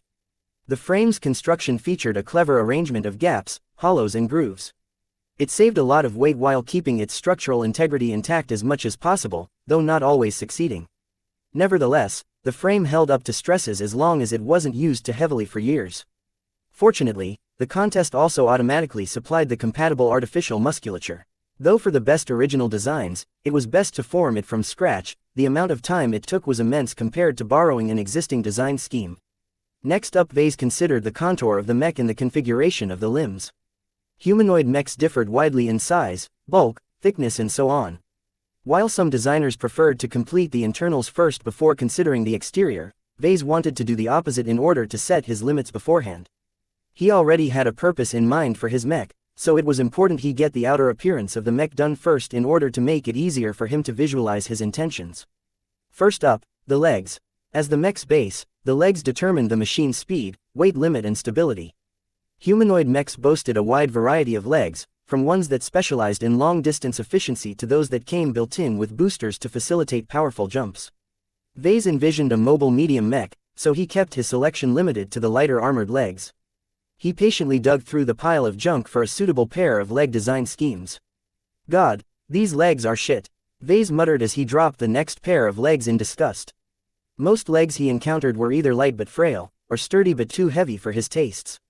It was as if the organizers didn't want contestants to settle for boring, mediocre legs with the most optimal compromise between armor and speed. It's impossible for me to pick a heavy pair of legs if I want my mech to be capable of at least a modicum of flight. I would either have to pick a pair of skinny legs, or... As Vase looked at the pile of animal-shaped legs, his newly upgraded jury rigging sub-skill tingled in excitement. Mech components and parts had always been designed to accommodate a certain level of modular compatibility, but Vase had seldom heard of cases where a designer attached animal legs to a humanoid upper body. Such things were possible, but it brought a lot of problems concerning reworking the musculature and making sure the mech's walking and running posture remained balanced. These raptor legs look ideal. He approached the pile and highlighted a pair of fairly robust raptor legs. Raptor-shaped mechs usually featured powerful running gaits that provided fairly good speed at a good amount of endurance. However, they were designed in a way that attached them to the sides of the waist instead of the bottom. Trying to mate the legs to the torso of his mech would take a lot of thinking. Let's finish the rest of my selection before I figure this out. The size of the torso determined the maximum size of the engines, power reactor and cockpit. Larger components were generally more powerful, but Vase had to keep the total weight below the total lifting capacity of the legs. Furthermore, certain shapes offered more advantages than others. Lean feminine torsos were light, barrel-shaped torsos offered lots of volume, V-shaped torsos looked incredibly masculine and offered expanded volume at the upper end of a mech. What Vase ultimately chose was a fairly broad torso out of the available parts. It provided a good amount of space at the bottom side of the mech, allowing for more extensive modifications in order to make it compatible with his raptor legs. While the torso weighed heavier than Vase would have liked, it was still within tolerance. The arms followed next. Raptor mechs usually chose to work with smaller arms or converted them to weapon mounts. As the unfinished design needed to be capable in both melee and ranged combat, Vase started looking for a fairly robust arms that were capable of mounting wrist-mounted weaponry. There's nothing suitable here. The selection is too limited. Most of the humanoid arms in the junk pile were bare arms. Cheap, sturdy and a form factor that allowed for pilots to synchronize with them to up to 100%, these arms specialized in wielding mech-sized firearms. Some arms also specialized in wielding melee weapons, featuring strengthened musculature and higher gripping strength. I think I'm going to have to clunk something together again, Vase concluded as he skipped the unorthodox-shaped arms. He lacked the time to work on fitting both the animal-shaped arms and legs onto a humanoid mech. He settled with a pair of thicker arms that performed well in melee combat. With some effort, he might be able to attach some sort of ranged weapon to it, though its performance would suffer if he rushed the implementation. Next up was the head. It was the least important limb of a mech, since all heads pretty much offered the same options except for the lightest and heaviest configurations. Vase toyed with picking a reptilian head, but he discarded it and picked a human one in order to avoid making his mech too flamboyant and ruin its theme. A regular human head did the job just as well. Now, the flight system. What Vase had in mind was a mech that could traverse short distances quickly. The gauntlet only lasted a short time, so the flight system would not need to focus on efficiency and reaching high speeds. Unfortunately, the ideal flight system that Vase wanted were not available. What he saw were mostly large, sweeping wings that provided a great amount of aerial mobility, but also painted giant targets on the mech's back. It wouldn't survive a 10 km gauntlet intact. He eventually picked a sturdy but large pair of wings designed for medium mechs. Vase preferred it over the others due to its lift-off power and its ability to operate even under heavy damage. He had a use for that last attribute. I'll have to finish picking parts first. For the internals, his design called for prioritizing durability. It had to hold up even when the mech was being banged around a lot.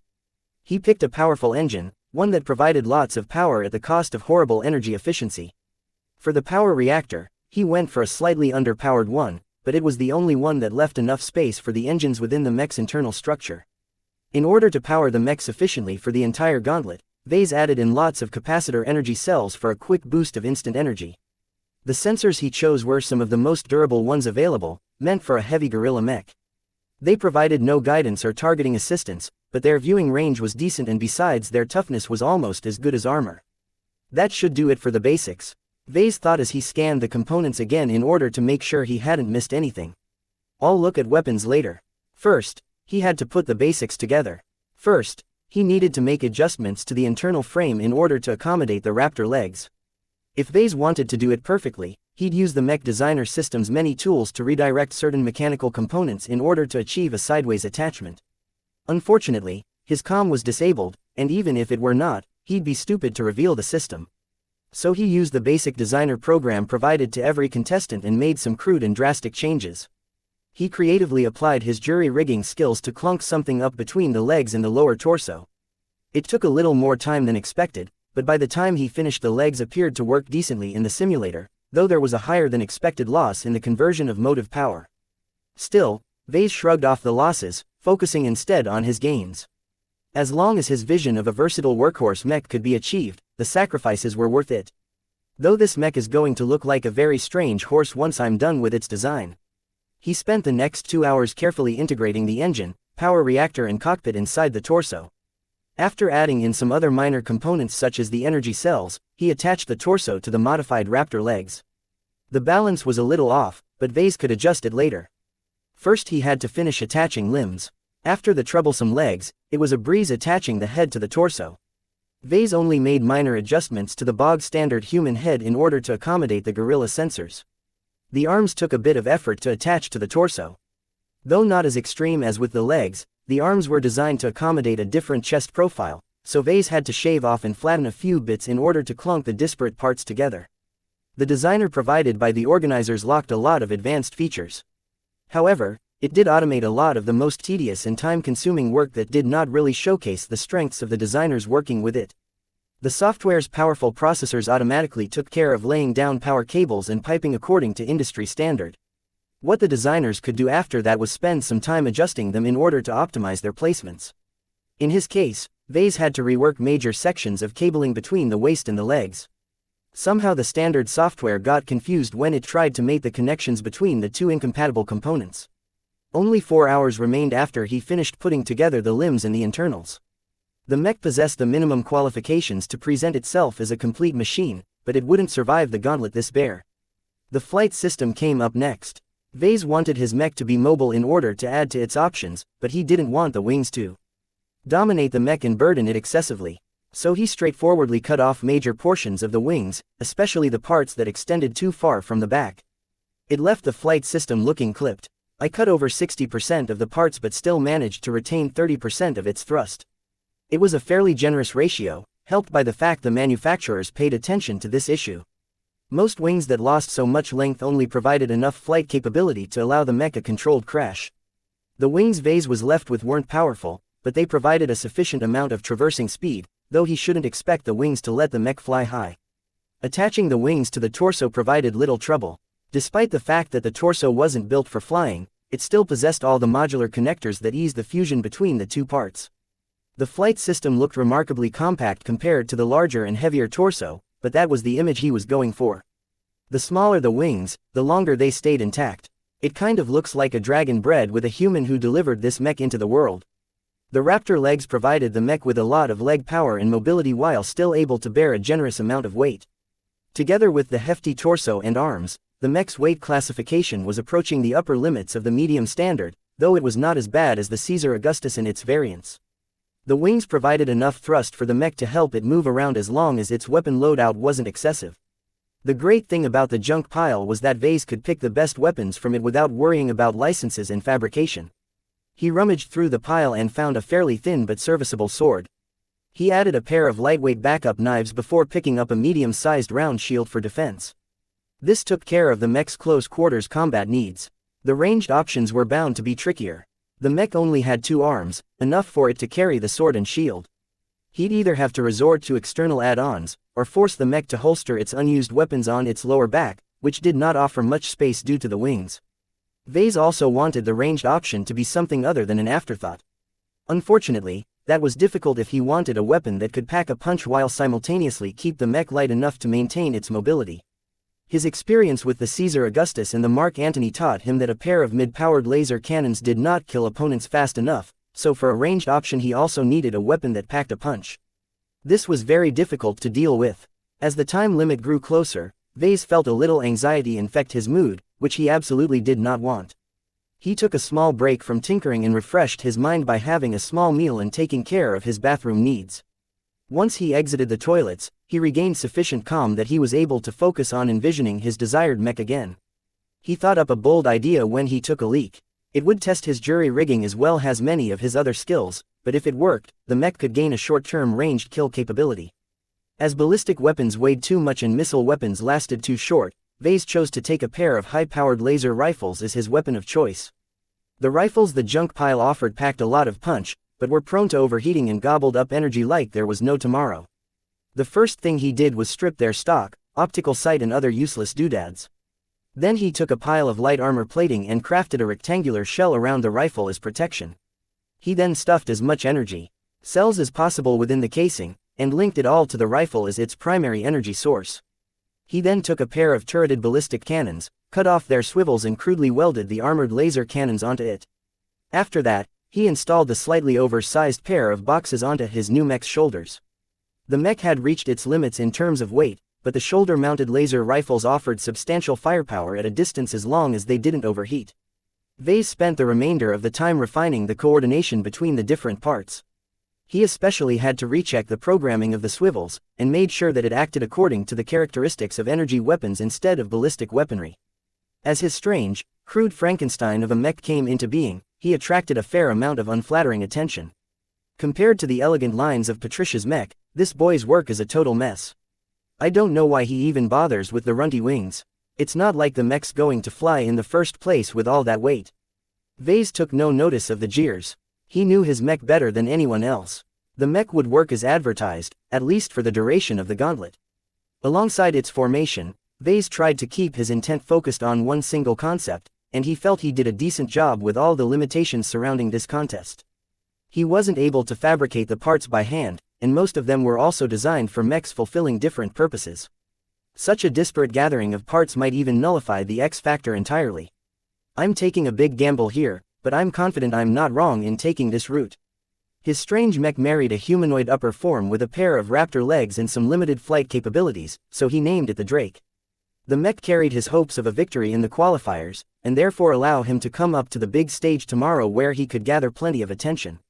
Enough to attract a customer, Vase hoped. Time is almost up, please finalize your designs. Chapter 32. Gauntlet. When the presenter finally announced the end of the design phase of the competition, a lot of young men and women groaned. While Vase was able to finish his mech with a bit of time to spare, other designers lacked the skill to jury-rig disparate components together without spending a lot of time making the connection work. You gave us too little time. A young woman complained as tears fell from her stressful face. The mech she worked on only appeared half-finished. Give us more time. 12 hours is too little.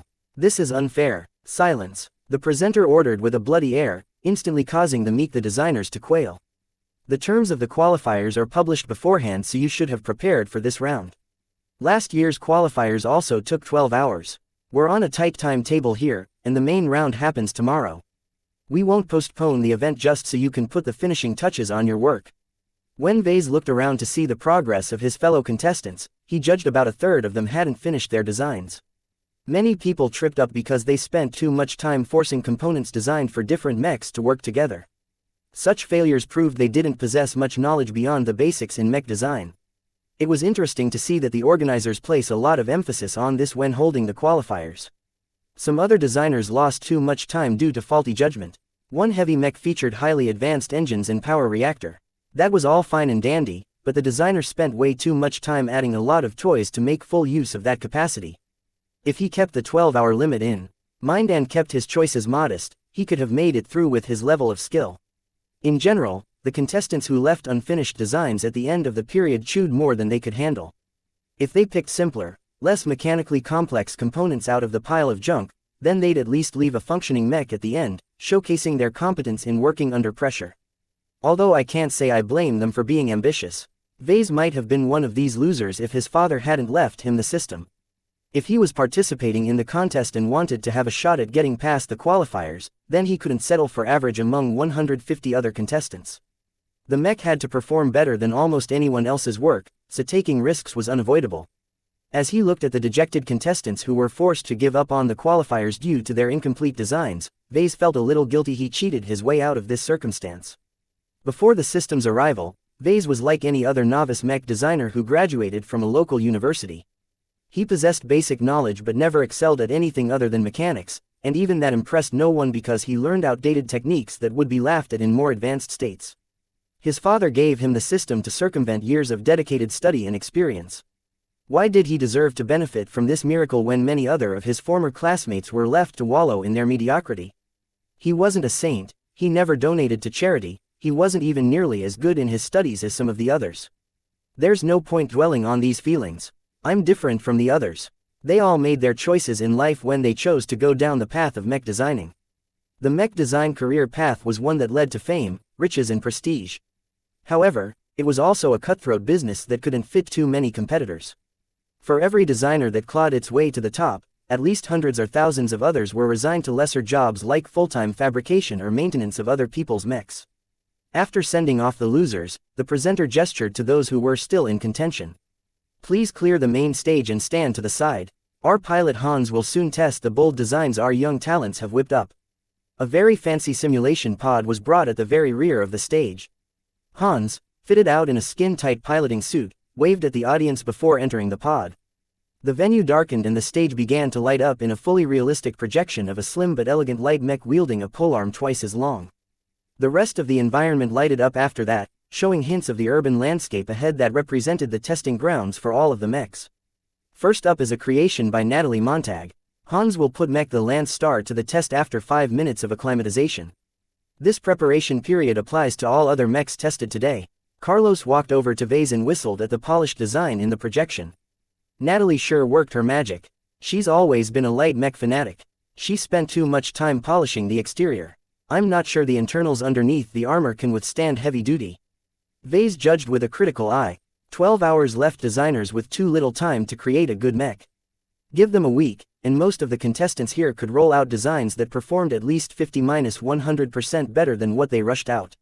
Eliminating errors and weak points in the design offered the biggest bump in performance and could be done in 2 to 4 days, while constant optimizations allowed the mech to perform a little better over the remainder of the time. When Hans finished familiarizing himself with the Lance Star, he entered the testing stage. The presenter offered spectators an overview of the gauntlet. As everyone knows, testing a mech as fair as possible can be difficult. Many smart people have racked their overstuffed brains to find a solution before coming up with the gauntlet. They come in different lengths, duration and difficulties, and randomize in configuration with each separate run. That means that Hans will face similar challenges with each mech he pilots without being able to use his last run's experience to help him overcome his current challenges. Technically, since no run was the same, their difficulties actually diverged in many different ways. If Hans faced smooth sailing up to the end where he get whacked by an overwhelming ambush, he'd be able to score higher than in many other situations. For example, if he faced constant harassment right at the start, leading to his mech's destruction midway due to his inability to find time to recover. In both gauntlet runs, the amount of mechs and their strength remained the same, but the way they exerted pressure differed drastically, leading to different results. There was no point complaining about it though. Vase knew that the gauntlet was a long-held custom in the mech world, and that its inventors had plenty of time to curb much of its faults. The Lance Star moved. Its thin and lightweight design spoke of a great retention in motive power. Natalie Montag evidently possessed real skill for getting a mech traverse so smoothly. The machine flitted through the debris-filled streets of the gauntlet like a dancer. When the Lance Star encountered enemies, Hans piloted the mech as a high-speed scout. It dodged aside the attacks sent in its way and avoided traps and entanglement whenever possible. If a mech was able to come up to its front and present an obstacle, the lance star only dealt enough damage with its lance and auxiliary pistol to squeeze its way through. Natalie's mech started stumbling when Hans couldn't avoid a couple of laser beams. The Gauntet's computer-controlled opponents might not be very smart or skilled, but they possessed overwhelming numbers, so it was impossible to keep out of reach no matter how many times Hans dodged. Ouch! Carlos winced. The mech is getting bogged down and surrounded. It doesn't have enough firepower to break through. The lance star only used its polearm as its main weapon. It possessed no ranged weapons at all. Hans had no way to pressure his opponents at a distance. When more and more opponents gathered at range, the lance star finally suffered a critical hit in its thinly armored ankle. This practically halved the light mech's mobility, leading to the mech getting hit much more often. It lasted a respectable amount of time and took out a few more mechs in its death throes, but the simulation finally ended at its destruction. The presenter came back in focus as the simulation projected a lot of statistics, such as the distance traversed and how many opponents the mech took out of action. The lance star has reached a distance of 7 kilometers, during which it killed 5 mechs and damaged 20 more. I don't know about you guys, but I think this is a great performance for a mech put together in just 12 hours. The crowd offered a polite applause. Natalie was too conservative in her design, which led to the lance star's one-dimensional performance. Other than its speed and lack of major design flaws, the mech boasted no other advantages. A heavy mech called the Thunderstorm came up next. It possessed a quadrupedal design, its 4 heavy legs supporting an incredibly tough and stable firing platform. The mech looked a little strange as the upper body of the mech sported 2 thick cannons as its arms. The presenter introduced the mech and its designer briefly as everyone waited for the 5 minutes of preparation to pass. When Hans stepped out into the streets, the Thunderstorm rolled over the mechs in the vicinity. Its prodigious firepower, with its main weapon being 2 ballistic cannons, destroyed every mech if they got hit a couple of times. Though slow and inaccurate against light mechs, the Thunderstorm also incorporated half a dozen laser mounts on its shoulders and back to fend them off. A substantial volley of missiles fired from a kilometer away. They arced upwards into the sky, following a parabolic trajectory as they rocketed downwards towards the Thunderstorm. Hans hastily turned around and fired his lasers in rapid-fire mode in order to shoot down the missiles, but this left him vulnerable to the other light mechs again, who all took advantage of the opening to slip in some damage. The missiles hadn't delivered too much damage, as the Thunderstorm still had plenty of armor to spare. But as Hans piloted the heavy mech forwards while trying to destroy as many enemies as possible, the missiles continued to pour in from above, each wave leaving behind more explosions and more damage. The sad thing about the Thunderstorm was that it performed well enough against enemies in reach, but offered no solution to the constant long-range missile bombardment. The mech possessed almost no mobility, allowing the missileer to stay out of reach.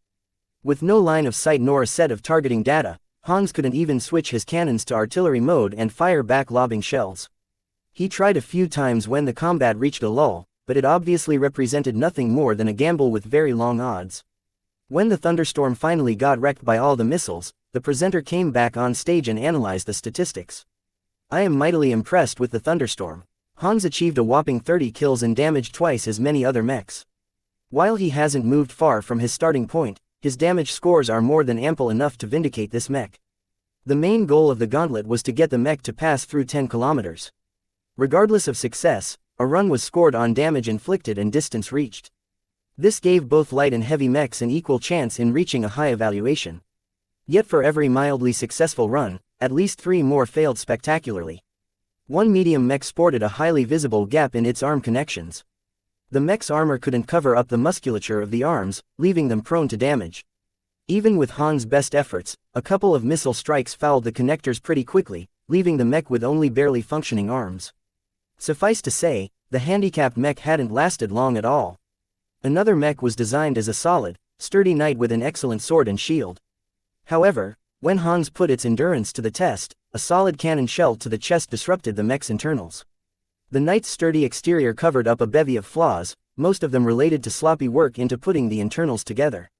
The big hit practically disrupted the engine's connections, leading to a heavy slowdown in the knight's operation. In addition, due to the loss in strength, its sword was unable to strike down opponents. Someone next to Vase shook his head. Again, it's a shame we weren't given a lot of time. It's so bullshit. When Carlos Mech came up to the stage, the young man in question hugged Vase in a show of nervousness. Damn it, I hope my baby will do well. This is the first time my creation is tested in public. I hope I won't disappoint my parents.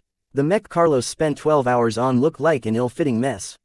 With its oversized legs, the humanoid mech seemed confused whether it wanted to be a medium or heavy mech.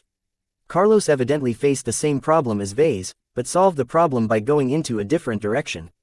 Though people often disparaged medium-heavy hybrids, the huntsman Carlos cobbled up performed fairly better than anyone expected. The legs caused the mech to move slower than normal, but it also became incredibly resistant to damage. With a shield in one arm and an awkward sawed-off heavy rifle in the other, the mech gunned down plenty of mechs in its way. However, the lack of melee options dragged the huntsman down. It was only able to deal with mechs that came close by dropping the rifle and unsheath its backup knife. This turned the mech into a competent defender, but allowed the rifle mechs in the distance to shoot at the huntsman with impunity. This envelopment eventually resulted in the huntsman's death. The presenter gave the huntsman an average evaluation. It did not do very well, but at least it hadn't failed outright in the gauntlet. Vase wrapped his arm around Carlos and tried to cheer him up from his dispirited mood. You did quite well there. You've proven yourself at the stage that you have the chops to be a mech designer. Yeah, but my score is way behind. Never mind the top 8, I can't even reach the top 32. All of the people who scored at higher talents. Vase sighed even as he figured he was also one of them. Don't aim too high. You've got opportunities many of your other colleagues wish they have. His job working on quality control at a large manufacturer was facilitated through connections from his parents. Carlos had stepped one foot in the mech designer industry. After a couple of decades of working up the ladder, Carlos could have the opportunity to join a mech design team and contribute his rich knowledge to the formation of a new design. Up next is our lovely Patricia Schneider's Rosaria. The announcement attracted everyone's attention. The top graduate of this year's cohort was about to show her fangs. Chapter 33. Performance. The crowd already built up a sense of anticipation for Patricia's grand performance. The young woman in question stood proudly in front of the contestants, certain that her Rosaria could wipe the floor with any other mech tested so far. She attracted attention more than just her prodigal performance. As the unattainable princess of the campus, she attracted admirers wherever she went, able to mesmerize her fellow students with her striking red locks and her enviable figure. Like a crane among chickens, her appearance made everyone else look plain. The Rosario she crafted out of the pile of junk also looked too good to be true. Despite its undersized legs and arms, Patricia somehow managed to keep the mech's weight under control. The medium mech's main feature was its modified shield. Patricia took a regular kite shield, made it a little thicker and added a lot of spikes and sharp edges to it. She turned the shield into a melee weapon no weaker than a sword. Its other arm held a flamethrower, which fed off the fuel cells installed on the mech's back. They were cellular, which meant that each fuel cell was detached once it ran out of fuel. It was a good way to keep the mech's weight under control, though it suffered from it at the start. The Rosario offered no other offensive options besides a backup knife and pistol strapped to its back. The mech weighed lighter than most other medium mechs on display so far, especially once its fuel cells ran out.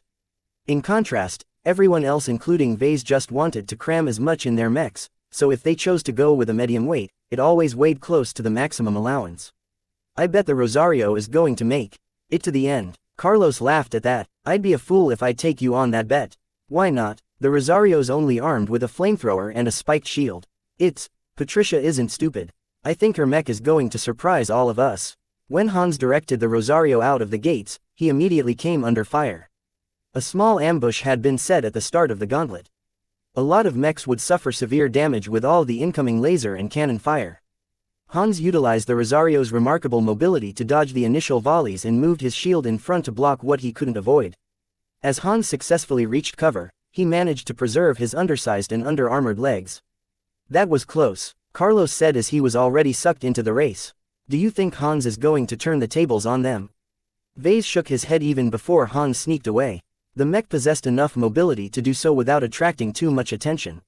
Also, so long as the Rosario kept its flamethrower in reserve, the mech kept its heat profile under control, making it difficult to detect out of line of sight.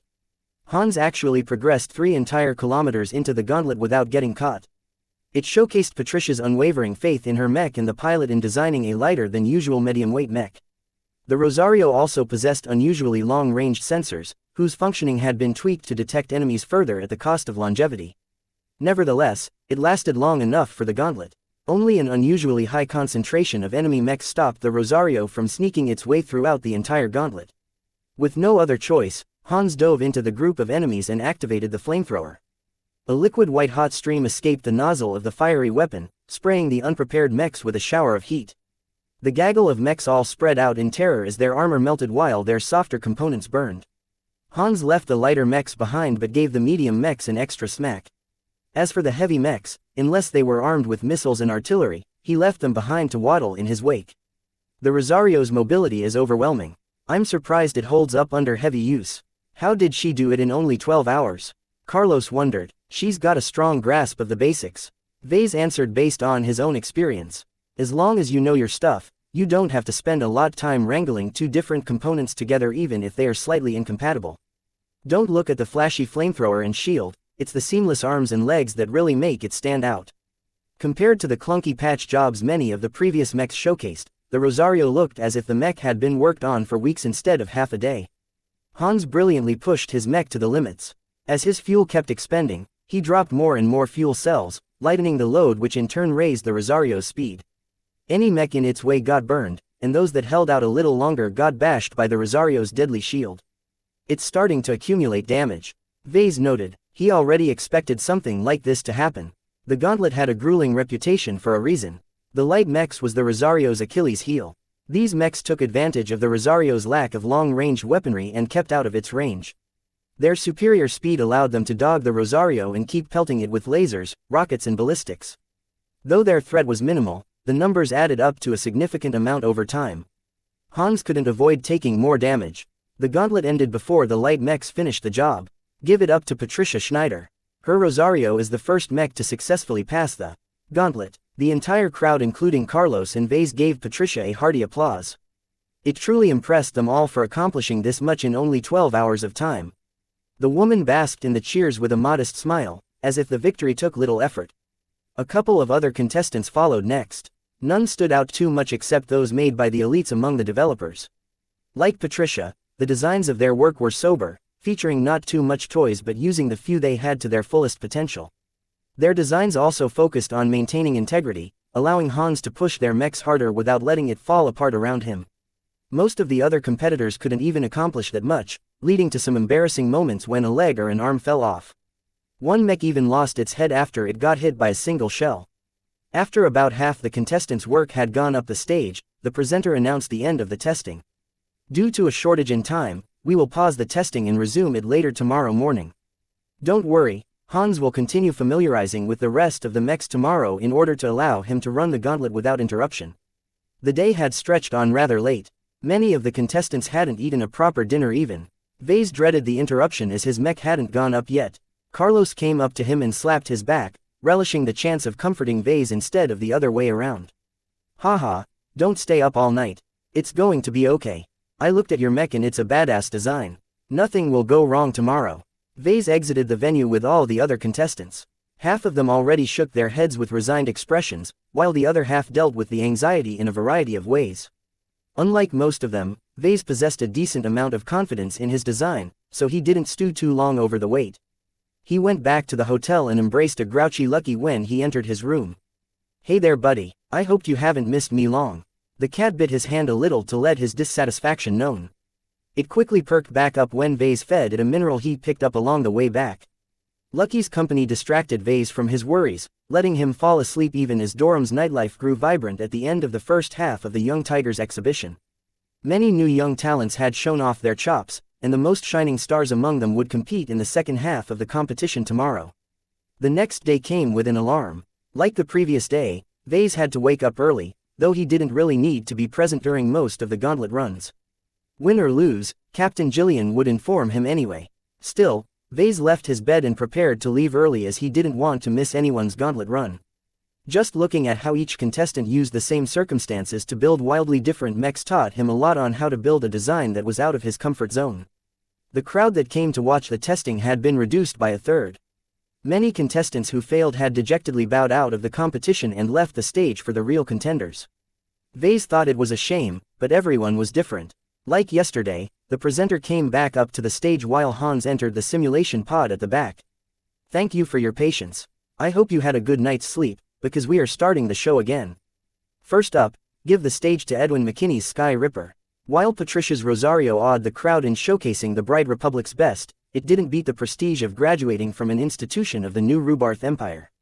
The gigantic super-state possessed the best mechs, the best education and the most cutting-edge research. Edwin merely stood at the side looking completely unaffected by the glances thrown in his way. It was as if he was beneath such shallow pageantry. The Sky Ripper used a light and nimble avian design scheme, which different from humanoid mechs in many different ways. Its main divergence is its large, armored wings that integrated flight systems in a deeper level. Overlapping feathers shielded the vulnerable portions of the flight systems without excessively blocking thrust and allowing them to maintain flexibility. The mech could move the wings like arms, allowing the pilot to adjust its course in swift and delicate ways. It turned avian mechs into the fastest and most maneuverable mechs around. When Hans brought the Sky Ripper into the gauntlet, he transformed the light mech into a king of the sky. The mech flew rapidly in the air, avoiding plenty of ordnance thrown in its way by maneuvering through the fire with its graceful way of manipulating its massive wings. There comes the first obstacle. The gauntlet's reputation for nail-biting arduousness did not exempt flyers. If anyone thought a flying mech would get a free pass by flying really high in the air in order to reach 10 kilometers in a minute or two, they were wrong. The gauntlet adjusted to flying mechs with a little cheating by changing most of the light and medium mechs with flight-capable versions. The heavy mechs that remained received no change, as they were quite capable of throwing an incredible amount of ordnance at any flyer that was foolish enough to fly around in the open air. Hans encountered a couple of formation of flyers. He reacted to their appearance by diving low and using the structures as a way to cut their line of sight and interrupt their firing lines. Through a mix of hit-and-run tactics and luring the enemy out of position, the Sky Ripper masterfully decomposed a large group of flyers into a bunch of wrecks and disoriented machines. The Sky Ripper's dominance relied on its impressive flight system, its unparalleled flexibility and its aerial speed dominance over the clunkier light mechs. When the Sky Ripper went all out, it utilized two devastating ways to tear its opponents apart. First, the beak of the avian mech opened up to reveal a compact cannon. It didn't fire a lot due to the limited ammunition the light mech carried, but every shot made at close range felled a light mech. Its second option to kill were its incredibly sharp talons. Edwin modified them with sharpened armored spikes that allowed each swoop and diving attack to tear straight through the thin armor of flying mechs. The only mechs that presented a threat to Edwin's masterful implementation of a flyer were the heavy mechs on the ground. While the urban environment posed many problems in firing at the low-flying Hans, they still utilized their indirect fire weapons to great effect, especially missiles.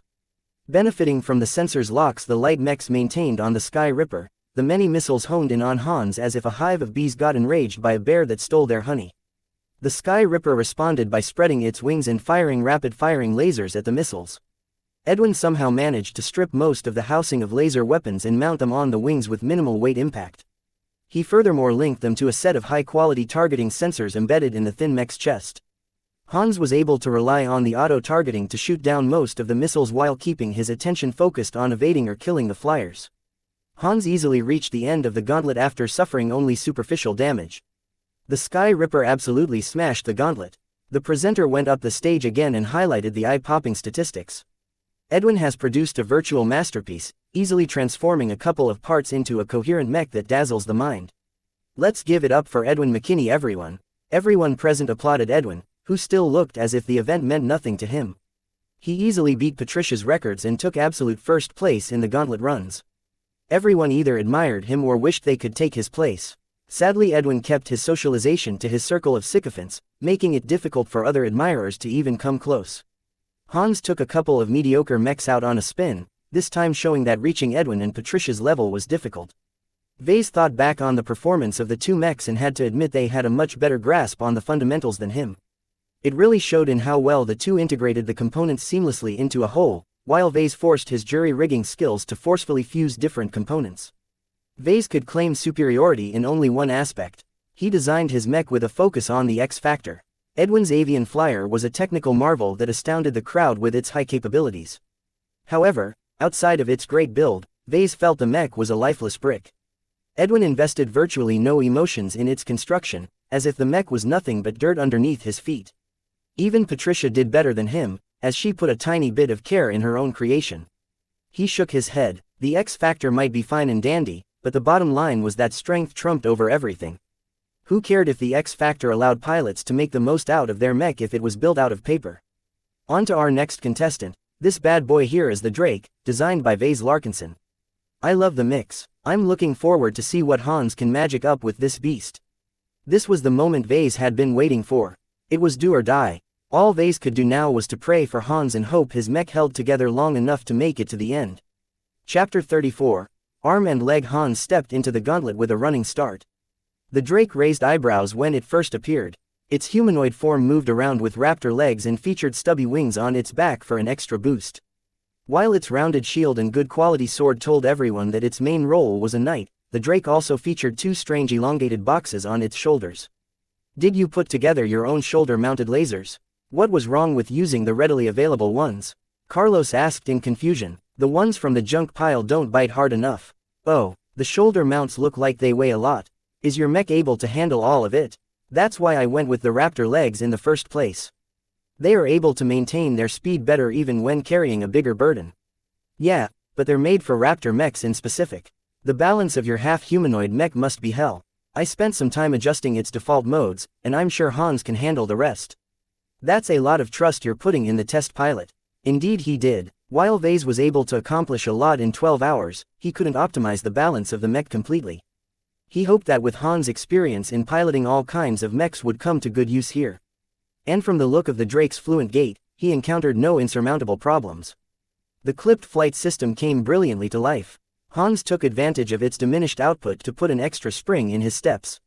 At certain moments, the Drake moved faster than light mechs even as it weighed as much as the heavier medium mechs.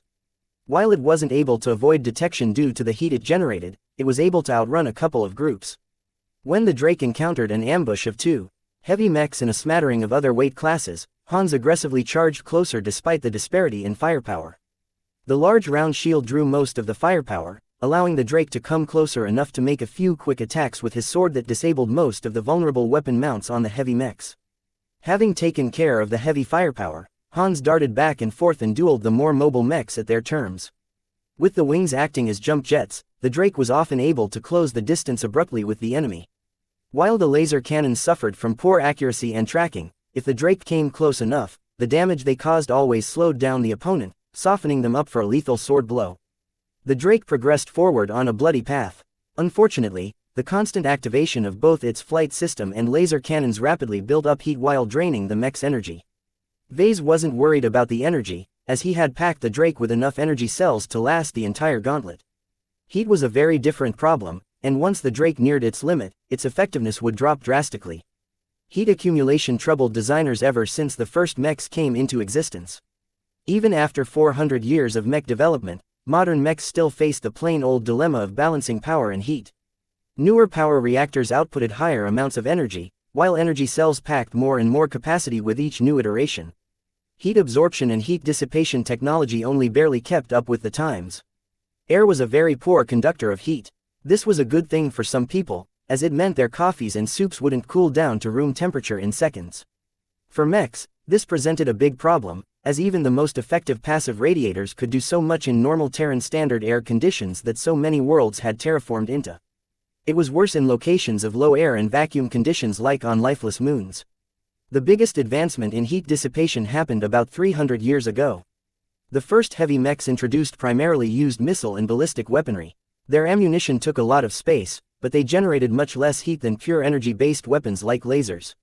A heavy mech built in with lots of lasers was seen as an unrealistic fantasy by most mech insiders at the time.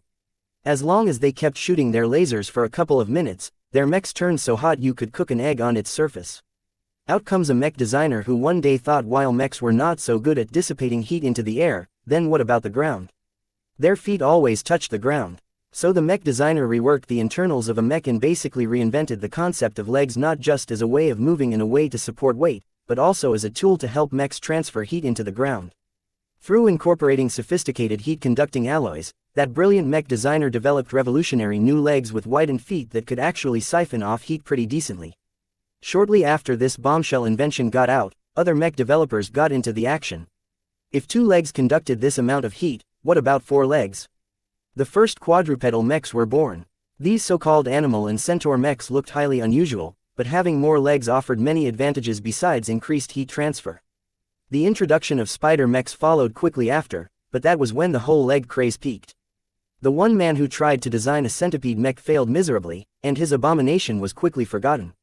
Methods to deal with heat had come a long way since then.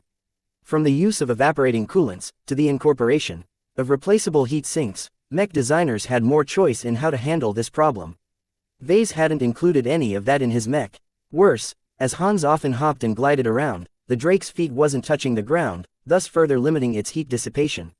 Hans kept avoiding the heavy mechs with his mobility while cutting down the medium mechs by jumping close and taking them out with his sword and shield. Only the light mechs posed a problem as the laser cannons couldn't be fired too fast in order to avoid overheating the Drake. Worse, the laser fire the Drake received only increased its heat levels. About 7 kilometers through the gauntlet, Hans decided it was enough and detached the laser mounts and stubby flight system from the Drake.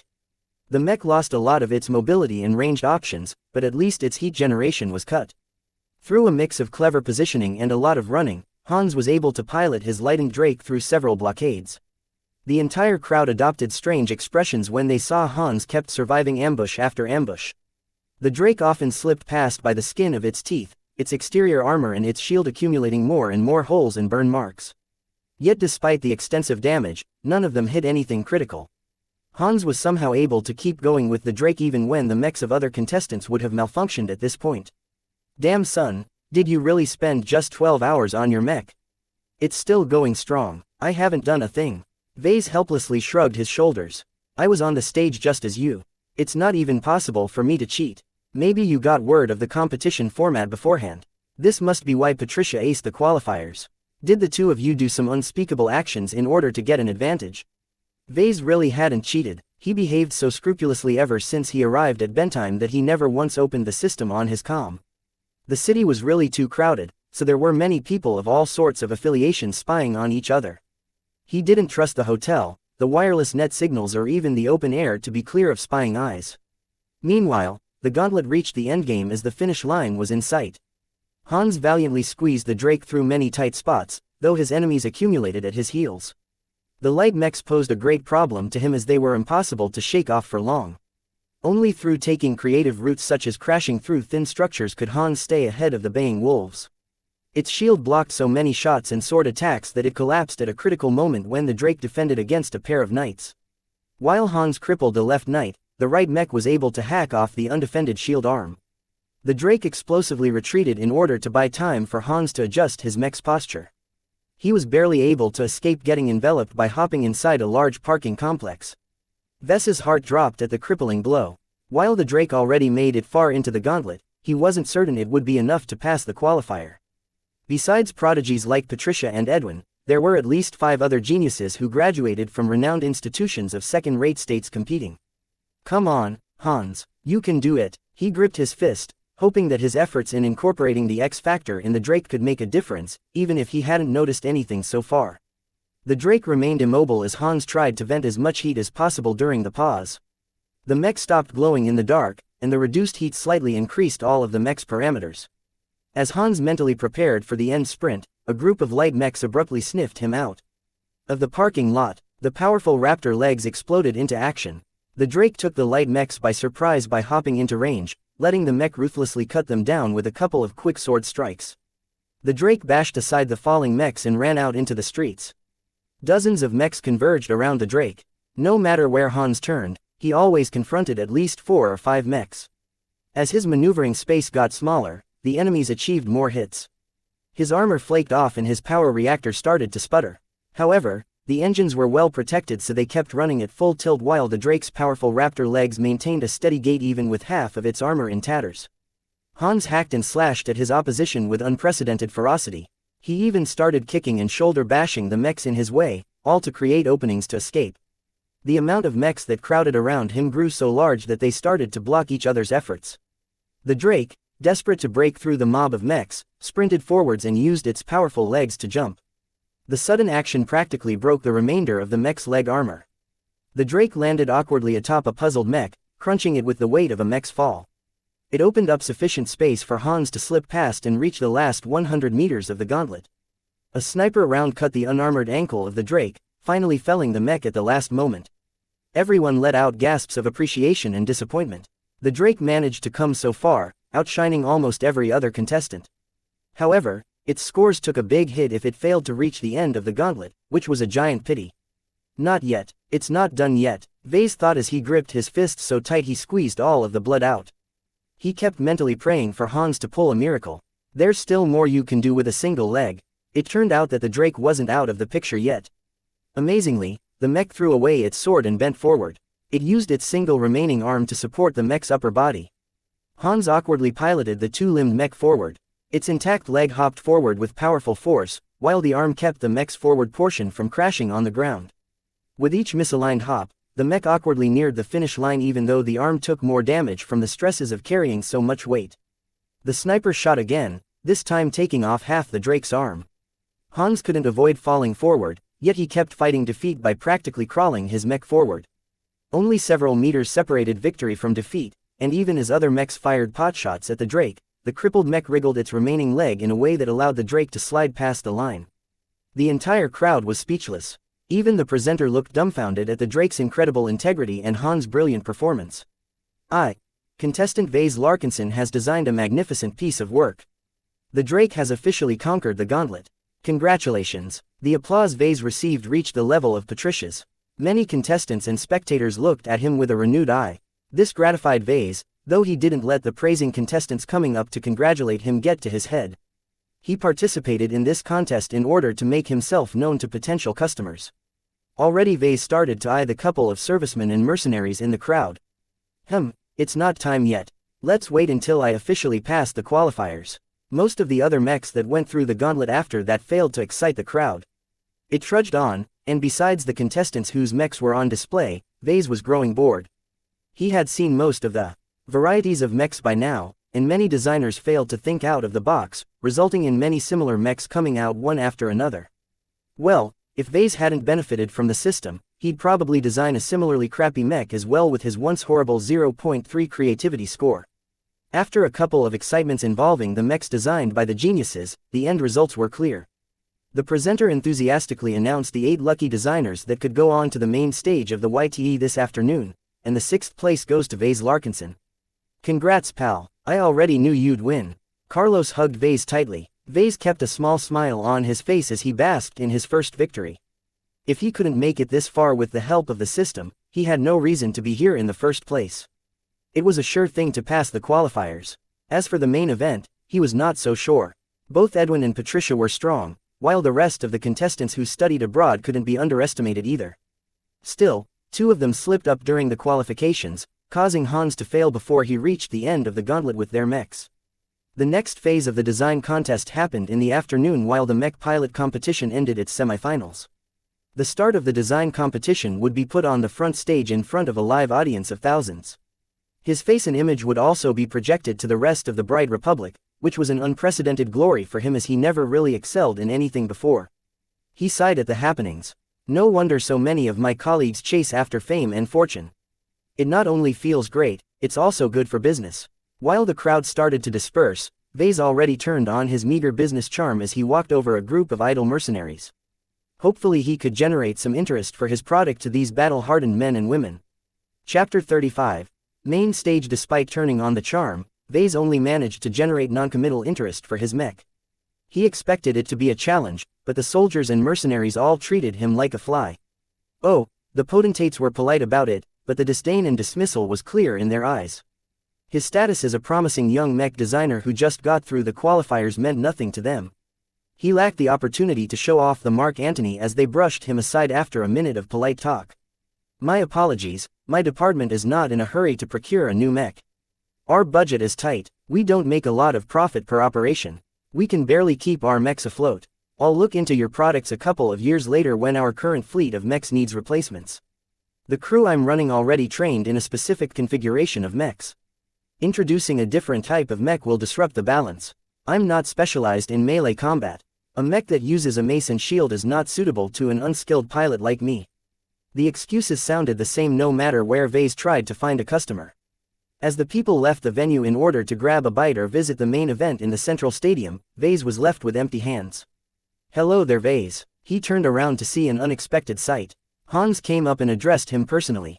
Hans, what brings you here? I just want to let you know that out of all the mechs I've piloted today, yours is one of the few who took the comfort of the pilot into account.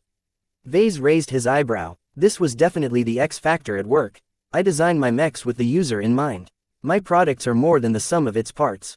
I put my heart into each of my designs. I've refined my craft by designing and producing many mechs for Iron Spirit, where I've enjoyed a substantial amount of sales. I'm currently trying to branch out my real-world business. That sounded professional enough, right? The pilot nodded, and looked interested. I'd like to see more of your work. Ah, Vase quickly activated his comm to swipe his virtual sales page to Hans. My digital storefront is here. Please feel free to browse my wares, though I advise you to look at my Mark Antony variant first. It's based off the Caesar Augustus, but I've reworked it extensively with more affordable armor. This is also the design that I'm offering for sale from my Real Universe workshop. You are able to produce a variant of the Augustus. Hans sharpened his eyes a bit at that news. I don't know much about the business, but I do know that the production license alone must cost an incredible sum of money. How could you get a hold of such a premium license? I've been fortunate to attract the attention of some people who took note of my talent in mech design. Vase said as he shamelessly weaved a tale of bullshit in order to cover up the existence of the system.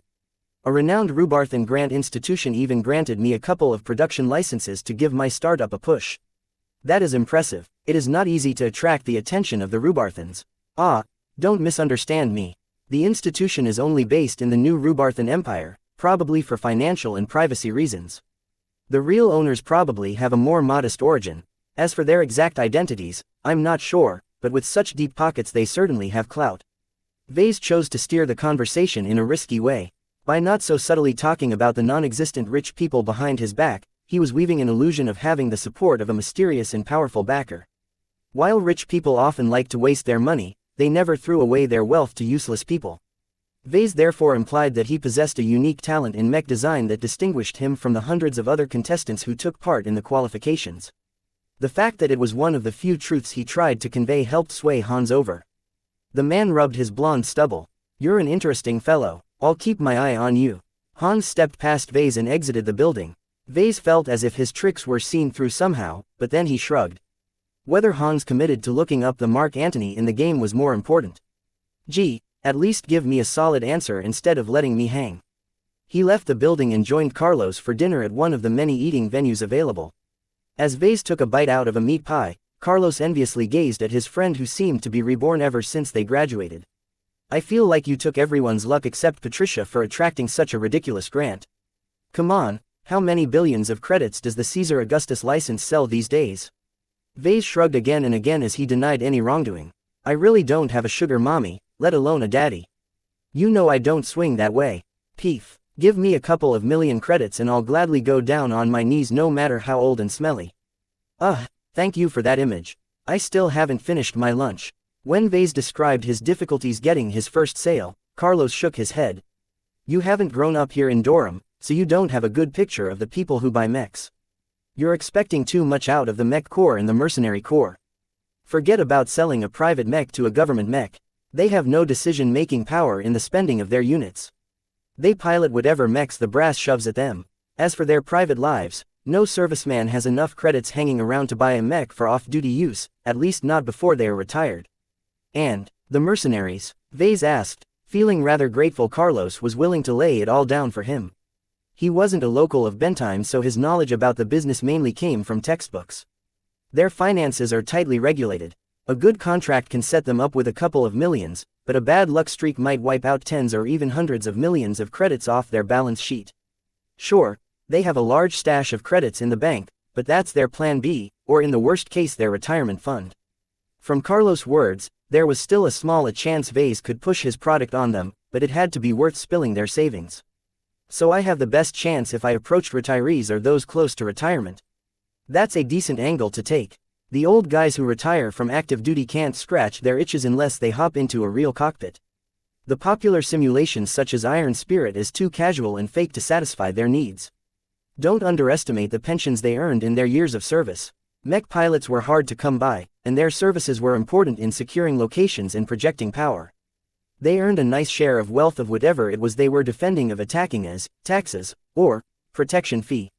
It was an accepted reality in human space that the fist trumped over laws. Only the fact that the Bright Republic was just a poor, third-rate state kept it from being embroiled in constant wars over territory. A lot of money exchanged hands whenever mechs took to the field. However, most of it got spent on maintaining the mechs and paying off other expenses. I do have an idea, Carlos said as he finished his burrito. You should try to approach the rich guys, in particular the collectors. They love collecting unusual mechs and admire them for hours in their private mech stables. Some of them aren't even potentates. They just love the feel of owning unique mechs. Vase thought his chances there were bigger. That's a good angle, but they're often unapproachable, right? If you're some average hobo, then yeah, the security won't let you come close. But what if you're the winner of the Young Tigers exhibition? Collectors love unearthing gems in the rough. If they can snap up the very first handmade mech of a budding mech designer with bright prospects, they don't care about the piddling millions of credits they have to throw at you. It's peanuts compared to the potential collector's value when you become a household name in the Republic. This was a tall order for Vase to fulfill. This year's competition was incredibly tough, and even he couldn't guarantee victory against 7 other talented geniuses. It all depended on the format of this afternoon's competition. After finishing their dinners, they walked over to the gigantic stadium at the center of the exhibition. A large crowd of fans cheered as they saw their favorite pilots triumph over their opponents. It took quite a bit of squeezing for Carlos and Vase to reach the crowded entrance. The security portal let both of them pass without issue once they identified themselves as mech designers who participated in the design competition. It was a nice freebie given to them by the organizers. A regular ticket to attend the competition in person reached in the tens of thousands of credits. The well-planned layout of the interior of the stadium allowed the 2 young designers to get a glimpse of the excitement all around. Through the clever use of height and depth, the entire venue was transformed into a 3-dimensional set of arenas where spectators could sit and watch the matches safely from above. Highly durable protective screens protected the onlookers from incidental projectiles and impacts, though the violence still led to some frightening moments. The Young Tigers exhibition introduced the true world of mechs to its visitors. Vase gobbled it all up like a junkie getting his fix. He eagerly approached the nearest arena battle, showcasing a tense sword duel between 2 nearly identical medium mechs. Both of them had been at it for a while, damaging their shields to such an extent that they were forced to throw it away.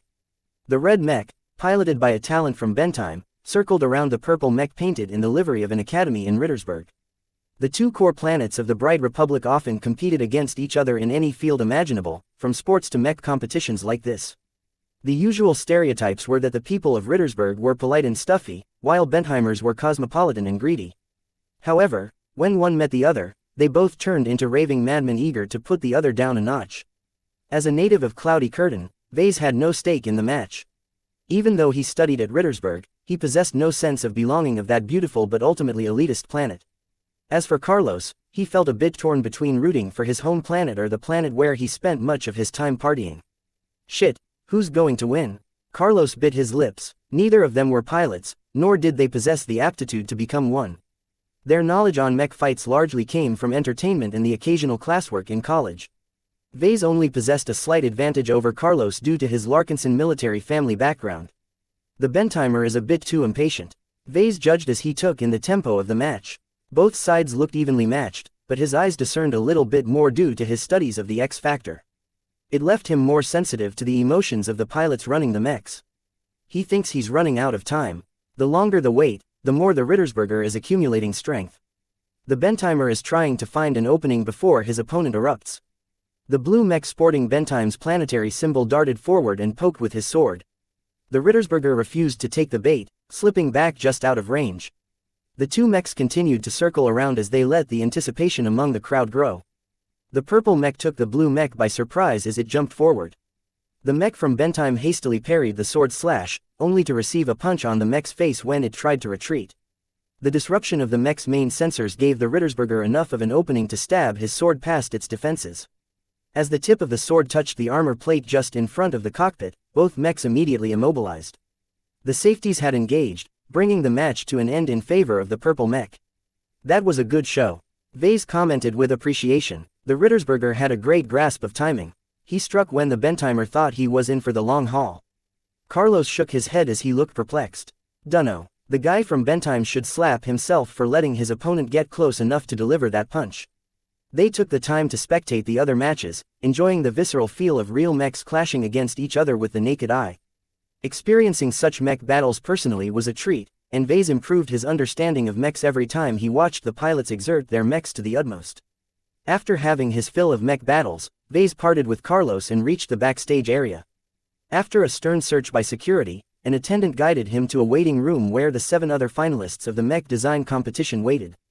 None of them smiled or took any note of Vase.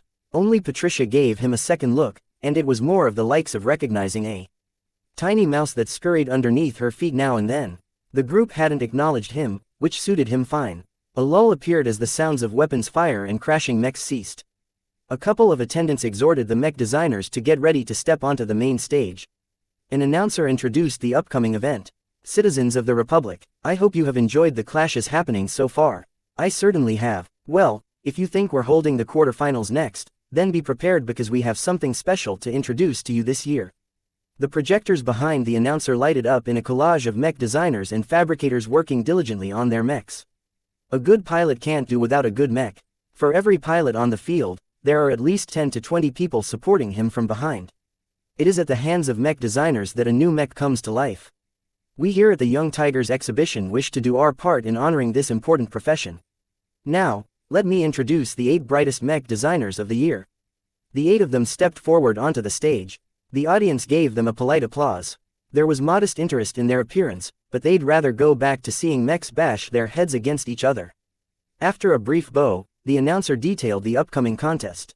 I'm sure it's fascinating to see our budding engineers tinker with machinery, but it can get a little tedious if they go on for days. We've taken your comments to heart about last year's event, and decided to put a new spin on the format this year. Oh, that didn't sound so good, Vase thought. Chapter 36. Fusion Cup. The announcer let the anticipation build up a little before detailing the mech design competition. As you know, many talented pilots have the opportunity to show off their skill on stage. Where there are winners, there are also losers. Mech warfare can be a cruel business, but what if some of our pilots have a second chance? Are you willing to see them compete in a separate bracket? Most of the crowd cheered enthusiastically. Many pilots competing today lost their chances to reach the quarterfinals. Many fans hoped their underdogs could shine on the stage once again. We've come up with the Fusion Cup. 8 eliminated pilots with the best scores will receive the opportunity to work together with these 8 fine ladies and gentlemen on the stage. It will be the first competition in this side of human space where both pilot and designer compete jointly for the top and win the prestigious cup. A 2-tone tournament cup appeared on the stage. It was gold on one side, and silver on the other side. A small partition in between showed that both halves of the cup could be put together or remain separate. The projection behind the announcer highlighted 2 lists of names.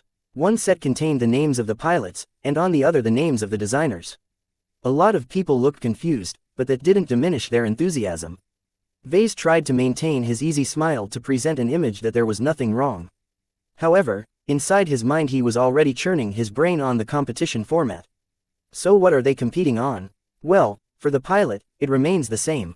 Just enter the cockpit and wallop their opponent on stage. The key is what kind of mech they are piloting. We wouldn't involve the designers if they have nothing to do. So can you guess what kind of role they can play in the short 6 hours that they have until the matches start? 6 hours was way too short to create a mech from actual parts. Vase thought the competition might happen in a virtual space, which would be a shame as he'd miss out valuable experience in building up a real mech. The pilots won't be changing the mechs they last piloted. Only the most critically damaged components such as the difficult-to-replace engines have been replaced. This allows the mech designer to repair and tune up the mech using the various tools and resources available, courtesy to the mech core. You will be able to see with your own 2 eyes how pilots and designers can work together to reinvent their mechs like phoenixes rising from their ashes. Thousands of cheers and applause thundered the stadium as the crowd lapped up the new concept. However, Vase looked a little troubled. He was used to depending on himself. Now he had to work together to repair and modify another pilot's mech. What if their opinions clashed? The fortunes of the designer and the pilot are tied together. Winning for both the pilot and designer will depend on which mech reaches first place in combat. If the designer does a bad job, then the pilot can do nothing even if he puts 200% in his piloting.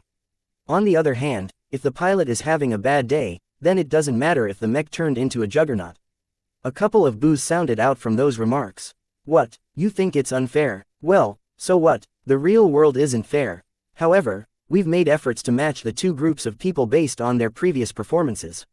The top scoring pilot will be matched with the top scoring designer from their qualifiers. The second best pilot is partnered with the second best designer and so on. Though their starting points are the same, what the pairs accomplish together is still up in the air.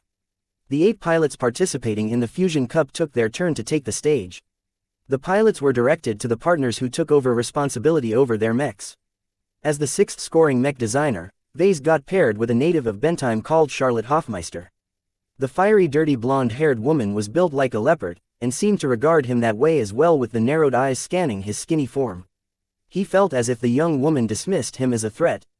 "Hi, I'm Vase Larkinson." The woman's phoenix eyes narrowed at his introduction. "You don't look like a Larkinson. Not everyone in my family is a potentate."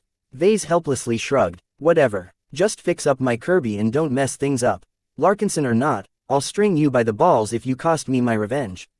After prying a bit more information from the taciturn woman, Vase learned that Charlotte suffered a humiliating loss against her rival Miranda Del Rey, who is now the second-ranked pilot in the competition. She wanted to take advantage of her second chance on the stage to give her rival a comeuppance. "Damn it, that's Patricia's partner." Vase grumbled. The second-best pilot paired with the second-best mech designer made for a very formidable pair of opponents. "I'll have to put in all my effort and more something special if I want to make it that far." Everyone went to the improvised workshops that the organizers put up in the unused side arenas. The wrecked mechs the pilots used already rested on a lifting platform. When Vase saw Charlotte's Kirby, his heart dropped to the bottom of his stomach. "Your Kirby is a heavy mech." "Yup." The woman smiled with obvious affection. "It's the best damn partner a girl could ask for. He's been my buddy since my final year in the academy." The Kirby was in actual fact a Raisling Inc. Turbofire RTF 581. The Turbofire was built around the concept of overwhelming mid-range firepower. At the time, it was an excellent fire support mech that provided a powerful amount of suppressive firepower in the battlefield. It was not a mech suitable for arena duels. The organizers knew this, and came up with a long list of demands ever since the first few YTEs resulted in severe injuries. The firepower of all projectile weapons were reduced substantially. In return, melee attacks also got reduced in power by lowering the mech's arm power. Naturally, the latter could be circumvented by putting the weight of the entire mech in the blow. This also resulted in melee dominating over ranged weapons in the tournament, which Vase supposed was the intention of the organizers. Too much firepower strained the protective screen that kept the spectators safe from the explosions. In any case, Vase had to get this lumbering, bipedal gun platform in working condition in just 6 hours. This might not sound like a problem, but when he saw what Miranda Del Rey did to it, he practically despaired. The Turbofire's legs both suffered amputations, which led to the scrapping of both whole legs. In addition, the rest of the mech's surface sported nefariously thin sword marks, which made it easy to exploit the damaged sections. "This is going to take a lot of work to fix up," Vase said grimly. Luckily enough, he shored up just enough of his skills to conduct the repairs within a decent amount of time. The only problem was that he could only work on the most critical parts, and leave the cracks in the armor alone due to lack of time. Heavy mechs demanded a lot more resources and time with regards to maintenance and repair. This was one of the reasons why light and medium mechs significantly outnumbered the heavy mechs in service. Vase tried to discuss making some modifications to the mech to make it more viable to the limited range arena format. "No, absolutely not. A sword or a mace really helps out if the enemy gets close." "Zip it, nerd boy. I don't want to tarnish my Kirby by using him as a caveman." Helplessly, Vase dropped the topic for now. Charlotte adamantly insisted on maintaining her tactic of pouring overwhelming firepower at the enemy before they could get into range. This worked great against inexperienced opponents, but as her thrashing against Miranda revealed, skilled pilots had answers to this one-pony trick. "Very well, I'll go work on your mech and get it up to working condition." He had more ideas, but thought it prudent to keep his mouth shut. He got the measure of Charlotte now and knew he couldn't get a word through her stubborn mouth. It frustrated him a little that the organizers forced him to work with an incooperative client. Everything they did in the competition was broadcasted live to the rest of the Republic. If Vase and Charlotte lost at the first round, they'd end up as laughing stocks. Never mind finding a customer for his Mark Antony, all the pilots would simply laugh at him for failing so drastically on stage. The Kirby took a long of wrangling to get into an optimal position to replace the legs. In his own workshop, such a job took days, of which most of the time was spent on fabricating the huge legs. Fortunately, in the interest of speeding things along, the organizers provided a number of parts along with nearly state-of-the-art fabrication tools. The cost of the 3D printer and assembler was worth at least 5 times more than the second-hand goods back home in Cloudy Curtain. This is the power the government has at hand, Vase thought ruefully as he started to inspect the damaged underside of the Kirby. Any small mech designer will just get crushed if it tries to compete against the wealth of an entire state. He shook his head and even slapped both of his cheeks. He needed to get his head in the game and avoid any distraction. I wonder if I can impart some X-factor magic with my repairs. Theory made it possible, but frankly Vase was dubious it could work this time. The organizers already fabricated and supplied most of the parts, which meant he had no opportunity to build up a mech. Using parts he designed and fabricated on his own in a significant amount. Still, he spent his time refocusing his thoughts in order to keep a narrow intention in mind. I want to make the Kirby a worthy partner for Charlotte. This was the angle he went for. Charlotte obviously already developed affection for her mech and piloted it for an extended time. If he could reinforce that connection in a minute way, it might mean the difference between victory and defeat. With the help of the loaders, Vase was able to get the mech into a position to remove the useless remains of the upper legs. He turned the assembler machine into disassemble mode, which allowed him to gently pry off the legs and clear the sockets underneath the torso of any remaining debris. The installation of the new legs went smoothly. He selected a pair of legs identical to the old ones from the limited selection available. He had no reason to change the model of the legs. Attaching them to the Kirby was similar to assembling the legs of a new mech, though there were a couple of differences. The most important was that the internal frame needed to be attached perfectly to the legs. While Vase had done such things many times in Iron Spirit, doing it for real on stage brought about immense pressure. Still, the legs attached perfectly to the mech in the end. It helped that Vase avoided thinking negative thoughts by adamantly adhering to his intentions. He wanted to seriously repair and tweak the Kirby until it became a great tool of destruction in the hands of Charlotte. Maintaining mental discipline allowed him to work on his mech in a calm fashion, which slightly impressed the spectating crowd. As the mech designers quietly worked on restoring the functionality of the mechs, the quarter-finals of the YTE continued. Only one match took place at a time, which had the effect of drawing most of the spectators away to the main arena. The people who watched the matches only turned around and looked at the mech designers busy in their work as the matches ended and the new one had yet to start. Hours passed by as Vase diligently used his knowledge in mechanics and what he learned from the system to make repairs. He replaced faulty bolts and other minor parts and tested to see if any of the components needed replacing, as the main sensor did as it sported a hairline crack. After that, he tackled the fractured heavy armor of the mech. This was a tricky problem. The right thing to do was to replace the damaged armor plates with newly fabricated ones, but that took days. He could either crudely bolt over the cracks with additional plates, which unnecessarily thickened the armor and burdened the mech, or he could fabricate a special armor solution that he could use to fill up the cracks. Both solutions weren't ideal, so he asked for Charlotte's opinion. Just fill up the cracks. Don't you dare put more weight on my Kirby. I need my mobility for something special I have planned to get back at that bitch Miranda. Vase could only follow Charlotte's decision. Personally, he thought that if Charlotte insisted on sticking to her ranged weapon focus, it was better to turn her mech into an armored firing platform. Too bad her obsessive hatred of Miranda gave Charlotte a phobia of turning into a sitting duck again. She wanted Vase to install a couple of knife holsters onto her Kirby, as if she could actually wield them with her heavy mech's sluggish arms. It'd be like a bear trying to play table tennis. He worked quietly to fulfill the basic needs of the Kirby. After filling in most of the holes and finishing a quick weld to affix the holsters onto the mech's hips, Vase noted he had less than 2 hours of time to make a single substantial change to the mech.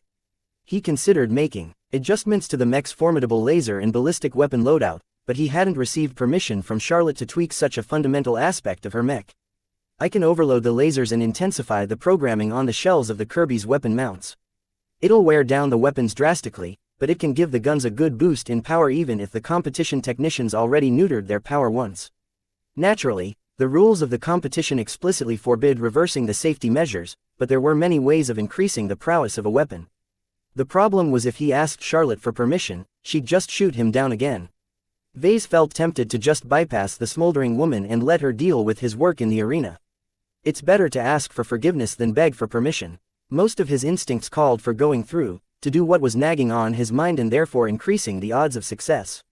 But, there are billions of people watching this competition. Can I do something this despicable in broad daylight?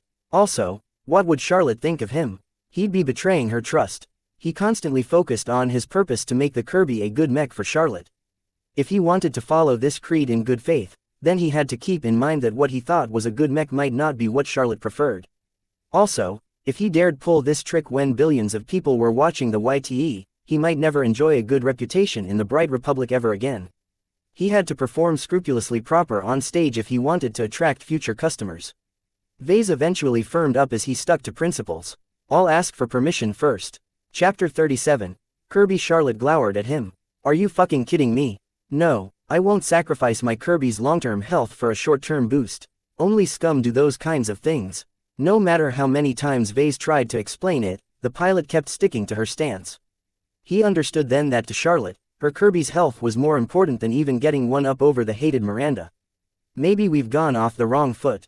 Let's try this a different way, Vase said in a conciliatory tone. Tell me more about your Kirby. Why do you want to know that? Charlotte looked at him with suspicion. We've got 2 hours of time left and maybe I can make a few tweaks here and there if you'd let me. The only way I can do that is if I know more about the mech and be able to suggest improvements in line with your thoughts. Though she showed she still had misgivings about it, when it came to her mech, she felt better if she bragged about the Kirby. I won the top marksmanship prize in the Academy tournament. They loaned me the Kirby as the first place prize. It's the best mech I've ever piloted so far. He's an old training mech, but he's got the best specs among the heavies in terms of firepower. Charlotte went on and on as she gushed about the mech's substantial firepower. She really obsessed over the ability to turn an enemy mech into Swiss cheese before they even reached her. Vase thought the reason why she personalized the Kirby so much wasn't because she considered the mech a person, but that its weapon loadout featured tons more firepower than all the other piddling mechs she practiced with. In her words, those smaller medium and light mechs were pansies. I think I see what you want. Vase nodded his head. Your training mech is a great fire support mech, but Miranda is going to destroy you with her sword again if you go on stage with the same mech. You have to plug your vulnerability to close-ranged mechs if you want to stand a chance of winning the cup. I don't want you ruining my Kirby. No, I've got something different in mind. I'd like to install some temporary additions to the Kirby. What do you say about bolting more guns to the Kirby's frame? The prospect of even more guns exciting Charlotte a bit, and after Vase detailed his plans based on the Kirby's build and the available parts, she enthusiastically gave her approval. As a turbofire model, its design had proven itself over the years as a sturdy and reliable way to deliver heavy firepower. It featured a large, stocky bipedal build, allowing it to hide behind hills or structures and fire its weapons over the top without exposing itself excessively. Its main weapons were its 2 heavy cannons that took the place of the arms. This left the turbofire with a well-integrated pair of weapons that could easily be fired around corners and over other obstacles. Naturally, this also prevented the mech from wielding external weapons such as rifles or swords.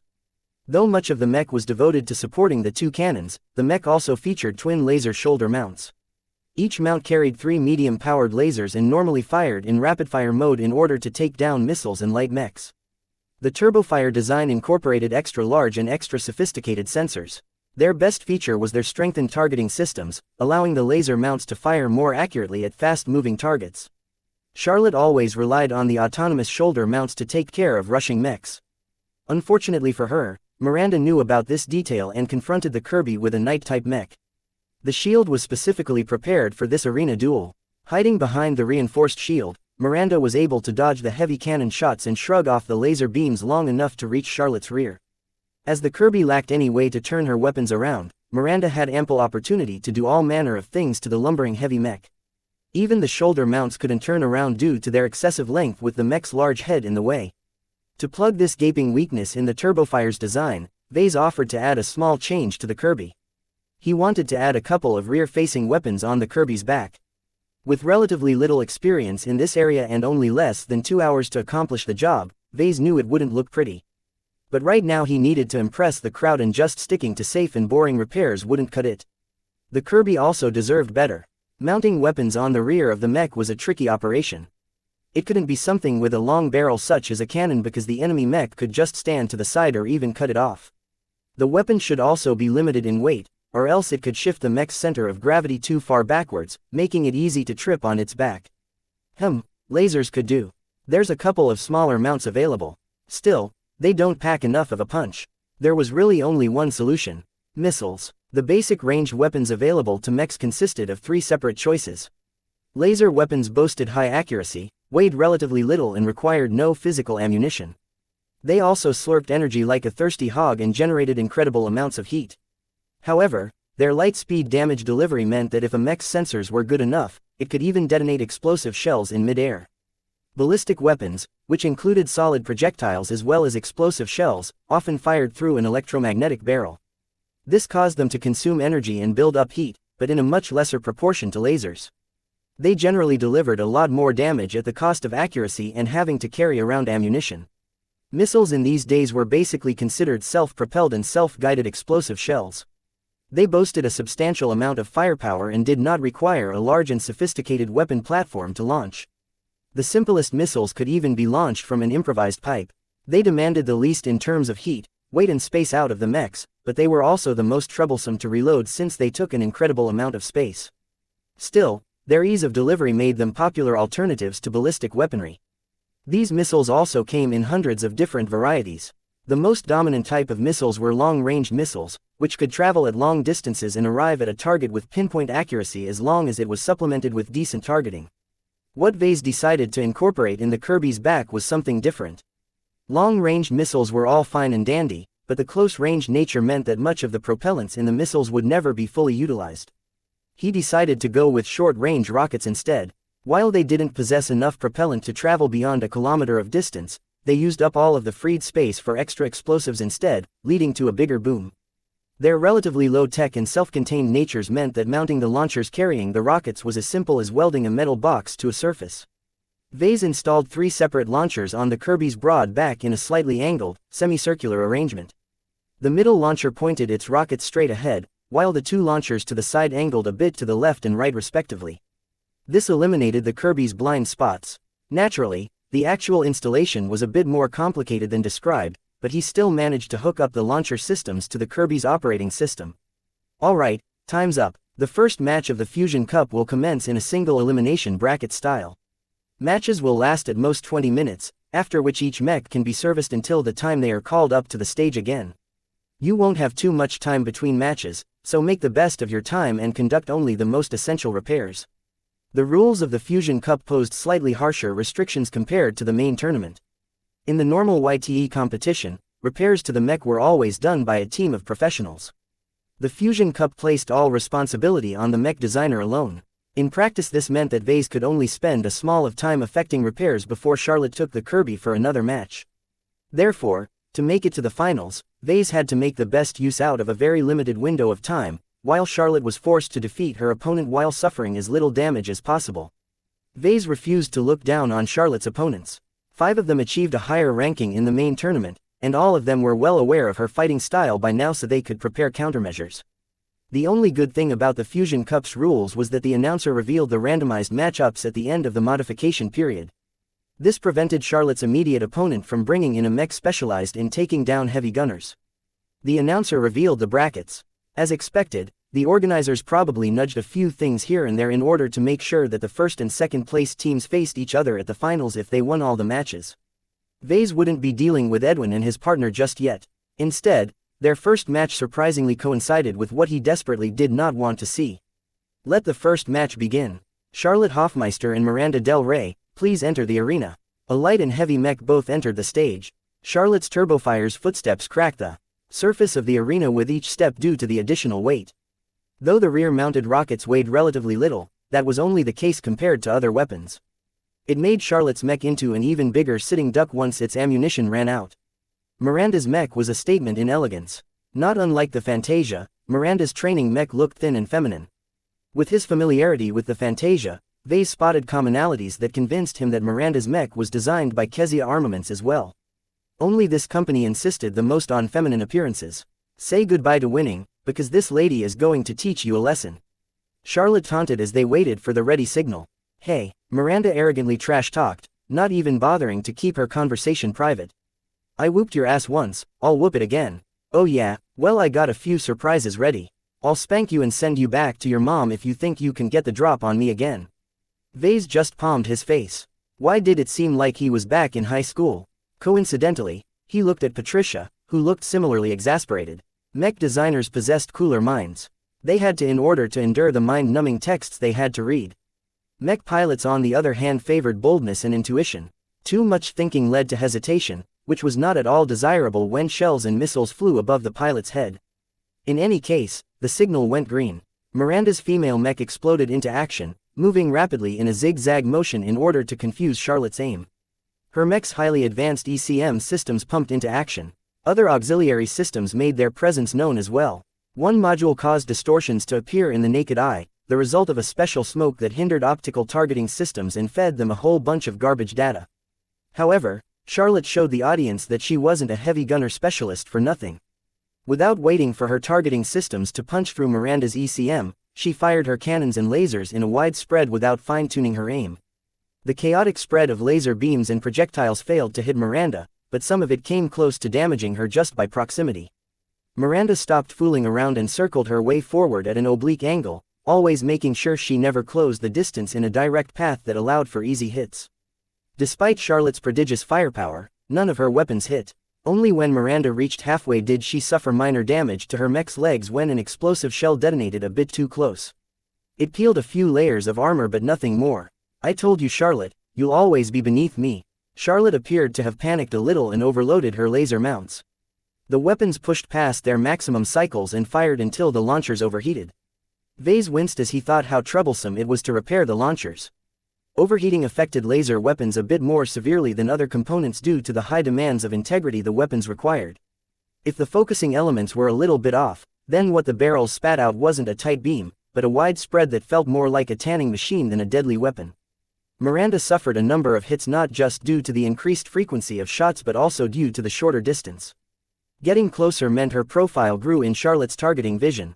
This increased the heavy mech's chances of hitting the light mech. However, as Miranda continued to close the distance, the hit rates decreased even as the lasers kept their frantic firing. Her mech's sideways dodging increased the amount of degrees Charlotte had to adjust her aim once the distance between the two narrowed. It was like the difference between shooting a clay pigeon 5 meters away and 50 meters away. If the clay pigeon was thrown in the air from a distance, the shooter only needed to shift his weapon a couple of degrees at most to track the projectile. If the clay pigeon flew a lot closer, then the shooter might even be forced to turn his body over 100 degrees single second. Heavy mechs notoriously turned their mechs slowly. Even the Turbofire's large but sluggish laser mounts failed to keep up with Miranda's mech. "Haha, if you think I'm going to fall for your stupid trick, then think again.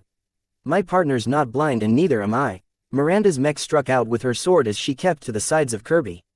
Vase was afraid of that. While the Kirby posed a lot of threat at its front and rear arcs, the sides could not be covered by any weapons. Patricia must have recognized what Vase cobbled up and reminded Miranda of the threat to Kirby's rear.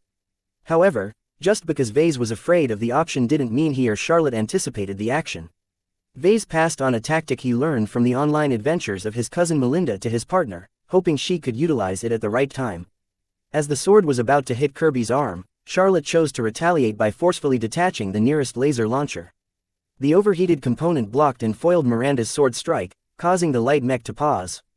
In the meantime, Charlotte successfully used the time she bought to turn her mech about 45 degrees, enough for one of her rocket launchers to face the gobsmacked feminine mech. The launcher disgorged its entire complement of rockets practically right at point-blank range. Chapter 38. Tough. What happened if a launcher spat out its entire complement of rockets at once? Something really fantastic and terrible, depending on who you asked. Miranda immediately became aware of the crisis and proved her chops as a young elite by throwing her sword forward while huddling behind her shield with both of her mech's hands, making sure to crouch to present as small of a profile as possible. The sword knocked a couple of rockets aside. Due to the safeties built into the warheads, they failed to detonate early due to their close proximity to the launcher. Instead, they flew or fell to the floor largely inert. As for the other rockets, the upper portion harmlessly flew past the crouching mech while the lower portion exploded harshly against the shield. Due to the decrease in lethality among all projectiles, the rockets failed to penetrate the shield, though they did cause quite a few layers to peel off. The force of the explosions also rocked Miranda's mech backwards. "Ha, I've got more where that came from," Charlotte taunted as her heavy mech turned another 45 degrees so that her Kirby's back faced her opponent at a straight angle. Miranda got cut off as another volley of missiles came in her direction. She tried to do a roll while keeping her shield forward. This successfully let her avoid most of the rocket barrage, though the lower corner of her shield finally fell apart from the few projectiles that managed to hit it with sufficient force. Before Miranda could celebrate her survival, Charlotte's final launcher disgorged its payload. "You moth," the feminine mech finally escaped the last wave with the skin of its teeth. The few rockets that detonated against its armor managed to crater a portion of the chest. "It's checkmate for you," Charlotte gloatingly said as she kept turning slowly, allowing her to present her outstretched cannon and laser mount. The weapons at that side spat out a furious salvo that further damaged the bedraggled Miranda and her mech. Damn it, if it wasn't for those stupid rockets, I'd have peeled your limbs off by now. Ever since Miranda dodged further away in order to escape the rockets, she lost the initiative. Her mech needed time to build up speed, and before she built up her momentum, Charlotte got a prime opportunity to sneak in a lot of damage. The Kirby sinisterly aimed at the legs, hoping to impair Miranda's mobility. A lucky high-explosive cannon shell managed to detonate close to the legs, which stripped off the rest of the armor of the female mech's feet. The force of the small explosion also unbalanced Miranda's gait, causing her to lose crucial speed. Alright, I wanted to save this for the finals, but you leave me no choice now. Let me show you what Patricia gifted my mech. Oh. Vase bit his lip as Miranda finally took the match seriously. He knew that Miranda always kept something in reserve. As a mech designer as renowned as Patricia wouldn't just let her partner go out in a boring stock mech. The female mech's back armor opened up to reveal a stubby flight system. Vase almost couldn't believe what he was seeing. That fucking Patricia stole my design. Patricia not only stole his idea, she improved upon it. She expanded and sloped the back armor in a way that freed up space while not making it obvious a miniature flight system was attached in that location. The amount of engineering it took to create such a hidden surprise boggled Ves's mind. He had to admit that Patricia possessed terrifying competence. Miranda's mech ceased to care for its damaged legs as the compact flight system allowed it to travel above the floor with sufficient speed. The light mech's ability to dodge improved substantially. After building up sufficient speed, it flew towards the Kirby for a second showdown.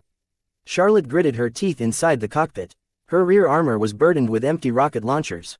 Though they already released their payloads, they still weighed her down a little bit. In addition, she sacrificed one of her shoulder mounts in order to fend off Miranda. With only one laser mount left, she was sorely pressed to keep off the looming threat. The match entered another act, and this time even if Miranda had thrown aside her sword, she still possessed enough lethality once she unsheathed her backup knife. Yet it never came to use, as Charlotte finally achieved a critical hit to the light mech's weapon arm. Miranda managed to swap the knife to her mech's other arm, but the damage it suffered when holding the shield caused the fingers to grip the knife unsteadily. The distraction allowed Charlotte to get in another couple of shots. When her next cannon shell impacted the light mech again, the competition's inbuilt safeties kicked in and turned the projectile inert. Everyone was silent for a moment, then cheered massively as they experienced an upset. The number 2 favorite of the Fusion Cup surprisingly lost to the 6th-ranked contenders. Charlotte whooped through the microphones even as the people rooting for the other side stood silently, as if still not believing this was happening. Both pilots exited the cockpits while technicians lifted the damaged mechs back to their workshops. 2 pilots and 2 mech designers met in the middle of the arena to congratulate each other and shake hands. Smugness overwhelmed Charlotte's grin as she beheld her defeated rival. It was a good match. I got lucky. Miranda snorted at that. They should penalize heavy mechs even more in these bullshit tournaments. Your mech weighs at least 3 to 4 times as much as mine. Well, the rules don't say you can't bring one too. You're welcome to join the heavy club. We got the fattest asses around. The defeated pilot just huffed in reply. As the 2 pilots talked smack, Vase hesitantly shook hands with Patricia. Her gentle smile and soft, small hand mesmerized him for a moment. Being this close to her amplified the effect of her striking red locks and her lovely dimples. You did a really great job with integrating the flight system to the chassis. It's a lot better than welding a couple of boxes to the armor like I did. If my mech partner hadn't achieved a lucky hit at the end, then this contest might end differently. Patricia shook her head. Don't belittle yourself. What you chose to augment worked out much better in the end. You chose to plug a gap while I doubled down on Miranda's strength. I don't think either choices are wrong, but as you said, it worked out better for you as the extra firepower was a lot more useful than flight capability in our matchup. To be honest, both Miranda and I expected to fight a medium or light mech. Yours is the only heavy mech in contention. The 2 babbled a bit about the design choices they made for their respective mechs. What actually Vase had in mind was trying to facilitate the X factor, but that was something of a secret weapon to him. He instead diverted Patricia's attention by pointing out he had a hard time convincing Charlotte of making any changes. She only approved the rockets due to agreeing with her affinity for more weapons. Miranda gave me the lead instead, Patricia explained. As a gifted pilot, she's proficient in piloting many variations of light mechs, so when I proposed to adapt your flying system scheme to her mech, she readily agreed. Now that I think about it, I should have involved my partner more in the shaping of her mech. The 2 teams parted after the announcers called in the next contestants. Charlotte and Vase returned to the workshop where the beat-up Kirby rested. While Miranda ultimately inflicted no damage, Charlotte caused enough of it to compensate. The mech's left shoulder was absent a laser mount, and the entire mech still suffered minor internal damage due to overheating. An overheating mech posed serious problems in terms of repairing them. A mech that ran as hot as an oven all over meant that the damaging heat penetrated to the very deepest interior of the mech. To repair such a mech to maximum readiness, Vase was required to pull the mech apart and go over each component one by one. Thin wires and small components were especially vulnerable to damage from excessive local heat. "It'll last. It's not the first time I cook the Kirby. He's built to take a pounding," Charlotte nonchalantly declared as she sank down in a nearby sofa and sipped her energy drink. Vase sighed in exasperation. "We only have about an hour to 2 hours before we're called up on the stage again. That's barely enough to refill the rocket launchers and roughly slap another laser mount on the Kirby's empty shoulder. I don't have the time to do the repairs I'm certain this mech needs." "Then don't. I'll just roll with the punches. If my Kirby's a little slow, it's no big deal. I'm already used to moving at a snail's pace." Vase really preferred not to hand his chances of winning over to fate. Their stunning upset against Patricia and Miranda attracted some attention from the crowd, but most of them attributed their win to a faulty strategy by their opponents. Winning a match by getting lucky didn't prove his mech designing skills. If Charlotte and Vase somehow managed to scrounge up another win in the next match, they could prove that they possessed real skill. If Vase sufficiently proved his capabilities, then he'd have a much easier time selling off his own mech. He still kept his ultimate goal in mind. Winning the Fusion Cup was not a life or death matter. It only helped fulfill his other goals. He got on with the repairs while keeping an eye out for how his competitors were doing. Most of them involved high-speed duels or tense battles where both sides clashed their swords against each other. This excited the crowd much more than the one-sided shooting fest Charlotte went through in the previous match. Refilling the empty rocket launchers took very little effort. It only took a little time because the machines available to Vase could only put in one rocket in its tube at a time. After that, Vase dug into the pile of spare parts the competition offered and picked the closest-looking equivalent of the Turbofire's standard laser mount. Removing the damaged remains from Charlotte's emergency dismounting of the shoulder mount was a delicate operation.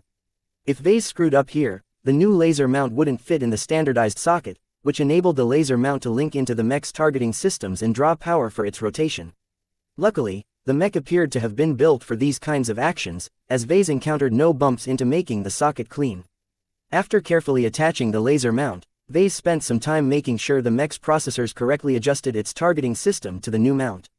Different models required different parameters in order to fire accurately.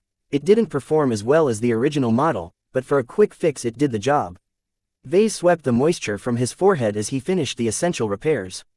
Barring the damage the mech previously suffered before its entry in the Fusion Cup, the Kirby recovered its highest combat state. In the meantime, a couple of other matches took place in the arena. Mechs sporting different amounts of damage and variation entered the stage and duked it out with their counterparts. What Vase paid the most attention to was the match that decided his next opponent. The match progressed in a one-sided fashion. A hapless knight who ranked 8th in the previous tournament was forced to use his backup pistol against a skirmisher-type mech. The skirmisher wielded 2 submachine guns and ran circles around the mech with ruthless patience. "Looks like that SMG fellow will be my next opponent," Charlotte remarked as she already sized up her next likely opponent. "I hope my armor will be up to the task."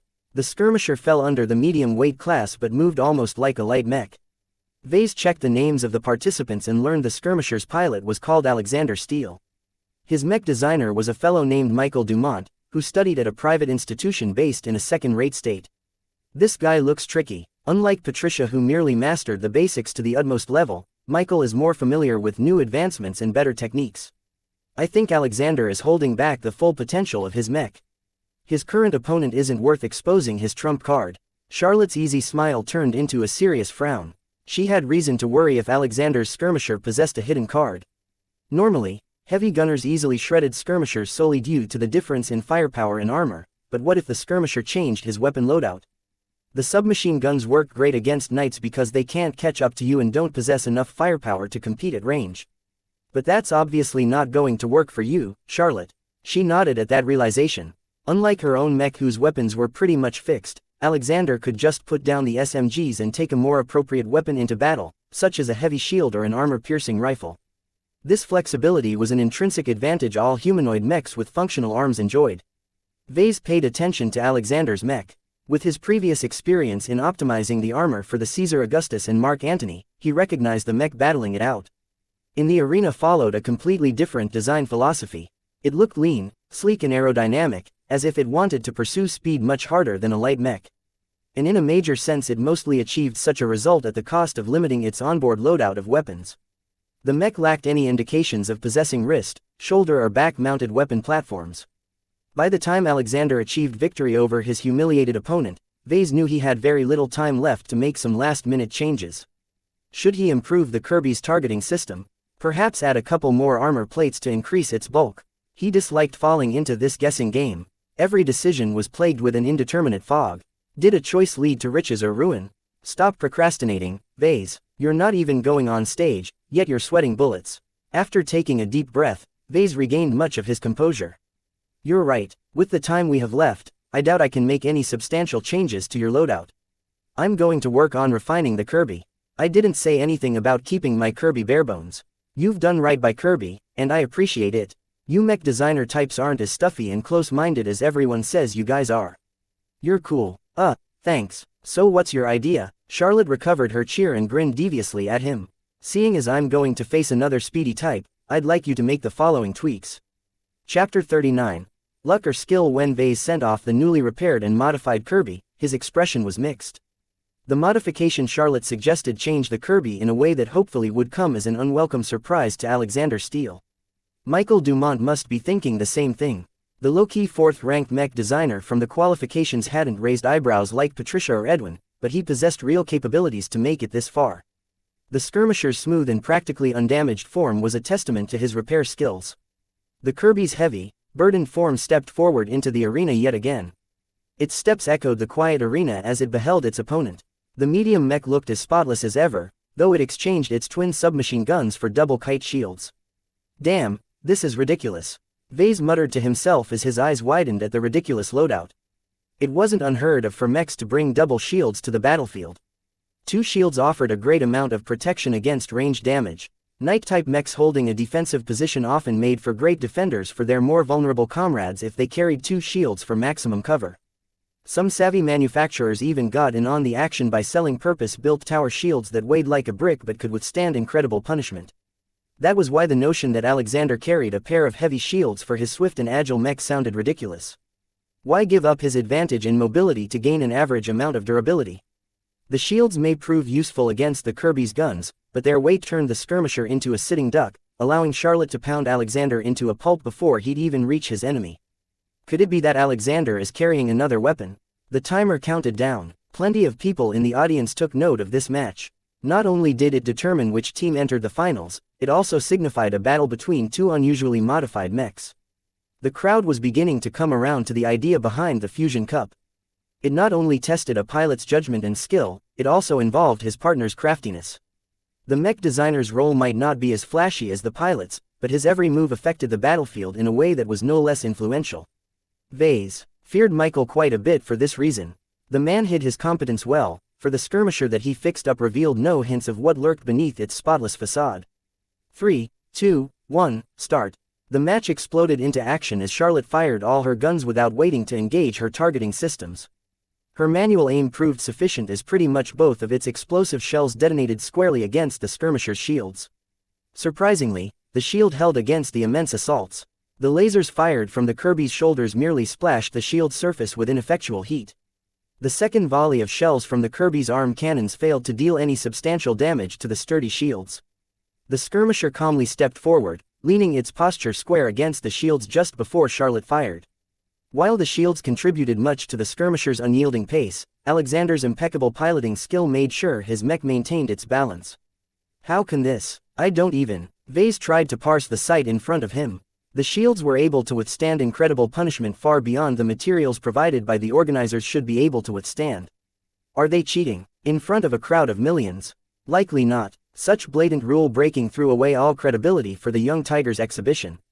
Then considering all the state-of-the-art machinery the mech designers had at their disposal, then Michael must have treated an existing pair of shields with a highly advanced composition so far ahead that it must involve some secrets from a second-rate state. He grimaced at the guess. The organizers were probably overjoyed when they get to peek over Michael's shoulders. The technique he used might not be known to the higher-ups at the Bright Republic. Perhaps the Bright Republic introduced the Fusion Cup for reasons other than allowing mech designers to gain some fame alongside pilots. This implied the Republic was desperate to steal new technologies, which was ridiculous. Though it only ranked as a minor star country, it still possessed unimaginable wealth compared to most corporations. The income they made off Bentime and the budding mech industry there ensured they possessed the resources to enhance their tech base. There must be something else behind the Fusion Cup, something I can't see yet. In any case, nothing Vase figured out could change the situation in the arena. The shielded skirmisher came quite close and only failed to reach the Kirby due to the kinetic force of the explosions pushed it back. "Harg, what does it take to crack open your shell?" Charlotte shouted in frustration as she slowly stepped her mech backwards while continuing to fire her cannons. She kept her laser mounts silent. The lasers inflicted negligible damage to the shields. It hurt her more than the enemy if she kept shooting to the point of overheating. When the skirmisher finally came close enough to engage in melee, Alexander patiently waited for another pair of shells to impact his dented but still intact shield. The moment the cannons fired off their payload and loaded another round, the shields dropped and a twin pair of heated knives entered the mech's hands. "So that's what you were hiding," Charlotte yelled as she finally re-engaged her lasers. At this range, a barrage of shots created a couple of awful burn holes in her opponent's armor. Yet the lasers lacked the punching power to stop or hinder the skirmisher in any way. Mechs often used rapid-fire lasers to deal a great amount of constant damage in an efficient way, but such a narrow focus made them vulnerable to sudden strikes like the one Alexander performed. The skirmisher jumped in the air and landed both ends of its knives into the Kirby's shoulder mounts, instantly piercing them and rendering the lasers scrap. Too impatient to wait for her next shells to reload, Charlotte simply based her cannon tubes against the hanging skirmisher, successfully lodging it off her mech's frame. Unfortunately, the shock dealt some damage to the internal modules of the cannons, causing their reloading process to stop. Instead, Charlotte engaged her surprise. "See you, sucker." One of the three boxy rocket launchers started to flare as the boosters hidden within came to life. This was what Charlotte requested Vase to incorporate. In her opinion, 3 rocket launchers mounted to her back was a little excessive. She'd rather replace one of them with some boosters angled in such a way that it could help her turn her mech around rapidly. Most heavy mechs turned like whales on land. Charlotte loved her new rocket launchers, but she was aware her opponents wouldn't obediently stand behind her and let the rockets launch at them with a smile. So she conceived of the creative idea of hollowing out one of the launchers and stuff some acceleration boosters in its place. As a pilot, she lacked the background to appreciate the challenges involved in such an operation, especially since they were short on time. Nevertheless, his budding jury-rigging skill worked full tilt in order to produce a solution that turned the impossible into something that might work. The operation had to finish swiftly in order to make it in time for this match. In record time, Vase managed to hollow out the launcher, crudely using an advanced cutting and scraping tool to crudely scrape away the internal space. Then, he went to the pile of parts and dug up a pile of small, emergency boosters. Mech designers often mounted these one-use booster units on light or medium mechs to provide a one-time emergency boost or to launch a module outwards. Such boosters weren't designed to support a heavy mech's entire bulk, but if the Kirby borrowed the additional force produced by the boosters to turn faster, then they possessed just enough power to make the trouble worthwhile. Alexander responded quickly at the sudden turn of events. Before the Kirby could turn around and present its rockets at him, he used his superior speed to keep up with the rotation. The response came a little late. Charlotte already fired her middle launcher as soon as she caught him in her firing arc. Most of the rockets that launched failed to hit anything and miserably flew away to explode on the ground or against a security screen. A couple of rockets managed to catch the skirmisher in glancing blows. Their proximity detonations crumpled and damaged the mech's right arm, causing the poorly armed mech to drop a knife. The explosions also caused the skirmisher to lose its balance, an almost fatal consequence for a mech that relied on speed. "Take another round," Charlotte yelled with vicious glee as she activated her second and final rocket pod. The rockets flew out uncontrollably in multiple directions, a sign of poor and shoddy installation.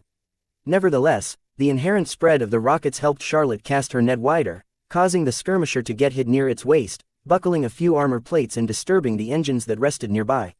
Right now, both mechs were at an impasse. Charlotte emptied her rockets and lost her lasers.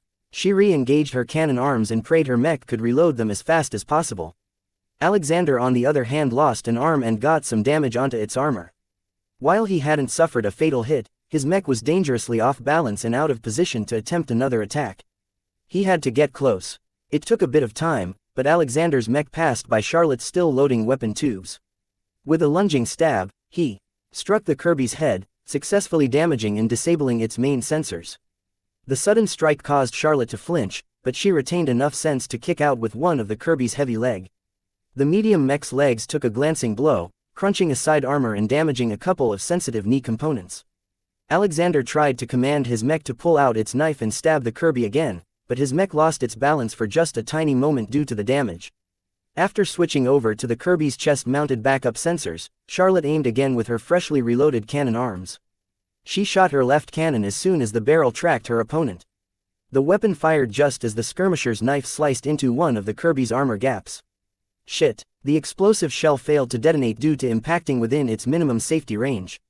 If the shell detonated its explosive payload at full strength, both the target and the Kirby would get hit by the blast radius.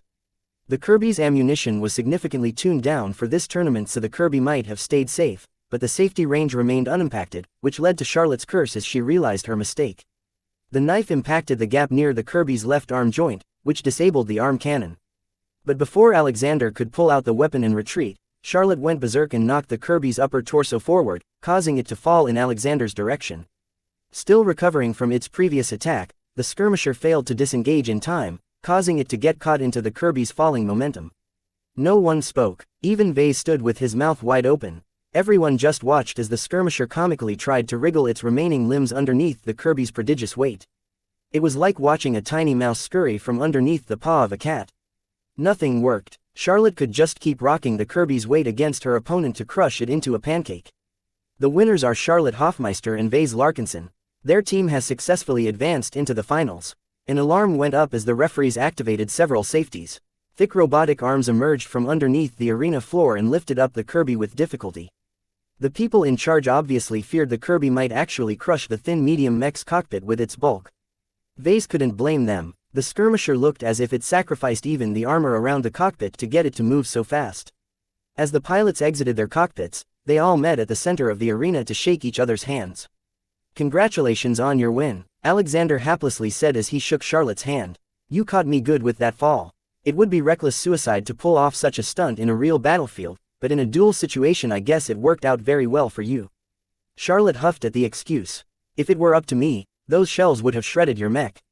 Those safeties are bullshit. My Kirby can take the punishment." While the two pilots kept exchanging excuses, Vase and Michael Dumont met each other a short distance away. "Great engineering. I don't know how you made those shields so durable in such a short time." Michael gave out a sullen smile. "It's just a trick. It can't compare to reaching the final round when you're ranked near the end." Vase didn't like the mech designer's tone. He maintained his composure though. "I admit I'm lucky enough to be paired with a good pilot with an uncommon mech. Her heavy mech poses a lot of problems just by carrying so much stuff around. I know it put you in a tough position."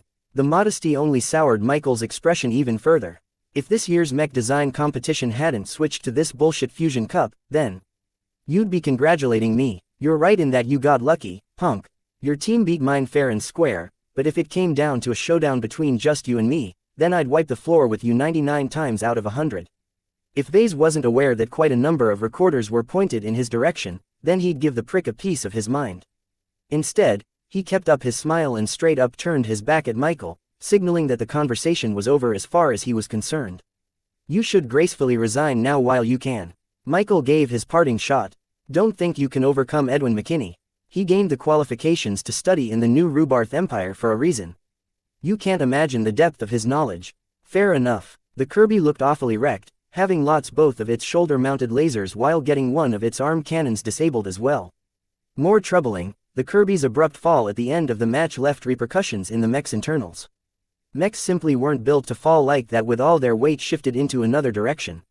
The organizers fortunately took their situation into account and gave Vase a generous amount of time to fix up the Kirby as best he could. Shortly after they cleared the arena, the main tournament went back into swing. The quarterfinals and semifinals took quite a bit of time to complete. Vase and Charlotte were scheduled to battle against Edwin and his partner's team just before the finals of the main event took place. "I don't know how strong Edwin will be, but even if it's inevitable that we lose, I'm not going down without a fight." Chapter 40. Finals. When the Kirby entered the workshop, Vase looked grim at the amount of damage it sustained. The fragile shoulder laser mounts were total losses, while the knife wound that disabled one of the arm cannons was very hard to fix.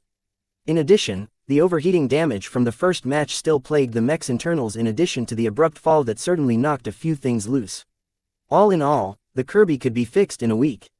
As it was, Vase only had an hour or two at most before the Kirby was scheduled to enter the stage for the last time tonight. He glanced at the arena, where the top favorite of the newly instated Fusion Cup trounced his opponent handedly. The top pilot of the Cup, Christopher Young, happened to be the number 3 seed of the Young Tigers exhibition. Unfortunately for him, he got knocked out in the main tournament by getting matched against the predicted number 1 Mech pilot. Thus, everyone inferred that the YTE offered somewhat of a second chance for him to win an actual prize. His medium mech sported thick armor and a vicious loadout hated by arena goers everywhere. His wrist-mounted flamethrowers and stubby shotgun-like heat projector turned his mech into the penultimate close-ranged striker. The damage his weapon caused might not be as overpowering as solid projectiles, but they had the nasty property of cooking the enemy inside his cockpit. In optimal circumstances, the striker tanked everything its opponent threw at them and simply blasted them with constant heat, leading to an inevitable victory when the enemy's machine practically looked like it took a dive inside a volcano. Such a mech was terrifying already in an arena environment, but Vase cared more about Edwin McKinney. The prodigal son who returned from one of the biggest human superstates, Vase really dreaded what he cooked up. From what he saw so far, the striker moved more fluently than he'd expected of such a well-armored mech, and he spotted no gaps at all in its defenses. Christopher's current opponent managed to test his mech a little bit, but not to the point of actually threatening Christopher's lead due to the damage he sustained in the previous match. Charlotte grunted at Christopher's indomitable performance. Christopher's an arrogant son of a bitch, but he has the accomplishments to back it up. He rose up to become one of this year's top graduates due to his own hard work. He overcame poverty and lack of training resources to beat a lot of other mech pilots who were born with a silver spoon in their mouths. Vase could imagine how tough that was, being from the Larkinson family as well. Pilots in well-off families and organizations enjoyed specialized diets, personal mech simulators in your home, and sometimes even private tutors instructing you from the ground up. The longer the match goes on, the more advantages Christopher accrues. We'll need to configure the Kirby in a way that will help end the match quickly. Tell it to me straight then. How's the arm? Can you fix the knife wound? After consulting a high-powered scanner, Vase grimaced at the results. The knife dug in too deep. That heated knife cut through several essential cables and feeds. I can't fix it without dismantling the entire arm. It's better to dislodge the arm from the shoulder socket and stick another arm in its place. Obviously, Charlotte disliked the idea very much. The Turbofire sported a very specific set of arm cannons. The spare parts provided by the organizers didn't include a weapon arm of the same model. She'd have to get used to a different weapon or switch over to a fully fingered humanoid arm. What about the shoulder launchers? I can replace them with generic launchers. They don't have to be lasers either. When Alexander wrecked your laser mounts, his knives only penetrated the casing and inner components. They stopped piercing through after that, leaving the modular sockets intact. If you don't care about fast and accurate targeting, I can whip up a new pair of shoulder mounts for you in a rush, but don't expect a good performance. Charlotte considered her options for a moment. Do the shoulder mounts first. If you can, mount rockets or something else that packs a heavy punch. As you said, my only chance to win is if I punch Christopher first. Nodding, Vase immediately went to work, selecting the same pair of rocket launcher mounts that he already mounted on the Kirby's shoulder. Due to the lack of time, he hadn't bothered replacing or refilling the back mount that turned into an improvised booster. This should still leave the Kirby with 5 rocket pods in total, which would wreck any mech at close range if fired upon successively. Vase worked hard in accomplishing the job in time, even as the main tournament caused plenty of mechs to get wrecked while crowds of fans shouted the names of their favorite pilots. Vase fully concerned himself with bringing the Kirby back to a semblance of life. He poured as much of his emotions into the work as possible, hoping it could knock the presumptive champions off their thrones.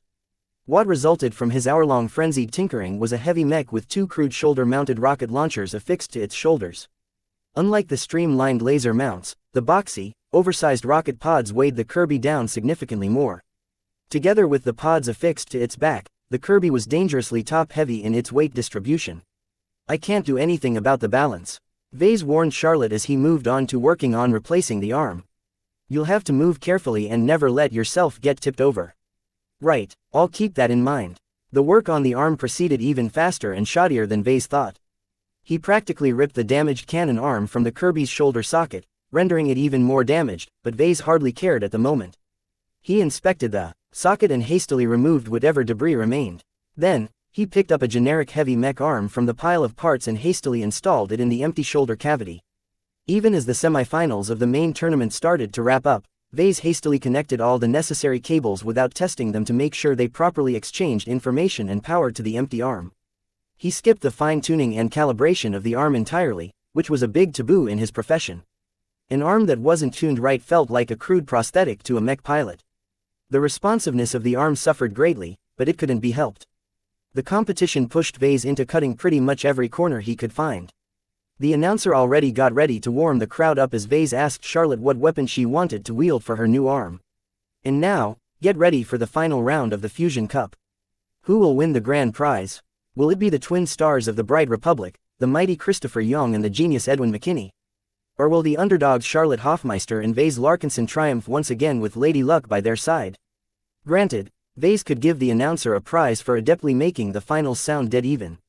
Whether the match resulted in a favorable outcome, nobody knew. Vase didn't dare analyze his chances. Instead, he quickly gave the Kirby a heavy tower shield and sent it off to Charlotte. Both pilots entered their cockpits and entered the arena. After they stood on their designated positions, the security screens came to life, protecting the audience from the violence that was about to ensue. Commence. Christopher's striker sported the same loadout as the last match, which was an excellent decision on his team's part. Heavy mechs could be tough to peel apart, and a pilot as good as Charlotte wouldn't let an enemy come in close without paying for it, as she had proven in her first 2 matches. The first seconds of the match happened to everyone's expectations. Charlotte fired off her sole arm cannon while keeping her tower shield to the side for the moment. The cannon detonated squarely against Christopher's thick chest armor, but only managed to leave a lot of soot and a shallow crater behind. Charlotte waited for her cannon to reload and shot again at the same spot, managing to dig a little deeper. Oh, what's this? Christopher is nakedly provoking his opponent. He's not bothering to dodge at all. The naked arrogance in Christopher's heart came out in full display. The striker kept striding forward in a slow but constant pace. Each shell that exploded against its chest only managed to deal surface damage to the armor.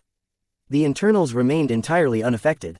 I've got more in store for you, Charlotte frustratingly yelled as she launched the rockets from her shoulders. She actually fired them a bit further than optimal, but perhaps she figured it was better to make her move before Christopher changed his pattern. The inaccurate but powerful rockets flew straight ahead, most hitting nothing but empty air or the arena's security screen. What rockets did hit Christopher's mech spread out their damage, leaving the machine a bit disheveled but still fully intact. Vase gaped at the sight. It was one thing to treat a shield's armor, but to adjust the entire armor scheme of a mech in just half a day's time boggled the mind. This goes beyond the competence of a novice mech designer. Edwin's at least a journeyman in the standards of the Bright Republic. Perhaps he's even a master. This was the first time he truly felt he was a frog in a well. The galaxy possessed limitless wonder and countless treasures. Though it irked him to admit his current capabilities could not even touch Edwin's shadow, he was confident the mech designer system could pull him up to the standards of the bigger and wider galaxy in time. I wonder how the system is doing. It must be feeling a little cramped and lonely in my comm unit.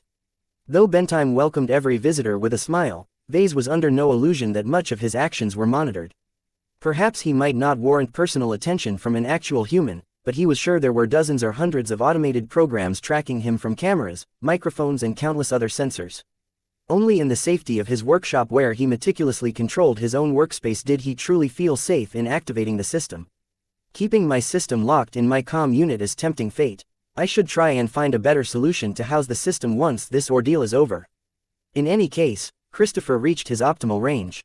With one arm, he activated his flamethrower, and with the other he fired his stubby heat projector. Waves of visible and invisible heat combined with each other to crash against Charlotte's practically immobile frame. Much of the heat was absorbed by the shield, but due to its shoddy materials its forward-facing layers already started to melt. Christopher fired his weapons constantly from the same position, essentially battering the shield with heat. Charlotte kept up firing her sole cannon, only to slowly peel off the chest armor layer by layer at a snail's pace. It truly impressed the entire crowd how well Christopher's mech withstood the barrage. Seeing that her shells got dispersed without effort, Charlotte grunted in frustration and tried to charge forward. Unfortunately, the tower shield weighed down the Kirby too much, but even without the burden Christopher widened the distance with ease. It was perverse how Christopher's mech boasted armor almost as good as Charlotte's but with only a fraction of the weight. The match wound down as the Kirby suffered a slow death. Charlotte's ballistic cannon finally malfunctioned due to the internal damage it accrued by all the heat cooking the mech from the inside. It signaled the end of her chances of ever killing her opponent's mech.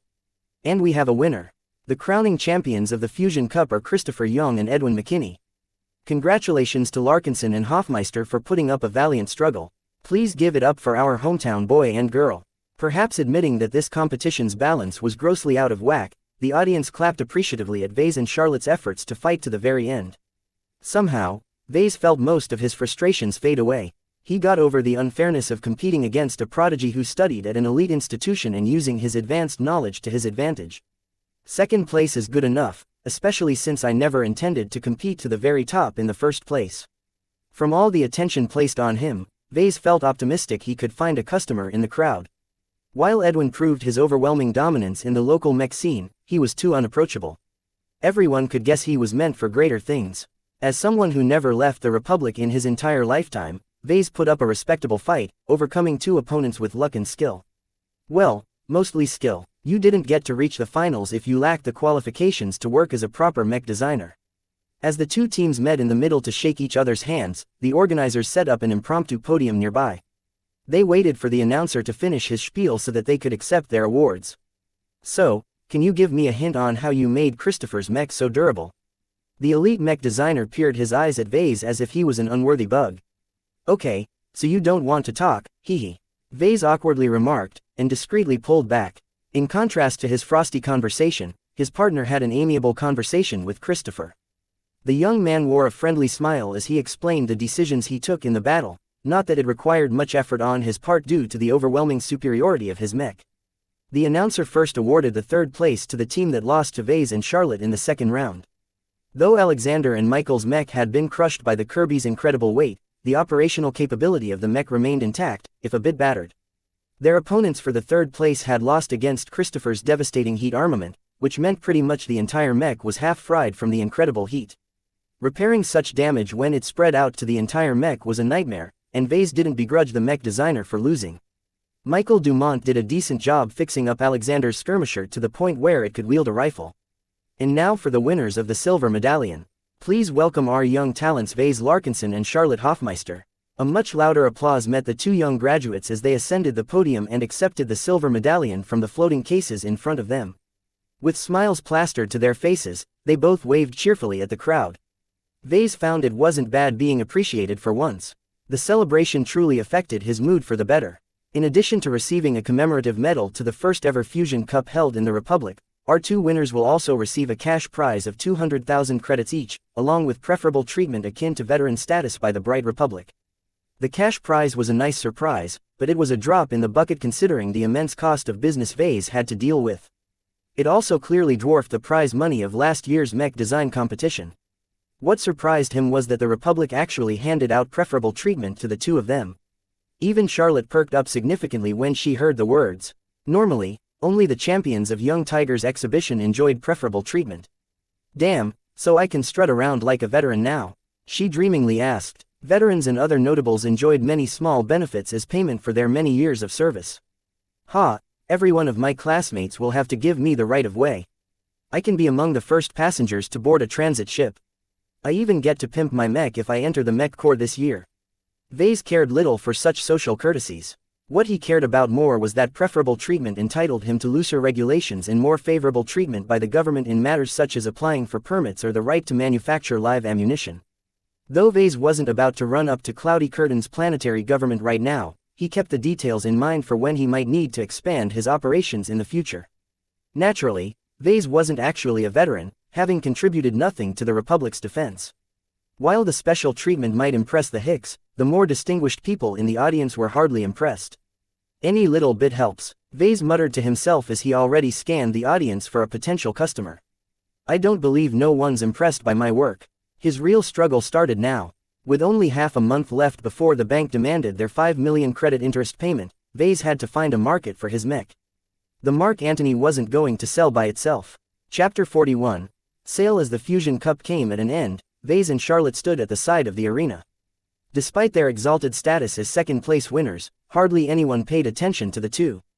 The climax of the evening was about to start, as the two most talented new mech pilots ascended the main arena. The greatest show in the Bright Republic practically hammered in that the Fusion Cup was a side event in the end. No matter how impressive their winnings, they could expect to receive only 1% of the attention placed on the finalists of the main tournament. As Vase was never a mech pilot, he was indifferent to chasing personal fame. He'd rather build up the reputation of his business in a more sustainable way. I've got some business to do. Oh, Charlotte raised her eyebrow. Bailing out on me, are you? I was planning to bring you out to a sweet place that makes the best spare ribs in town. I'm kind of in a time crunch. I've started an independent mech design studio and I'm practically buried in debt as a result. I was kind of hoping to canvass the audience and find a market for my product. Oh, I see. I heard you nerdy types like to pursue a career at the big companies. It's pretty brave of you to start out on your own. We all have different dreams. Vase smiled ruefully. I know it's a tough road, but I don't regret stepping on it. I'm confident I can make it to the top someday. Wow, that's really impressive. Anyway, I won't distract you any further. Let's exchange contacts before you go. After they added each other to their contact lists, they separated. Charlotte headed over to her fellow pilots who congratulated her on her excellent showing. Vase on the other hand made his way past the families and other regular people and headed up to the spectating area reserved for the first-class ticket holders who wanted to enjoy the exhibition without screaming children nearby. Security let him in without a fuss, a perk for being a participant. Vase walked past an invisible screen that dampened most of the noise from the crowd down below. The dim lighting, luxurious upholstery and the plentiful private viewing rooms gave the first-class area a sense of exclusivity. The people who possessed the qualifications to enter this area all emanated an air of class or martial might. Those present in the public areas all congregated into small groups of close-minded associates as they paid attention to the spectacle unfolding in the central arena. Vase took a deep breath and made sure the silver medallion he just won was visible on his chest. Then, with a pleasant smile, he approached the nearest group of people who looked like they wouldn't totally shut out others. A trio of what looked like industrialists and a couple of mid-ranking mech corps officers took their eyes away from the tense and slow-paced duel to focus their attention on Vase. Ah, you're the second-place winner of that side contest, aren't you? Are you related to the Larkinsons? Vase nodded politely at the officer. My father's been on border patrol for many years, though recently he went missing. Everyone politely adopted a mourning expression, including Vase. That's a shame. Those who guard our borders against the aliens are performing the highest duty for our nation. I'm still hopeful he'll live. Vase shrugged, but resumed smiling, not wanting to tread down on this topic any further. In any case, I was hoping to interest you in a new mech variant I've recently developed for my startup business. One of the businessmen laughed politely. As a matter of fact, I'm here to do the same thing. I'm a representative of Jackson & Partners. We were just discussing the Mech Corps potential renewal of their oldest 400-unit fleet of scout flyers. Well, that was awkward. They exchanged a little bit more before Vase was politely sent off like he was a toddler intruding upon adults doing serious business. He hadn't expected instant success, so his first rejection shouldn't affect him so much. Still, he felt he was being disregarded by the people around him. His youth and lack of track record weighed him down more significantly than he thought. We only source our mechs from established suppliers. We signed fixed-service contracts with our long-term partners so they can offer the best support for our mech needs. I have to admit, for Alaskan mech your Mark Antony variant belongs to the middle-upper tier. Nevertheless, my core only runs Corentgen models. We like getting our hands on the newest toys available in the market, you see. Your Mark Antony is only good for a decade or two at most before it becomes obsolete. I collect only the classics and only in their most original form. I have nothing against variants, but the base models are the best. This suspicion grew stronger as Vase kept approaching different groups of people. Sometimes he got a chance to introduce his product before he was rejected, but most of the time they didn't bother hearing him out. Perhaps most of these people were genuinely unable or unauthorized to purchase a new mech, but for the rest it was simply a lack of confidence in his ability to deliver. Still, he got close a couple of times. Some retired mech pilots or veteran mercenaries expressed some interest in ordering his mech. Only a few things held them back. Our mercenary corps mostly goes out on extended patrols. While the short-term battle performance of your variant is impressive, we can't take it if it fails to keep up on our week-long patrol routes. We're actually in need of plugging a gap in our mech lineup, and if you offered us the original Caesar Augustus I'd be tempted. As it is, while your variant is affordable, even two of your mechs can't fulfill the role of a single well-armored mech. Your mech's offensive lineup is a little scattered. It inherits most of the disadvantages of the Caesar Augustus but comes without the base model's excellent armor. I'd rather buy a specialized mech that does one single job perfectly than a machine that purports to cover every area only to fail at most of them. He noticed that Carlos was off about his prediction that wealthy collectors were more likely to purchase his mechs. These collectors were highly discerning in their choice of mechs. They disdained cheap variants. Instead, they were more likely to chase after vintage base models or highly exclusive variants made with extraordinary materials. Wealthy mercenaries expressed the most interest in his product so far. They were open to purchasing a functional mech, but poked holes at the Mark Antony's weak points. The detriments outweighed the benefits even with the favorable pricing. Compared to the 65 million credit price tag of an official Augustus, the 24 million credits Vase humbly asked for his product was a steal. Still, not everyone was willing to accept that bargain bin price point. A flamboyant mercenary who behaved more like a pirate than a legitimate mercenary laughed in Ves's face when he quoted the price. 24 million. 24 fucking million. I'd have to work my ass off for more than 5 years to earn back such an amount. How about giving me a break? Let's say, 12 million. Vase was immune to awkward situations by now. He could maintain his smile even when the universe was ending. For an advance payment of 12 million credits, I can produce and deliver the mech to you within half a month. You can pay the other half once the MTA certifies my mech. Seeing that Vase wasn't willing to bargain, the rowdy mercenary turned away. No thanks, I'm too short on cash. Even as the final match ended in a rousing last act, Vase still hadn't achieved a single sale. He was beginning to grow a little nervous. This evening was the best and only opportunity he had to approach the rich and the strong. After this unofficial holiday ended, most of them would go back to their offices or mechs. By then, where could he find a buyer for his mech? Should he post an ad on the MTA's internal market and cross his fingers some chump picked up his offer out of the hundreds of thousands of alternative ones? He began to despair a little. He was so desperate, he'd get on his knees and beg if it increased his chances. The more he interacted with the people around him, the more he realized the mech market was more insular than he thought. The vibrant market the MTA portrayed did not apply to the situation on the ground. The MTA's market communities mostly encompassed entire star sectors. A single third-rate state such as the Bright Republic couldn't support too many producers. Vase realized that by setting up his mech boutique in Cloudy Curtain, he'd inadvertently isolated himself from his clientele.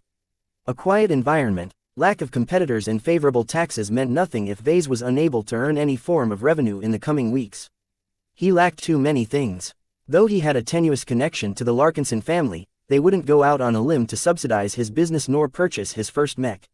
While they saved up a sizable amount of credits over the years, most of them were reserved for emergencies.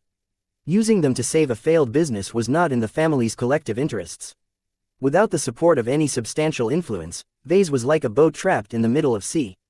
Only a desolate expanse of water surrounded him in each direction. Where could he find an island to gain some respite? Hello there, Vase. Whoa. Vase almost jumped out of his skin from the abrupt greeting. He turned around to see the test pilot who piloted his mech during the qualifications. Hans, I didn't expect to see you here. I'm an active serviceman as well. Once I finished my duties, I thought I'd drop by and catch up to the finals. Sad to say I came too late. Anyway, what got you so down? Vase explained his circumstances and then elaborated on his difficulties in pushing his new design. I'm not surprised no one's ever taken you on your offer. Besides the detriments you already mentioned, the most important reason why no one dares to accept an order is due to the untested nature of your design. Pilots like us, we don't trust the spec sheet produced by the MTA. It's been wrong plenty of times before and will continue to do so until they get their asses kicked out of their monopoly in mech management. As I was saying, we pilots like to look at the actual performance in the field instead of a bunch of abstract numbers that may have been fudged. The numbers are absolutely reliable. I've achieved a small amount of success selling virtual versions of my Mark Antony in Iron Spirit. So far, not a single customer returned to complain about any deviations from their mech's official performance. I advise you not to bring up these virtual games, Hans firmly advised. At our level, no one takes Iron Spirit seriously.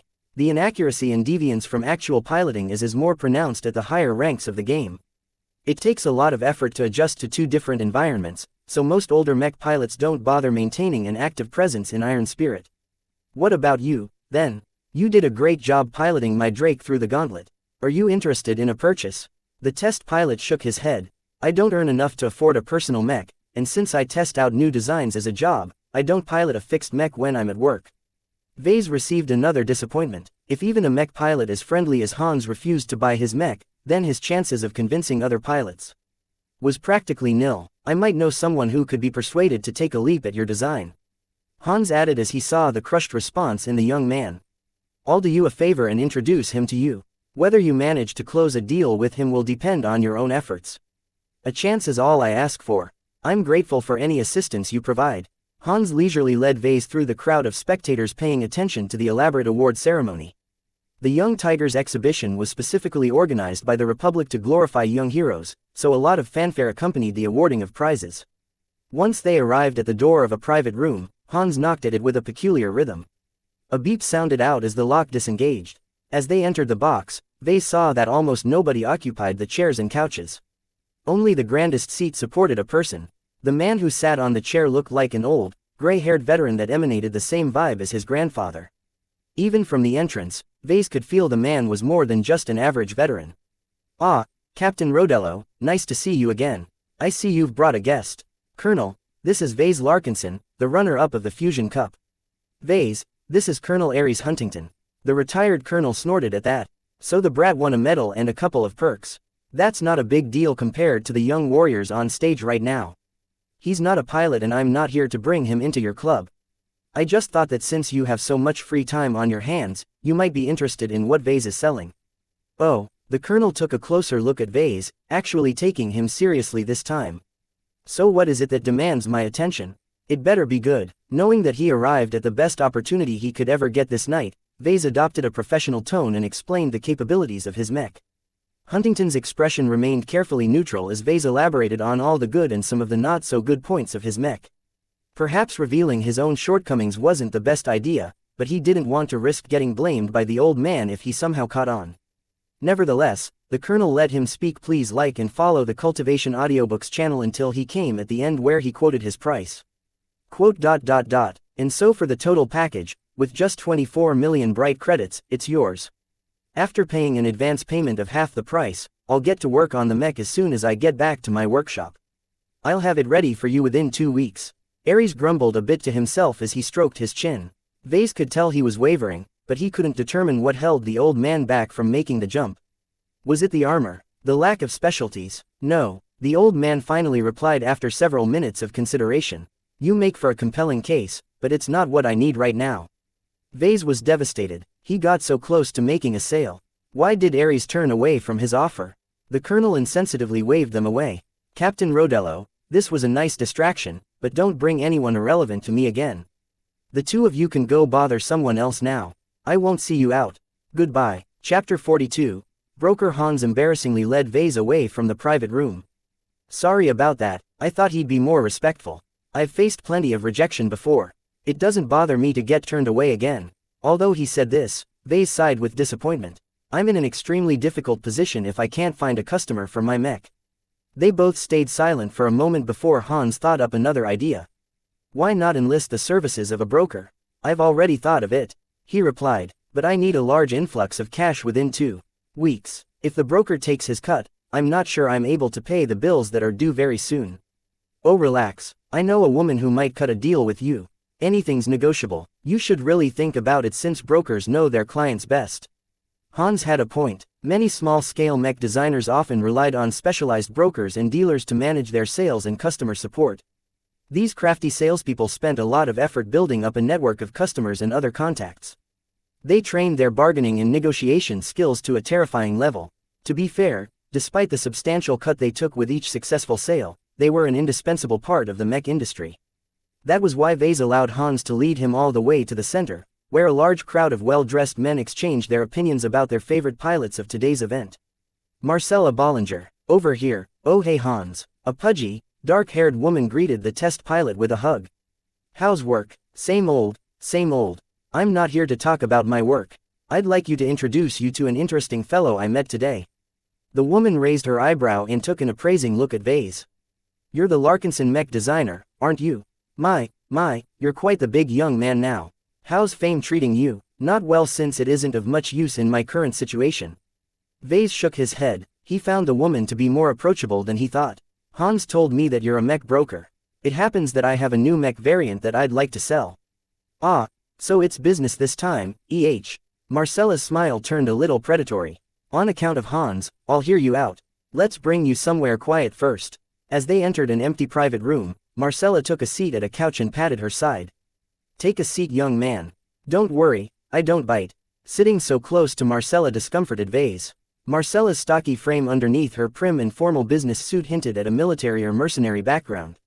Though he couldn't detect the killer vibes from her amiable smile, he was certain that this woman had been through a lot. With his extensive knowledge and experience in mechanics, he sniffed out the presence of prosthetics in her right arm. Let's start from the beginning. What kind of business are you taking part in and why do you need my services? Vase gave her the same story he told Colonel Ares. Since he couldn't hide things from a broker for long, he also mentioned his debt and interest payment situation. While giving out such sensitive information gave her a lot more negotiating power in any agreement they reached, it would prevent misunderstandings from happening in the beginning. Vase was willing to give up a few percentages of profit if it meant building up a solid relationship based on trust. Any broker recommended by Hans shouldn't be too shady, he hoped. Okay, I see. Marcella tapped her manicured finger to her chin. Lay down the cost structure for me. A mech armored with HRF plating shouldn't carry an extravagant price. If I want to build the Mark Antony from the ground up, I need to use up 18 million credits worth of resources. The raw material cost of the HRF amounts to about 11 million, but I already received a stockpile of resources that's more than ample enough to armor a single unit. I can scrounge up the rest for about 7 million from the open market. That doesn't sound too bad, but you've left out your taxes, licensing costs, depreciation of your machines, and etc. Your real cost should be at least 50% higher. Vase nodded to show his agreement at her remark. Those costs aren't relevant to me in the short term. I don't pay any further costs for my production licenses, and the taxes and other stuff can be taken care of at the end of the year. Right now I'm desperate for a quick infusion of cash so I can meet my impending interest payment on my massive debt. That's business for you. At least 90% of all mech designers who start their own businesses don't get to make it this far. Production licenses are ridiculously expensive to obtain if you don't have any backing. It's kind of impressive that you received 2 of them as grants. That puts you in the same starting point as designers with a fully original design in their hands. That alone makes it worthwhile for me to invest in you. Vase looked hopeful at the positive remark. So you're willing to work with me? Yup, but don't get too cocky. I'm only in charge of the sales. I sell dozens of mechs each month so I have no time to hold your hands. That's all I really need. I can take care of myself, don't worry. First, let's talk about accounting. You need to get that in order as soon as you have the time. I saw you got awarded privileged status. Make use of that today and contact your planet's tax office to get preferable rates applied to your business activities ASAP. Most tax offices tend to waver a bit and put up a couple of roadblocks if you aren't an actual veteran. Best get that out of the way first before you're handed a much larger than expected tax at the end of the year. Vase nodded in understanding. Cloudy curtains in the middle of nowhere, so their taxes are already favorable to businesses. If I apply for preferable rates, my tax burden will probably not improve that much compared to doing business here in Bentheim. For a startup like you, every credit counts. You don't want to have a dispute with the planetary government this early in your career. If they want to, they can make your life hell. While Vase was skeptical that such a thing would happen in Cloudy Curtain, he nevertheless took the advice seriously. Second, while it might be too early to talk about this, but you really should find a better supplier for your raw material needs. The MTA's internal market is only a bulletin board for resource providers to dump their excess and for mech designers to fill up a gap in their regular shipments of resources. The ready availability of most resources in the market is only made possible by overcharging them by as much as 20%. It's not easy for a startup to get suppliers to take you seriously. That's why I said it's something to consider later on. The open market should be fine for now, but keep in mind that you're needlessly throwing away about 2 million credits for each Mark Antony you produce. That debt problem could be history if you solve your wasteful sourcing. Marcella moved on as such a thorny problem couldn't be solved at this moment. As for your variant's selling potential, I already have a handful of clients in mind. I'll warn you that without a track record, your new variant won't be able to demand much of a premium. Still, I can work some magic here. It helps that you designed your mech with some flair in mind. It looks almost as impressive as the genuine Caesar Augustus. What kind of price are you going to set? Marcella smirked at the question. It's not polite to pry too much into a broker's secret. Suffice to say, you'll earn your dues even after my commission is taken into account. I'm not going to like what I'm about to hear, am I right? She tapped her fingers on her comm and summoned a standard contract detailing a business relationship between a broker and an independent mech manufacturer. While I like you and you've got Hans to back you up, that's no reason for me to do charity. I run a business, you know. I have the little pipsqueaks back at home who I need to clothe and feed. Vase turned on his comm and accepted the transfer. He opened the document and read over the details. His eyes practically popped out when he came across the sales commission Marcella demanded. 20% of gross profit. That's a generous amount already if you consider how much work I have to put in to sell a niche Laskin mech with limited application. Is there any way you can give me a break? It's a little much. While I'm open to negotiation, I'm not budging on the remuneration. I'm also taking into account your sales volume. A small-scale mech boutique like yours won't be able to produce a lot of mechs annually. The scale of your business is really minuscule compared to my biggest clients. A one-man show can only take you so far, and that means I'm perfectly justified to demand a bigger piece of your pie. The huge amount of money Marcella skimmed off the top potentially dwarfed his debt burden. If Marcella sold his variant at the bottom price of 24 million credits, then he'd earn 7 million credits in gross profit, which was the difference between the sales price and the cost of goods to manufacture the mech.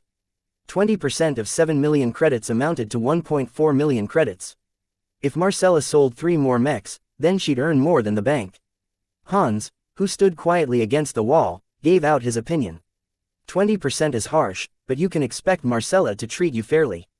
Unlike other brokers who represent as much as over 100 different mech manufacturers, she makes sure to represent your mechs with actual effort. Nodding, Marcella explained her stance. You're looking at the costs while neglecting the benefits. Sure, you can approach a public broker who will offer 10 or even 5% of gross profits, but what incentive do they have to raise their sales volume? If you sign a contract with me for 20%, you can be damn sure that I'll work my ass off to sell as much of your mechs as I can. Right now, you need to have a visible market presence and develop a reputation for your business more than you need to maximize profits. Vase had to admit that Marcella sounded reasonable. Of course, maybe Hans and Marcella were conspiring together against him and took advantage of his desperation. Also, the commission you leave me is nothing compared to what you will get in return. I might not be the biggest name around town, but I have a lot of friends in high places. You'll be paying me for my extensive network that I've invested many millions in building up. A lot of other brokers might sell 100 mechs a month, but 99% of those mechs are bottom of the barrel. You can forget about earning the big bucks if you take your business to the budget brokers. The contract also states that you'll be my exclusive broker for 10 years. I don't recall this being a standard clause. Our business relationship is a two-way street, Marcella pointed out, gesturing her hand to Vase and then to her. If you are prepared to invest in me, I'll do the same to you. The contract applies for 10 years because I don't want to do the hard work helping you build up a name in the market, only for you to bail out on me a couple of years from now and take your business elsewhere. As I said before, this isn't a bad thing. A 10-year exclusivity clause means that your interests align with mine. Think of how big your name will be 10 years from now, and think of who can make this all possible. In other words, helping Marcella was equivalent to helping himself down the road. Vase understood the rationale, even if it left a bad taste in his mouth. What if Marcella neglected his products one day? He had very little recourse to force her to work her ass off if she focused on a shinier product from a competitor. Marcella's eyes sharpened as she noticed his wavering expression. I'll sweeten the pot for you. If you sign the contract this night, I'll guarantee you that I'll find a customer no later than 24 standard hours from now. I'll even hand you an advance of 7 million credits so you can purchase and take back the raw materials you still need to start building your mech. What if you can't find a customer within that time? Then it will take 2 days. Marcella shrugged nonchalantly. Trust a lady to know what she's doing. And what if it takes more time? Even if I fabricate the Mark Antony and let the MTA certify it within 2 weeks, if I don't have a buyer to take my product away, I'll be in big trouble with the bank. Could you help me out if they come knocking at my door? Sorry Vase, but I already told you that you should take care of your own issues by yourself. I'm only responsible for sales. The advance payment is just a one-time bonus. And frankly, I don't mind seeing you sweat a bit. How else can I be assured you'll have a mech ready for me to sell within 2 weeks? Vase suspected Marcella was fond of using monetary incentives to establish her business relationships. This is just the start of our partnership. If you don't trust me to keep my promises and do my job, then it's better if you look elsewhere. You have a point, Vase admitted with a resigned sigh. They spent an hour hammering out a basic contract. Vase even used some of his prize money to hire a legal expert on very short notice in order to make sure he wasn't being bamboozled. Sure, Marcella already screwed him up front. He only wanted to make sure she didn't screw him from behind at the same time. After Vase, Marcella and their legal representatives all agreed the contract looked okay. They signed it and sent it off to be notarized. Marcella received the full blueprint of the Mark Antony along with detailed specifications, or at least as much as the simulations could determine. She even demanded the right to manage his Iron Spirit designer account. Why would you need something like that? It helps if certain clients get to test drive your mech in the game. Don't misunderstand, they're not stupid or addicted to the game. While it's not an accurate representation, if they feel good about piloting a virtual mech that's about 90% similar to the real thing, they won't care about the 10% Iron Spirit unable to simulate. I guess you can also create some good promotional material for my mech. A visual example is very effective in generating initial interest in your product. We humans are primarily visual creatures after all. Watching a reasonable facsimile in action is a lot more visceral than extrapolating the performance of your mech from a dry spec sheet. After they exchanged a few more words, they finally called it a night. Marcella Bollinger left the exhibition center with a new cash cow under her belt, while Vase still felt mixed about the contract he signed. He hardly bargained any additional benefits out of the bulldozer in action. He pretty much got run over during the entire conversation. He even felt it wasn't a bad thing getting taken advantage of. He reasoned that if Marcella wanted milked him dry, she'd have to put in an effort to squeeze a lot of value out of his work. Why am I imagining myself as a milk cow? Chapter 43. Miss Me, System. When Vase returned to his hotel room, he faced two things. First, a cranky gem cat angrily yelled at him for neglecting his pet all day. Second, he received a notification from his bank account that Marcella sent him the 7 million advance for his material needs. Sleep can wait, Vase said to himself as he activated a terminal and visited the Mech Trade Association's online market. He already took note of all the materials he required, so after a meticulous check he put all the items in his shopping list and confirmed his purchase. The 7 million bright credits vanished from his account like it never existed. At least I paid for express shipping. The goods should arrive by my doorstep by the time I exit from the shuttle. As he laid down on his bed, he reflected on the tumultuous events he experienced in his trip to Bentheim. In just 2 days, he put his name on the map by winning second place in a side tournament of the Young Tigers exhibition. While not as prestigious as the main event, it was nonetheless one of the best prizes a young mech designer could win in the Republic. Not only that, he enlisted the services of a well-established mech broker. With Marcella Bollinger taking care of selling his products here in Bentheim, Vase could devote his full attention to fabricating his mechs and coming up with new designs. Still, the rip-off 20% commission she took out of his gross profit hurt his bottom line. Still, if she could ensure a steady volume of customers, the amount of profit he made over time could be a lot higher than if he wasted time selling the mechs in person. Maybe Marcella has a point. If I hire my own people, I can do my own thing and let my employees take care of all the annoying stuff. Naturally, that was something to consider once his business got up and going. For now, his mech boutique was so small-scale that any employee he hired now would just be sitting on his thumbs. After taking a long and deep sleep, Vase woke up a little late. It barely left him time to shower and pack up his luggage. He was barely able to grab a quick sandwich before Captain Jillian hustled him together with the other contestants to the spaceport. This time, the crowd of mech pilots regarded him with a different attitude. Some looked impressed by his accomplishments. Others were puzzled why a talent like him settled down in the hinterlands of the Republic. In any case, Vase knew he'd be stared at like this for quite a while.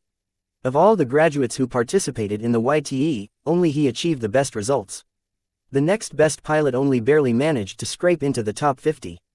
Vase wanted to focus on his upcoming fabrication project, so he fobbed off most attempts by the mech pilots to spark up a friendship. It wasn't that he appreciated new friends, but he simply didn't have the time. Just after the shuttle flew up and escaped Bentheim's gravity, he was already pulling up his comm and making a detailed flowchart of his fabrication process. His slapdash way of fabrication might work with Iron Spirit's modern 3D printer and assembler, but his equipment in the real universe faced a lot more constraints. It might take only one wrong setting to ruin a component worth 1 million credits. So it paid to be prudent. He also applied for a production license of the Festive Cloud generator while he was at it. As one of the two only non-native components of the Mark Antony, Vase couldn't produce it with the MTA's approval if he hadn't applied.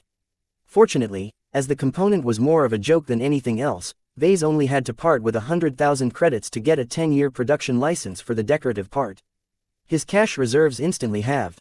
The space shuttle leisurely fell behind a spacious queue towards their designated Lagrange point.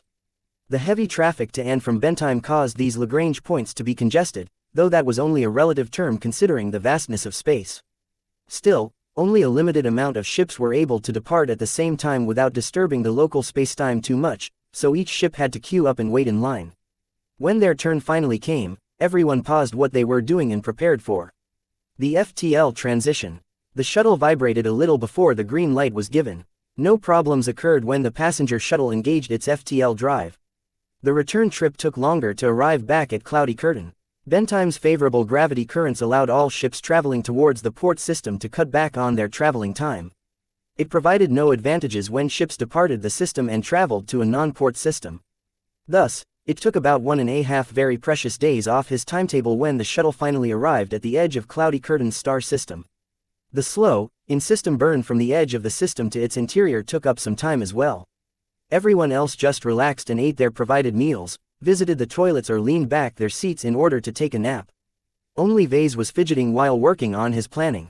He went over the same scheme over and over until he forced himself to take a nap. When the shuttle finally reached the surface, Vase thanked the heavens and disentangled himself from the others as fast as he could.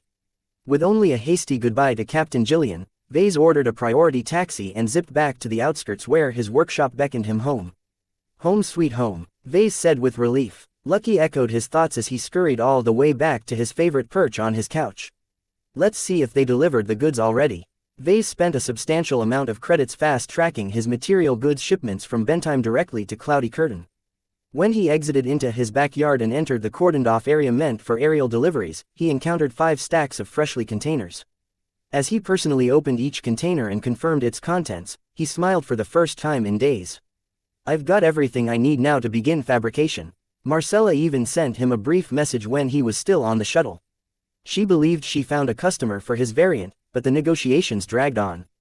The customer wanted to squeeze as much benefits he could out of his order, so Marcella wanted to slow things down in order to make it appear they weren't willing to go too low. Glad that the marketing was taken care of, Vase was just about to start fabricating when he forgot about one very important detail. I haven't started up the Mech designer system in almost a week. I wonder what it thinks about what I've experienced. At least it should give me a reward for taking second place in the Fusion Cup, right? Though not entirely sure, Vase booted up the program resting peacefully in his comm. With trepidation, he waited as the loading screen filled up and a familiar menu popped up. The system was back in action. Hey system, did you miss me? Welcome user. You have 2 impending messages waiting for your perusal. Do you wish to display them? Yes. Gimme my rewards. Vase already rubbed his hands thinking of all the goodies the system might reward him for his great performance. You have assembled an original Mech design out of a selection of pre-prepared components.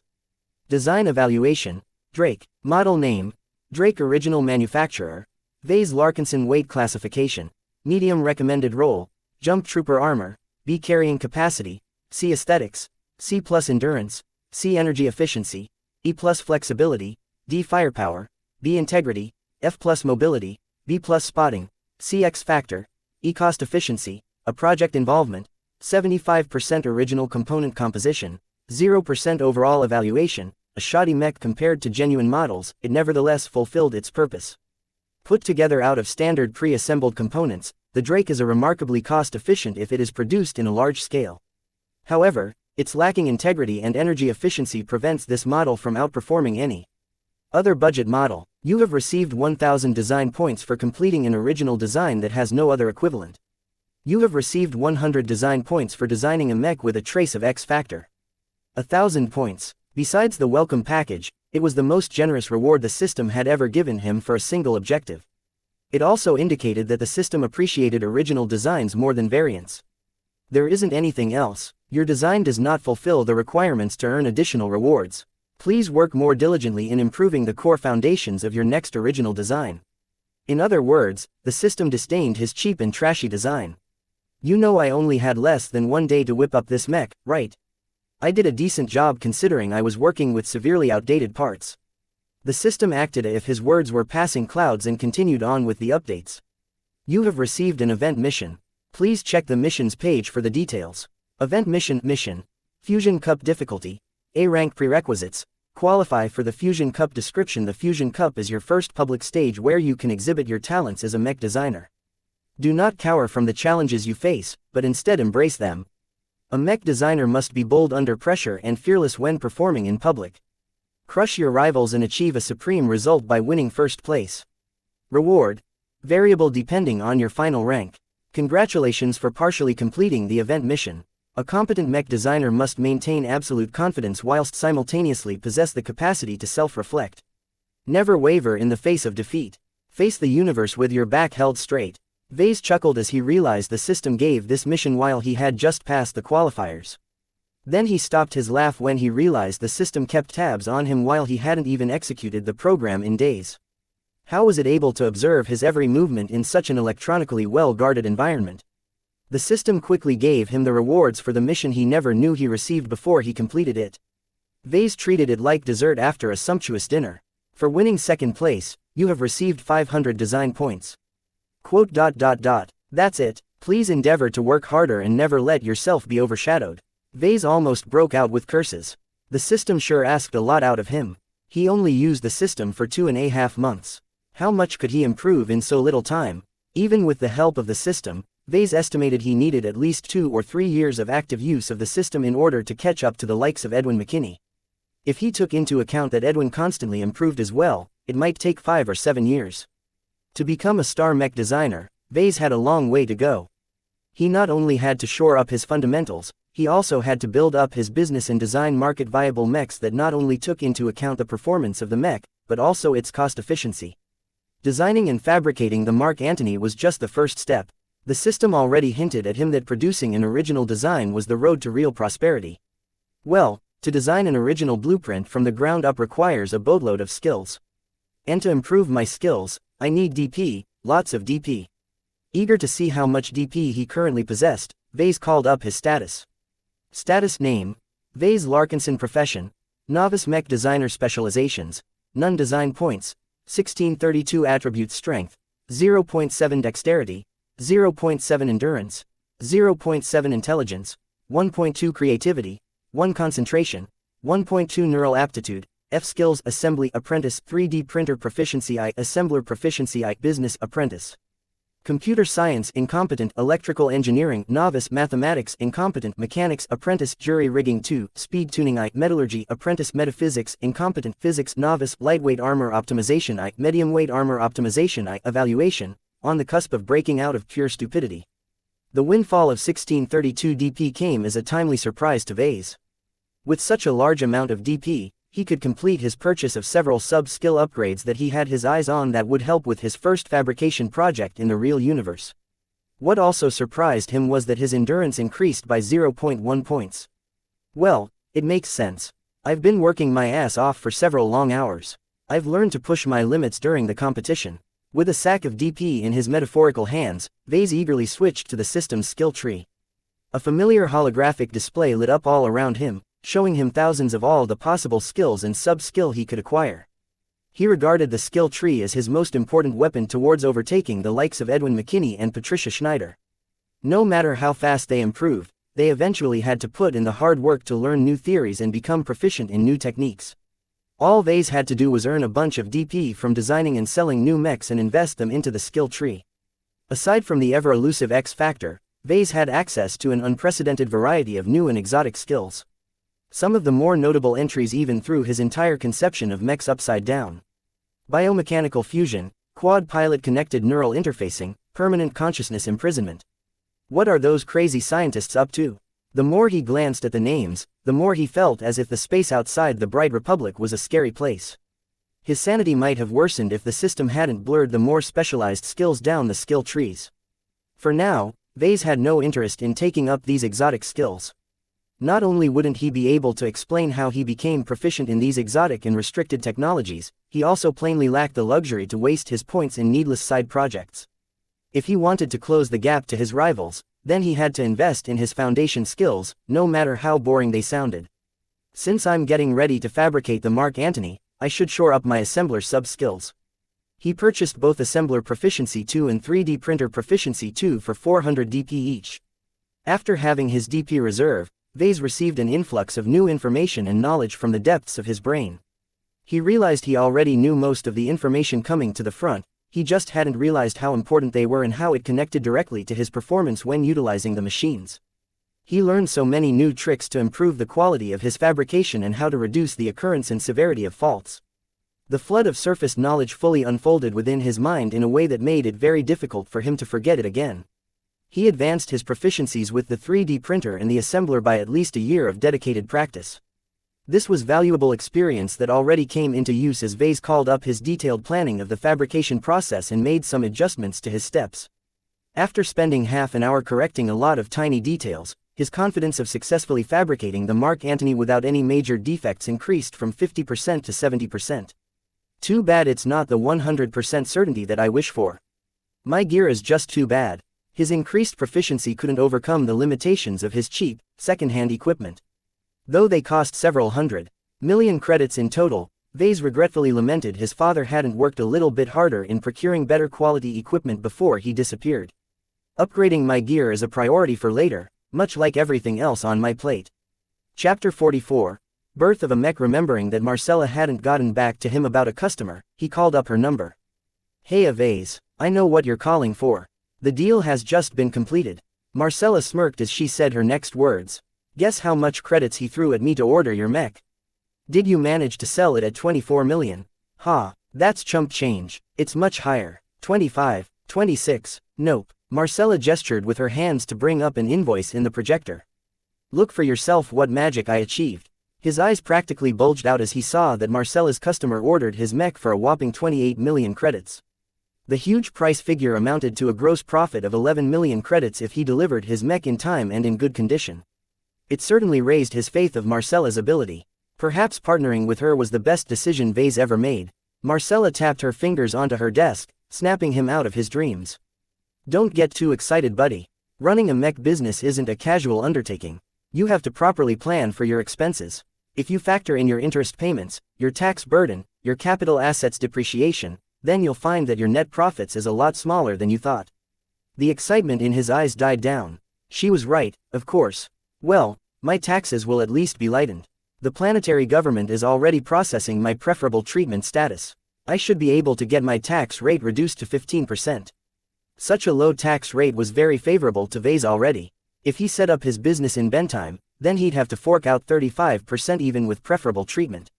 Your expenses and other burdens are lower than most other Mech designers, but don't forget your business is a one-man show.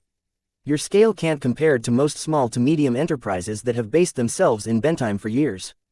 The industry revolves around a minimum amount of scale production. If you want to improve your Mechs, you need better machines, and that means you have to start saving money now.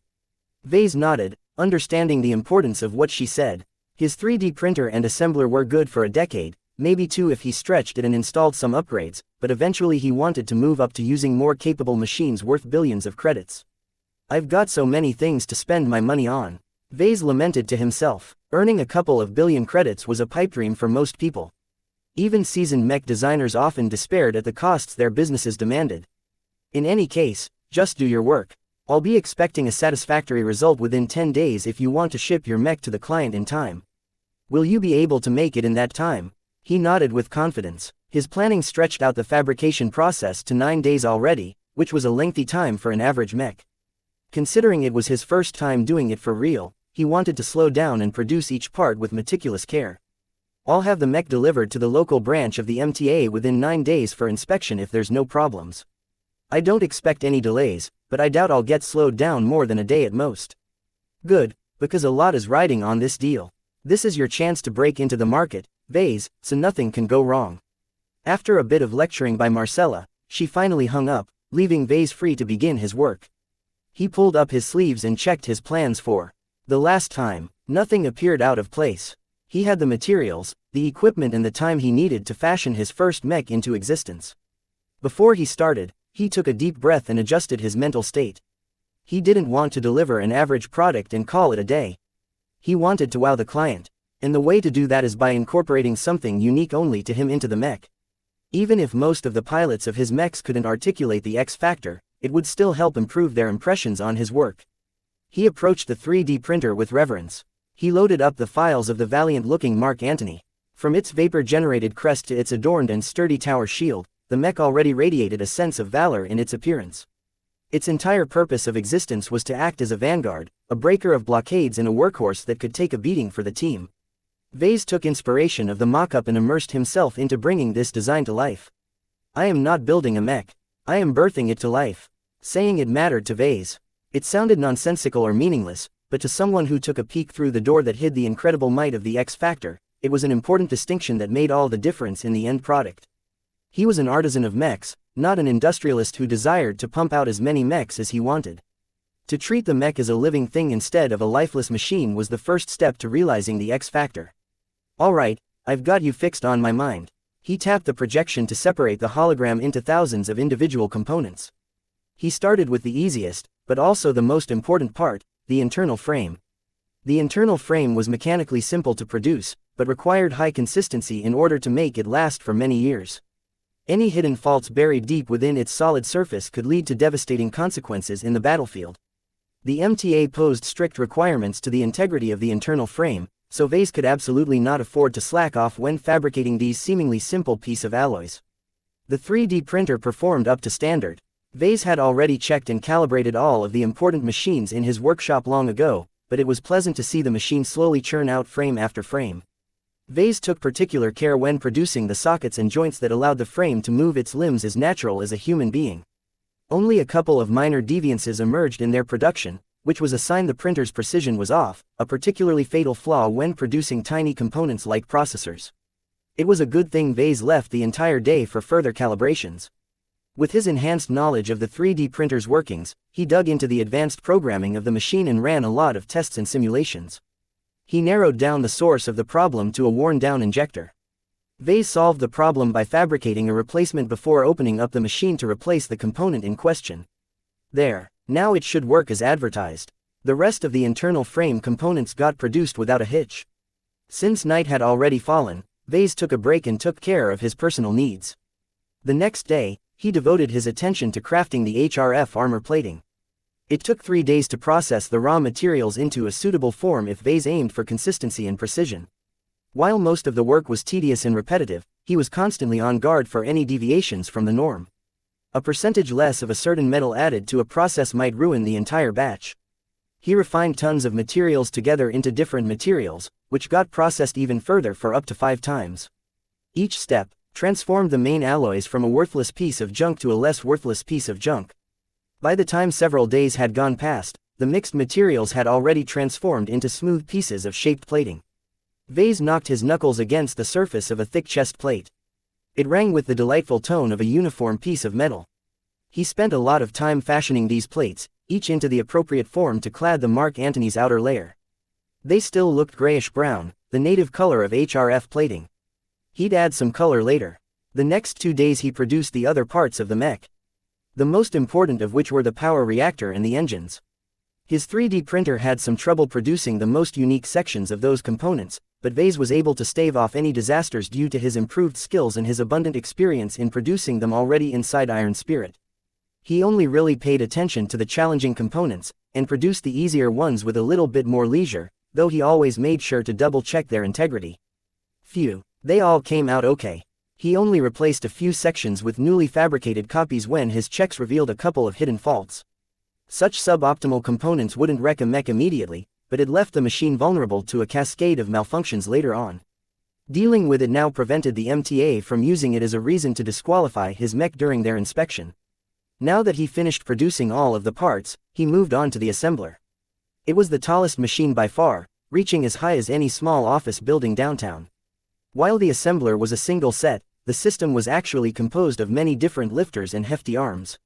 They allowed a single person or an AI routine to put together a mech without relying on any other manpower. Modern assemblers formed the basis of today's boutique industries, allowing individual craftsmen to compete against giant mass producers economically. Though mass production always remained as the most cost and resource-efficient mode of production, small-scale manufacturers could tailor their individual products much better to their customers. Naturally, the huge transgalactic corporations hadn't sat still and incorporated assemblers in their own factories in order to offer the same customization capability, but it never really came close. In any case, Vase owned a run-of-the-mill cheap assembler that wasn't in its prime condition anymore. Like his 3D printer, the assembler showed some signs of use in past repairs. Luckily, the assembler he possessed was not too advanced, so Vase wasn't worried those self-made repairs would screw up the system. His checks also made sure the assembler remained in working condition. Damn, 6 days have gone by already. I only have 2 days to put my mech together. He could produce the entire Mark Antony inside Iron Spirit with that much time. Hopefully, once he got more familiar with his equipment, he'd speed up his production process to match his capabilities in the game. For now, slow and steady was the way to go. From a haphazard pile of components, the mech slowly came to life. Vase started putting together its internal frame, which formed its skeleton.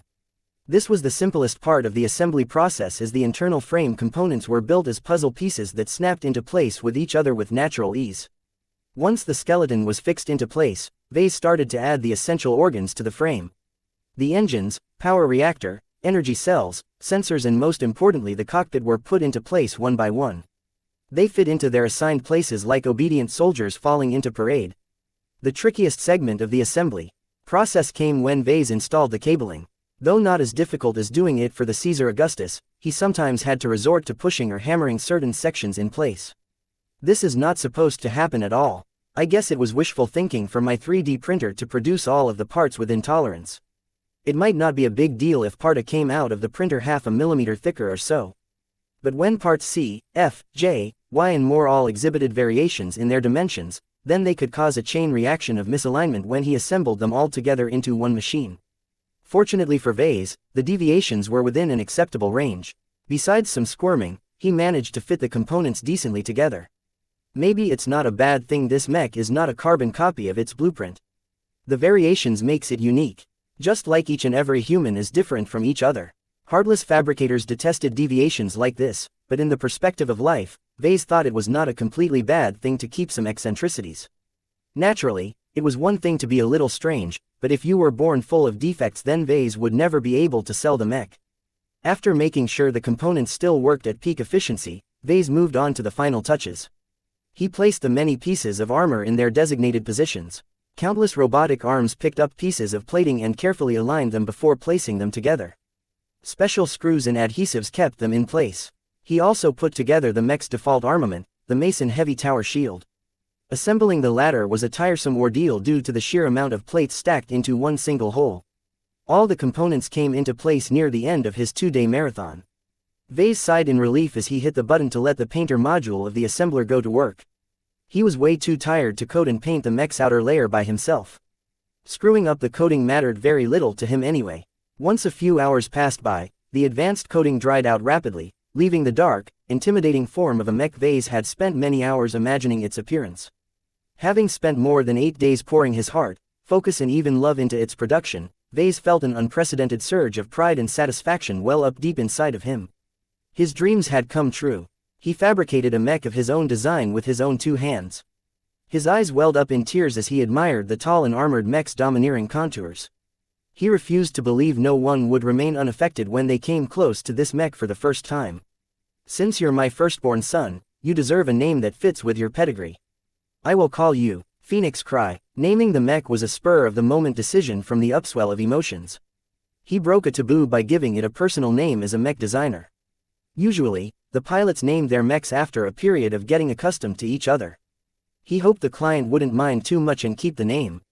Though the mech was technically complete and fully functional in its operations, Vase wished to gift the mech one additional part. This extra addition was already in the blueprint, but he used a fake to substitute for the real deal. He used the assembler's mobile lift to reach to the mech's chest and opened up its cockpit. Lucky, who had been watching Vase closely during his work these days, also followed him up. Plain curiosity sparkled within his lively eyes. The fresh and sterile interior of the cockpit unfolded in his sights. With a hop, he entered the cramped area and sat down on its specially designed synthetic cushioned seat.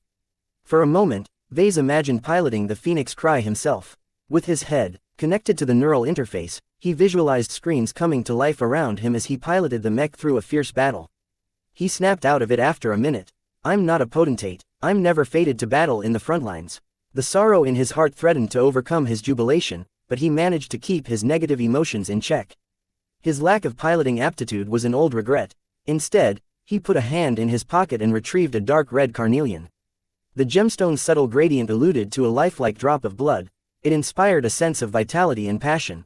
He could think of no better gem to crown his first creation. Lucky meowed at the sight of its old excretion, pawing at it with the playfulness of a child stirring around his plate of food. Do you recognize it? You crapped this out while you stayed in the hotel. If the cleaning staff hadn't alerted me to its presence, I might have missed this out. Vase accumulated a nice stockpile of gems, but most of them provided marginal benefits at a very obscure magnitude.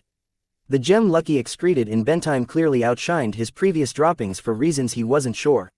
He hadn't fed Lucky with any notable minerals except what the hotel provided as an additional service. Perhaps the crowded, tech-filled environment excited the gem cat. In any case, the gem's attributes stood out in more than one way, and the color also matched the mech. With a couple of hand-sized tools, Vase extracted the generic red stone in the middle of the dashboard that represented the mech's power button and placed the carnelian in its place, making sure to affix it securely in its fitting. After he finished, Vase leaned back in the chair and admired how the lustrous gem attracted the eye.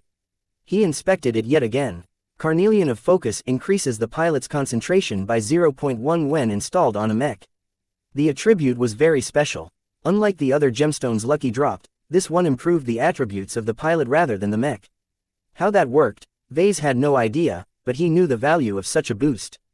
Though not a game-changer by any standard, it served to improve the pilot's impression of the Phoenix Cry while also giving him a minor edge which could prove useful in a tough battle. Furthermore, the gemstone's pilot-focused attribute also allowed Vase to hide its benefits from the MTA. Vase had no good way to explain how a mech was able to move 0.5% faster or could withstand lasers 1% better than the HRF plating was designed to take on. Before Vase could acquire better skills that could camouflage such benefits, Vase found it prudent to stick to subtle gemstones and keep the ones with material benefits for later use. Enough dreaming, it's time to ready this mech for sale. First up, I'll have to certify the Phoenix Cry. Chapter 45. Mech Trade Association. If anyone first heard the words Mech Trade Association, they'd assume it was a non-profit trade organization. They weren't wrong, but it deeply understates what a massive influence the transgalactic behemoth exerted in every corner of human space. They regulated the development, licensing, production, sale and disposal of mechs. Pretty much the entire life cycle of a mech was in their purview, and they sometimes came to blows in order to enforce their self-proclaimed rights. Even a small, tranquil planet like Cloudy Curtain possessed a local branch of the MTA.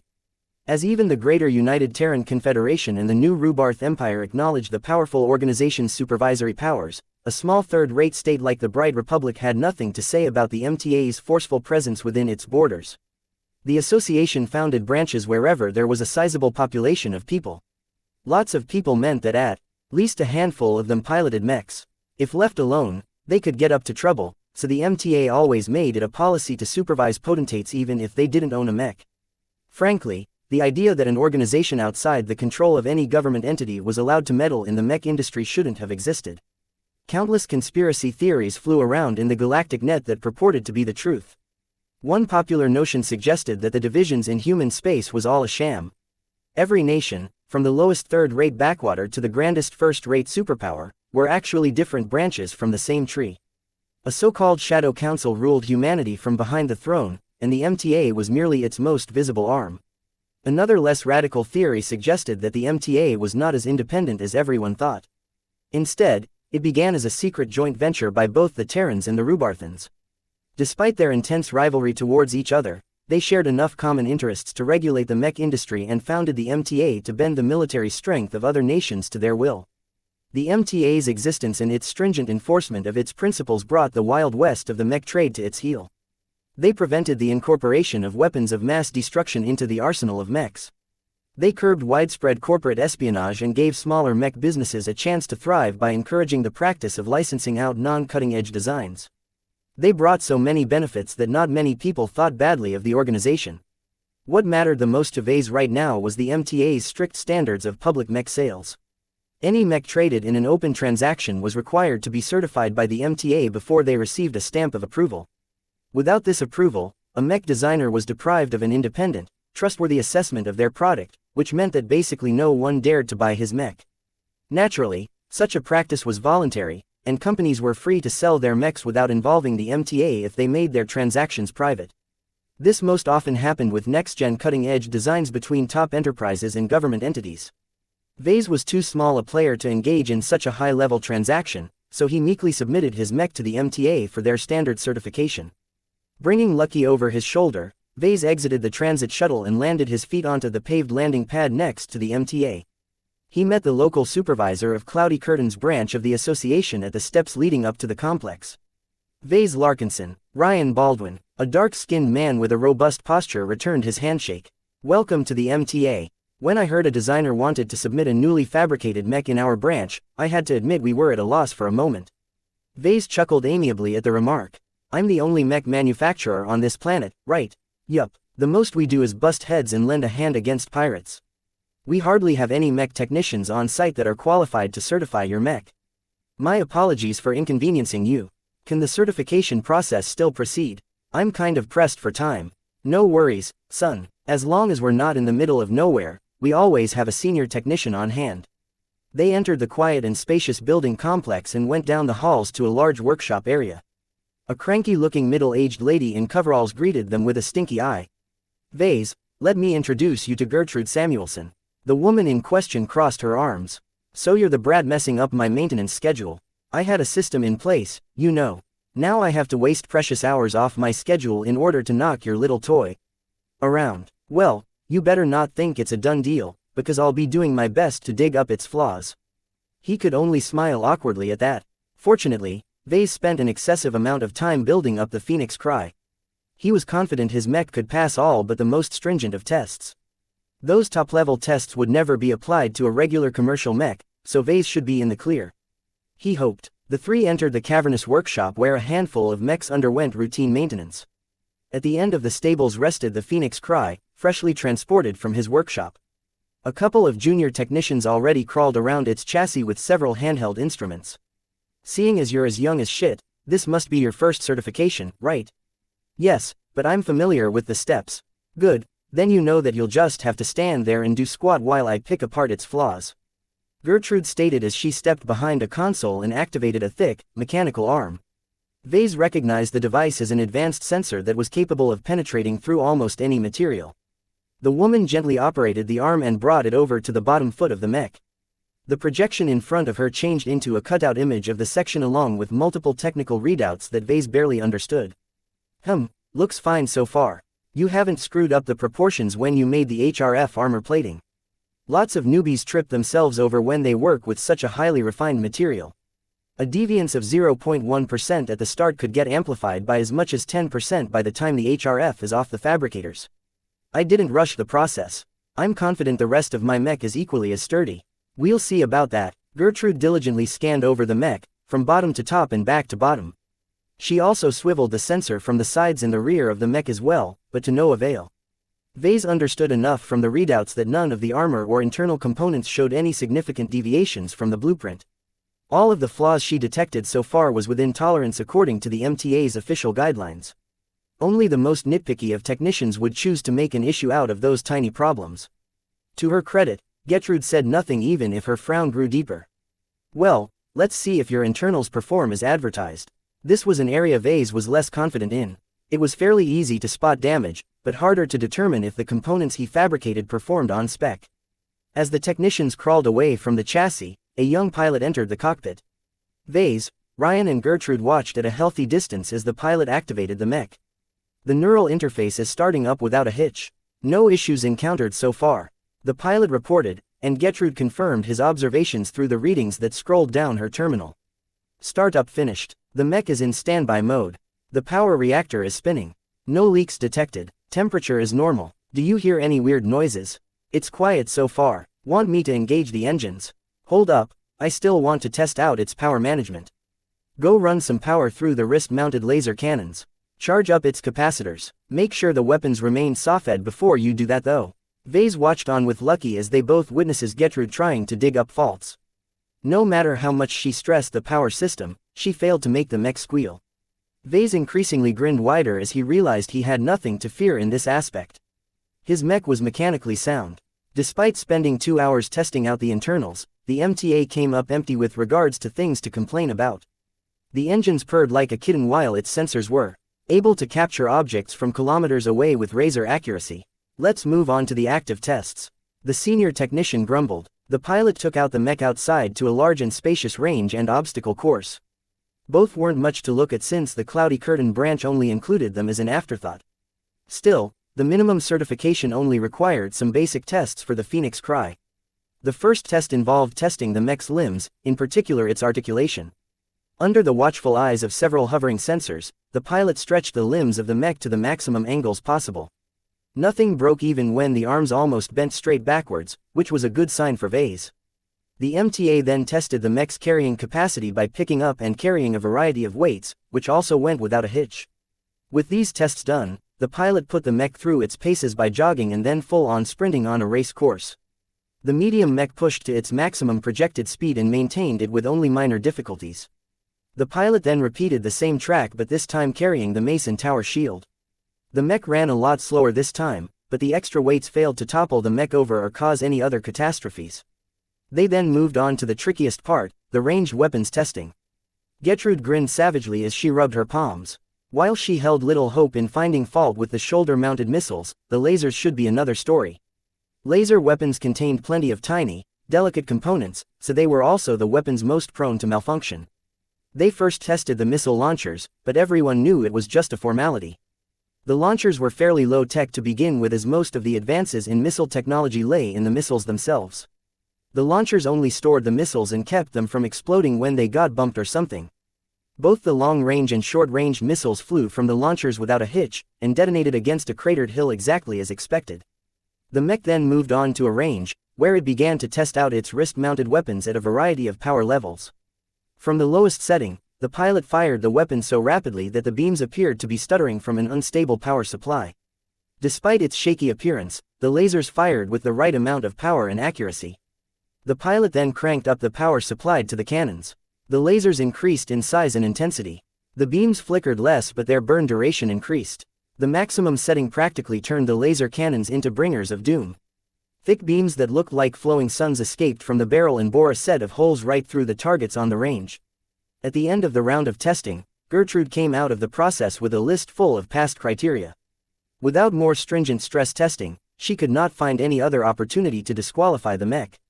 The pilot exited from the mech and jumped straight down, relying on the anti-gravity boosters in his mech suit to land as light as a feather. When the pilot reached the trio, he removed his helmet, revealing a face and skin tone almost the same as Ryan's. "How's the mech?" "It's an incredible mech, and I'm not talking about first-timers." The pilot enthusiastically replied, "I feel like I'm piloting a giant instead of a machine. The mech responds so smoothly I can't even believe it's possible for mechs to move that way." Ryan snorted at that. "That's the advanced internals of the mech at work. You've never piloted anything other than standard budget models, so I specifically brought you here to experience this new mech. Even with the difference of a generation, advanced mech is still in a different league compared to the cheaper Corentgen models. You should try to get a chance to pilot the base model. The Caesar Augustus is a real beauty besides its impracticalities. So Gertrude, do I get your stamp of approval?" Vase asked while the father and son pair talked about the details. "It's kind of suspicious how this mech held up so well during testing. Did you even produce this mech yourself?" Gertrude asked suspiciously. As if already expecting the question, Vase shook his head and activated his comm. He sent over his logs. "You can look for yourself to see I worked on it with no one else around to assist." She didn't even look at the logs. If Vase was confident enough to send them over without a problem, then they really hid nothing of note. "Very well. It is in my professional judgment that your Mark Antony variant mech has broken no rules and met all the criteria our organization has set for all publicly traded mechs.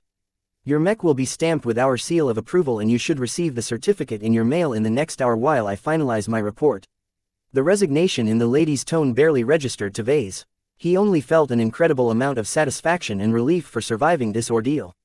Now that the MTA officially certified his mech, no obstacle remained in the long road to selling his first mech. He immediately brought up his comm and called Marcella. "Good news, my mech has just passed the MTA's certification. I'll send you the files as soon as they arrive." "That's very good news," Marcella responded with a little more surprise than Vase expected.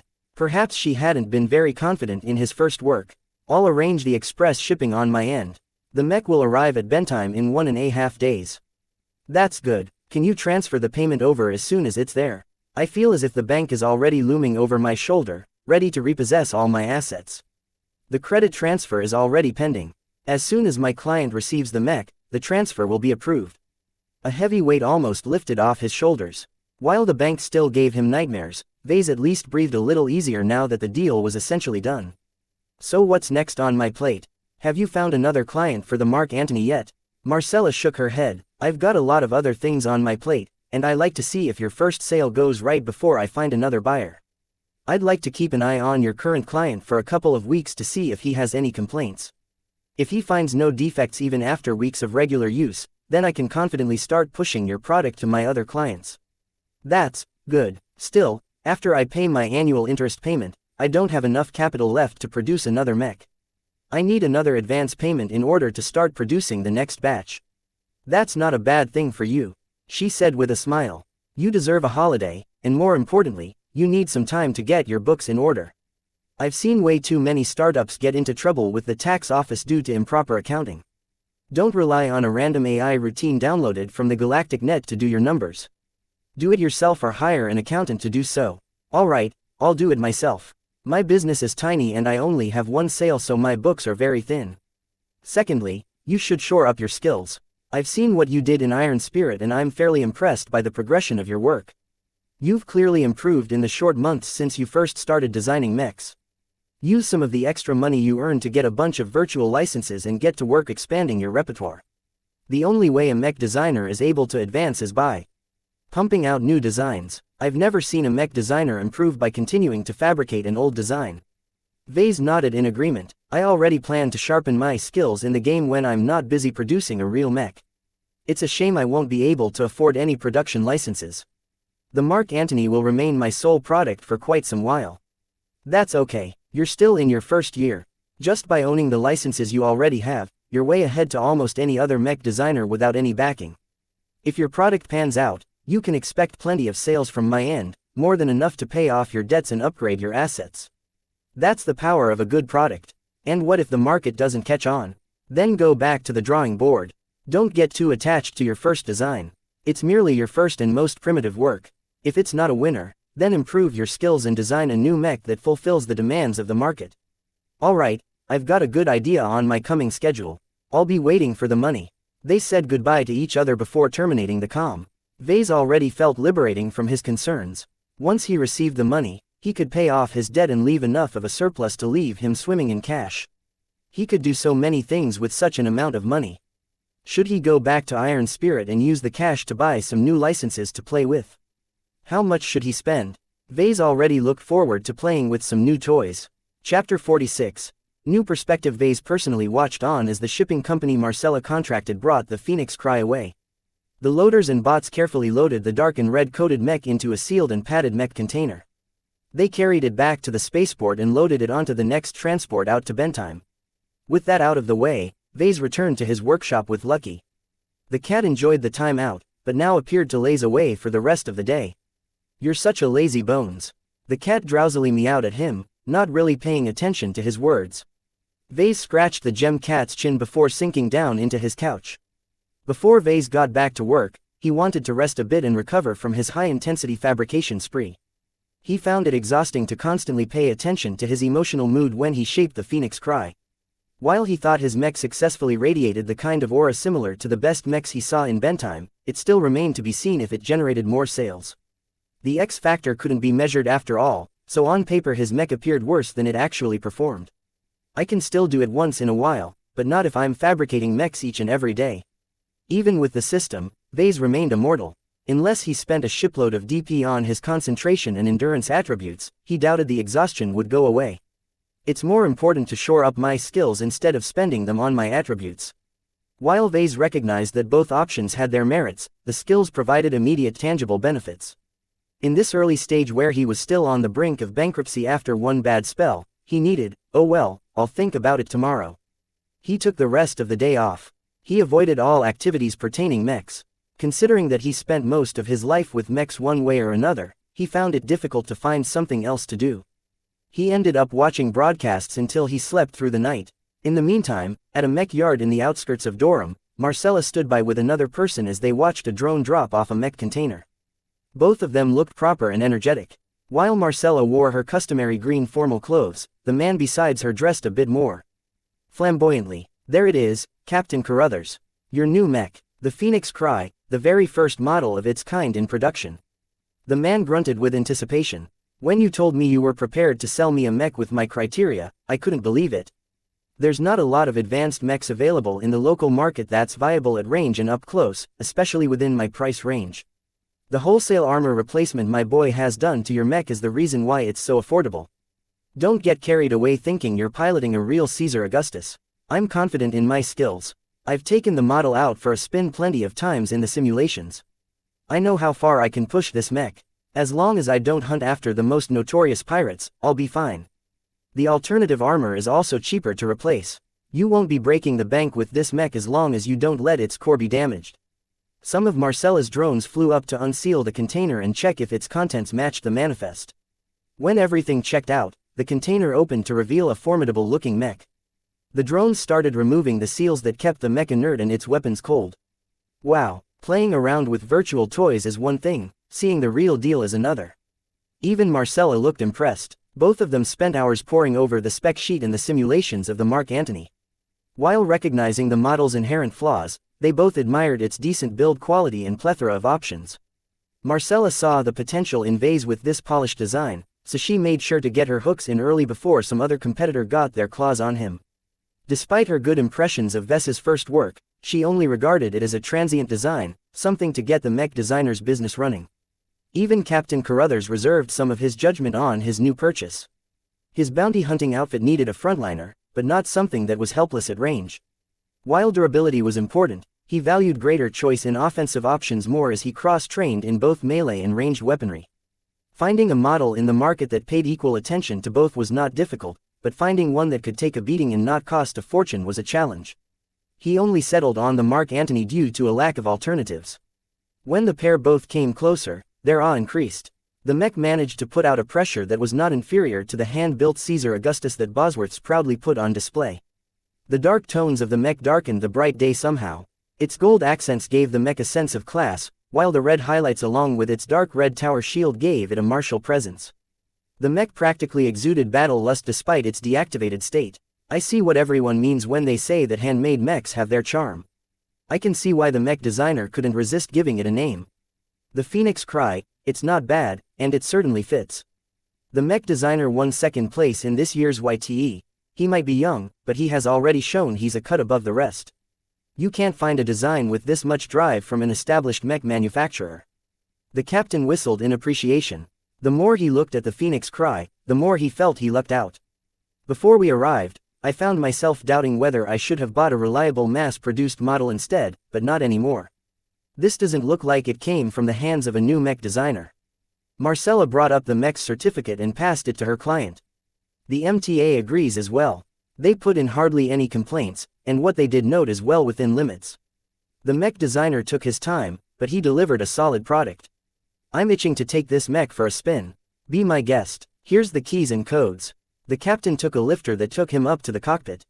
He pressed a button on his key device that signaled the cockpit's locking mechanism. After receiving a valid signal, the mech's chest parted just enough to allow the cockpit to open up a hatch. The captain squeezed through the tight fit and took a seat with practiced ease. He admired the cockpit for a moment, still giddy at the thought of owning such an impressive-looking mech. The interior of the cockpit matched the grandeur befitting of a Caesar Augustus, though instead of majestic white the interior was mostly dyed in dark gray and gold. The only splash of red in the cockpit was the prominent button that booted up the mech. Carruthers hovered a finger over the lustrous gem. He took in the luxury of it all. Impressed, the designer kept up the luxury even as he charged half the price of the authentic base model. It didn't quite fit, but that hardly mattered to him. It gave him some bragging rights when he showed the mech off to his friends. The sheen of a gold plate shone just beneath the front console. Carruthers bent down in order to read the engraved words. CA1C Mark Antony, designed solely by VES Larkins on, hand fabricated solely by VES Larkins on, made in the Bright Republic production No. 1. The plate added to the handmade feel of the mech. Carruthers chuckled at the sight. He got too used to seeing cheaply stamped plates recycled out of scrap in his previous mechs. The cheap mass-produced mechs he piloted so far all tried to cut whatever corners they could in order to save costs. Forget about gold, sometimes the plates were made out of the cheapest synthetics. Carruthers stopped fooling around and pressed his fingers softly at the mad but eye-catching gem. The mech hummed as its power reactor and engines came to life. The cockpit's illumination turned to life even as the neural interface engaged a connection with the occupants' brains. The transition from a human body to a mech's stature should be highly familiar to the bounty hunter. Yet as he felt his mind sink into the mech, he encountered a depth that was deeper than any other machine he connected to before. The phoenix cry eagerly sucked in his mental awareness and gave it access to its deepest corners. A wash of sensations flowed over his mind as he became accustomed to the new perspective. Piloting the mech in the virtual simulations only impressed him mildly. But from how deep and rich he established his connection just now, he became aware that the phoenix cry, it's almost as if I'm connecting with a kindred mind instead of a soulless machine. He discarded the notion as soon as it popped up. Mechs couldn't think, let alone influence his thoughts. The spec sheet clearly stated the mech hosted no ice in its memory banks. The neural interface also passed the MTA's stringent tests, so his observations were not clouded by contamination. Carruthers threw away all superfluous thoughts and finished up the booting process. He then took his mech out of the container. Each step thundered the ground, enough that Marcella found herself forced back. The mech turned around and took up the mace and shield hanging on a rack. The heavy tower shield felt solid to him.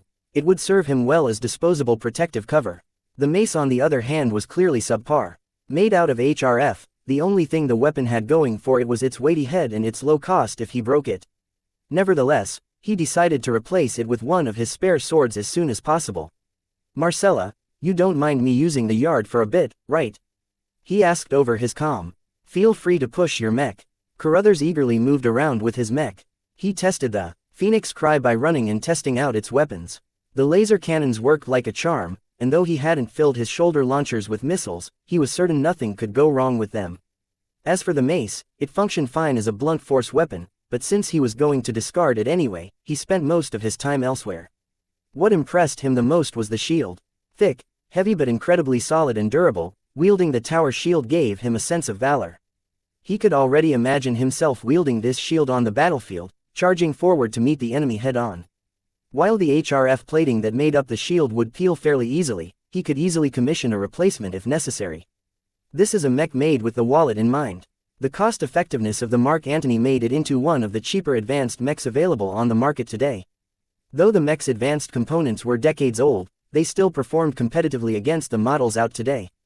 In any case, the bounty hunting business had a tendency to wreck mechs long before they got too old to remain viable on the battlefield. The bounty hunter exited the cockpit with a lingering desire to hang around longer. Still, he had some paperwork to go through before he could officially take up ownership of the mech.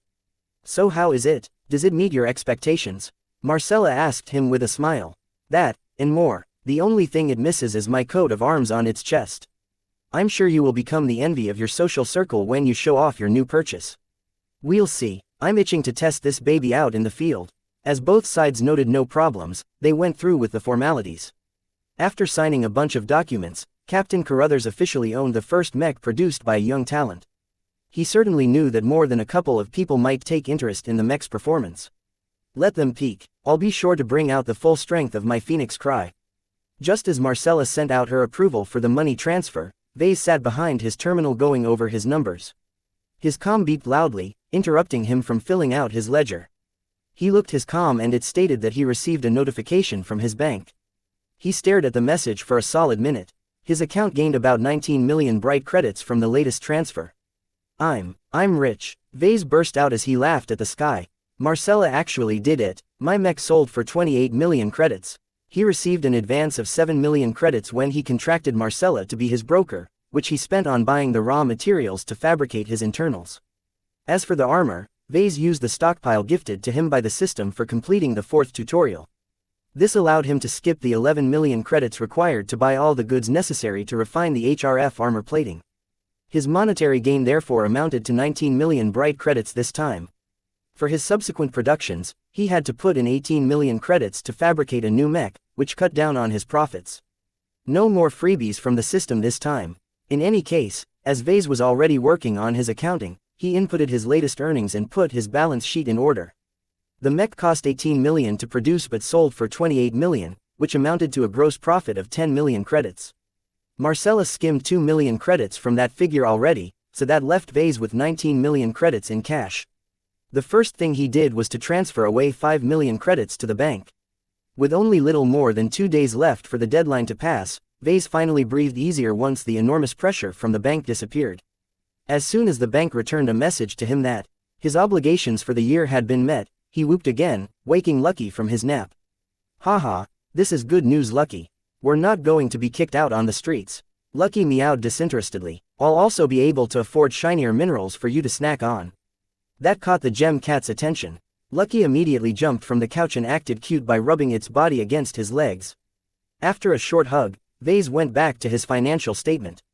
Unfortunately, not all of the numbers he got resulted in good news. From the 14 million credits that remained, Vase lacked the necessary funds required to produce another Mark Antony independently. He still remained dependent on Marcella's services, specifically her ability to demand a down payment from her buyers to fund the production of their new mechs. I hope she won't have too much trouble with this condition. Furthermore, if Vase wanted to budget his money responsibly, he should reserve some of his cash and put it into his piggy bank for future needs. Considering his looming financial burden, paying back the 350 million credits he owed the bank was a minor priority. His perspectives already changed after his first transaction. Now that he showed off his ability to run a viable business, the bank should be easing off on him as well. The debt his father took on his behalf was not an entirely bad thing for the bank. They earned an easy amount of interest from his business each year, and as long as Vase didn't screw up, the money loaned was put to good use in the bank's perspective. Considering that he could earn an average profit of 8 million credits each time Marcella sold his mech, the threat the annual interest payments posed to Vase diminished greatly. The problem essentially changed from an angry elephant into a harmless mouse. He could squash the mouse whenever he wanted, but it was a bit troublesome to do so and required a bit of effort on his part. Rather than waste his time stomping the floor or setting up traps, he could let the mouse scurry around his pantry and steal a bit of his cheese from time to time. What Vase was more concerned about was something that plagued every single business in the tech sector. Planned obsolescence. Chapter 47. March of Progress. The inevitable advance of science and technology rendered today's machines worthless and turned tomorrow's miracles into everyday goods. One of humanity's better characteristics was the race's insatiable curiosity of the unknown. Nothing better expressed the rise of humanity better than to track its technological advances. From fire and sticks, the race took a scant blink before it mastered more advanced technologies such as agriculture and forging. A few thousand years after that, humanity escaped the limits of their home planet and spread their presence into the greater galaxy. Each time humanity advanced, it was due to a new scientific breakthrough. This dynamic process of introducing new technologies to the market was not an entirely positive experience to everyone. To the people involved in the mech industry, many companies might lose all of their customers if they progressed one step slower than other firms.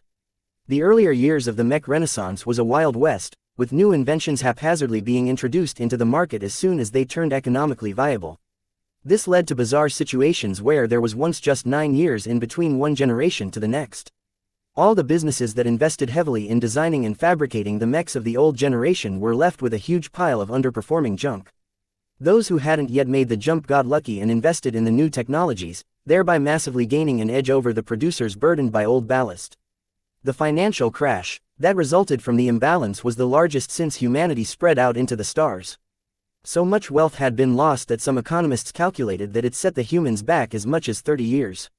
Losses valued in trillions of credits could potentially continue if this chaotic advance was left unchecked.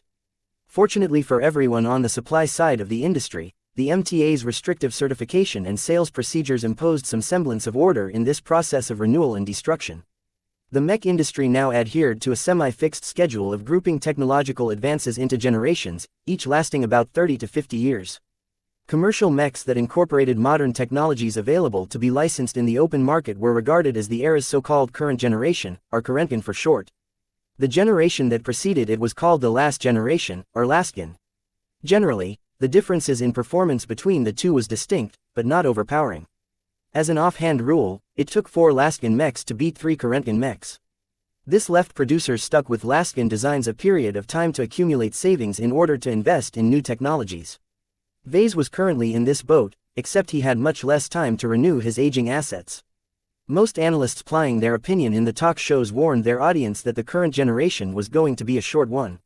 As about 20 years had passed since the first Currentgen mechs were put on sale, that meant Vase had 10 to 15 years to invest in a new production line. In practice, his time was shorter as at the last 3 years, hardly any pilot could be fooled into buying a Alaskan mech on the verge of turning obsolete. From now until the generations shifted, the prices of Alaskan mechs would continue to decline. First, he had to come up with a new design.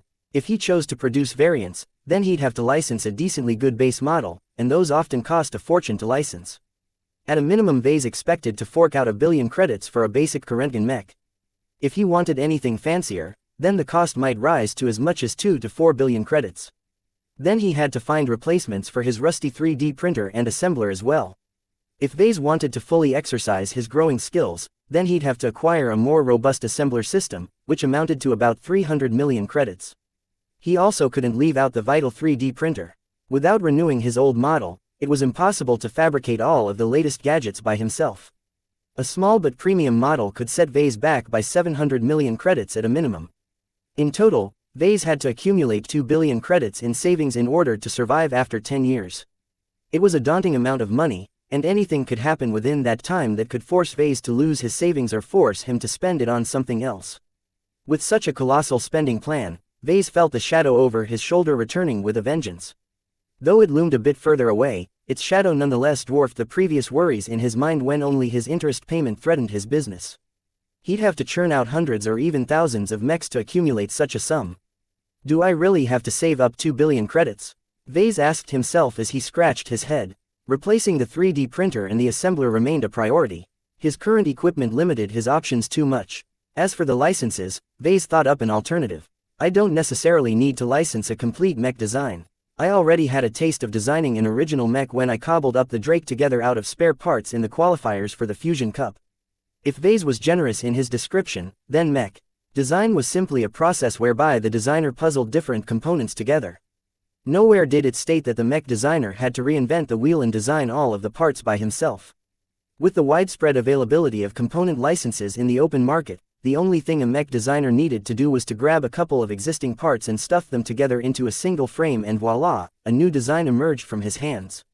The benefits of designing an original blueprint were numerous. First, he saved out on licensing costs. The money Vase coughed up to license a full set of components was as much as a quarter to half the amount required to license a complete design. If Vase picked his parts from the lower-end segment of the market, then his total costs would not amount more than 300 million credits. The system will also be happy at me for stepping up to original designs. This was the second benefit of choosing to go this route. The system considered designing variants of existing models to be a low-class occupation. It only offered grains of DP for each new design and sale of a variant mech. The system in fact awarded him with 28 DP for his first real mech sale. It seemed the system treated real mech sales differently, chopping off 6 digits from credit price of the sale to determine the amount of DP Vase earned. It sounded like a minor windfall, but considering that the prices of the items in the skill tree and store increased dramatically to purchase the better stuff, then 28 DP per sale might not sustain him for long.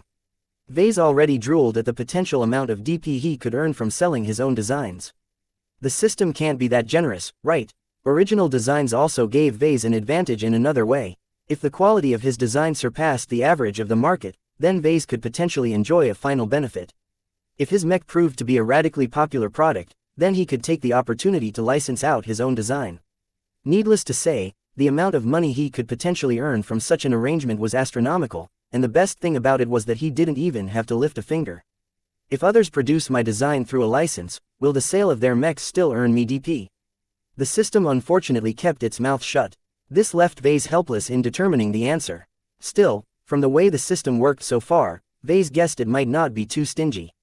It treated virtual mech sales as a source of DP even if Vase left the production to the game operator's servers. Naturally, all of these possibilities were fanciful daydreams. Vase was nowhere close to designing and fabricating an original design, let alone come up with something that could win awards and attract licensing requests. He had to build up both his monetary reserves and his personal skills before he revisited the issue. Alright, at least I've set a long-term goal for myself. In 10 years' time, I want to replace my equipment and come up with at least one viable original design. It was a lofty goal that very few mech designers could fulfill if they stepped into his shoes. In order to create a viable or popular design, it needed to outperform the basic Kurentgen models in the market while possessing a unique feature that Vase could tout as its main selling point. Take the Caesar Augustus for example. Despite its many detriments, the mech attracted a small but devoted fanbase. The old design achieved this success by relying on its unique points, that being the merging of outstanding defense with flexible offense. Coming up with a design that performed marginally better than the mainstream models wasn't enough. If Vase wanted to stand out with a design just like Jason Kozlowski had all those years ago, then he had to incorporate something unique only to him in his work. He had to specialize. His consideration in this area excluded the X factor. Not only was such an elusive concept difficult to perceive, Vase also lacked the means to advance his skills in this area with his design points. Rather than throw himself against a wall trying to make something invisible as his selling point, he'd rather focus on improving something that his customer could touch and see. The question is, what will my specialization look like? Vase already considered this question once before. He chose to focus on developing his ability to design light and medium mechs. But that still included too much possibilities. He risked scattering his focus if he cast too wide a net. He had to narrow down his future aspirations in order to come up with a realistic spending plan for his DP. Looking at the massive skill tree wouldn't help due to the plethora of choices it offered. No, Vase had to decide from his heart. Only by pursuing a path he fully invested into could he take it to the end. Let's leave out the options that I won't be pursuing. First off, he flatly ruled out the exotic developments. He lacked the background to start messing around with building a mech from organic materials or experimenting with juggernauts. Next, he ruled out heavy mechs. While developing such a hugely expensive mech might offer great returns, the amount of investment required to master all of its systems took too long. Usually teams of mech designers pooled their respective specialties in order to develop a viable heavy mech design.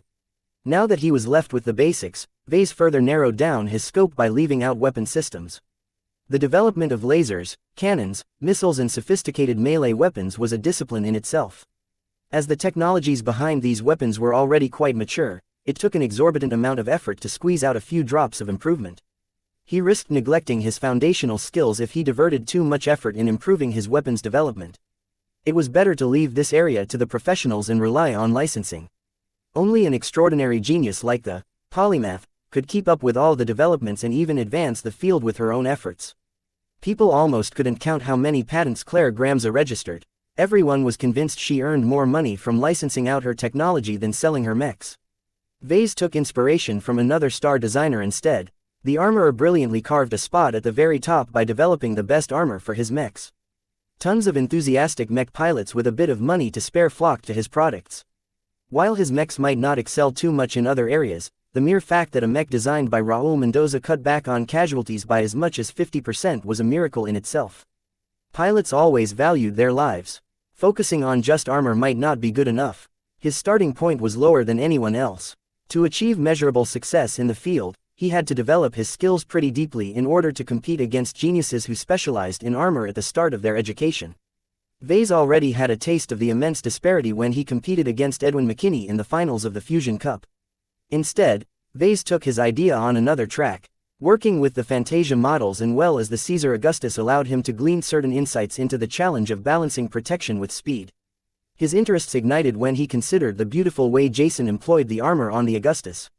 Vase already played around with the armor scheme when he redesigned the mech to be built with the HRF armor plating. I think I'd enjoy the process of developing my own armor schemes. Trying to achieve the greatest amount of protection without sacrificing speed is an eternal dilemma every mech designer faced. Instead of taking the route the armorer took and try to achieve the absolute best protection, Vase only needed to develop something good enough while allowing the mech to maintain most of its speed. This fit in the quintessential design scheme that underpinned medium mechs, so Vase decidedly left out light mechs in his future plans. Many designers with a better foundation than Vase have tried to make advanced in both speed and armor. Most of them failed miserably, while the rest eked out mediocre earnings with designs that marginally performed better than the competition. While he could also fall flat, he still possessed one thing many others lacked: the system. Only up to this moment did he open his skill tree. He first glanced at the skills involved with developing medium armor. It was a broad and intricate tree that offered paths that specialized in either weight reduction or maximum protection, along with many other choices such as signals absorption and self-repair alloys. Vase was spoiled for choice. It will scatter my focus a bit if I want to walk down multiple branches of this tree, but the benefits will be remarkable once I build up my basic competencies in my specialization. The first step in his plan started with producing a more faithful rendition of Caesar Augustus. The Mark Antony might be a good mech for its price, it nonetheless bastardized the original intentions of the mech. If he applied good quality armor instead of the cheap stuff, then he would be able to design more expensive mechs. I'll be able to charge a much higher price with my premium designs. The pilots that fall into this segment don't care as much about saving every penny. My profit margins will swell as a result. Higher profits resulted in higher investment. He'd be able to acquire new licenses and replace his old gear much faster as a result. Vase needed to work briskly in order to stay ahead of the transition into the next generation of mechs. Vase already formed a bold medium-term plan to make this dream into a reality. He could invest in a dedicated armor fabrication machine. While the 3D printer was an incredibly advanced piece of technology, it remained a product born out of compromises. It had to focus its capabilities on producing uniform slabs of armor plating as well as tiny, delicate parts. By acquiring a machine dedicated solely in producing armor, Vase could achieve much better results with much less effort. At a conservative estimate, such a machine could cost 600 million credits, but that could be halved as the next generation loomed closer. As such specialized machines were usually capable enough to produce most next-gen armor, Vase did not have to worry too much about acquiring something obsolete. With a modern armor fabricator, I can modernize the Caesar Augustus and earn some time and money for my next steps. The complexity of his 10-year plan grew deeper. Though diverting his attention into acquiring an armor fabricator might seem like a needless distraction, as long as it improved his earning potential within the next couple of years, then it could pay off very soon. After formulating his future direction, Vase quickly finished his financial report. Of the 14 million credits that remained of his profit, he reserved about 80% towards his taxes in the piggy bank. That left him with about 2.8 million credits in readily available cash for him to spend on whatever he liked. Any future earnings would of course be less extravagant. With an average profit of 8 million credits per sale, he'd have to reserve 6.4 million credits off that sum, leaving him with only 1.6 million. Credits as play money. While that might sound like an incredible amount of wealth to a commoner, a mech designer always had more things to spend his money on. The cost of virtual licenses in Iron Spirit ran up pretty fast as the star rating increased. Furthermore, Vase also had to keep his workshop's safety in mind. The security measures in place paled in comparison to what real manufacturers boasted. He'd cry until his eyes ran dry if some hooligan crashed his mech into his workshop one day. Vase also considered doing something unimaginable to him when he was still burdened by his debt. He wanted to hire an employee. Specifically, he wanted to employ a full-time fabricator that supplied the mechs to Marcella. But if I do so, how will I hide the system from my new hire? Chapter 48. 2-Star Designs. Vase considered hiring a fabricator in order to ease the pressure on his time. If he wanted to advance his skills, he had to keep pumping out designs. If he wanted to earn lots of money, then he had to fabricate lots of mechs for Marcella to sell. He lacked the time to invest in both activities if his sales volume grew to more than 3 mechs a month. The only problem with hiring someone was that keeping the system secret might be difficult. As much as the system appeared harmless, it was actually a miraculous invention that straight up defied the laws of reality as Vase knew it. Such a precious treasure attracted covetous intentions, many of whom had the power to squash him like a bug. Letting the system's existence leak to anyone else was just asking for trouble. Another problem which concerned Vase was that hiring someone else to do his fabrication would lead to substandard products. A full-time fabricator might be a wizard when it came to working with the 3D printer and assembler, but if he was ignorant of the X factor, then the mechs he made would be devoid of life. Selling cheap products under his name only dragged him down just when he wanted to build up his brand. As Vase couldn't figure out the solution to this dilemma, he called up Marcella. "Hey Vase, I'm kind of busy right now, so keep it short. I'm having a bit of an issue here," Vase said, then explained his thoughts regarding his potential hire. Marcella smiled at him as if the problem was trivial. "Well, it's too early to hire a mech technician, so you have plenty of time to think it over. If you want my opinion, why not do both? You can sell the mechs produced by your personnel at the standard price and charge a premium if the client wants a mech handmade by the designer. Just set the price point high enough so you don't get too burdened." That was actually a great idea. It kept Vase busy without leaving the fabricator with nothing to do. He'd essentially leave the grunt work to his employee and only come out and fabricate in person if the money was worth it. Still, it depended on whether the clients were willing to fork out the extra cash. "Don't worry about generating sales for your premium variant. I'll take care to pace you with such requests so you don't spend too much time on it. There are always at least some clients who make some requests to modify the design a bit. Sometimes they want the mech to be flashier. Other times they want the mech to bear a customized emblem in its armor pattern. I think the going rate for such customizations is 2 million credits. Earning an additional 2 million credits per sale was a generous amount. Naturally he'd charge more if the client requested more drastic changes. Marcella hung up in order to get back to her work. Before she left, she warned him to expect another prospective sale in about 4 weeks or so. That was enough time for their first client to provide feedback on the Phoenix Cry's performance in the field. Vase considered the issue of hiring a fabricator later when he got a good idea of how many sales Marcella achieved. Instead, he turned to a much more interesting activity. He was ready to go back to designing virtual mechs. He recalled the experience of designing different variants of the Fantasia and the Caesar Augustus and how much experience he gained in applying his growing skills. If Vase wanted to grow to the point of designing a viable original mech, then he'd have to become as good as the seasoned mech producers with a couple of successful designs under their belt. With 2.8 million credits in his spending account, his scope had widened. Though he could easily log into Iron Spirit's market and purchase a huge amount of one-star designs, what would be the point? He'd earn only scraps of DP with each successful design and sale. Hey system, can I ask you something? Since I can earn 1 DP when I design a 1-star mech and 50 DP when I design a 5-star mech, what are the rewards for designing 2, 3 and 4-star mechs? The base rewards for designing a 2-star mech is 5 design points. The rewards go up to 10 design points for 3-star mechs. The reward further increases to 25 design points for 4-star mechs.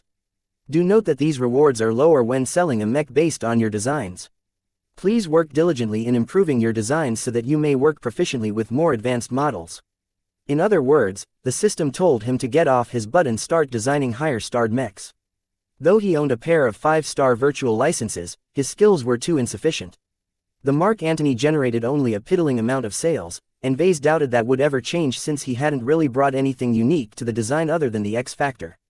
And even that last feature got diminished when Vase relied on the game server to produce new copies of his mechs. I shouldn't bite off more than I can chew. Obsessing over the Caesar Augustus will just warp me into Kozlowski's design philosophy. I should keep an open mind and develop my own principles. Considering his generous budget, he felt it was a good idea to start upgrading to 2-star designs. To be honest, he could skip a grade and purchase a few ultra-discounted budget 3-star virtual licenses, but he still had plenty of time to reach this grade with a proper reserve of cash. For now, he preferred to make a gradual progression through the generations of mechs. By experiencing each major generational group, Vase could increase his insights into the history of mechs and their major developments. As soon as he made up his mind, Vase eagerly logged into the game for the first time in weeks. He happily sauntered over to the location in the virtual city where they sold the virtual licenses. As he stepped inside a shop featuring endless 2-star licenses of any kind, Vase felt as if he stepped into a candy store. The 2-star mechs represented the age where the most viable ideas from the previous generations got refined. The simple division of light, medium and heavy mechs solidified and the designers of the time started to incorporate components that only worked in their weight class. For example, a laser rifle meant to be wielded by a heavy mech would burden a light mech excessively as both its weight and power draw were too much to handle. Since I'm only going to work on medium mechs from now on, I can filter out all the outer crap. The projection of mechs and components on sale lost much of its clutter. That's better. The crowded view thinned out again when he removed the variants. He wasn't going to produce a variant of a variant, that was just stupid. Vase started to browse the mech designs first. If he wanted to design a new variant, then the choice of the base model was of utmost importance. The previous times, he got handed out a model from the system. This was the first time he actually had a choice in determining his future direction. He considered getting his hands on an animal-shaped mechs. The bird and mammal-shaped mechs that started to feature in the 2-star generations incorporated design philosophies that largely extended to today. If he wanted to branch out his mech range to something other than bipedal mechs, then right now was the perfect opportunity to do so. Animal mechs are much less popular than their humanoid counterparts. While I don't face as much competition, my clientele also won't be as diverse. Going by the potential sales he could generate, then Vase was not optimistic in excelling at designing animal mechs. The mech designers who worked with such abnormal mechs usually put their whole careers into optimizing such designs. As someone who only intended to dabble with the unusual designs, he could never make a living out of it by half-assing his efforts. Thus, Vase filtered out anything other than humanoid mechs, leaving him with plenty of choices but without any distractions. What would be the best mech to work on first? If he wanted to work on balancing armor and speed, it was best to start with an extreme. Mechs that already featured a pretty good compromise between the two were hard to improve and easy to screw up. He'd rather get his hands on a medium mech that was fast but lightly armored or a mech that was well armored but slow. Since I already worked on the Caesar Augustus, I already have some experience working with heavier mechs. Vase removed the mechs above a certain tonnage from his display. This finally produced a much more general overview of available designs. He guessed that he had a couple of hundred mechs to choose from, which was daunting but not too overwhelming.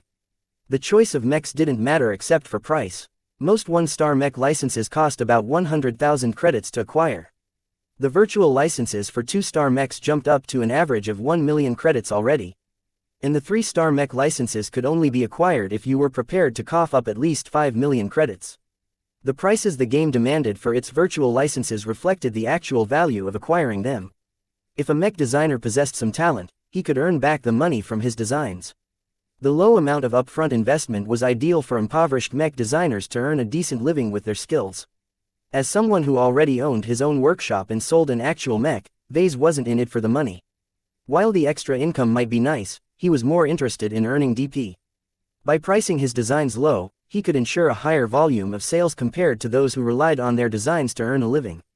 Why bother trying to milk some credits in-game when I can earn a couple of millions with each mech I sell? Discounting mechs worked best when the base price of the model was high. Vase cut out the economy and mainstream models and was left with only the premium mech designs.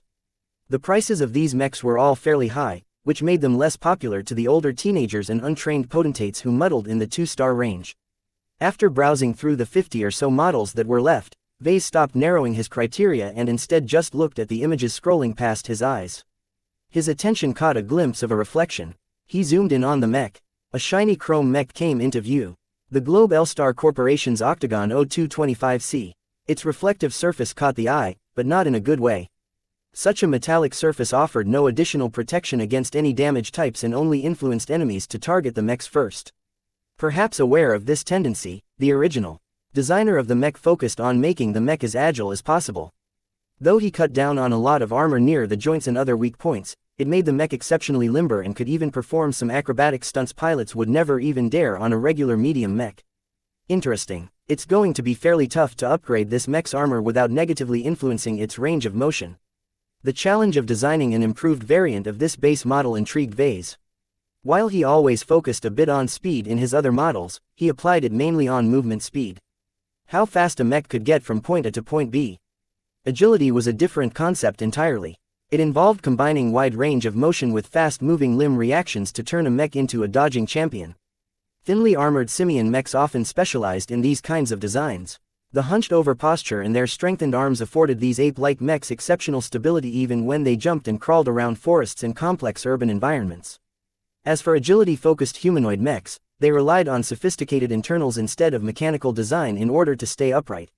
The Octagon featured the most advanced gyroscope of its generation to maintain its balance even as it dodged left and right. That was the main reason the mech got such a high price tag. As for its other specs, the mech performed fairly average. Its speed was respectable, but not as good as dedicated sprinters. The armor was nothing to get excited for, but it did the job except when it came to the joints. The Octagon came with a standard loadout of 2 heated knives and a spear that could also be thrown in an emergency. Most pilots who bought this mech also added in a pistol or a submachine gun in order to turn the mech into a good close-ranged skirmisher. All in all, the Octagon possessed plenty of character. Vase liked whoever designed this mech, as he was not afraid to break some rules in order to achieve a unique result. He added the virtual license of this mech to his shopping cart. That's 650,000 credits down the drain. Now I should add some components to complement this design. The shiny chrome job defined this base model. While it did not entirely fit with modern aesthetics, Vase preferred to keep its shiny exterior. That didn't mean his choice of replacement armor was restricted. He merely had to add an extra step to his production process by painting his mechs with a reflective coating. His choice of armor had to meet certain criteria. First, it had to offer more protection at the same amount of weight. Second, it should be effective without stacking too many layers. Some armor systems only worked properly if they surpassed a minimum amount of thickness. The Octagon's main feature was its agility, and putting on too much weight negated that advantage. His search turned up some intriguing results. First up was the Grayson Inc. Flexiplate Alpha Mark III. He found one experimental armor composite that featured a certain amount of flexibility in its plating. It was as bendable as a thick piece of rubber and excelled in absorbing shocks from kinetic impacts. It sounded perfect for developing better armor around vulnerable joints, and was in fact often employed in such a manner. To complement the other portions of armor, he looked up the Grayson Inc. Square Plate Mark I, a modular armor system of the same company. These types of armors were often employed on lighter mechs, but the system he looked at was specifically designed for medium mechs. It was a pain to mold such an armor system on a mech due to the demands it imposed on the positioning of its plating. However, it gave a significant advantage to a mech if well designed. Conventional armor plating used form-fitting plates to cover up a mech's internal frame. If implemented well, they offered close to the maximum theoretical amount of protection to that section for its weight and thickness. However, if a piece of plating suffered damage, it may still be adhered to the mech while turning out to be functionally useless. If a mech suffered moderate damage throughout its entire frame, such deadweight only slowed the mech down while leaving its internals vulnerable. Modular armor systems aimed to counteract this situation by designing their plating around uniform shapes of squares or hexagons. It made the mech look a little angular or bumpy, but offered a great amount of freedom in shedding its damaged layers. The more damage a mech sustained, the more plates it shed, thus the less weight it had to haul everywhere. This provided mechs with modular armor a distinct advantage in the later stages of a battle. Naturally, such a system came with its own trade-offs, or else it would have been much more popular today. The fixed shapes of its plating were only partially variable in size. The square plate only featured 3 different sizes. One big plate for chest armor and the like, one medium plate for arms and limbs, and one smaller plate for tricky angles and fingers. Working with these 3 shapes made any mech variant lose their most optimal armor scheme. That and other factors caused modular armor systems to be able to absorb less damage than their conventional equivalent. It has a pretty good performance anyway despite that point. Vase concluded. He hadn't worked with modular armor before, but was highly intrigued by its possibilities. Modular armor was one of the best solutions out today that attempted to marry together armor with speed. If Vase was serious about developing his specialization in this area, then he couldn't avoid working with this nifty invention. Adding both the flexi plate and the square plate to his shopping list increased his bill by 150,000 credits. Vase had enough for one session now. He wanted to exercise his mind right away and was unwilling to consider replacing other components before he learned more about the Octagon mech. A total of 800,000 credits disappeared from his bank account by the time Vase acquired the 3 virtual licenses. The difference in costs compared to 1-star mechs daunted any novice mech designer. He was working in a whole other stage now, and the consequences of screw-ups rose by a significant fraction. Luckily he already possessed real experience working with the equivalent of a 5-star mech, so Vase maintained his confidence. Chapter 49. Modular armor. Working with modular armor posed unique challenges to the mech designer. To visualize the problems the designer faced, imagine being handed a square or rectangular piece of paper. If you were told to make a cylinder out of the paper, you could easily bend it in a way so that one end of the paper touched the other end. What resulted was a pretty good cylinder with a cutout in the same of a circle. What if instead of a big piece of paper, you got handed some cardboard instead? And not just one piece, but many smaller pieces that you weren't allowed to bend. With a bit of tape, you could approach the shape of a cylinder with square pieces of cardboard, but the cross-section wouldn't look as smooth as a circle anymore. It would look like a many-sided shape that only approximated a circle. The same concept applied to working with modular armor as opposed to conventional armor. Modern 3D printers and armor fabricators could miraculously produce armor plates in virtually any complex shape. It could mold something as thick as an entire chest plate to something as delicate as the armor around a mech's fingers. A lot of this flexibility was lost when working with modular armor. Even the most masterful designs always left out gaps and other inefficiencies. Having purchased the Octagon medium mech together with the flexi plate and the square plate, Vase left the game and loaded the designs into the mech designer system. Though Iron Spirit or his own terminal's design interface featured plenty of tools and aids, the system offered the best assistance by far. If Vase had to guess, the designer module of the system was at least 200 years ahead of the most advanced design software on the market. He possessed a devastating advantage against his competitors and he'd be a fool to neglect its many tools. Oh wait, before I start designing, it's best if I spend all my remaining DP. Vase reminded himself as he remembered he still possessed around 900 DP.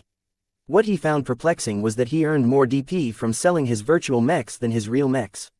The virtual version of his Mark Antony rewarded him with a fixed amount of 25 DP, while the real version was dependent on the total sales volume, which meant an average of 28 DP. However, it was a lot easier to sell a virtual mech than a real mech. Vase foresaw that he would be selling a lot more virtual mechs while his real mech sales volume remained in the double digits. Did the system burp when it calculated the DP rewards for his virtual mechs? Whatever was the case, Vase eagerly planned to make use of its generosity. He opened the skill tree again with glee. As he could expect an uptick of DP once he put up a couple of new designs for sale, he wasn't stingy with his current reserve.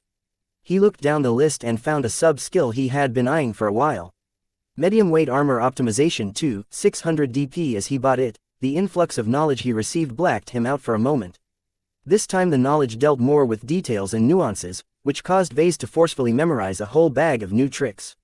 It definitely paid off already, as by the time he woke up he became a lot more confident in working with his new armor licenses. Curious about his current state, Vase called up his status again. Status name: Vase Larkinson. Profession: Novice Mech Designer. Specializations: None. Design points: 304 Attributes: Strength, 0.7 Dexterity, 0.7 Endurance, 0.7 Intelligence, 1.2 Creativity, 1 Concentration, 1.2 Neural Aptitude.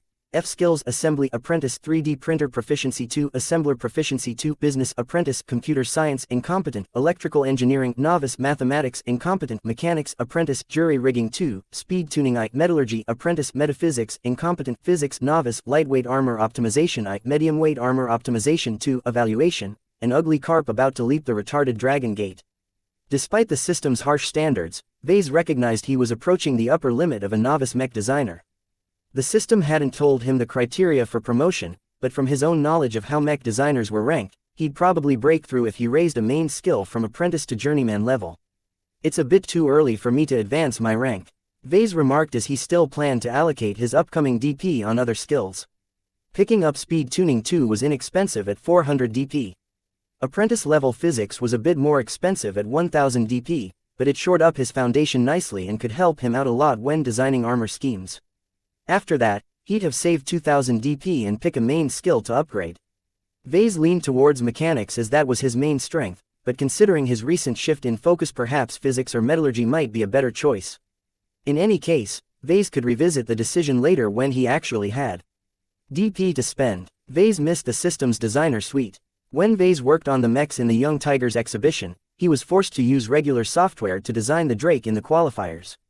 He felt cramped and handicapped and felt certain he made far more mistakes than he ought to. The system's interface provided many more advantages. Perhaps too much. I'm getting dependent on the system, Vase admitted to himself in a tone that spoke of no regrets. I'm short on time and even more lacking in money. I'd rather hug this thick thigh than to crawl in the mud trying to find the exit to hell on my own. With the manner in which he upgraded his many skills, it wasn't easy for him to forget what the system forced in his mind. If Vase somehow got separated from the system, he still had his upgraded skills to rely on. He'd get the hang of designing mechs without the extra aids.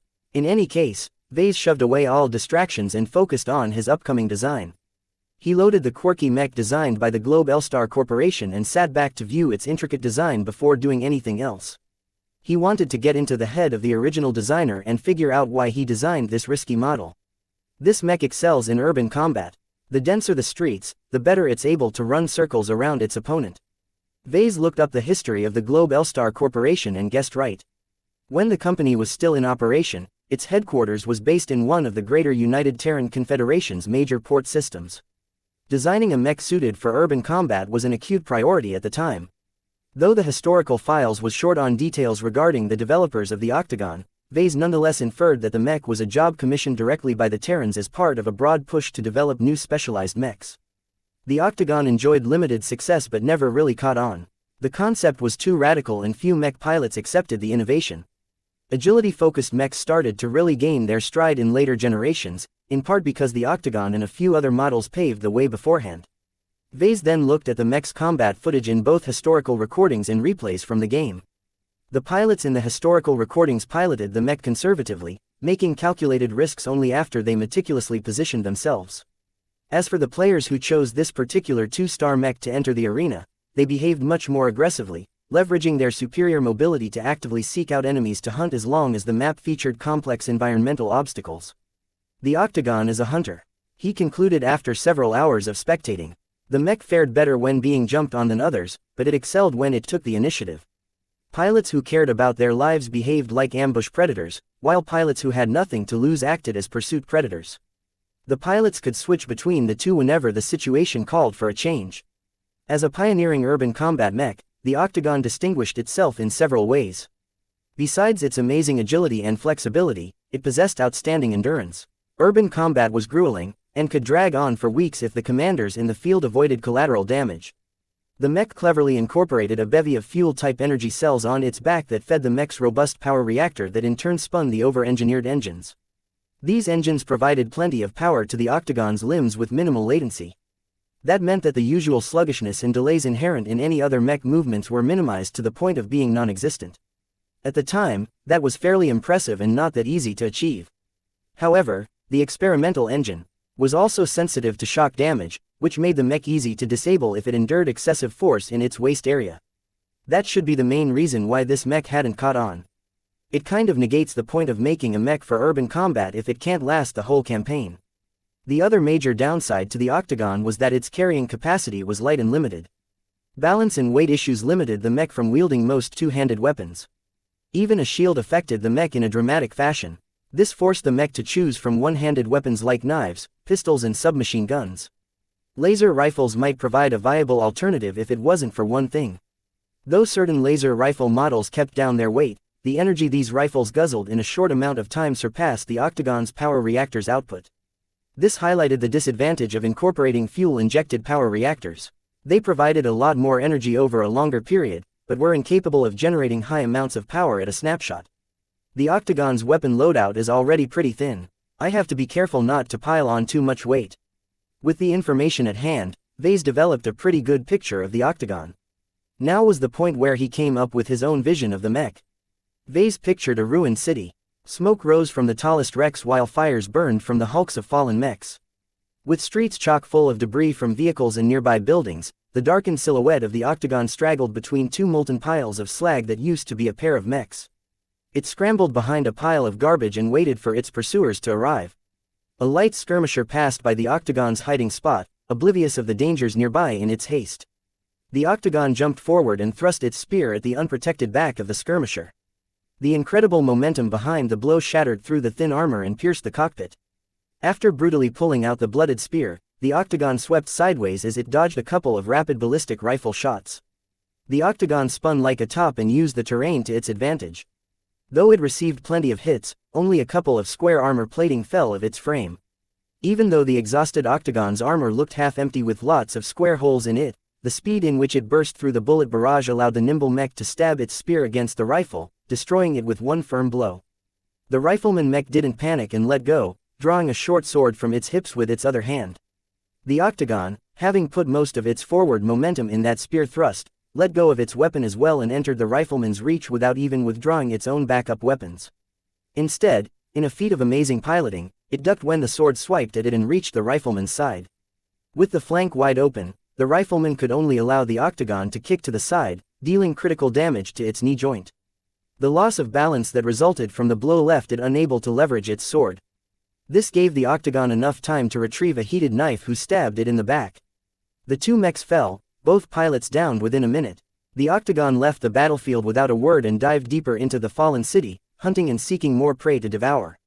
Vase emerged from the vision with a bright light in his eyes. With the information he gathered so far, he envisioned an idea how to shape his own variant. His first spin on the Octagon would be an overall enhancement of the base model. He wanted to retain the savage nature of the Octagon and preserve its hunting instincts. While the mech excellent in energy efficiency, its armor could not keep up. Therefore Vase needed to redesign the Octagon's armor scheme and somehow make a comprehensive improvement while not impacting the mech's speed and agility too much. Vase stripped the Octagon's standard armor and started from scratch. The mech's internals looked skinny and lighter than a normal medium mech. It bordered the weight class of a light mech. With his upgraded medium armor optimization too, Vase developed several prospective armor schemes in which to clad the naked Octagon frame. If he maximized the number of larger plates, Vase was able to offer a great amount of protection. However, use of too many oversized plates also increased the gaps in the armor as he was forced to make it less form-fitting. Using smaller plates allowed Vase to conform the armor closer to the internal frame.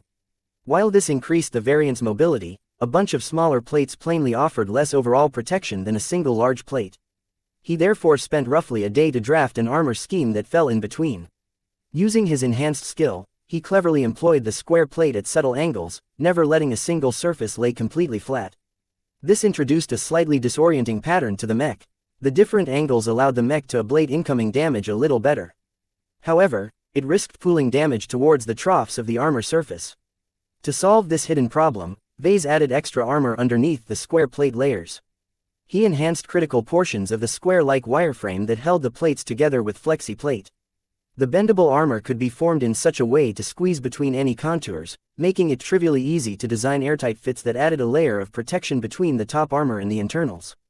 The flexiplate's amazing shock absorption also gave the new variant more resistance to damage that resulted from employing tight turns and risky falls. The system's tools helped ease the delicate design work, but since it involved making on-the-spot judgments, Vase had his share of heavy lifting. It took 2 days to come up with a 2-layered structure where thin layers of flexi plate cushioned the heavier layers of square plate. It took longer than he thought due to the added challenge in maintaining a single vision for his new variant. Without enhancing his concentration and endurance, it remained a chore for him to keep his intent sharp. As the X factor was his only real specialty so far, Vase could not skip such a small but useful advantage. He wanted to improve his ability to impart the X factor in his mechs. What would a mech look like if it achieved an A+ rating for the X factor? The galaxy will shift when that happens. Vase jokingly thought, it would be the birth of a god. Still, Vase thought it was unlikely for such a fantasy to come to life. Despite being half convinced that mechs do possess the capability to exhibit signs of life, he doubted it reached the extent imagined in apocalyptic scenarios. His best result achieved a C score. The budding designer hoped he could break past his record with his new Octagon variant. After affirming his motivation, Vase dove into his work once more and refined the armor scheme again. The armor he produced so far was a little on the heavy side and he hadn't even designed the fittings for the joints. Step by step, the shape of a prowler came into existence. Chapter 50. Hunter Vase looked at the 5th iteration of the Octagon's radically redesigned armor scheme. He spent a week to come this far. The main changes he made involved setting plates in certain oblique angles that made it easier to deflect damage instead of taking it head-on. The use of subtle angles and a ribbed pattern made the mech appear as if it wore a crocodile's skin. Incorporating such an unusual armor scheme came with a major disadvantage. By stacking the armor plates at an angle, Vase needed to incorporate more armor in the same surface area than if he stacked the plates at a flat angle. It was like using a pack of cards to make a house of cards instead of just placing them side by side. One method maximized the surface area, while the other method increased the density. In order to keep down the Octagon's weight, Vase was required to shave off the amount of square plate armor layers and skimp down on the flexi plate. After all this work, I don't think the mech's armor has improved very much. Vase sighed. The dramatic improvements he anticipated hadn't come true. Physical limitations simply couldn't be bypassed no matter how many tricks he employed. Still, it's impressive enough that its ability to absorb damage is improved by 5% or so without impacting its agility. It came at a significant cost. The square plate armor that he liberally used was more expensive than the Octagon's stock armor while actually providing a slightly lesser amount of protection. If Vase wasn't insistent on using a modular armor system, he could have made much higher gains with alternative armoring. Through his work, Vase felt he was missing an ingredient to make his ideas work. An invisible wall stopped his efforts in completely harmonizing the armor with improved protection while avoiding too many speed reductions. This is a more complex problem than I thought, he concluded, and admitted that he underestimated the difficulties in conjuring up a magical solution that no one had ever thought about. I'm too burned out to work any further on this design. He noticed a difference when he worked on the Octagon. When he worked on his 2 best products, the Fantasia 2R Seraphim and the CAC-1 Mark Anthony, he worked on them with a great amount of passion to the point of ignoring difficult-to-solve defects in their design. That was especially the case concerning the Seraphim, which he whipped up in record time very early in his career. If Vase revisited the Seraphim, he might just die from embarrassment from all the faults he left in the design. Yet Vase felt none of his pride for the design diminishing. The Seraphim was a successful product, and a handful of young Bronze League players enjoyed their time with it. The design possessed a spark of life. Could he say the same for his latest project? Vase estimated if he forcefully grinded out a new variant off the Octagon, he'd end up with a pile of junk. He learned something new today. No matter how much you focus your mind on a single intent, it didn't replace real capability. His skills needed to keep up with the image in his mind. He revisited the image he kept in his mind. He wanted to design a hunter, a predator of the streets, one that could match the range of motion of apes while being able to fight like a human. He eluded all pursuit and instead chose to pursue his enemies. None could survive a blow they couldn't see coming. It's missing a stealth option. Vase realized, then scratched his head. The 2-star generation of mechs offered more mature options for stealth, but they still had their flaws. It cost a lot of credits to purchase a license that was only effective in a very small range. He couldn't justify the expenditure in a pure cost-to-benefit judgment. But my feelings say it needs this option. The original Octagon made do without stealth. In highly urbanized environments, metal was everywhere, from the structures to the vehicles and even the pipes running underneath the streets. All these obstacles severely hindered certain sensors but not all of them. If an Octagon managed its heat and footsteps well, it could sneak up behind its prey or let them pass its hiding spot without detection. It's too slow though. Vase noticed the hole in such a tactic. There's no way the Octagon can jump on an alert opponent. In real-life situations, mech pilots never knew how many opponents were on the battlefield. That wasn't the case with arena-style matches, as the game always gave a team an equal amount of opponents. With such information in hand, the pilots would never let their guard down if they haven't killed the expected number of adversaries. There's no way I am getting out of this without buying a stealth module. Vase let out a resigned sigh and followed his instincts. It kept nagging at him to plug this hole. He exited the designer and turned to his desk terminal. He booted up Iron Spirit and visited the 2-star section of the market.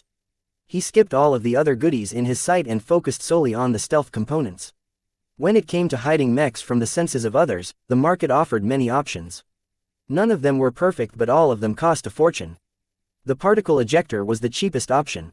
It worked by throwing a bunch of specialized particles in the air and let it spread wide in order to overwhelm his opponents with false readings.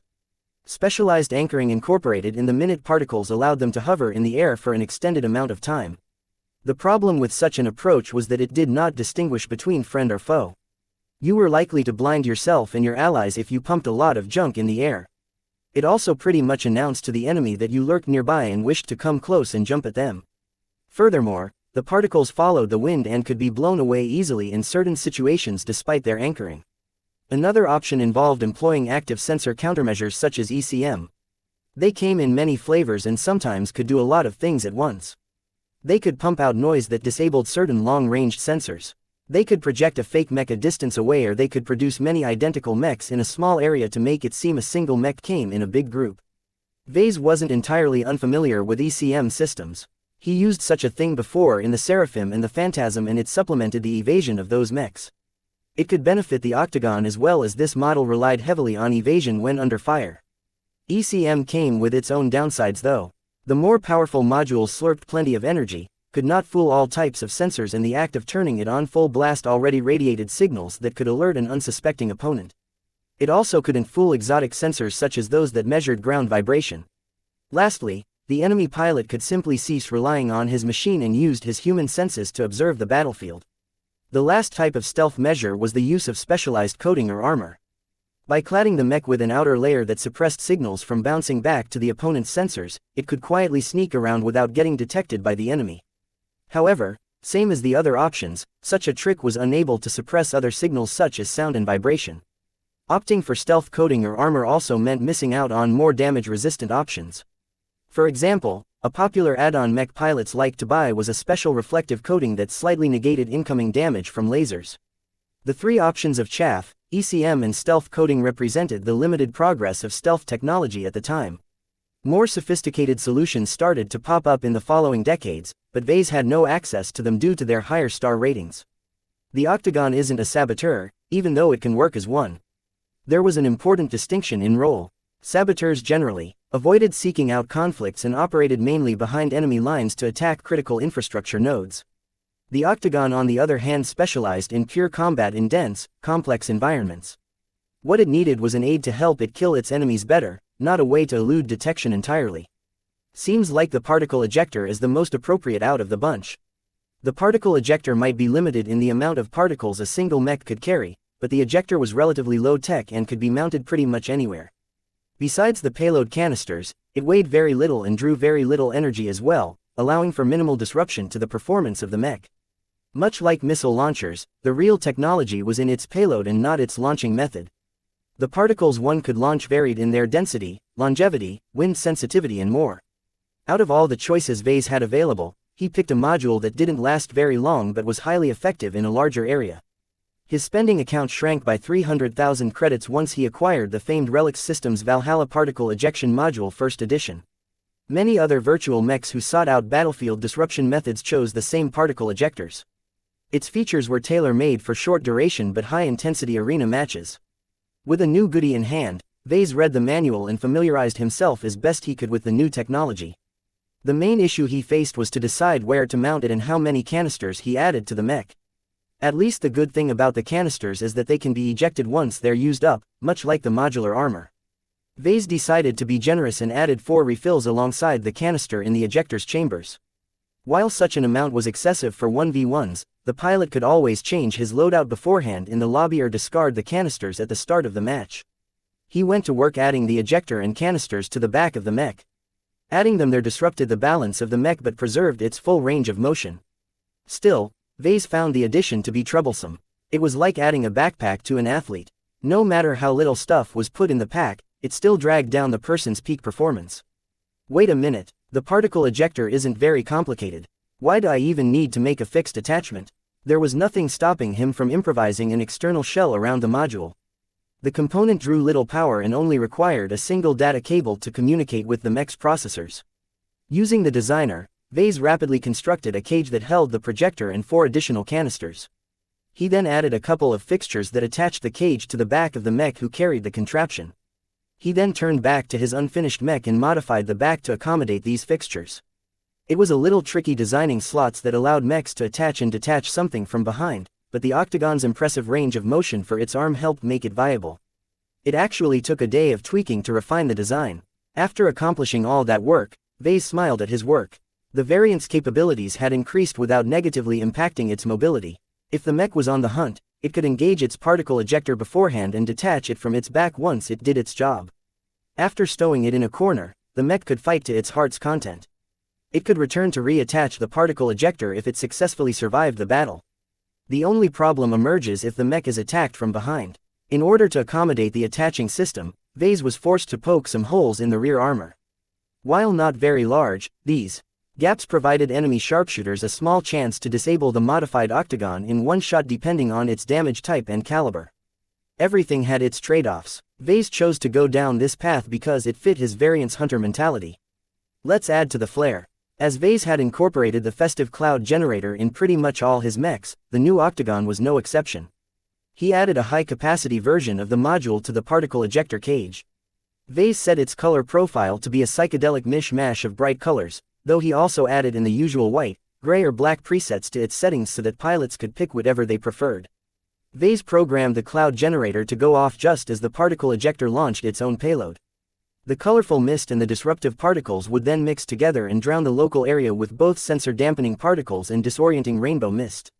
Naturally, mechs possessed alternative sensor modes to make the latter useless, but it was a nice psychological trick to force enemies to switch anyway. He even tweaked the octagon's viewing mode to switch automatically once it activated the particle ejector. The octagon's sensors aren't very exceptional either. The main problem with throwing crap in the air was that it affected everyone indiscriminately, including the octagon. With the level of technology back then, Vase had no good solutions to mitigate this problem. Incorporating high-powered sensors not only drew more energy than he was comfortable with, they also acted as a lighthouse in the middle of the dark, practically exposing the mech's location. It's up to the pilot to make the best out of the equipment. I can't do anything else to help. Vase refined the mech's armor scheme once again in order to properly accommodate the cage on its back. With its spear and knives, the mech looked more menacing than the base model. He spent 2 more days on refining its angles and perfecting its balance so that the mech wouldn't lean too forward or backwards whether it carried the cage or not. After a final polishment, the variant came near to its final form. The last step involved adding the coating. Vase chose to mimic the base model and gave the mech in a highly reflective chrome exterior. Such a choice made the mech difficult to hide from optical sensors, but it might provide an interesting appearance when it fought in the middle of its particle cloud. Once he fully completed his design, Vase gave the mech a name. Let's call you the Mist Prowler. Well system, how did I do? Design Evaluation, Mist Prowler. Variant Name, 0225CM Mist Prowler Base Model, Octagon 0225C Original Manufacturer, Globe L-Star Corporation Weight Classification, Medium Light Recommended Role, Guerrilla Fighter Armor, C+ Carrying Capacity, E Aesthetics, B Endurance, B+ Energy Efficiency, A Flexibility, A Firepower, F+ Integrity, C Mobility, B+ Spotting, D+ X Factor, E Deviance, 37% Performance Improvement, 14% Cost Efficiency, -50% Overall Evaluation. The Mist Prowler is a reimagining of the base model that performs slightly better at a much higher cost. The Mech features a redesigned armor scheme that has marginally improved its damage absorption capacity but provides increased mobility in battles of attrition. The added particle ejection system gives the Mech an advantage in shorter battles if the pilot is skilled enough to make the best out of the opportunity. You have received 75 design points for completing an original design with a performance improvement of over 10%. You have received 100 design points for designing a Mech with a trace of X Factor.